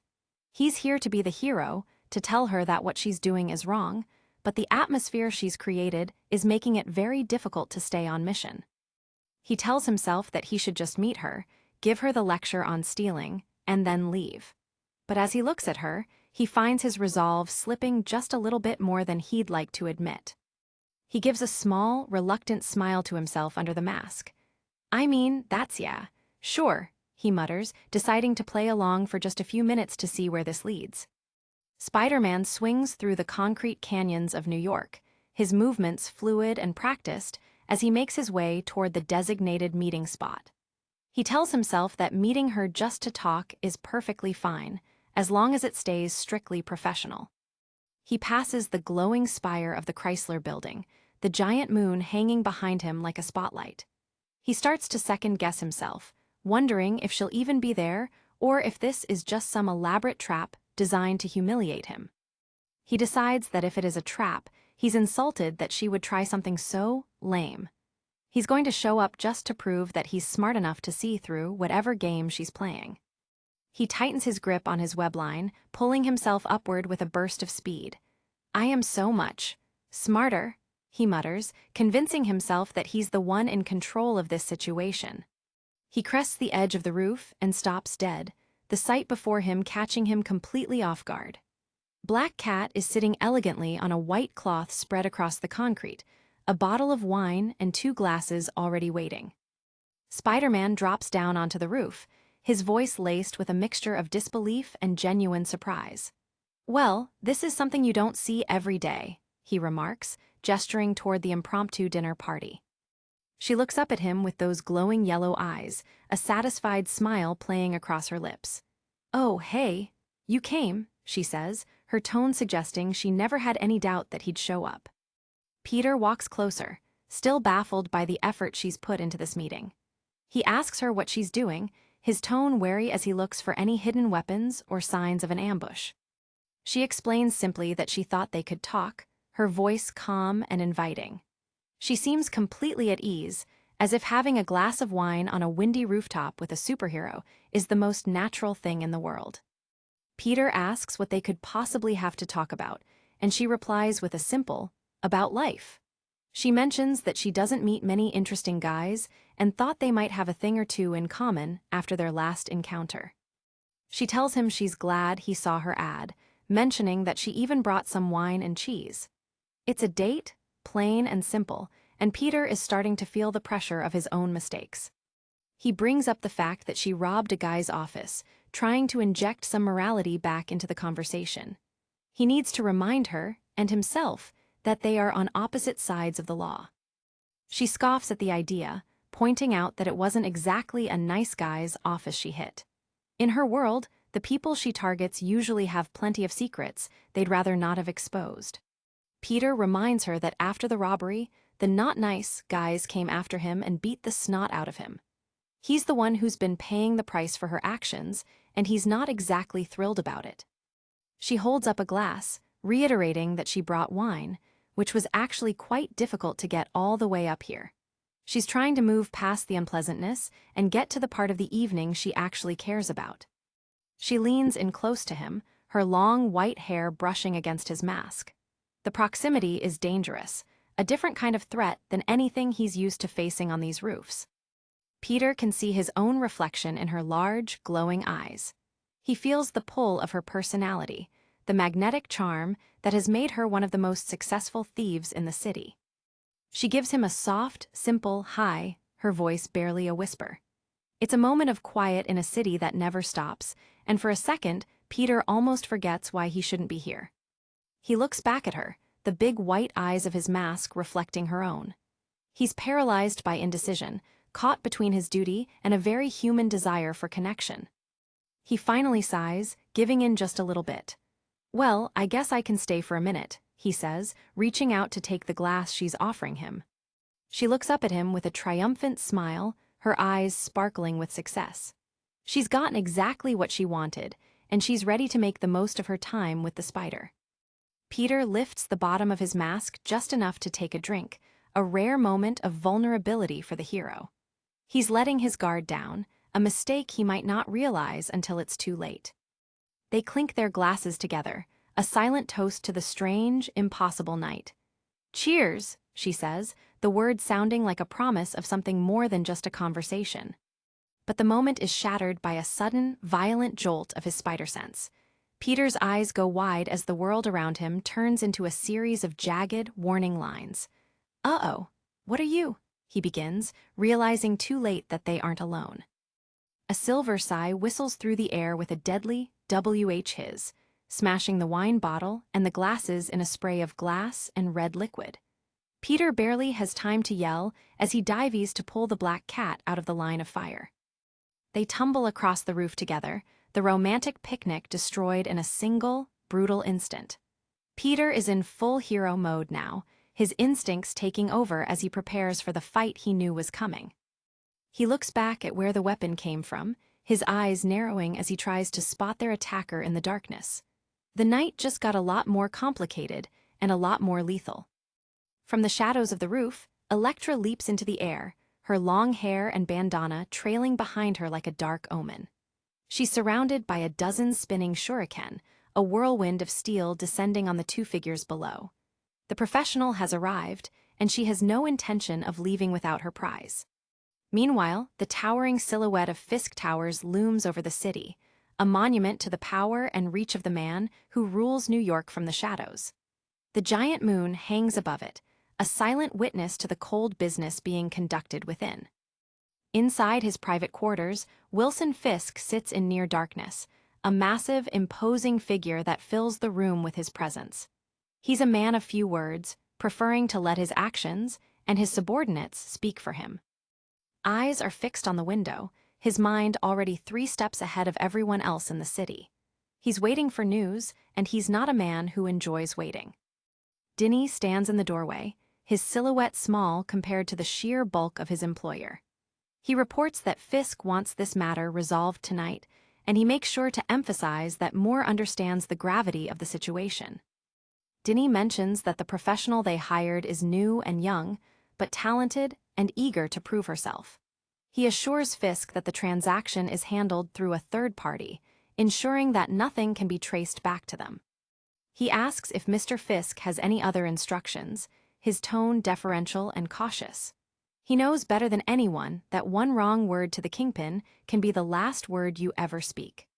He adds that the freelancer, Electra Natchios, has already been assigned to the tablet situation and is currently on the hunt. The pieces are in motion, and the trap is already closing.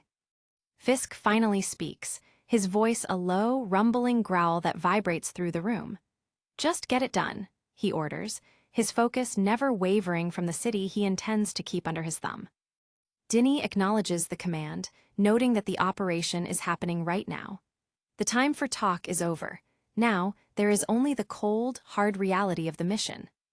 Back on the rooftop, the air is filled with the sound of clashing steel and desperate grunts as the three-way battle erupts. Spiderman and Black Cat dive in opposite directions to avoid the initial hail of shuriken, their teamwork instinctive and frantic. Spiderman flips through the air, barely staying ahead of the deadly projectiles as they whistle past his ears. He yells out in frustration, complaining about the damage being done to his already battered suit. He doesn't have another spare costume, and the one he's wearing is rapidly turning into rags. He hits the roof with a heavy whump, his body aching from the relentless pace of the fight. Electra lands with cat-like grace, a sigh in each hand as she zeroes in on the Black Cat. She's a blur of motion, her strikes precise and intended to end the fight as quickly as possible. Spider-Man looks on, his mind racing as he tries to find a way to intervene without getting skewered. He's caught in the middle of a war between 2 women who are far more ruthless than he is. Electra lunges forward with a piercing high-eye, her weapon aimed straight at Black Cat's chest. The thief parries the blow with a short blade of her own, a defiant laugh escaping her lips as she matches the assassin's speed. They trade blows in a dizzying sequence of strikes and counters, the sound of metal on metal ringing out over the rooftop. Neither one is willing to give an inch, their mutual skill making them a perfectly matched pair of adversaries. Electra lands a heavy kick with a spack, catching Black Cat in the ribs and sending her stumbling back. The thief's mask slips slightly, her expression turning into one of focused, angry determination. Black Cat retaliates with a series of quick, slashing movements, forcing Electra to go on the defensive. The air is thick with the sound of their exertion, a deadly dance played out under the indifferent gaze of the moon. She catches Electra with a spinning kick, the impact echoing with another sharp spack. Black Cat is faster than she looks, and she's starting to find openings in the assassin's seemingly impenetrable defense. Electra grunts in pain, her eyes narrowing as she realizes this won't be the easy retrieval she expected. She's meeting resistance that is as skilled as it is unpredictable. Spider-Man watches from the sidelines, his hand to his head as he tries to process the sheer violence of the encounter. "Nuts! What do I do?" he wonders, his usual quips replaced by genuine alarm. He sees Electra lunge again with a fierce high-eye, her sigh catching Black Cat's shoulder with a sickening thack. The fight is turning increasingly brutal, and Peter knows he can't stay on the sidelines for much longer. The 2 women lock in a desperate struggle, their faces inches apart as they grapple for control. Their screams of effort fill the air, a visceral reminder of the stakes they are fighting for. Peter's mind is a whirlwind of conflicting thoughts. He knows the Black Cat is a thief, and taking her side would technically mean aiding a criminal. But he has no idea who the other woman is or what her intentions are. He's picked the wrong side before, and the memory of those mistakes weighs heavily on him. He feels paralyzed, his internal monologue spinning in circles as he repeats the same question. What do I do? Another strike connects with a sharp "gah" as the fight moves closer to the edge of the roof. The time for hesitation is rapidly running out, and the consequences of inaction are becoming deadlier by the second. He looks at them with a mix of awe and frustration, muttering about the absurdity of a catfight in the middle of a high-stakes mission. He's out of his depth, and he knows it. Electra screams with rage as she tries to overpower the Black Cat, her movements becoming more frantic and violent. Black Cat fights back with equal ferocity, her claws leaving deep gouges in the air as she defends herself. The sound of tearing fabric echoes with a loud rip as Electra's sai catches Black Cat's suit. The battle is taking a toll on both of them, their energy levels dropping as the intensity of the struggle continues to climb. Electra snarls at her, demanding that she give back what she stole. Her voice is full of a cold, professional anger that suggests she's not used to failure. Black Cat doesn't respond with words, only with a sharp, determined kick that catches Electra in the midsection. She's fighting for more than just the tablet, she's fighting for her life. They stare each other down, their breathing heavy and their bodies tensed for the next move. The air between them is electric, a silent communication of mutual respect and absolute hatred. Spider-Man finally realizes that he has to do something to stop this before someone gets killed. Someone should stop this, he thinks, finally deciding to move his feet and join the fray. Black Cat screams that she's not her father, a piece of her past slipping out in the heat of the moment. She tells Electra to tell her master that she is her own woman, not a shadow of someone else's legacy. Electra's response is a cold, calculated glare. "You really shouldn't have done that," she whispers, her patience for the thief's defiance completely gone.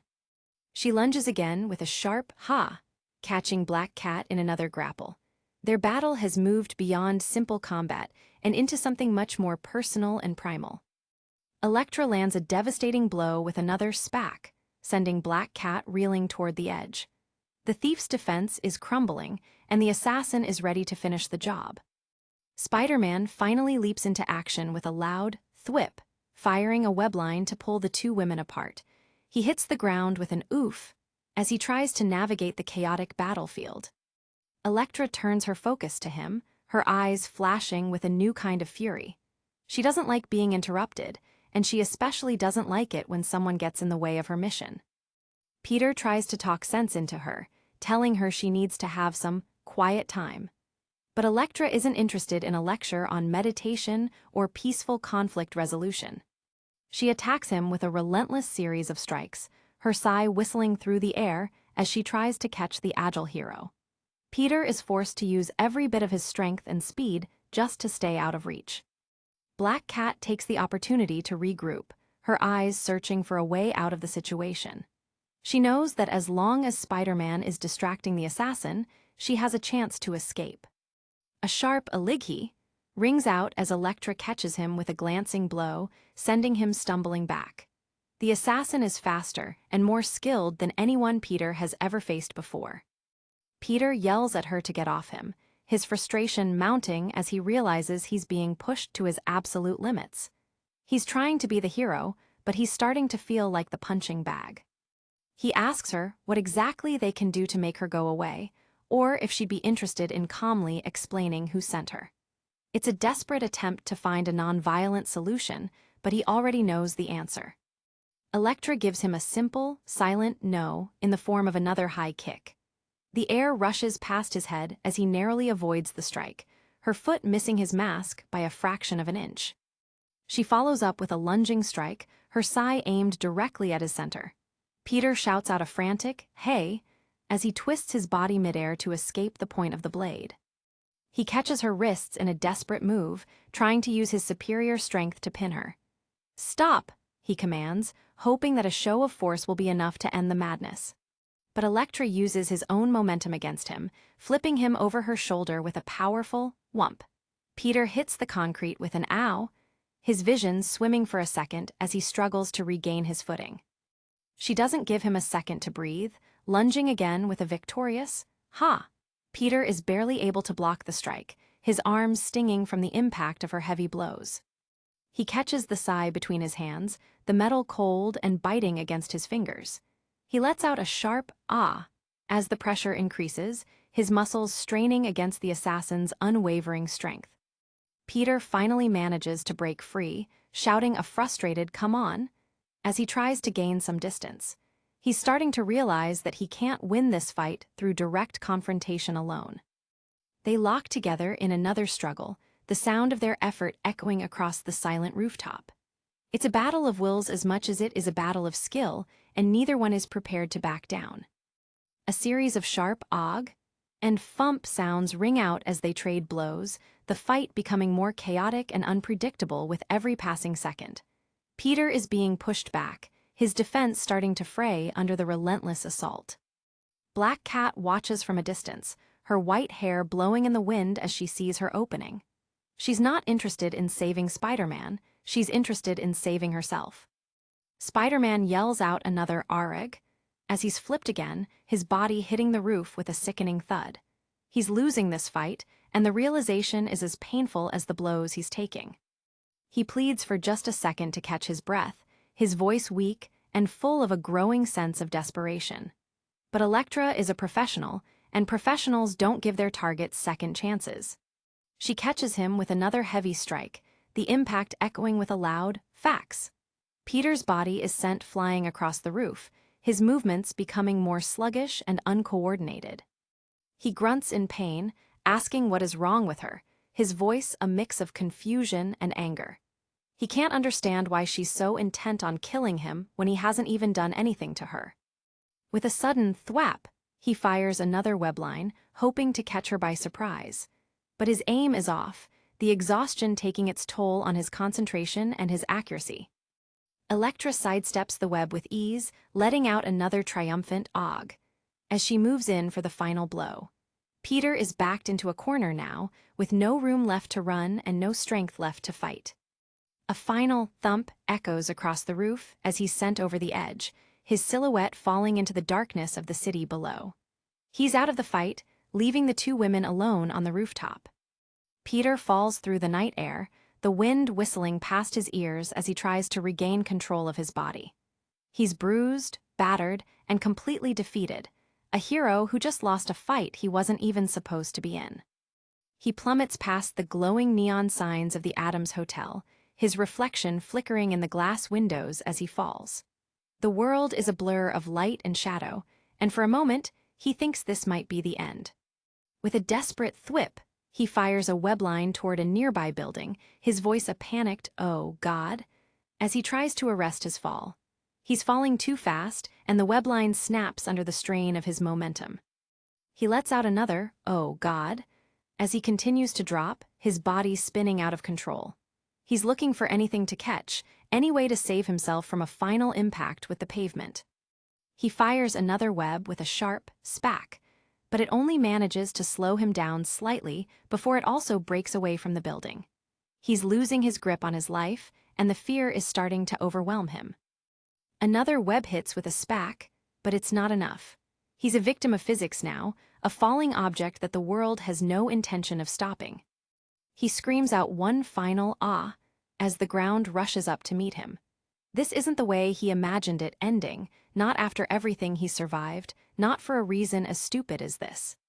He closes his eyes, bracing himself for the impact that is surely coming.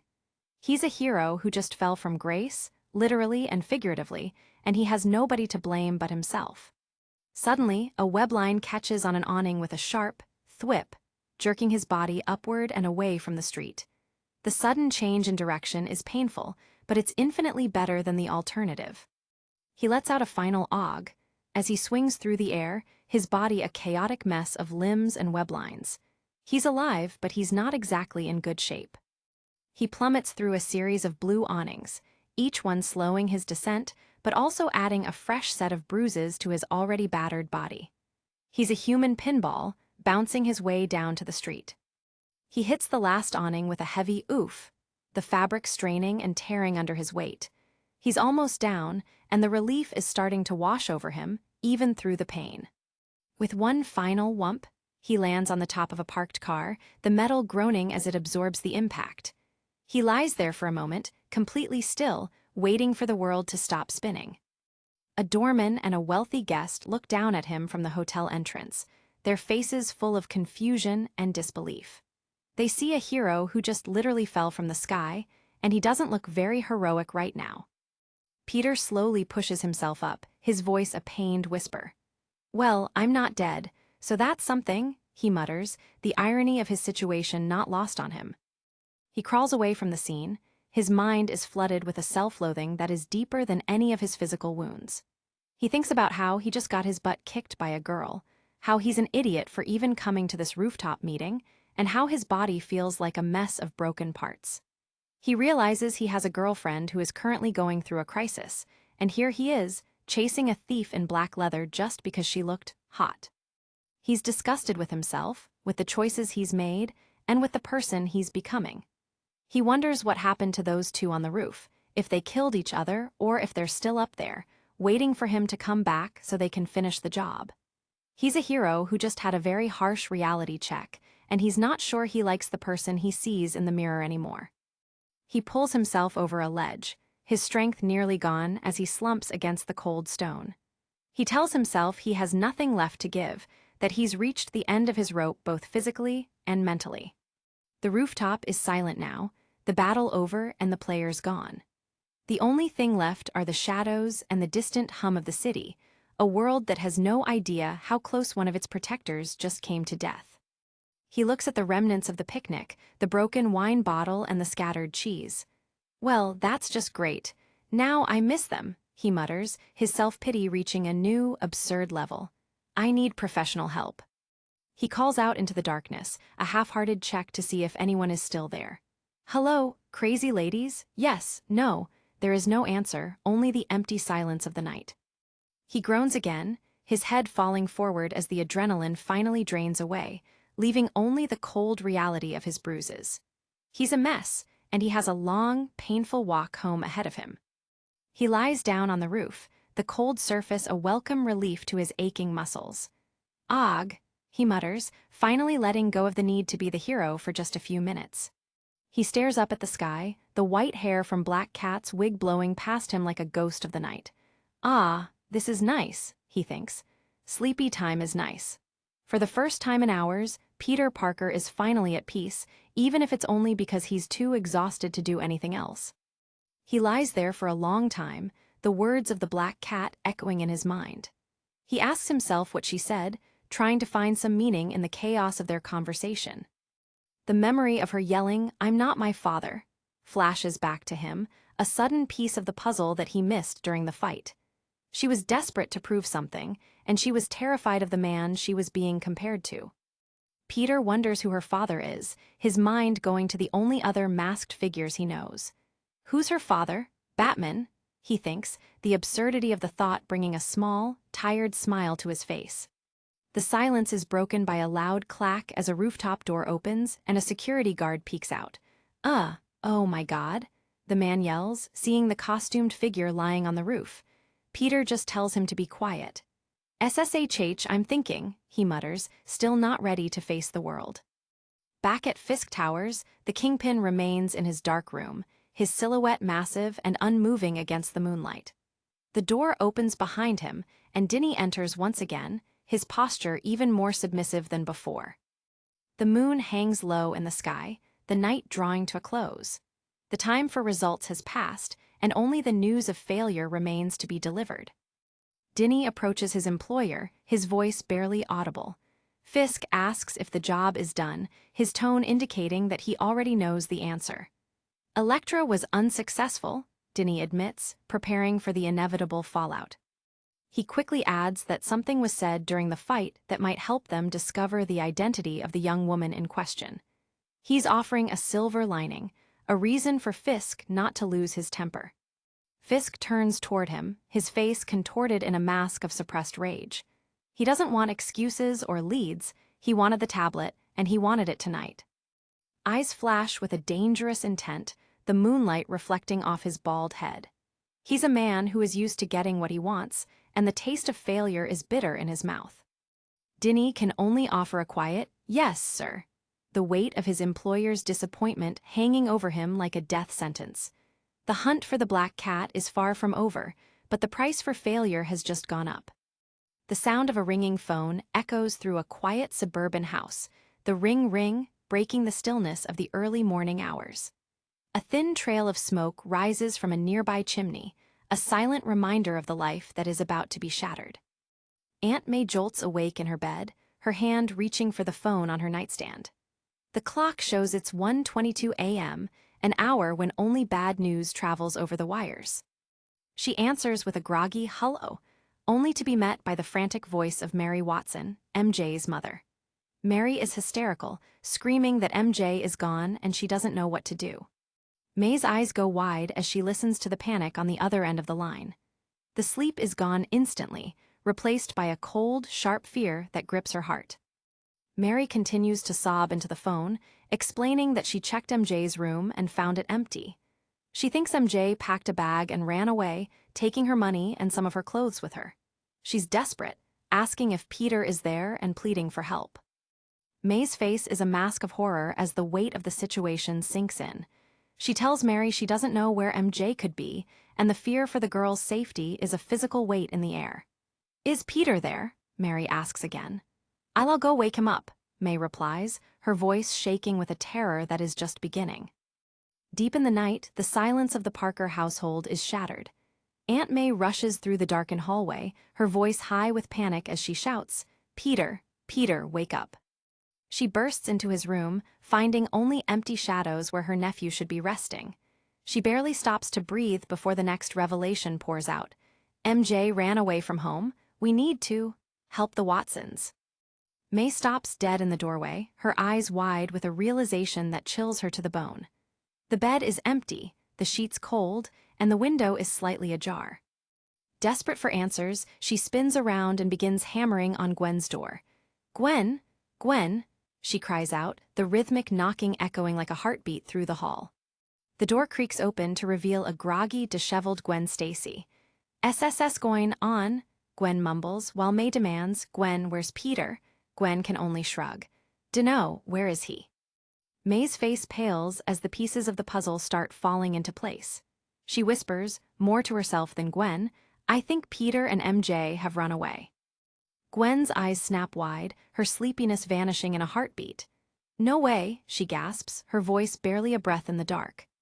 Suddenly, a heavy, rhythmic thumping sound vibrates through the floorboards from downstairs. May freezes, her hand clutching her robe as fear takes a new shape. She inches toward the top of the stairs, peering down into the darkness of the ground floor. "Peter," she calls out, her voice trembling with the hope of a parent and the fear of a guardian. Down in the kitchen, a young man stands in the pale glow of the refrigerator light. Peter Parker is mindlessly chugging milk directly from the carton, his mind miles away from the chaos upstairs. The lights flicker on as May rounds the corner. "Peter!" she screams, startling him so badly that milk sprays from his mouth in a sudden, messy burst. "PPFFTT." Peter wipes his face, his heart still hammering against his ribs. "Oh man, Aunt May, you scared," he starts, but May cuts him off instantly. "What are you doing? Why aren't you in bed? It's 1 a.m. Peter fumbles for an excuse, his eyes darting around the room. I was working on my midterm paper and I got thirsty," he stammers, but May is already scanning the room for any sign of Mary Jane. She leans in close, her eyes searching his for any spark of a lie. "Is MJ here?" she asks pointedly. Peter stares back, genuinely confused. "MJ, no." May explains the situation with frantic speed. Her mother just called in a frenzy. MJ packed a bag and took her money and she's gone. The news hits Peter like a physical blow. The milk carton feels heavy in his hand as the weight of MJ's disappearance sinks in. He doesn't wait for another word. Peter sprints out the back door, his pajama-clad form a blur as he leaps off the porch and into the cool night air. May and Gwen are left standing on the porch, watching him disappear into the shadows. "Peter," May calls out, while Gwen watches the impossible speed of his exit. Guy can move, she notes, stunned. With every stride, Peter's bare feet slap against the pavement, his muscles coiling and releasing with superhuman strength. He knows exactly where he needs to go, and he knows time is running out. He nears MJ's house, the front door bursts open. A shadowed figure storms out, illuminated by the harsh porch light. It's MJ's father, and he's looking for blood. "Where is she, Parker?" he roars. Peter tries to keep his voice steady as he approaches the irate man. "Mr. Watson, I was just coming here to," but Watson isn't listening. He grabs Peter by the shirt, pulling him close with violent intent. "Where is she?" Peter stares into the eyes of the man who makes MJ's life a living hell. As Watson's grip tightens, Peter reaches up, his fingers closing around the man's wrist with a strength he cannot hide. "Don't!" Peter warns, his voice low and dangerous. May rushes up behind them, desperate to defuse the bomb. "Greg, stop it," she pleads. Peter pushes Watson back, his eyes burning. "I don't know where she is, so instead of attacking me, how about you go and look for her?" May puts a hand on Peter's shoulder, her eyes pleading for a different kind of help. Peter, please help us find her," she begs softly. Peter looks down, the shadows of his hair falling over his eyes. The anger is still there, but it's being swallowed by a deep, aching worry for the girl he loves. He ducks away from them, his thoughts racing as he enters MJ's room through the window. "Come on, MJ," he whispers to the empty room. "Where on earth could you have possibly gone?" He looks at the posters on the wall, the stuffed animals on the bed. Everything is a reminder of the life she's trying to escape. Well, this is a nightmare. What is she thinking? Did she leave town? Did she leave me too? He sighs, the weight of his secret identity feeling heavier than ever. I knew she was bummed out and going through stuff with her dad, but this is insane. The guilt begins to gnaw at him. This is so out there for her. She's really this messed up? I should have never told her I was Spider-Man. He paces the small room, his mind spinning. Nick Fury was right, I should never have told her. Clearly she can't handle it. He stops, looking at a photo of them together. She's Verish needs to talk to a professional or something, is what she needs to do. He feels the sting of his own mistakes. This is God punishing me for even entertaining the idea of that crazy black cat woman. He closes his eyes, trying to think like her. Who knew MJ was even capable of? Suddenly, a thought strikes him. A memory of a place they shared, a place away from the world. His eyes snap open, filled with a new, singular purpose. Outside, the small crowd of concerned neighbors watches as Peter exits the house with a grim expression. "Peter," they call out, but he's already moving. "I'll be right back," he shouts over his shoulder. Aunt May watches him go, her face a mask of worry. "Where are you going?" she asks, but Peter is already a shadow in the distance. He doesn't answer, he just runs, his heart a drumbeat of hope. "Check something out," he tells himself. "I got it." He reaches an old, abandoned factory at the edge of the district. Perched on a chimney like a gargoyle, he looks down at the decaying structure. "Please be there," he whispers to the moonlight. He drops into the darkness of the warehouse, his feet making no sound as he sticks to a support beam. "Mary," he calls out, his voice echoing through the vast, empty space. In the corner, amidst a pile of discarded crates and trash, a small blue light flickers. A figure is huddled there, wrapped in a heavy coat, looking at a small notebook. Peter drops down from the rafters, landing softly a few feet away. "Mary, PSSSD," he says quietly, trying not to startle her in the oppressive silence. He moves closer, his shadow stretching across the floorboards. She doesn't look up, her head bowed as if the weight of the world is too much to bear. Peter's heart aches at the sight of her. She looks so small, so broken, hidden away in this hollow shell of a building. He reaches out, his hand hovering over her shoulder. The blue of her parka is vibrant against the dull gray of the warehouse, a splash of life in a dead place. He watches her for a moment, the tension in his chest tightening. She's here, she's safe, but for how long? He glances at the open page of her journal.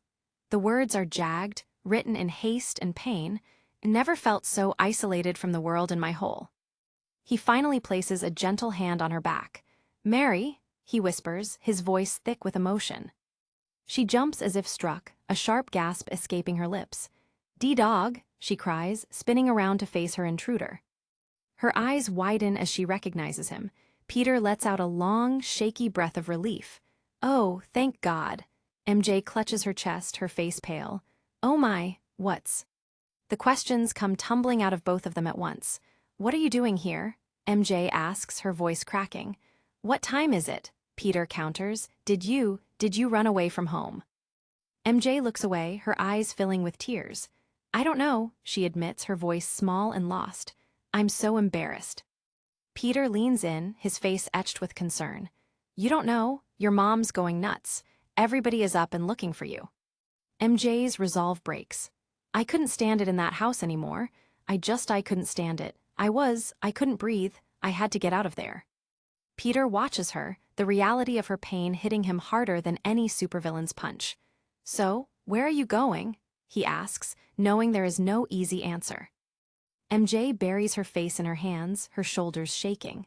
I don't know, I just had to get away from my father. I went to you first. I went to your basement, but Peter finishes for her. I was out, saving the world. She looks up at him, her eyes red-rimmed.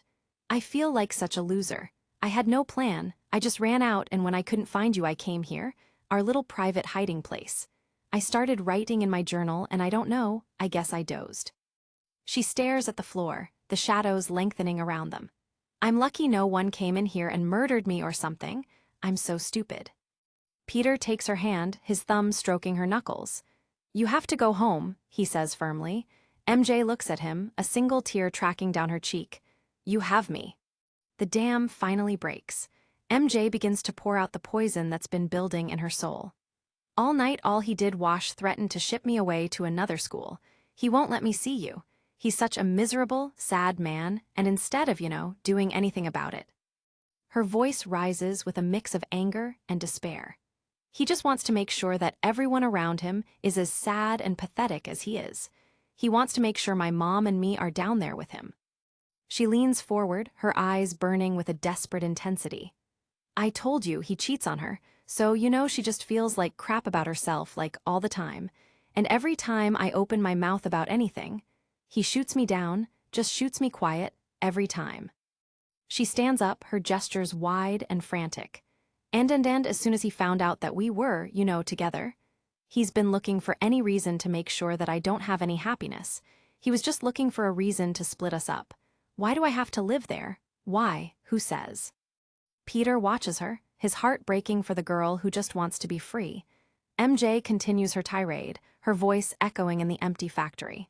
See, your aunt, she wants you to do well and she wants you to be happy. 'Cause she's like, a human being. She scoffs, a bitter sound in the dark. But all my dad wants is for us not to be happy. Oh, and God forbid I actually do better than him in life, right? You'd think he'd dream of me doing better than him actually make something of my life. She sinks back down, the fire dying out of her eyes. See, and before it was easier to live with it. Peter tilts his head. Before what? MJ looks at him, her gaze soft and painful. Before I knew that I could be happy. The silence that follows is heavy. Peter looks at her, seeing not just the girl he loves, but a victim of a war she never asked to fight. He pulls her into a tight embrace, holding her as if he can shield her from the world with his own body. They stay like that for a long time, two teenagers trying to find a way through a maze of adult problems. Finally, Peter pulls back, his voice gentle but steady. You have to go home, he repeats. He knows it's the last thing she wants to hear, but it's the truth they both have to face. MJ leans against him, her eyes closed. Can't we run away together? She asks, her voice a fragile hope. Peter sighs. I wish. MJ smiles sadly. Let's get married and run away. Peter looks at her, his eyes filled with a promise he can't yet keep. Please, she whispers, searching his face for any sign of a different answer. He cups her face in his hands, his gaze never wavering. He wants to save her, to take her away from all of it, but he knows the world doesn't work that way. At least, not yet. He leans in, his forehead resting against hers. Not yet, he says softly, a vow for the future they both desperately need to believe in. She closes her eyes, accepting the truth for now. They stand together in the heart of the old factory, a tiny island of warmth in a cold, uncaring city. Peter holds her one last time, the weight of their situation pressing down on them. I'm going to be grounded forever, MJ notes. Peter squeezes her hand. I'm not going anywhere. The scene shifts. The rising sun paints the sky in shades of orange and red, casting long shadows over the iconic facade of the Daily Bugle building. Inside, the newsroom is already buzzing. Peter sits at his desk, his head resting on his hand as he stares at his computer screen, the events of the previous night still heavy on his mind. He closes his eyes, trying to focus, but the image of the black cat haunts him. I'm not my father, her voice echoes in his memory, filled with the same desperate pain he saw in MJ's eyes. A memory of their encounter flashes through his mind. Felicia Hardy, the black cat, battling against the deadly Electra in a whirlwind of motion and steel. Tell your master, tell him, Felicia had screamed. The memory is vivid, the clash of weapons ringing in his ears. I'm not my father, she had cried out again, a mantra against the destiny she was trying to rewrite. The images are disjointed, a montage of violence and desperation. Felicia's face, masked but filled with a raw, undeniable fury. Tell your master. Then, the looming presence of the kingpin himself. Wilson Fisk, a mountain of a man with eyes as cold as ice, watching the chaos with an unsettling calmness. Peter's eyes snap open back in the present. He needs to know more. He needs to find the link between Felicia Hardy and the man who controls this city's underworld. He begins to search the Daily Bugle's vast database. Keywords scroll across the screen like a list of ghosts. Cat burglars, robbers, thieves, burglars. The screen fills with names, each one a thread in the tangled web of New York's crime history. He scrolls through them, looking for the name that will unlock the truth. He finds a list of known cat burglars. Abner Jenkins, Benjamin Poindexter, Cletus Cassidy, Dmitry Smerdyakov, and there it is, Jack Hardy, the name that matches the girl in the mask. Peter leans back, his mind working with the precision of a detective. He clicks on the name, bringing up an old article that could hold the key to everything. He reads the headline with a grim sense of satisfaction. Cat burglar caught. The pieces are starting to fit together, but the picture they form is darker than he ever imagined. He looks at the photo of Jack Hardy, a man whose legacy has become a curse for his daughter. The story is a tragedy in black and white, written in the ink of old news. He pulls up another photo, a man in a sharp suit, surrounded by microphones, and a young girl with a look of quiet sorrow on her face. The headline reads, Black Cat Jack. The article by Ben Urich detail the trial of Jack Hardy. Accused of a rash of cat burglaries, Hardy had remained silent, but the district attorney had been more than happy to talk to the press. Peter stares at the photo of the young Felicia Hardy. She looks so different now, but the pain in her eyes is the same. It's a pain he recognizes all too well. He studies the face of the girl who would become the Black Cat. She was just a child caught in the crossfire of her father's crimes, a legacy she never chose but cannot escape. He types another name into the search bar, Felicia Hardy. The results are immediate, an address in Alphabet City and a current employer, Fisk Enterprises, Accounting. The revelation hits Peter with the force of a tidal wave. Oh man, I figured it out, like a detective and stuff. I know who she is, but you know what? Seriously, if I figured it out. Back in the Kingpin's office, the tension has reached a breaking point. Wilson Fisk has Felicia Hardy by the throat, his massive hand almost completely obscuring her neck as he slams her against the wall. Kingpin's voice is a low, rumbling growl. How desperate you were to get my attention, girl, loud and sloppy and quite obnoxious, desperately wanting me to know it was you. Well, now I know, Miss Hardy. He leans in, his breath hot against her face. Daughter of Jack Hardy, a name I haven't heard of or spoken in 15 years. Now I know it was you who robbed me. I know you are this Black Cat, and I know you are working for me in my accounting department. Felicia can barely breathe, her hands clawing at his iron grip. Kingpin continues, his voice dripping with contempt. But if this is what I think it is, if this is you lashing out at me because your idiot of a father rotted in jail. Suddenly, the window shatters inward as a red and blue blur bursts into the room. I haven't seen you this angry since the Colonel wouldn't tell you his recipe for the secret spices, Spider-Man quips, landing perfectly amidst the glass shards. The distraction is all Felicia needs. With a sudden burst of strength and agility, she lashes out, her boot connecting with the Kingpin's face with a sickening crack. Spider-Man doesn't miss a beat. He leaps forward, his body a coiled spring as he prepares to engage the massive crime lord. Oof! Kingpin grunts as the first blow lands. Kingpin staggers back, his face a mask of primal fury. He grabs a heavy desk and hurls it across the room with a thunderous smack, barely missing the agile wall crawler. Black Cat isn't finished.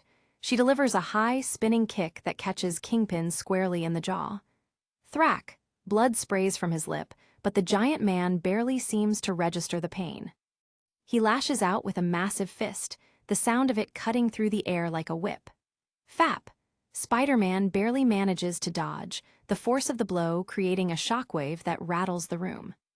Kingpin roars, a sound of pure, unadulterated rage. He charges forward like a juggernaut, his massive frame smashing through anything and everything in his path. Wham! Spider-Man manages to get between Kingpin and Felicia, his webs flying as he tries to bind the giant man. Now everybody just calm down and but Kingpin isn't interested in talking. He smashes through the webbing with a roar of crash. Felicia tries to get back into the fight, her claws extended, but Spider-Man pulls her back. Not the costume, he shouts as a stray blow tears through his suit. Hi, Felicia yells, trying to break free. Spider-Man fires a glob of webbing directly into Kingpin's eyes. Thwap! I'm serious. You nestle Crunch Bar in hot pants, I don't have a spare, he cracks, even as the situation grows more dire. Kingpin rips the webbing from his face, his eyes burning with a dark, terrifying light. Young boy, I do not know why you are involved in this, but I want what is mine. Spider-Man doesn't flinch. Well, they don't make the Happy Meals any bigger than supersized. The giant man lunges again, his hands outstretched like claws. Stop it! Stop interfering in my life! This is too important for you to, he roars, his voice filled with a desperate, hidden pain. Spider-Man fires a final, massive web line, anchoring Kingpin to the floorboards. Put an extra large sock in it, he quips, but the victory is short-lived. The Kingpin is already tearing himself free. Outside, the sky is a bruised purple as the fight spills onto the balcony.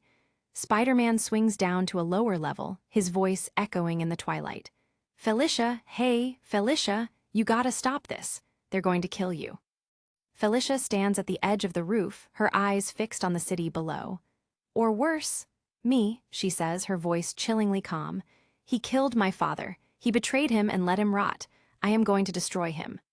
She looks back at him, her face a mask of grim determination. Everything he says he wants, I will take away from him, everything. This is just the first. Spider-Man looks at the jagged piece of stone in her hand. I don't even know, what is that? He asks, his voice filled with a sense of impending doom. Felicia clutches the ancient tablet to her chest, her eyes filled with a dark, vengeful light. Something he wants, she whispers, the words carrying a weight that transcends the object itself. Spider-Man moves toward her, his hand outstretched. It's a noble endeavor, sure, you sticking it to the Fisk in theory, but you are stealing, and now they know who you are and you're letting. Felicia screams, a sound of pure, unadulterated pain and rage. You don't know me, you don't know. Her eyes are wild, her spirit pushed to the very edge of sanity. Spider-Man stops, his heart heavy with the weight of her suffering. Let's get out of here, he says softly, reaching out to the girl who has lost everything. Suddenly, the roof explodes outward as Kingpin bursts through the concrete. Give it to me now, he roars, his face a mask of terrifying rage. Smash. Felicia looks at the tablet, then back at the monster who took her father. A slow, cruel smile spreads across her face. She knows what she has to do. Kingpin lunges for her, but Spider-Man is already there, his webs flying. The giant man is momentarily blinded as the sticky strands cover his face and eyes. In that heartbeat of chaos, Felicia spins around and hurls the ancient tablet over the edge of the roof, watching it arc through the air toward the dark waters below. Kingpin lets out a primal scream as he watches his prize disappear into the gloom. Kerplunk!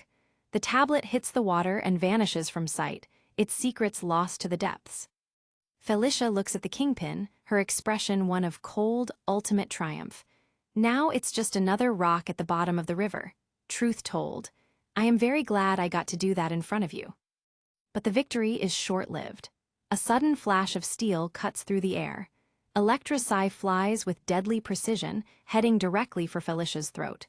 Spider-Man watches in horror as the weapon nears its target. Felicia barely manages to twist out of the way, the Psy grazing her shoulder as she loses her footing on the slick rooftop. She stumbles back, her eyes wide with sudden, sharp fear.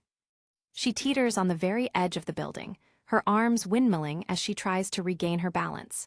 Below her, the city is a dizzying blur of lights and shadows. Spider-Man dives for her, his hand reaching out across the void.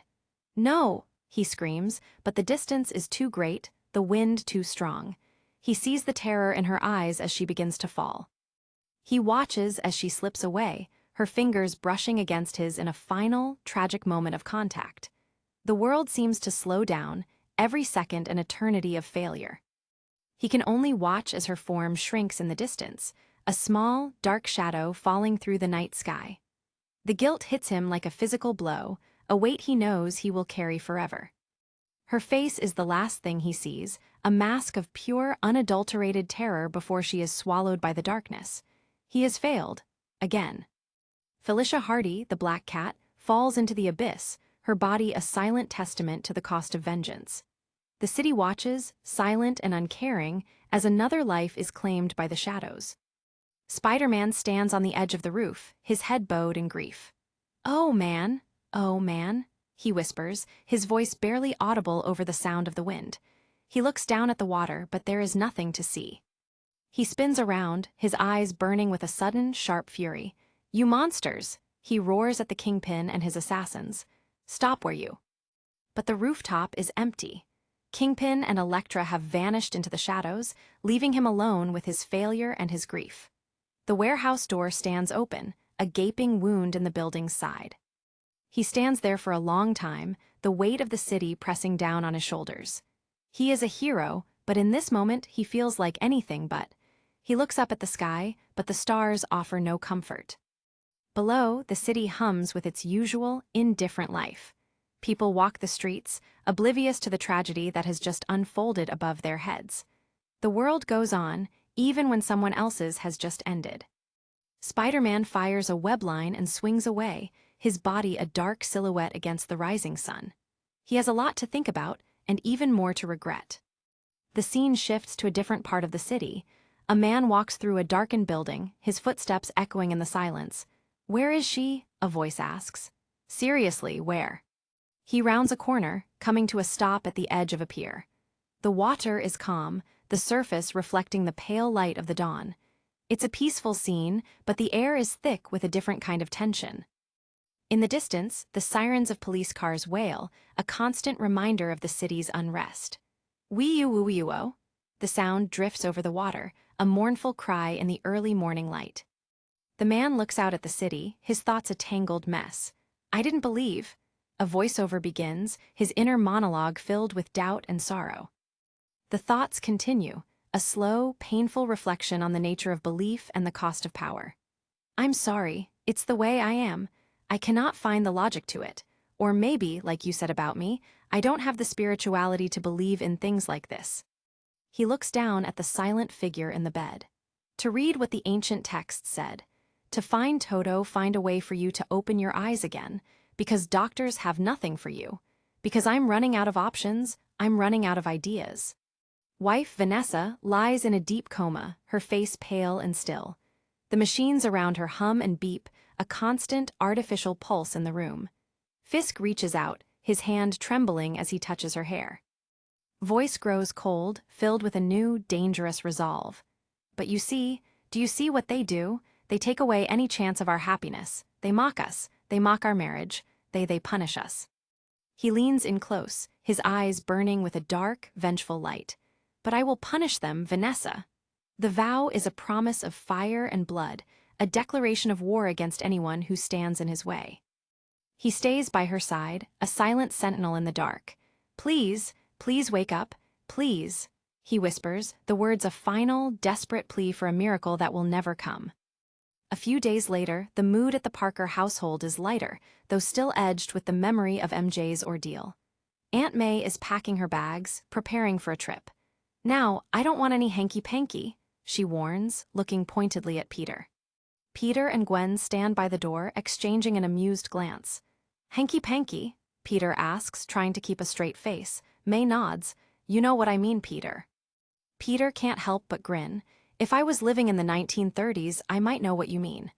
Gwen adds with a smirk, nice lip. May continues her instructions, unperturbed. I'll be gone visiting my mom in Florida for a week, and while I'm gone, I want you two to behave like you always do. Gwen pipes up, her eyes twinkling. No hanky-panky. Are we allowed to have hanky without the panky, or just panky? May sighs. I think the panky gets us into the trouble area. Peter joins in the teasing. Well, if I can't have the panky, what's the point of the hanky? How about shenanigans? May smiles despite herself. Good point, Gwen. Are we allowed to be up to shenanigans? May gives them a final, loving look. Oh, good news for me. Now I get smarty in stereo. You're good kids and I know you'll do fine. There's tons of food in the house. I froze a lasagna. She hands Peter a small stack of bills. You both have your own money, but here's $300 for food and emergencies. If there's any real emergency, you call or run over to the Watsons down the street. Okay. Peter takes the money with a nod. I know I will never see this money again, so please make it last the week. May pulls him into a tight hug. Peter, I love you, be safe, and well, you know. She hugs Gwen too, her eyes soft with affection. And Gwendolyn, I am so happy you live here with us. I love you too. They share a quiet, beautiful moment on the porch, a family bonded by choice as much as blood. The sunlight filters through the trees, casting a warm glow over all of them. Finally, May steps into the waiting taxi, her face a mix of excitement and reluctance. She waves one last time as the car pulls away from the curb. Peter and Gwen wave back, watching the taxi disappear around the corner. They are officially on their own for the first time in their lives. They stand on the porch for a moment, the silence of the neighborhood closing in around them. A whole week, Gwen says, a slow smile spreading across her face. Peter looks at her, his mind already spinning with possibilities. Cough it up, he says suddenly. Gwen looks confused. What? Peter holds out his hand. 150 what? 150 is my half of the loot. The loot? You take your half, I'll take mine. Gwen laughs, pulling out her own stack of bills. See you in a week, she says, turning back toward the house. Peter follows her, his mind still on MJ. Where are you going? Gwen doesn't look back. Watch TV. They enter the house, the door clicking shut behind them. For the first time in a long time, the Parker household feels truly quiet. But for how long? Later that afternoon, Peter sits at the kitchen table, a bowl of cereal in front of him. His thoughts are a whirl of concerns. This is a first. Aunt May out of the house. First time in my whole life. Might be a little easier to come and go as Spider-Man. Actually, it's been a pretty good time to be Spider-Man. Something really bad must be coming. I never get to just have a good time. The TV hums in the background, a news report catching his attention. Next week starts principal photography on Spider-Man, a movie shot right here in New York City. Peter looks up, his cereal spoon halfway to his mouth. Acclaimed cult director Sam Raimi is helming the project, which is rumored to be budgeted north of $100 million. The reporter continues, details about the project are being held tight to the vest. But we had an opportunity to sit down with Academy Award-winning producer Avi Arad for a sneak peek at this cinematic extravaganza. And that makes this an ET exclusive. The screen shows a man with graying hair and sunglasses. Avi Arad begins to speak, his voice smooth and confident. Spider-Man is an enigma. He is a mysterious hero, or some say anti-hero. Peter watches, his expression a mix of disbelief and annoyance. Half the world, they love him. The other half hates him, but everyone is talking about him. This is, we believe, a story for our generation. Arad continues, his gestures expansive. What we will do in this movie is recreate the excitement, the spectacle that Spider-Man is for New York City. But we will do it for everyone all over the world. The reporter asks the question everyone wants to know. And how will you be portraying Spider-Man out of costume? So little is known about him or how he got his amazing powers. How will the movie deal with this aspect of this spectacular true story? Arid smiles, a look of quiet, practiced mystery on his face. Ah, see, for this you have to buy a ticket. But imagine, if you will, that the man behind the mask this tragic figure. Peter stands up, his cereal bowl forgot. Arid's voice follows him into the living room. This tragedy, a nobody, a loser, but when the mask is on, he grabs the entire world's imagination. Peter clenches his fists, his eyes burning. This will be a fair and honest portrayal of the Spider-Man experience, Arid claims. Peter can barely contain his frustration. The reporter drops a final bombshell. And we just received word that portraying the misunderstood wall-crawler will be none other than Seabiscuit star Tobey Maguire, making his first foray into action movies.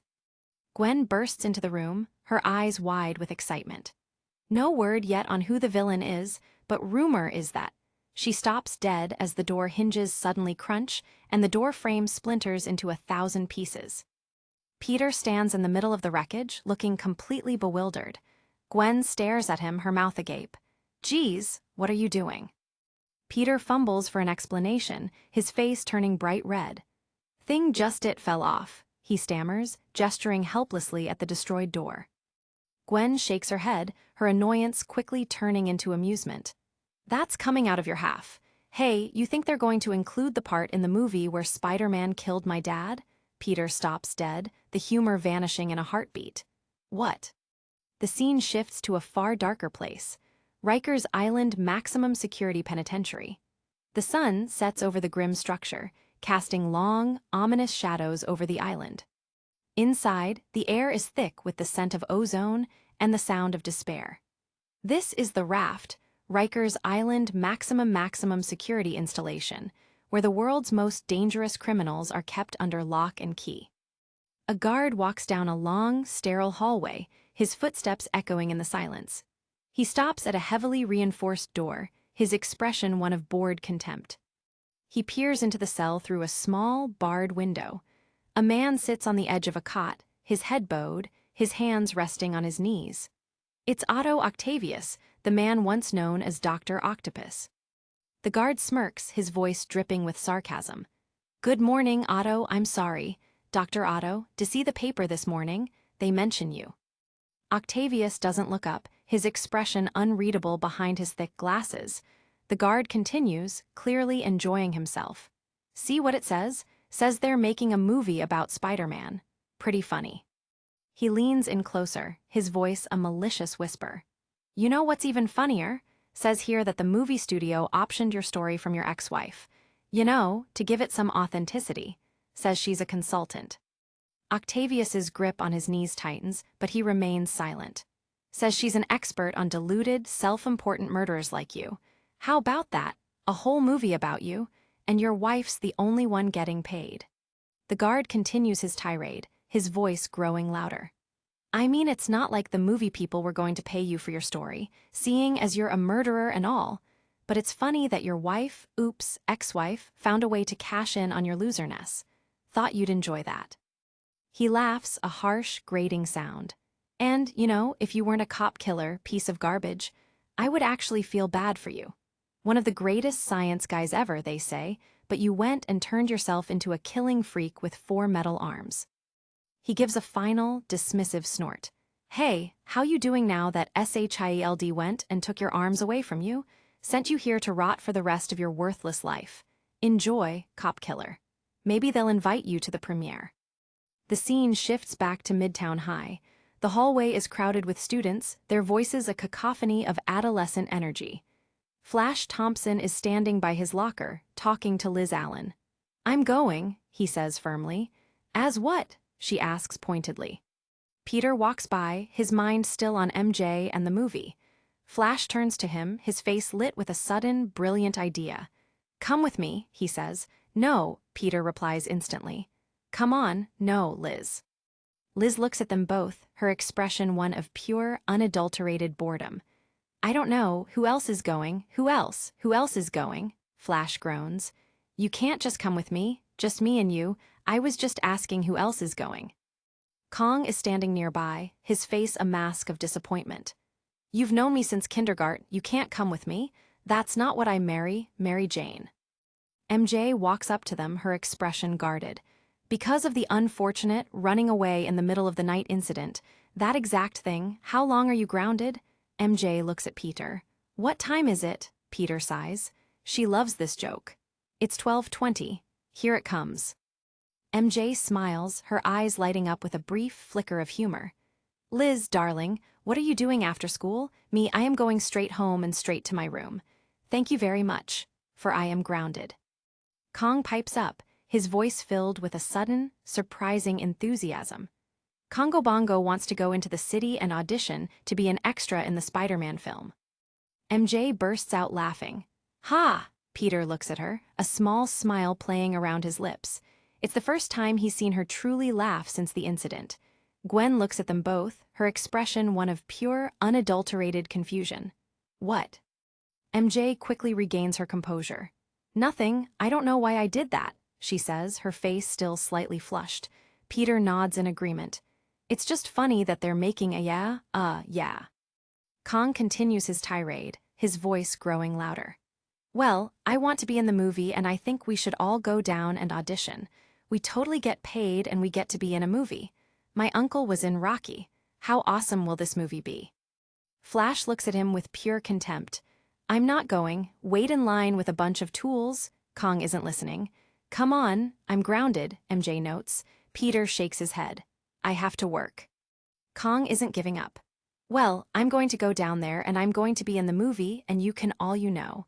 Maybe you can audition for the role of Kingpin, he adds with a smirk, looking at Flash. Flash's face darkens, his fists clenching at his sides. Now what does that mean? Means you're bald and fat. See, you are trying to scar me emotionally. Whoops. Whoops. Suddenly, a loud smack echoes through the hallway as Flash delivers a stinging blow to Kong's face. The hallway falls silent as everyone stares in shock. Kong grabs his face, his eyes filling with tears of pain and anger. Take it back, he roars, charging at Flash as a loud crash echoes through the hallway. MJ turns to Peter, her expression one of pure, unadulterated despair. A movie? I live in hell, she whispers, her voice barely audible over the sound of the fight. Back in his cell at the raft, Otto Octavius is staring at the ceiling, his mind a whirlpool of dark thoughts and even darker plans.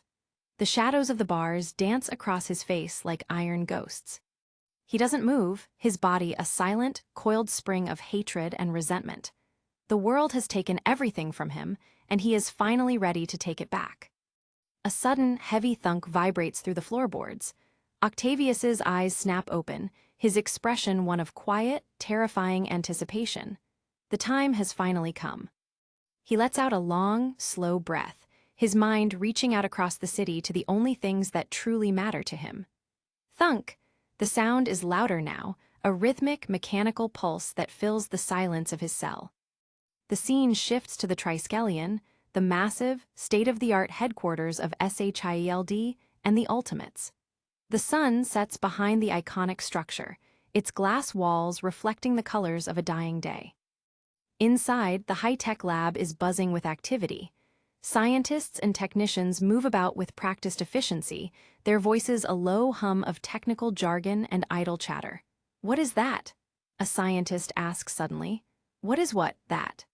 A technician looks up from his console, his brow furrowed in confusion. I have no idea. This isn't my station. I'm just here to thunk. The sound is unmistakable now, a heavy, rhythmic thud that vibrates through the entire building.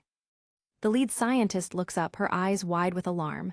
You don't hear that? She asks, her voice trembling. The technician shakes his head. SSSHH. The sound is even louder now, a deafening, metallic crash that seems to be coming from the very walls of the building.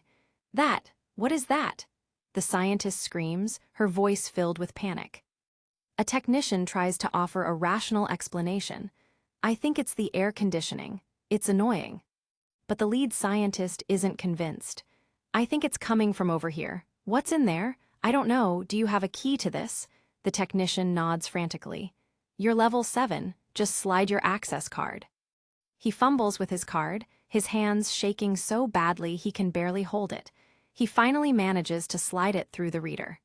Gleek! The door begins to open, its mechanical joints groaning with a sound that chills him to the bone. Suddenly, the wall explodes outward as a massive, silver tentacle bursts into the room. It's Dr. Octopus's arms, and they're already on the move. The scientists and technicians are thrown back as the lab is torn apart in a matter of seconds. Back in his cell, Octavius is smiling, a look of pure, unadulterated joy on his face. He can feel them. He can feel their power, their rage, their singular purpose. They are coming for him, and nothing in the world can stop them. The arms smash through the hallway, their metallic joints whirring with a sound that echoes like a symphony of destruction. They are relentless, their only goal to reach the man who created them. They tear through layers of reinforced steel and high-tech security systems with the ease of a knife through paper. They are the perfect weapons, and they are finally home. The arms reach the high-security block, their movements a whirlwind of silver and shadow. They smash through the final barrier, their claws ripping the door from its hinges with a thunderous roar. They burst into the cell, their metallic forms coiling and uncoiling like a nest of snakes. They surround Octavius, their light reflecting in his thick glasses as he looks up at them with a look of quiet, terrifying pride. He stands up, his movements slow and deliberate. He reaches out, his fingers closing around the cold metal of his arms. He is finally complete again, and the world is about to pay the price. The scene shifts to a different part of the city. A movie set is being built in the middle of a busy street, its towering scaffolding and bright lights creating a surreal oasis of fiction amidst the reality of New York.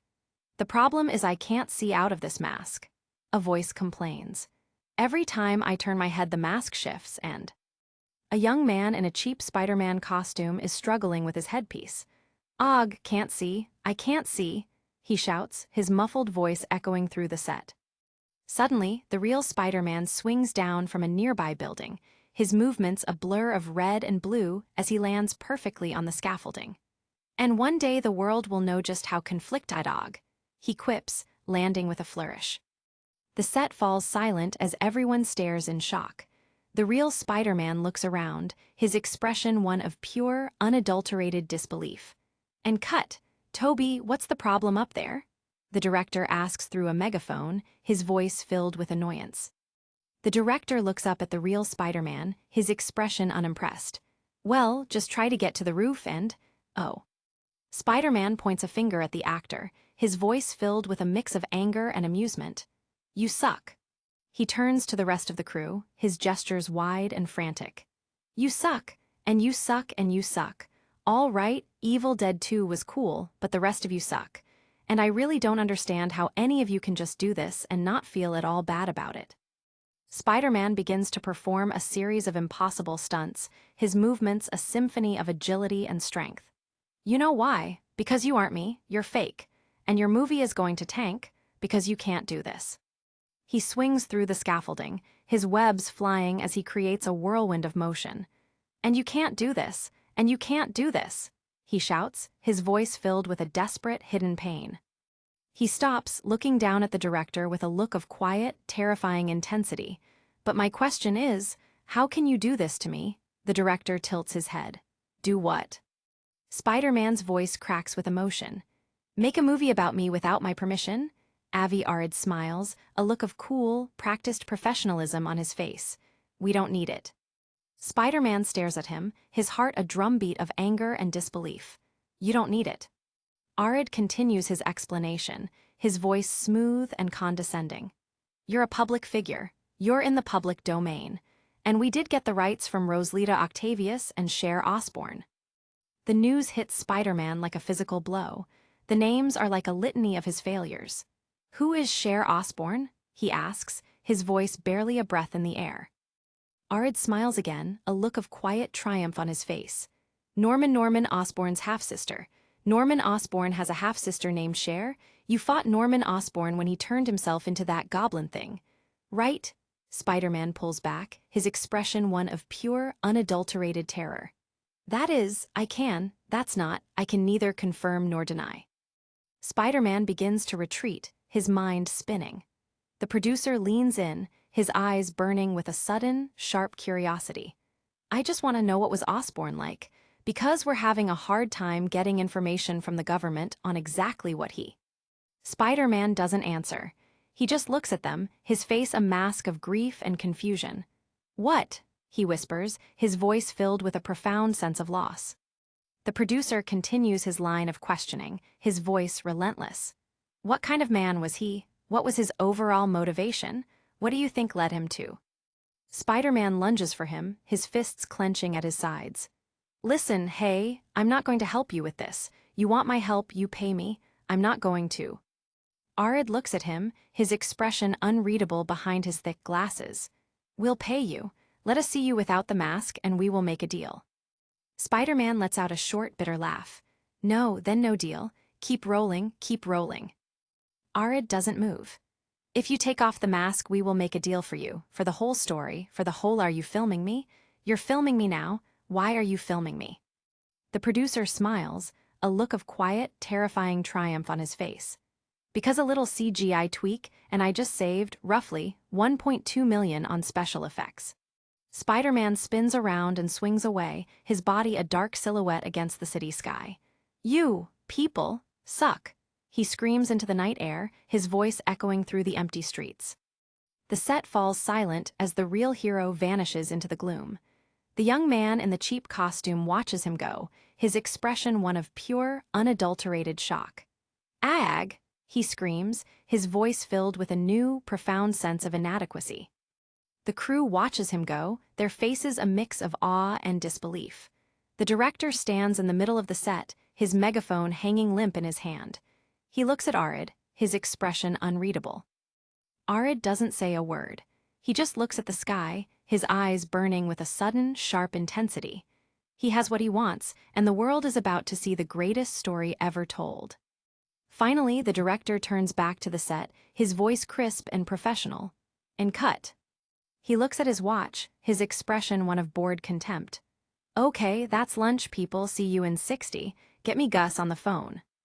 Back at the raft, Otto Octavius is standing in the middle of his cell, his metallic arms coiling and uncoiling like a nest of snakes. He can feel the power coursing through him, a dark, terrifying energy that fills his entire being. He looks at the door, his eyes burning with a sudden, sharp fury. Thunk!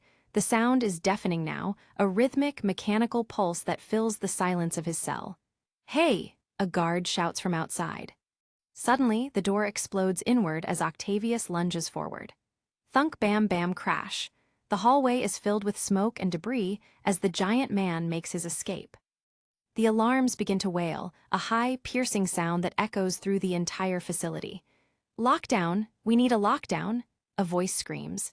Clang, whirr, bam, bam, crash. What is it? Another guard roars. Octavius moves through the facility like a force of nature, his arms tearing through anything and everything in his path. Everyone remain in your row, my God. What is that? Someone call someone. He stops in the middle of the chaos, his arms coiling around him like a protective shield. Hello, he whispers, his voice filled with a low, terrifying joy. He looks at the broken guards, his expression one of pure, unadulterated contempt. Yes, me too, and you I give my thanks. Otto Octavius bursts out of the prison, his metallic arms glowing with a dark, terrifying light. He looks out at the city, a slow, cruel smile spreading across his face. For starting me out of my funk, he says softly, even as the prison behind him burns. This isn't just an escape. It's the beginning of a nightmare that the world is not prepared for. To be continued. A man stands with a predatory smirk hidden behind dark lenses. Hi, he says with a chillingly casual tone. A violent crash echoes through the suburban home, shattering the quiet evening. The homeowner in the tank top spins around in a panic. What was that? He asks, his voice trembling with fear. The stranger doesn't move, his eyes fixed on the architecture instead of the man. Tudor, always loved them, he says calmly. I had put a down payment on one once, but my life got very complicated and... The homeowner squints, a flick of recognition crossing his face. You look familiar, he mutters, the danger still not fully registering. The man in sunglasses steps forward, his presence filling the doorway. It's a lovely home, you live here, he asks. Yeah, my wife. Wait, do I know you? The man replies. No, the stranger lies smoothly. They stand on the threshold of the large Tudor-style house as the stranger continues his ruse. Do I know you? The homeowner repeats. No, I was just in the area and I had to stop. I love Tudor-style architecture, the visitor explains. Inside, the house is no longer safe. A mechanical arm snakes through the living room, its metal claws clicking as it searches the space. The man's eyes go wide, his face draining of color as he finally realizes who and what is standing in his home. The mechanical appendages flex, their red sensors glowing like the eyes of a demon in the dimly lit room. The homeowner turns to flee, but he's already trapped between the stranger and the metal monster behind him. The stranger leans in, his smile cold and unwavering. I really do like your house, he whispers. The suburban Tudor home sits quietly under the twilight sky, a picturesque scene hiding a nightmare unfolding within. Meanwhile, elsewhere in the city, a bald teenager with facial piercings looks to the sky. Look up in the sky, it's Spider-Man, he shouts with forced enthusiasm. An older man with unkempt red hair repeats the same line. Look up in the sky, it's Spider-Man. A young woman with blonde hair joins the chorus of voices. Look up in the sky, it's Spider-Man. Next is a woman in an orange bandana, her voice echoing the same staged wonder. Look up in the sky, it's Spider-Man. A dark-haired boy fumbles over the script, looking confused. Look up in the Spider-No, wait, look up in Thane Thewhat. A spiky-haired blonde teen delivers the line with practiced intensity. Look up in the sky, it's Spider-Man. A blonde girl gives it another go, her brow furrowed. Look up in the sky, it's Spider-Man.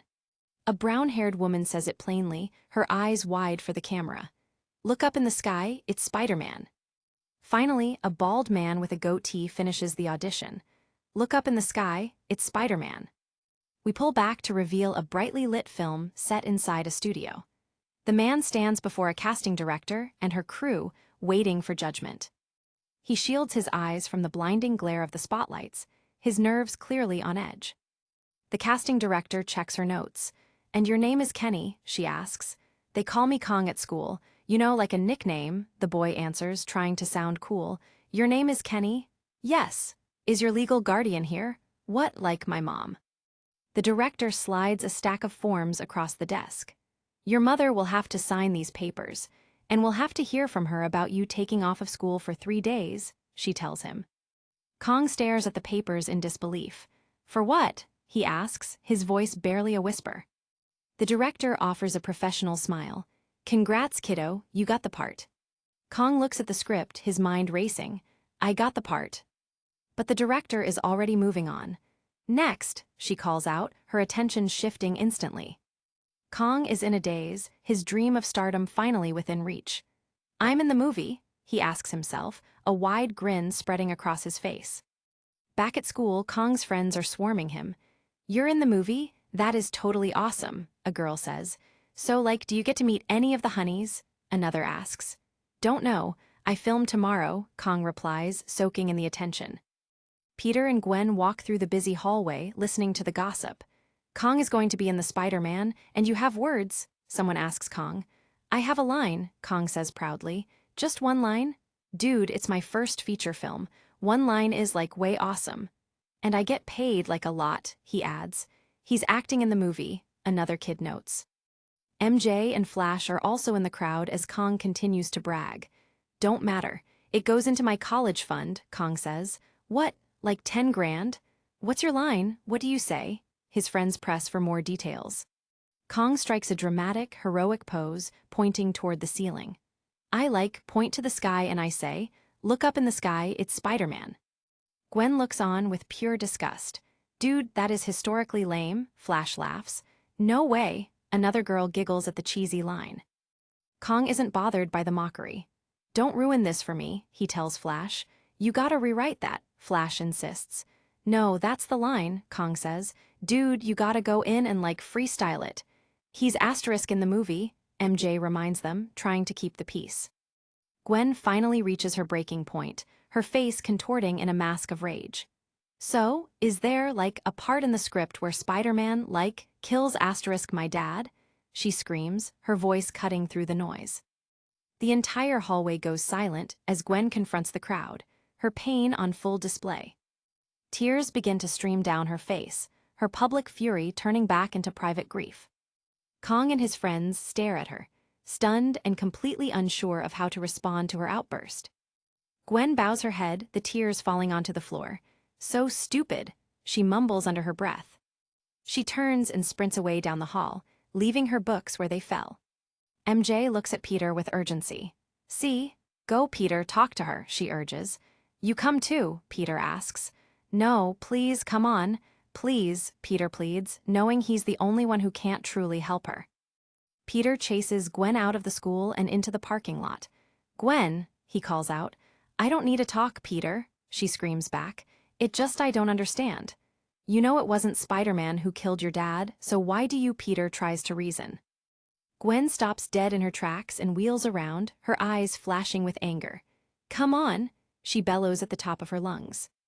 She stares him down, the tension between them thick as she stands among the cars. It was, a guy asterisk dressed like him. Guy dressed like Spider-Man in a Spider-Man costume? She mocks him. She steps into his space, her face inches from his. I don't want to go through this with you all the time. Listen, a guy dressed as Spider-Man, it's all Spider-Man. A guy dressed as Spider-Man asterisk killed asterisk my dad. So, okay. Peter looks at her with a heavy heart, the burden of his secret weighing him down. But the guy who says he did it is, like, in jail and Spider-Man is still, what?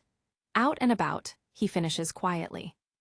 Gwen pokes him sharply in the chest with every word. And what do you care so much? Huh? Why on earth would you care which lunatic guy in what costume killed my dad? Why are asterisk you freaking out about this all of a sudden? All of a sudden. She continues her scream, the raw emotion pouring out of her. This is all I think about 24 hours a day. All day, every day, some maniac in a costume killed my father, and now they're making a movie about him. She throws her arms up in bitter, sarcastic celebration. Yay, Spider-Man, yay, let's make a big hero out of him and make a movie, and dolls, and yippee-yay. She storms off, leaving Peter and MJ in the silence of her wake.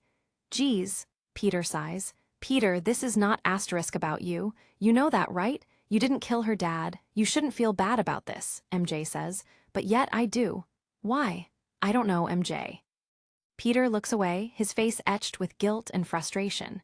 You are something, MJ whispers. Between this, that stupid movie, which, by the way, asterisk Kong is now making more money off of than I ever will, and who asterisk knows what the story is going to be.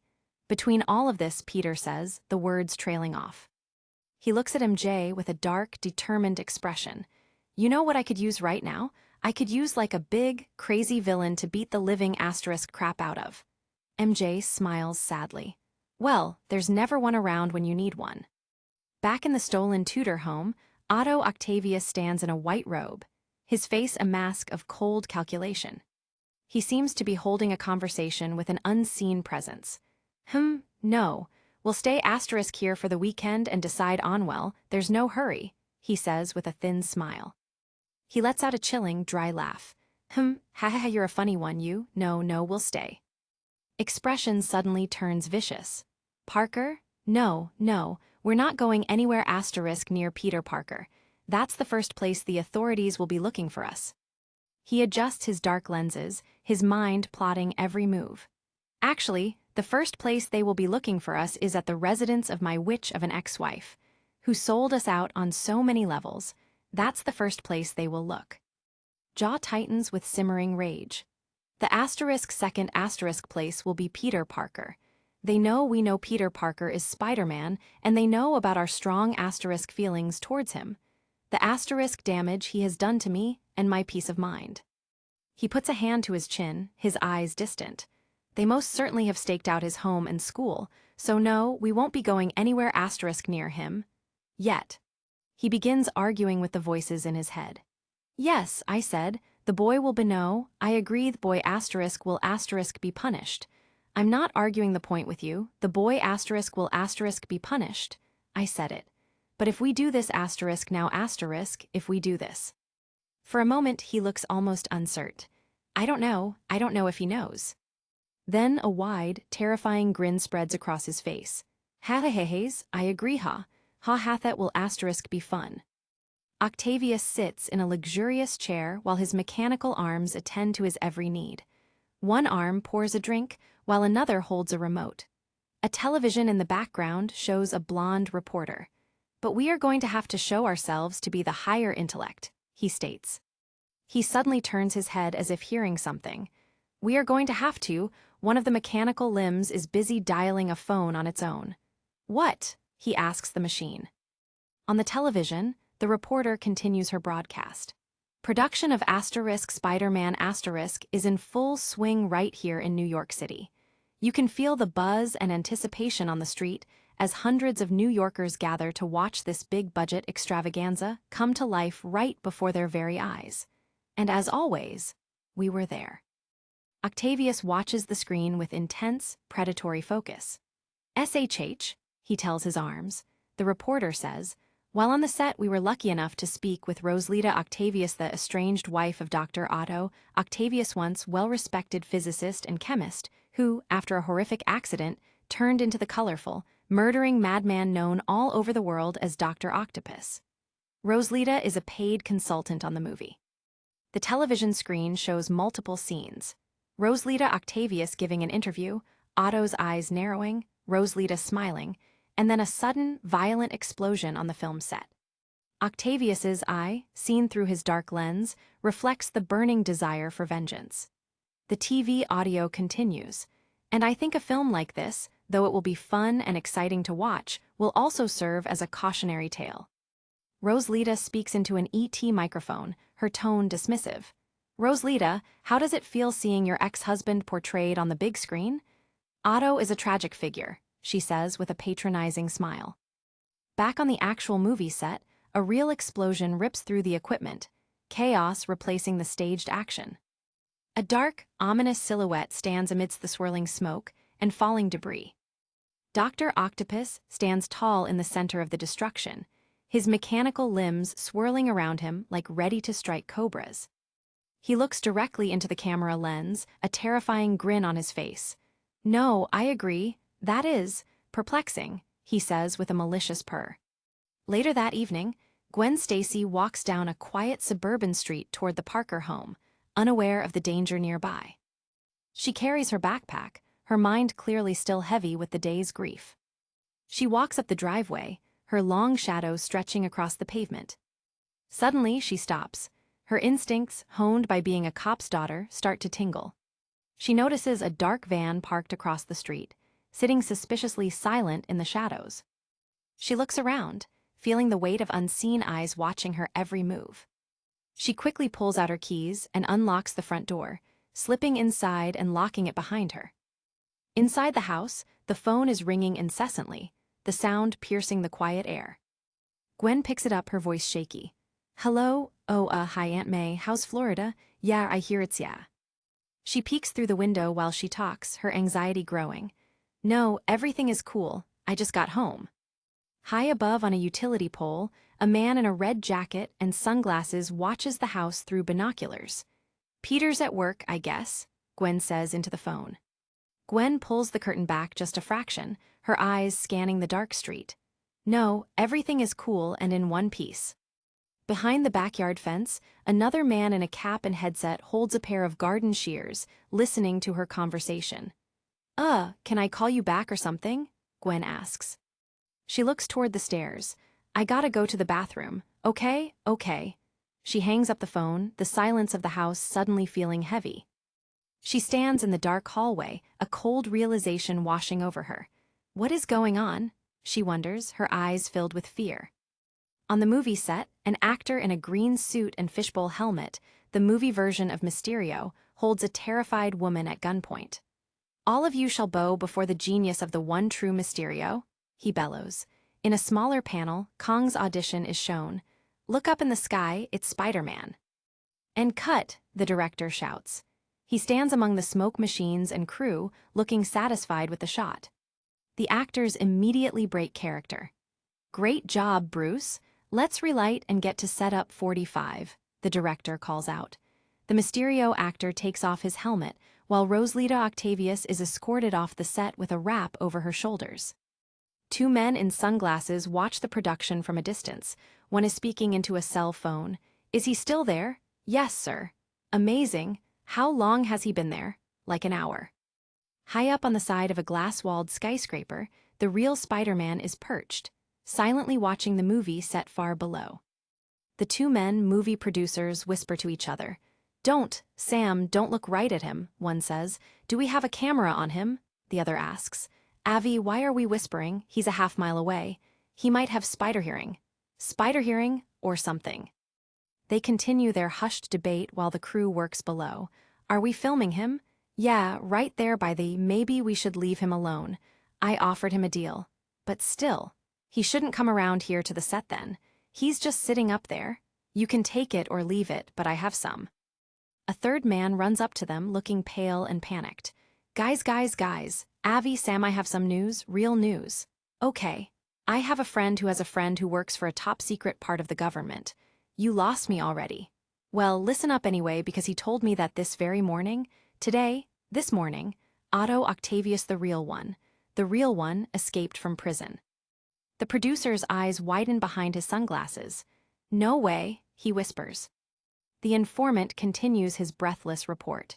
Guy says he killed a bunch of guards and prisoners, and he is on the loose asterisk.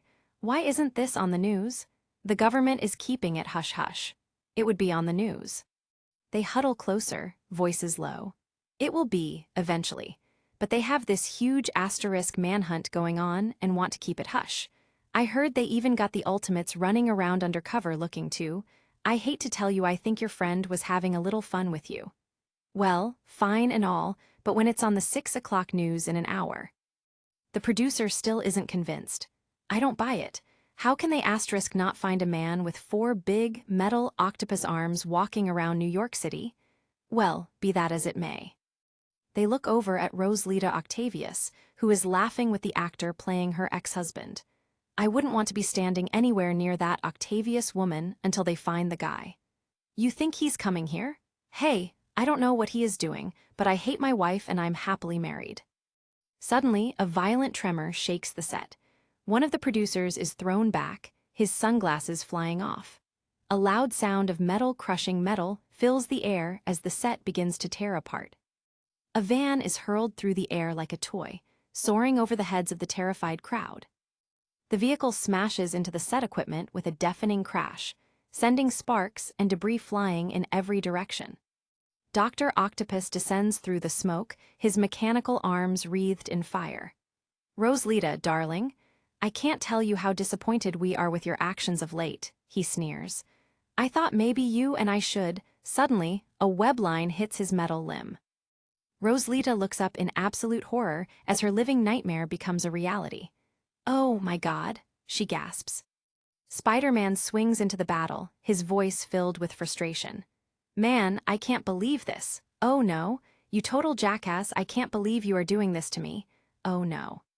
The two arch-rivals face off on top of a production trailer, the setting sun casting long, dramatic shadows over the scene. Spider-Man is ready for a fight he never wanted to have today. Mr. Parker, Ock growls. Back at the Stacy house, Gwen is peeking through the bathroom window, her face pale with fear. She sees more black vans pulling up along the quiet street, completely surrounding the Parker house. She backs away from the door, her heart hammering against her ribs. What is going on? Something is going on, she whispers to the empty hallway. She hides in the kitchen, peering through the blinds at the street. I used to be the daughter of a cop. I know a stakeout when I see one. And I think I see one.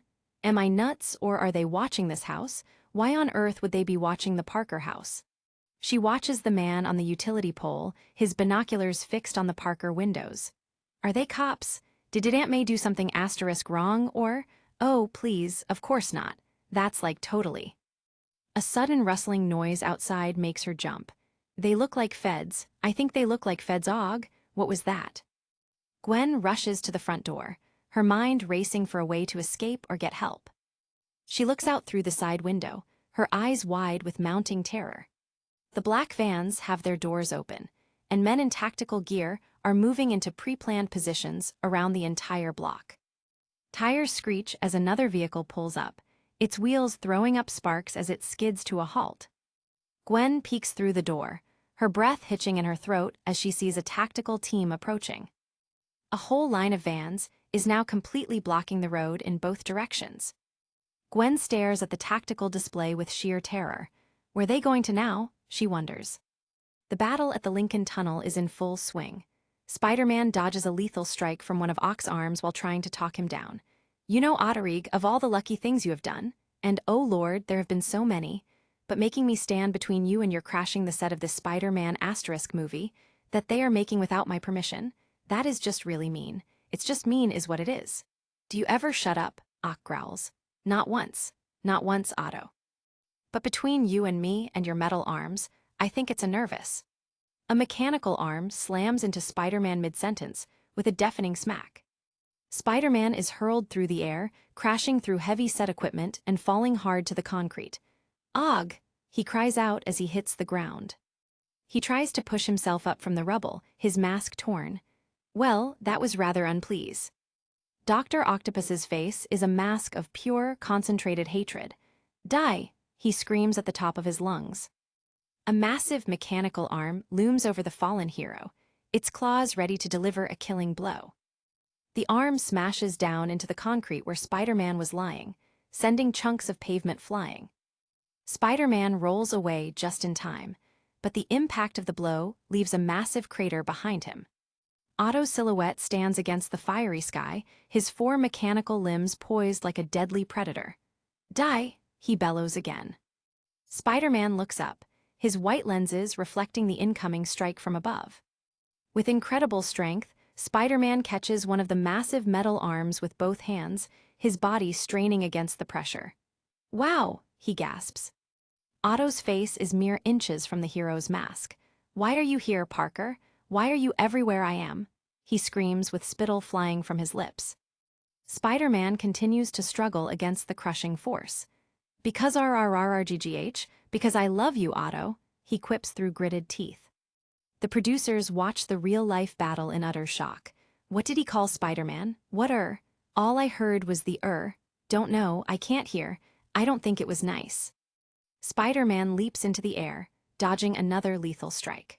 "Whatever the perverse thrill you get from mocking me, it is nothing compared to the thrill I will get from Otto," starts his villainous monologue. Spider-Man kicks a mechanical arm away midair with a loud clang. "Otto, Otto, Otto." He perches on a nearby streetlight, looking down at his foe. "Not to interrupt your villainous rant, and it sounded like you were really getting a good one going, but I have to know." He fires 2 web lines simultaneously. "Where do you keep escaping from? Because I'm no expert, but that place * really needs some sort of security upgrade." Otto uses a metal shield from the movie set to block the oncoming webbing. Spider-Man lands on top of the shield, his weight cracking the metal. "And how do you keep getting these Facecta * arms back?" he asks mockingly. He continues his banter as he prepares to strike again. "Why haven't they chopped up these arms of yours into bite-sized pieces of G-gunk?" An arm catches him in the midsection. Spider-Man is sent flying backward by a powerful blow, his body slamming into a nearby wall with a smack. He hits the pavement hard, skidding across the tunnel floor with a grunt of pain. He groggily looks up, seeing his own double, the actor in the Spider-Man suit, standing right in front of him. The actor and the producers stare at the real hero, in a mixture of awe and absolute terror. Spider-Man shakes his head, trying to clear his vision. "How ya doin'?" he mutters to the actor. Suddenly, a mechanical arm wraps around his head, its grip tightening. "Excusey me, he chokes out. The producers scramble to get away from the fight. "Og, we should leave. I can't move my legs. I'm fine here," the actor stammers, paralyzed with fear. Dr. Octopus hauls Spider-Man up into the air by his throat. "I don't mind dog-telling you, Otto," the hero wheezes. A massive surge of electricity arcs through the mechanical arms, shocking Spider-Man with a blinding blast of blue light. "Ag, Zizak." Otto stands over the convulsing hero, gloating in his triumph. We have had a great deal of asterisk time to consider how to asterisk batter you if ever we were to meet again. Well, young man. Spider-Man struggles to speak, his body shaking from the shock. You whacked out wacky whack job. In the background, the Mysterio actor is running for his life. Oh God, don't kill me. I'm just an actor, he screams. Otto ignores the actor, his focus entirely on his captive. We didn't come here looking for you asterisk, Mr. Parker, but we are absolutely asterisk delighted at the opportunity you have presented us with.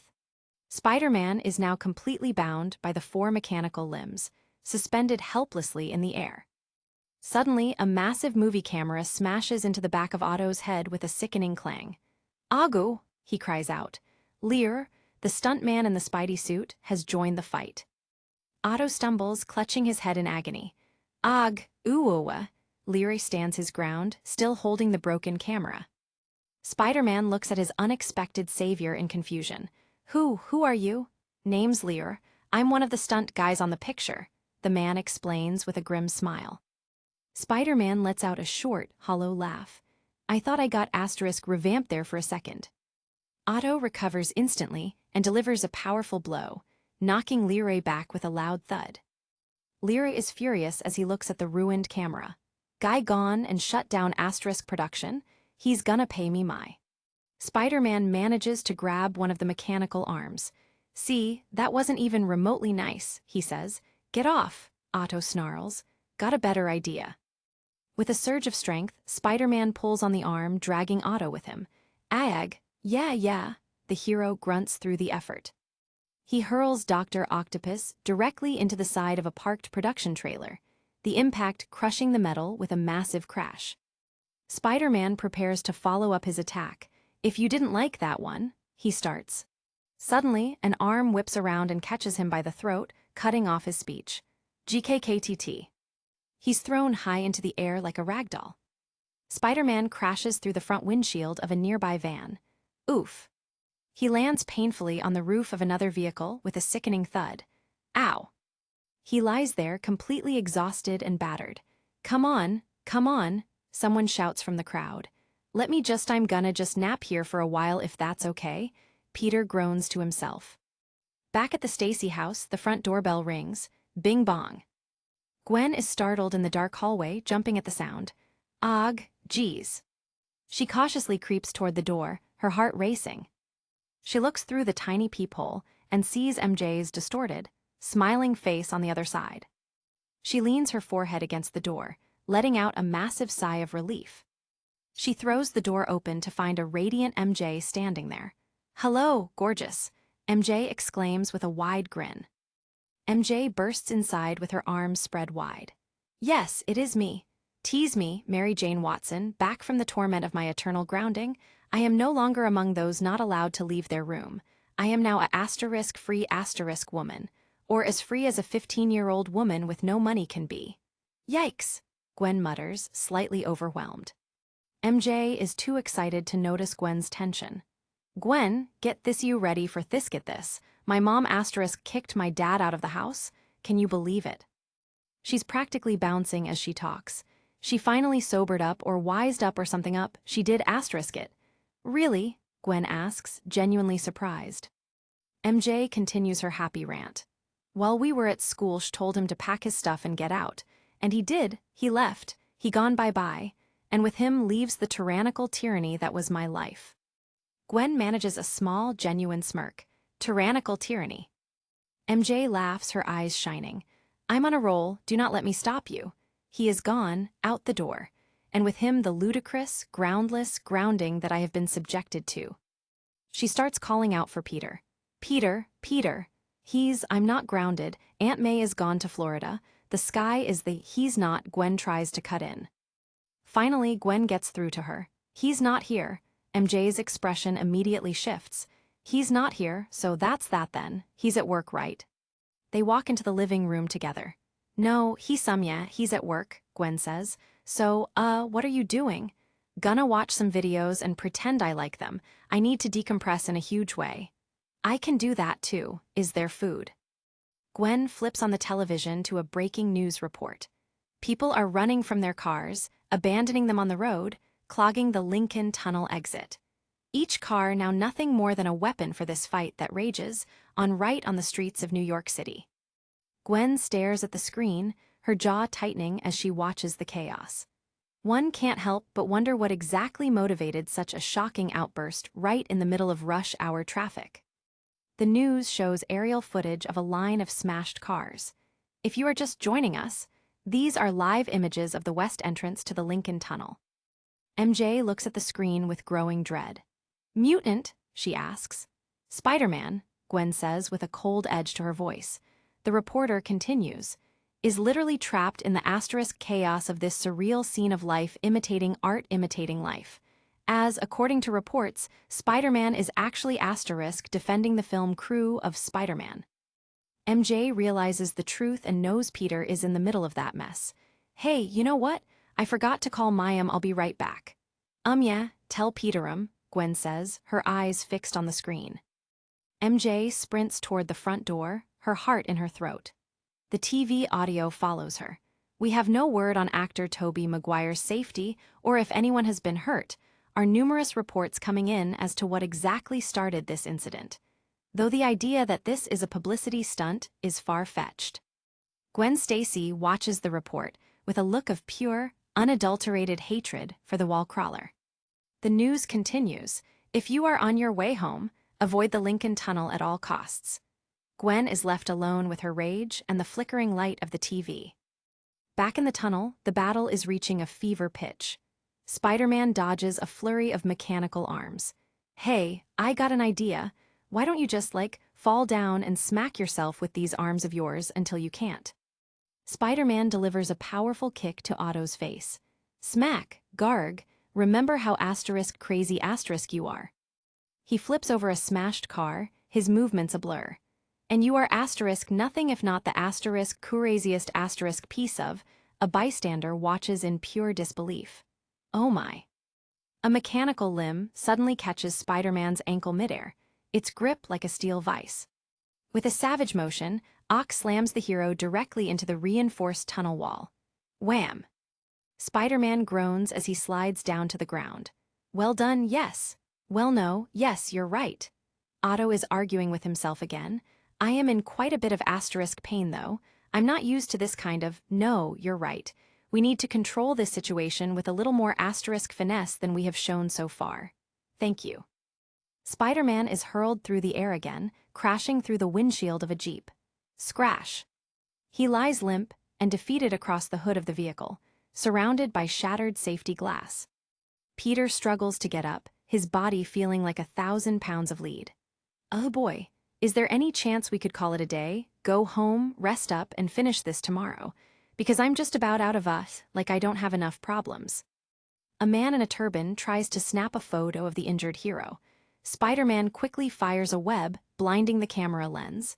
"Hey!" the man shouts in surprise. The man looks at his ruined camera in shock. "Oh no," he mutters. Suddenly, Peter's spider sense screams a warning of imminent, overwhelming danger. Oh no. Dr. Octopus stands over him, his mechanical limbs glowing with a surge of high-voltage energy. A massive metal arm slams down with a thunderous impact. Thruck! Spider-Man is sent smashing through the side of a nearby van, the force of the blow throwing him deep into the vehicle. He lands in a heap on the floor of the van, surrounded by shards of broken glass. Two children in the back of the van stare down at him with wide, terrified eyes. They are paralyzed with shock as they look at the battered and bloody hero lying at their feet. Suddenly, the scene cuts to pitch black as the van door is slammed shut from the outside. Absolute, suffocating darkness fills the space. The silence is heavy and ominous, the battle outside fading into a muffled distance. A faint, cold light begins to filter in from above. We see Spider-Man from a low angle, but something is horribly wrong with his situation. He's sitting upright in a plush leather chair, but he isn't moving. He's staring blankly ahead. He is completely bound to the seat with row after row of thick, industrial-grade duct tape. The hero is trapped inside the luxury cabin of a private jet, unable to move a single muscle. A close-up of his hands shows them taped securely together, his struggle for freedom rendered useless. The cabin is silent and empty except for him, the roar of engines humming through the floor. Spider-Man looks out the small oval window, his white lenses wide with shock and confusion. The private jet roars into the night sky, its engines leaving a fiery trail as it carries Spider-Man away from New York City. The web-slinger has been kidnapped, and his journey into the unknown has only just begun. High above the sleeping world, a private jet streaks through the starlit sky, leaving a trail of fire in its wake. This is no ordinary flight. It's a prison at 30,000 feet. Inside the dimly lit cabin, Peter Parker groans as his consciousness returns, his eyes widening behind his mask. Hello?" he whispers, his voice cracking with uncertainty. He tries to move, but his limbs are frozen, trapped by thick metallic bands that coil around him like a mechanical serpent. The gravity of his situation is beginning to set in. Hands are bound tightly, and despite his enhanced strength, he can't find the leverage to break free. Every struggle only tightens the grip of his captor's restraints. A door at the front of the cabin slides open, spilling light into the darkness and revealing a shadow that Peter knows all too well. "You're awake. Good for you," a voice sneers from the doorway. Peter's heart sinks as he stares into the void of the cabin.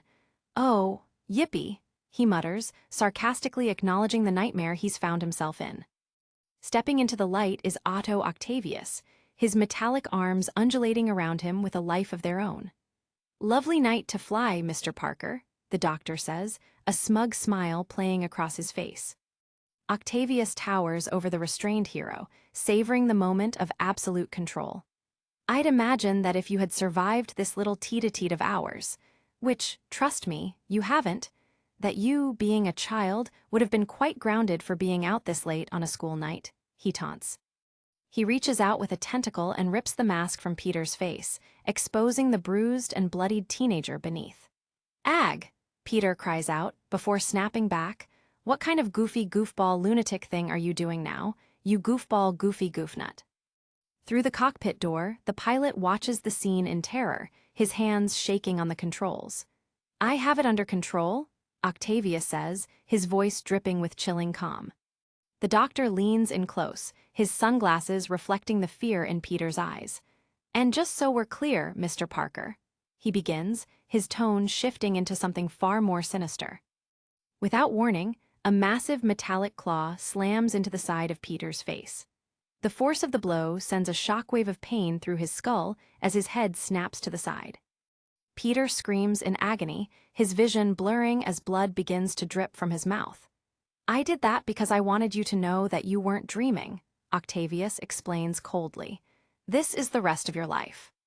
Octavius watches the boy struggle, his expression devoid of empathy. "Tusk, did I? I'm so sorry," he says with mock concern. "I didn't realize I was hitting you that hard." A metallic claw forces Peter's jaw open, prying into his mouth with clinical cruelty. "Here, I'm a doctor. Let me take a look," Octavius insists as Peter tries to pull away. The doctor peers inside, his mechanical limbs moving with terrifying precision. "Is it this one?" he asks, focusing on a tooth rattled loose by the previous strike. Peter's muffled screams fill the cabin, a sound of pure, unadulterated pain. The physical torture is only a precursor to the psychological breaking Octavius has planned. A glint of sadistic satisfaction appears on Otto's face. "Oh, there it is," he whispers, his mechanical grip tightening on the loose molar. With a sickening tug, the tooth is removed, and Peter's face contorts in a silent, tear-filled howl. "Don't move," Octavius commands, as if he were performing a standard checkup. The pilot, hearing the screams, stares straight ahead, his face pale and sweating. He knows that if he turns around, he might be the next victim of the doctor's whims. Octavius holds the bloody tooth up to the light, inspecting it like a rare specimen. "There, ag, that's better," he says, completely ignoring the suffering he's caused. Peter's eyes are squeezed shut, tears of pain and frustration streaming down his cheeks. He's beaten, humiliated, and miles from anyone who can help him. Octavius turns back to the pilot, gesturing with his mechanical arms. "I need you to not make so much noise. You're upsetting the pilot," he tells Peter, before a mechanical limb fires a glob of webbing directly over Peter's mouth. He picks up one of Peter's web shooters, turning it over in his hand. Cute little toy you made yourself, a little web shooter. I once surmised you shot the webs out of yourself organically. Yes, he admits, almost impressed by the boy's ingenuity. He leans in, his face inches from Peter's. Please spare me your baby stink eye, or I will be forced to put your mask back on. You're here for one purpose only. The doctor's ego is a bottomless pit, and Peter is nothing more than a tool to fill it. You are currency. You are my break glass in case of emergency, he explains with a grin. Voice rises in anger, his composure finally cracking. Being that you have once again sent my life into an incredible amount of disarray, which I absolutely hate. He paces the cabin, his mechanical arms clicking rhythmically against the floor. I am not prepared for, and considering I'm not prepared for anything, you will have to do. Octavia stops and looks at Peter, his eyes filled with a strange kind of pity. The one thing about you I never understood, he muses, his voice dropping back to a whisper. How did this double life of yours work for you, little Peter? Or did you just swing around the city all day begging people for attention? Did you still go to school? Did you have a little girlfriend? Because, that is exactly what you do. He begins to tear into Peter's personal history, weaponizing the boy's grief. See, I know your father passed away years ago. He was a geneticist, like I am. I read that paper he wrote on carcinogens. Can't say he was the most inspired scientist, but... Otto pours himself a drink, his movements calm and deliberate while his tentacles hold the bottle and glass. My point is, this whole get-up you have here, the little tights, all this is a sad love me daddy thing, right? Begging the city to pay attention to you because daddy wasn't there, you pathetic, immature, glory hound. Suddenly, Octavius lunges forward, screaming into Peter's face.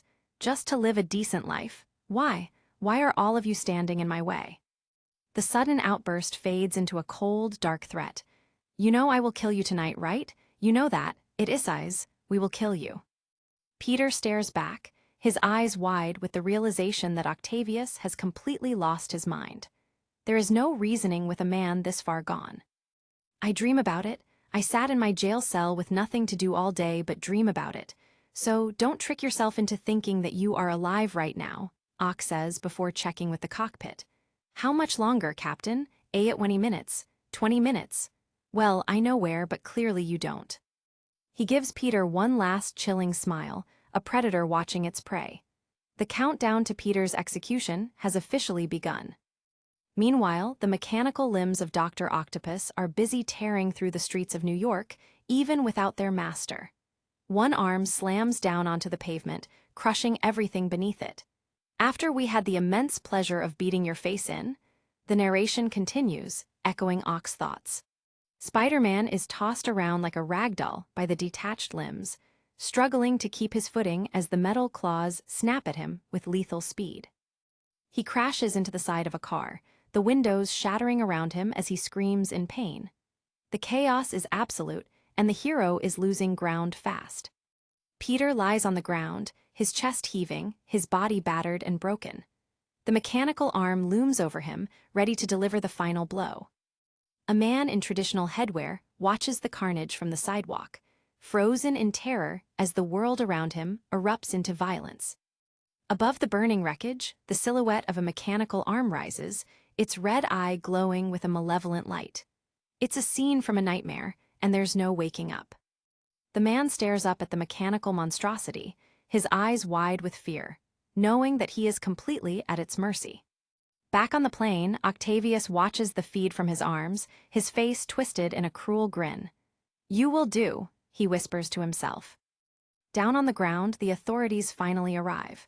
Special Agent James Wu of SHIELD checks in over the comms. SHIELD Command, this is Special Agent James Wu. We are at the Octavius situation, and we are flanking in Quanta formation. Need backup and request Alpha team immediately. Civilian life is in immediate threat and positive ID has not been made. Repeat. Wu leads his team through the chaos, his weapon raised as he shouts orders to the local police. We need your officers on crowd control. We'll take the primary. A confused cop asks, "You FBI?" To which Wu replies simply, "SHILD." A car is thrown through the air like a toy, soaring over the heads of the shocked onlookers. The scale of the destruction is staggering. "Jeezy Joseph!" one agent exclaims. The car slams into the ground, crushing another vehicle and sending debris flying in all directions. The crowd screams, scrambling to find cover from the rain of steel. Wu and his partner watch the wreckage fall, their faces grim. "Everyone stay down," Wu shouts. His partner adds dryly, "Yeah, no duh." The mechanical arms are relentless, weaving through the chaos with terrifying speed. They aren't just tools anymore, they are hunters. SHIELD agents open fire, the muzzle flashes lighting up the darkness as they try to pin down the elusive limbs. "Take him down. We have positive ID on Octavius, engaging," they shout. Bullets ping harmlessly off the metal surface of the arms as they continue their path of destruction, seemingly indifferent to the weapons being fired at them. A cameraman with a thick beard watches the action through his lens, capturing every moment of the horror. "Yes, I did," he says into his headset, confirming the shot. The director, his face lined with stress, looks over at his team. "You got everything?" he asks, his voice barely audible over the sound of gunfire. The cameraman doesn't look away from his viewfinder. "Yes, I am," he responds, his focus entirely on the carnage unfolding before him. In the background, the director tries to usher his crew to safety. "Avi, let's get the film crew out of here. We shouldn't be," Avi interrupts. "You're right, yes. Come on, let's wait. Are you filming this?" Gunfire continues to erupt, the sound echoing through the city streets as the battle between SHIELD and the mechanical arms rages on. James Wu stops, his eyes narrowing as he realizes something isn't right. "Wait," he mutters, his gaze following the movement of the limbs. The arms are no longer attacking, they are retreating, dragging a limp form away from the scene. The complication is clear: Octavius is getting away. The mechanical limbs move with a fluid, almost organic grace as they pull their prize through the shadows, leaving SHIELD behind in the dust. Wu and his partner look on in disbelief. "Oh no," one of them whispers. "What is this?" the other asks, his voice trembling with fear. A street lamp is ripped from its foundation, the metal bending and snapping as the arms use it as leverage to accelerate their escape. They disappear into the darkness of a tunnel, moving faster than any human could possibly hope to follow. The hunt has officially been lost. Wu stares into the void of the tunnel, his weapon lowered. He knows that they've been played, and the consequences will be devastating. The entrance to the Lincoln Tunnel is a scene of absolute devastation, a graveyard of cars and shattered dreams. Octavius has won this round, and he's taken Spider-Man with him. The SHIELD team stands amidst the wreckage, surveying the damage. "Yikes," one agent mutters. "Seriously," another adds, his voice heavy with exhaustion. The realization hits Wu like a physical blow. "The arms, look for the arms," he shouts. "No, it's Octavius we need. Look for the doctor. What is going on? We're being played." Clearly, he doesn't need to wear the arms to make them move. "I thought the arms were attached to him," his partner says. Wu snaps back, "They were, they aren't now. Read the file before you go out in the field." And he still controls them, still does, creepy, yes. Reports flood in over the radio, each one more discouraging than the last. He slinked back into the tunnel. "Backup is coming. Threw a van at my head, man. I need agents at both sides of the tunnel." The city skyline looms in the distance, a silent witness to the chaos. Octavius is out there somewhere, and he has a head start that SHIELD might never overcome. The mechanical arms scale the side of a brick building, moving with a speed and precision that defies gravity.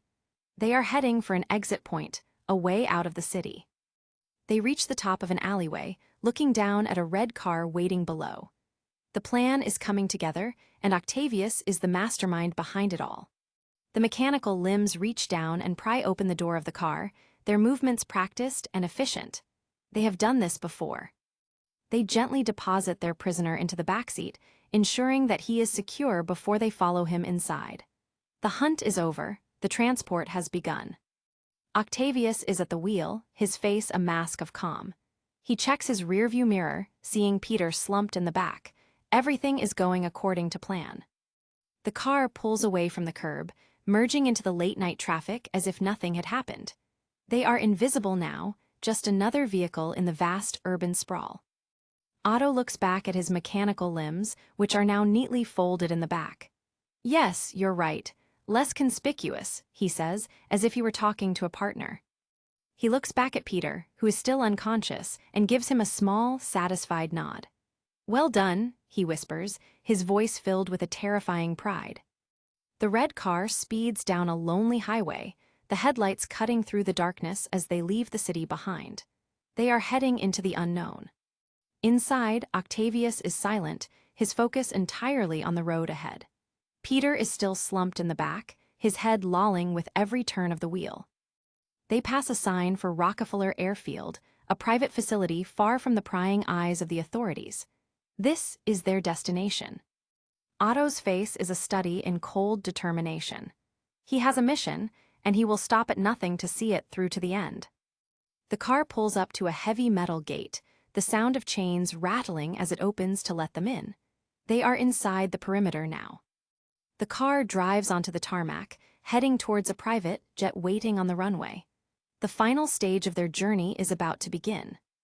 Octavius steps out of the car, his mechanical arms stretching out as he takes in the sight of the plane. He's home, in a way. He gestures with a limb, and the ground crew moves to prepare the jet for takeoff. They don't ask questions, they just follow orders. The pilot, a man who looks like he's seen too much, watches the doctor approach. He knows that his life is no longer his own. The private jet roars down the runway, its engines screaming as it lifts off into the night. They are leaving New York behind, and Peter Parker is going with them. Inside the cabin, Octavius checks on his prisoner, making sure the restraints are still tight. "I know, little Parker is out there somewhere," he says, more to himself than anyone else. Peter's head is bowed, his face partially obscured by the webbing Otto placed over his mouth. He's defeated, but he's not broken yet. Octavius reaches out and gently touches Peter's face, a gesture that is both intimate and terrifying. He's savoring his victory. He looks back at the cockpit, his expression shifting from satisfaction to cold calculation. "Weak," he mutters. Sir, we're in final approach," the pilot stutters. "You'll excuse me, young Parker. I have to make sure the pilot doesn't find himself overwhelmed by a sense of self-preservation." Otto enters the cockpit, his presence instantly filling the cramped space. "I'm sorry, Captain, you're going to have to hold," he says. The pilot stammers. "What's going on? I tried to tell you you have to log the flight before takeoff. You can't just fly anywhere you want, especially in this day and age." They don't have us in their logbook yet. The flight was logged, but the arrival time, the pilot continues. Octavius interrupts him with a cold stare. "So what did you do?" he asks. The pilot swallows hard. "I made up a log number and lied." Otto smiles. "Good boy, you may have earned your life." The pilot's face is covered in sweat, his eyes fixed on the controls. "We're not seeing you in the data. Well, I don't know how much longer I can circle. We're low on fuel and my passengers are not exactly the most." Octavius leans over the pilot's shoulder, his voice a low hiss. "Hold on, Captain."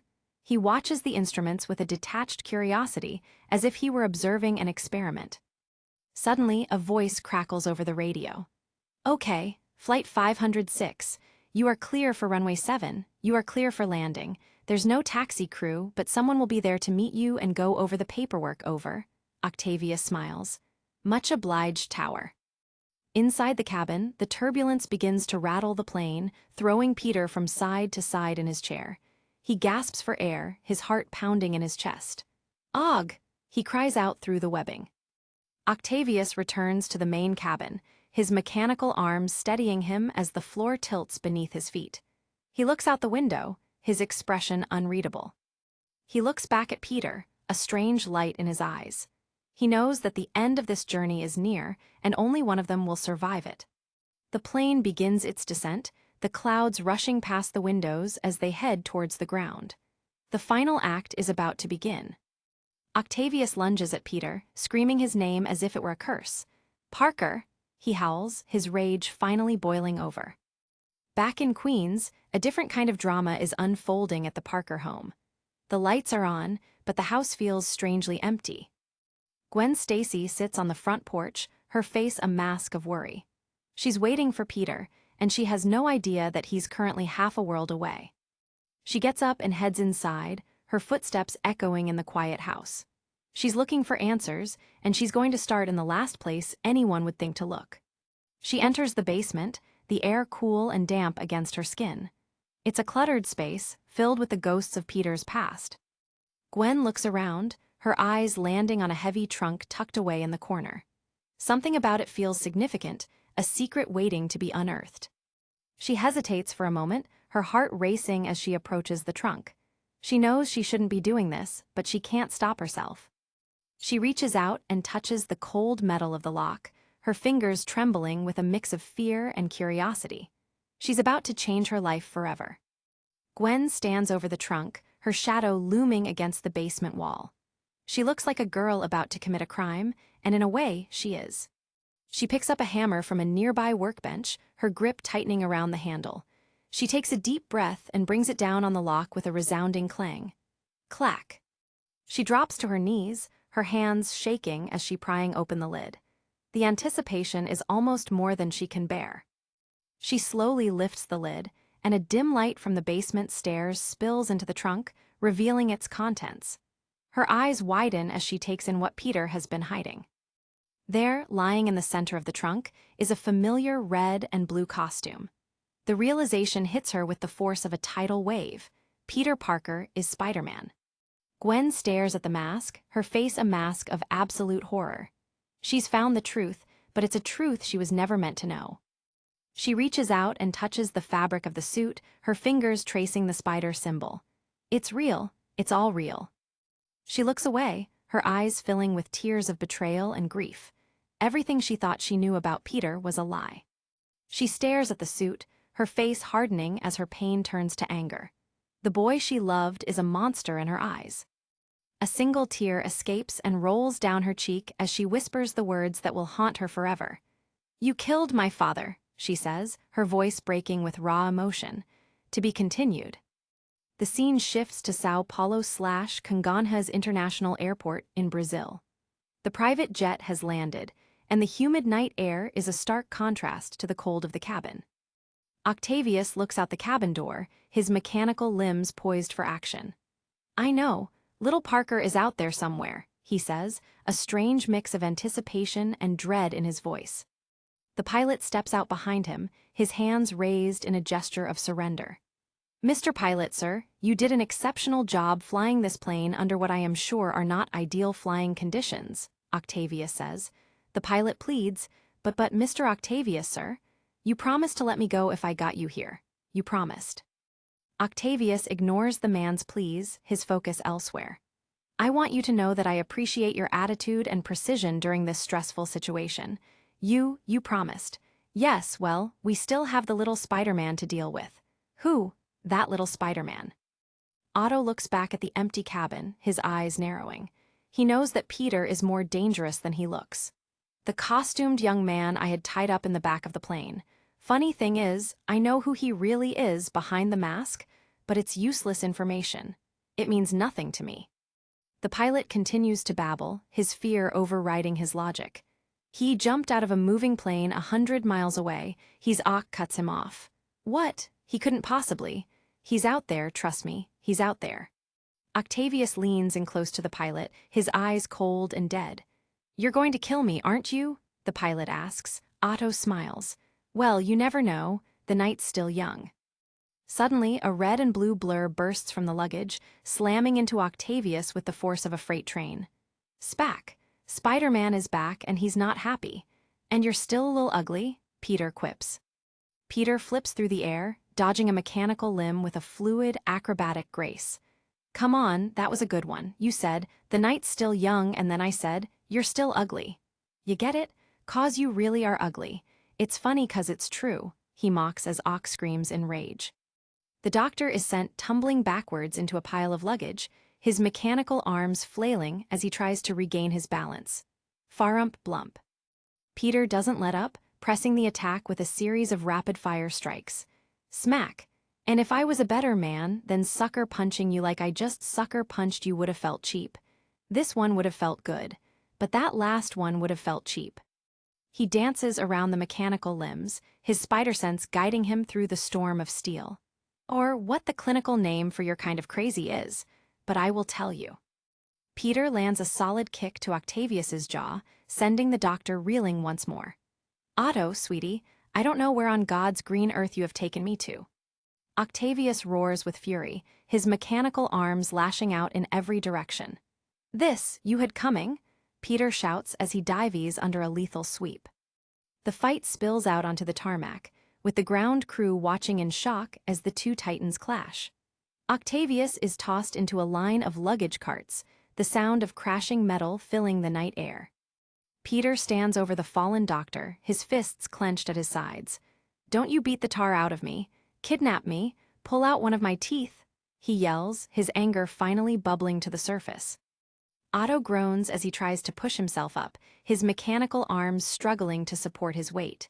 Oh no, no, no, no, no, don't do this now, Peter taunts, sensing the doctor's strength is fading. He lunges forward, his eyes fixed on his target. Break my web shooters, and take me halfway around the frickin' world, and then run out of fight. Peter slams a fist into Oc's face. Bonk, just when I get going, you're going to wimp out? He asks, his frustration palpable. Og, Octavius cries out. He follows up with another blow and another. Bonk bonk. Huh, huh, he mocks as the doctor struggles to defend himself. Ow, ow, Oc whimpers. The fight has turned into a one-sided beatdown, with the hero finally having the upper hand. Snap out of it, doof. This is a big fight scene, Peter quips, punctuating his words with another bonk. Ow, Oc groans. Octavius's mechanical arms begin to go limp, his control over them finally snapping. Because after all the guff I have had to take from you, if you think for a second that I'm just going to uh-oh, Peter says, his spider sense suddenly flaring up. The authorities surround them, their weapons drawn and their faces grim. Vocer esta preso, one of them shouts. Mu deus, oque iudiso, another asks in shock. Peter groans, og, ow, as he realizes his fight isn't over yet. Peter is sent flying by a sudden impact, crashing into the side of an airplane with a resounding thud. The ground crew watches in terror as the hero struggles to his feet. He groans as he wipes blood from his mouth, looking over at the workers. Ow, could you guys do me a favor? Could you go over there to the guy with the metal arms and tell him to practice falling down and that I'll be right there? The workers just stare at him in silence, their eyes wide with disbelief. No, nothing? Well, cut me a break, guys, it's like way past my bedtime, oh no, Peter mutters, his gaze falling on something behind them. Eyes land on a sign written in a language he doesn't understand. Area Privata, it reads. The gravity of his location is starting to set in. He looks around at the palm trees and the foreign architecture, his heart sinking. Oh no, I'm not in America, am I? Oh man, oh man. The hero slumps his shoulders, the weight of the situation finally crashing down on him. I am so grounded it's not even funny, he whispers to himself. Octavius is being surrounded by the military, his mechanical limbs twitching uselessly on the ground. Get away from me, all of you, get away, he screams in a blind panic. One soldier yells, O que iudiso, while another says, Og, now me pagam sufficient promi dar commisso. Peter watches them and adds, Okay, but one more thing. Peter doesn't wait for an answer, lunging forward and delivering one final blow to Octavius's chin. Smack! The doctor is out for the count. He stands over the fallen villain, his chest heaving with exertion. He's won the battle, but he's still a prisoner of circumstances.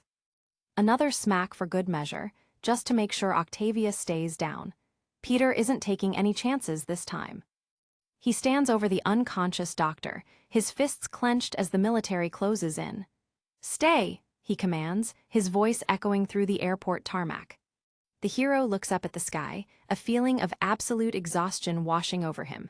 Woof, man, I am in so much trouble when I get home. He buries his face in his hands, a sound of pure frustration escaping his lips. Oof, he groans, knowing that the journey home will be even harder than the one that brought him here. The Brazilian military units close in, their weapons trained on the costumed American.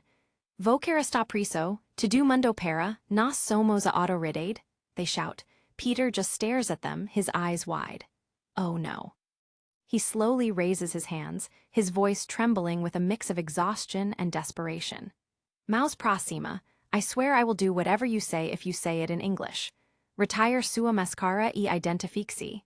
Oh, man, speako Inglisho. Please does anyone speak anything even remotely close to English? I also speak a little Klingon, but I am a bit of a nerd, so. The soldiers continue their commands, their voices rising in anger as Peter doesn't comply. Nem pensa moversi, I swear to God I am going to cry right here. I, Roberto, EU Roman 6 Ests dois na CNN International. 2 e acute o homem aranja e o homem polvo, I'm just going to start crying like a baby. A female agent steps forward, her weapon lowered as she looks at the hero. Are you really the American Spider-Man? She asks in perfect English. Peter gasps in relief. Oh, thank God. Yes, yes, believe it or not, I am actually him. She looks over at the unconscious Octavius, her expression unreadable. What are you doing here? And this Peter interrupts her, pointing frantically at the doctor. Okay, listen, this dude Harithis is actually the actual Otto Octavius. The Dr. Octopus? Yes, he kidnapped me. Me and that guy over there, and he flew us to here wherever here is. She asks, you do not know where you are? To which he responds, I am hoping Spanish Harlem, but I have a feeling. The agent looks him straight in the eyes, her voice calm and steady. You, sir, are in Brazil. The revelation hits Peter like a physical blow, leaving him speechless in the middle of the runway. The reality of the situation finally sets in, and it's almost more than Peter can handle. I am going to barf in my mask. Again, he mutters, his stomach churning with anxiety. The agent continues to question him, her voice filled with a strange kind of skepticism. I do not understand. You were kidnapped by this octopus man. I can't be here. I need to be not here.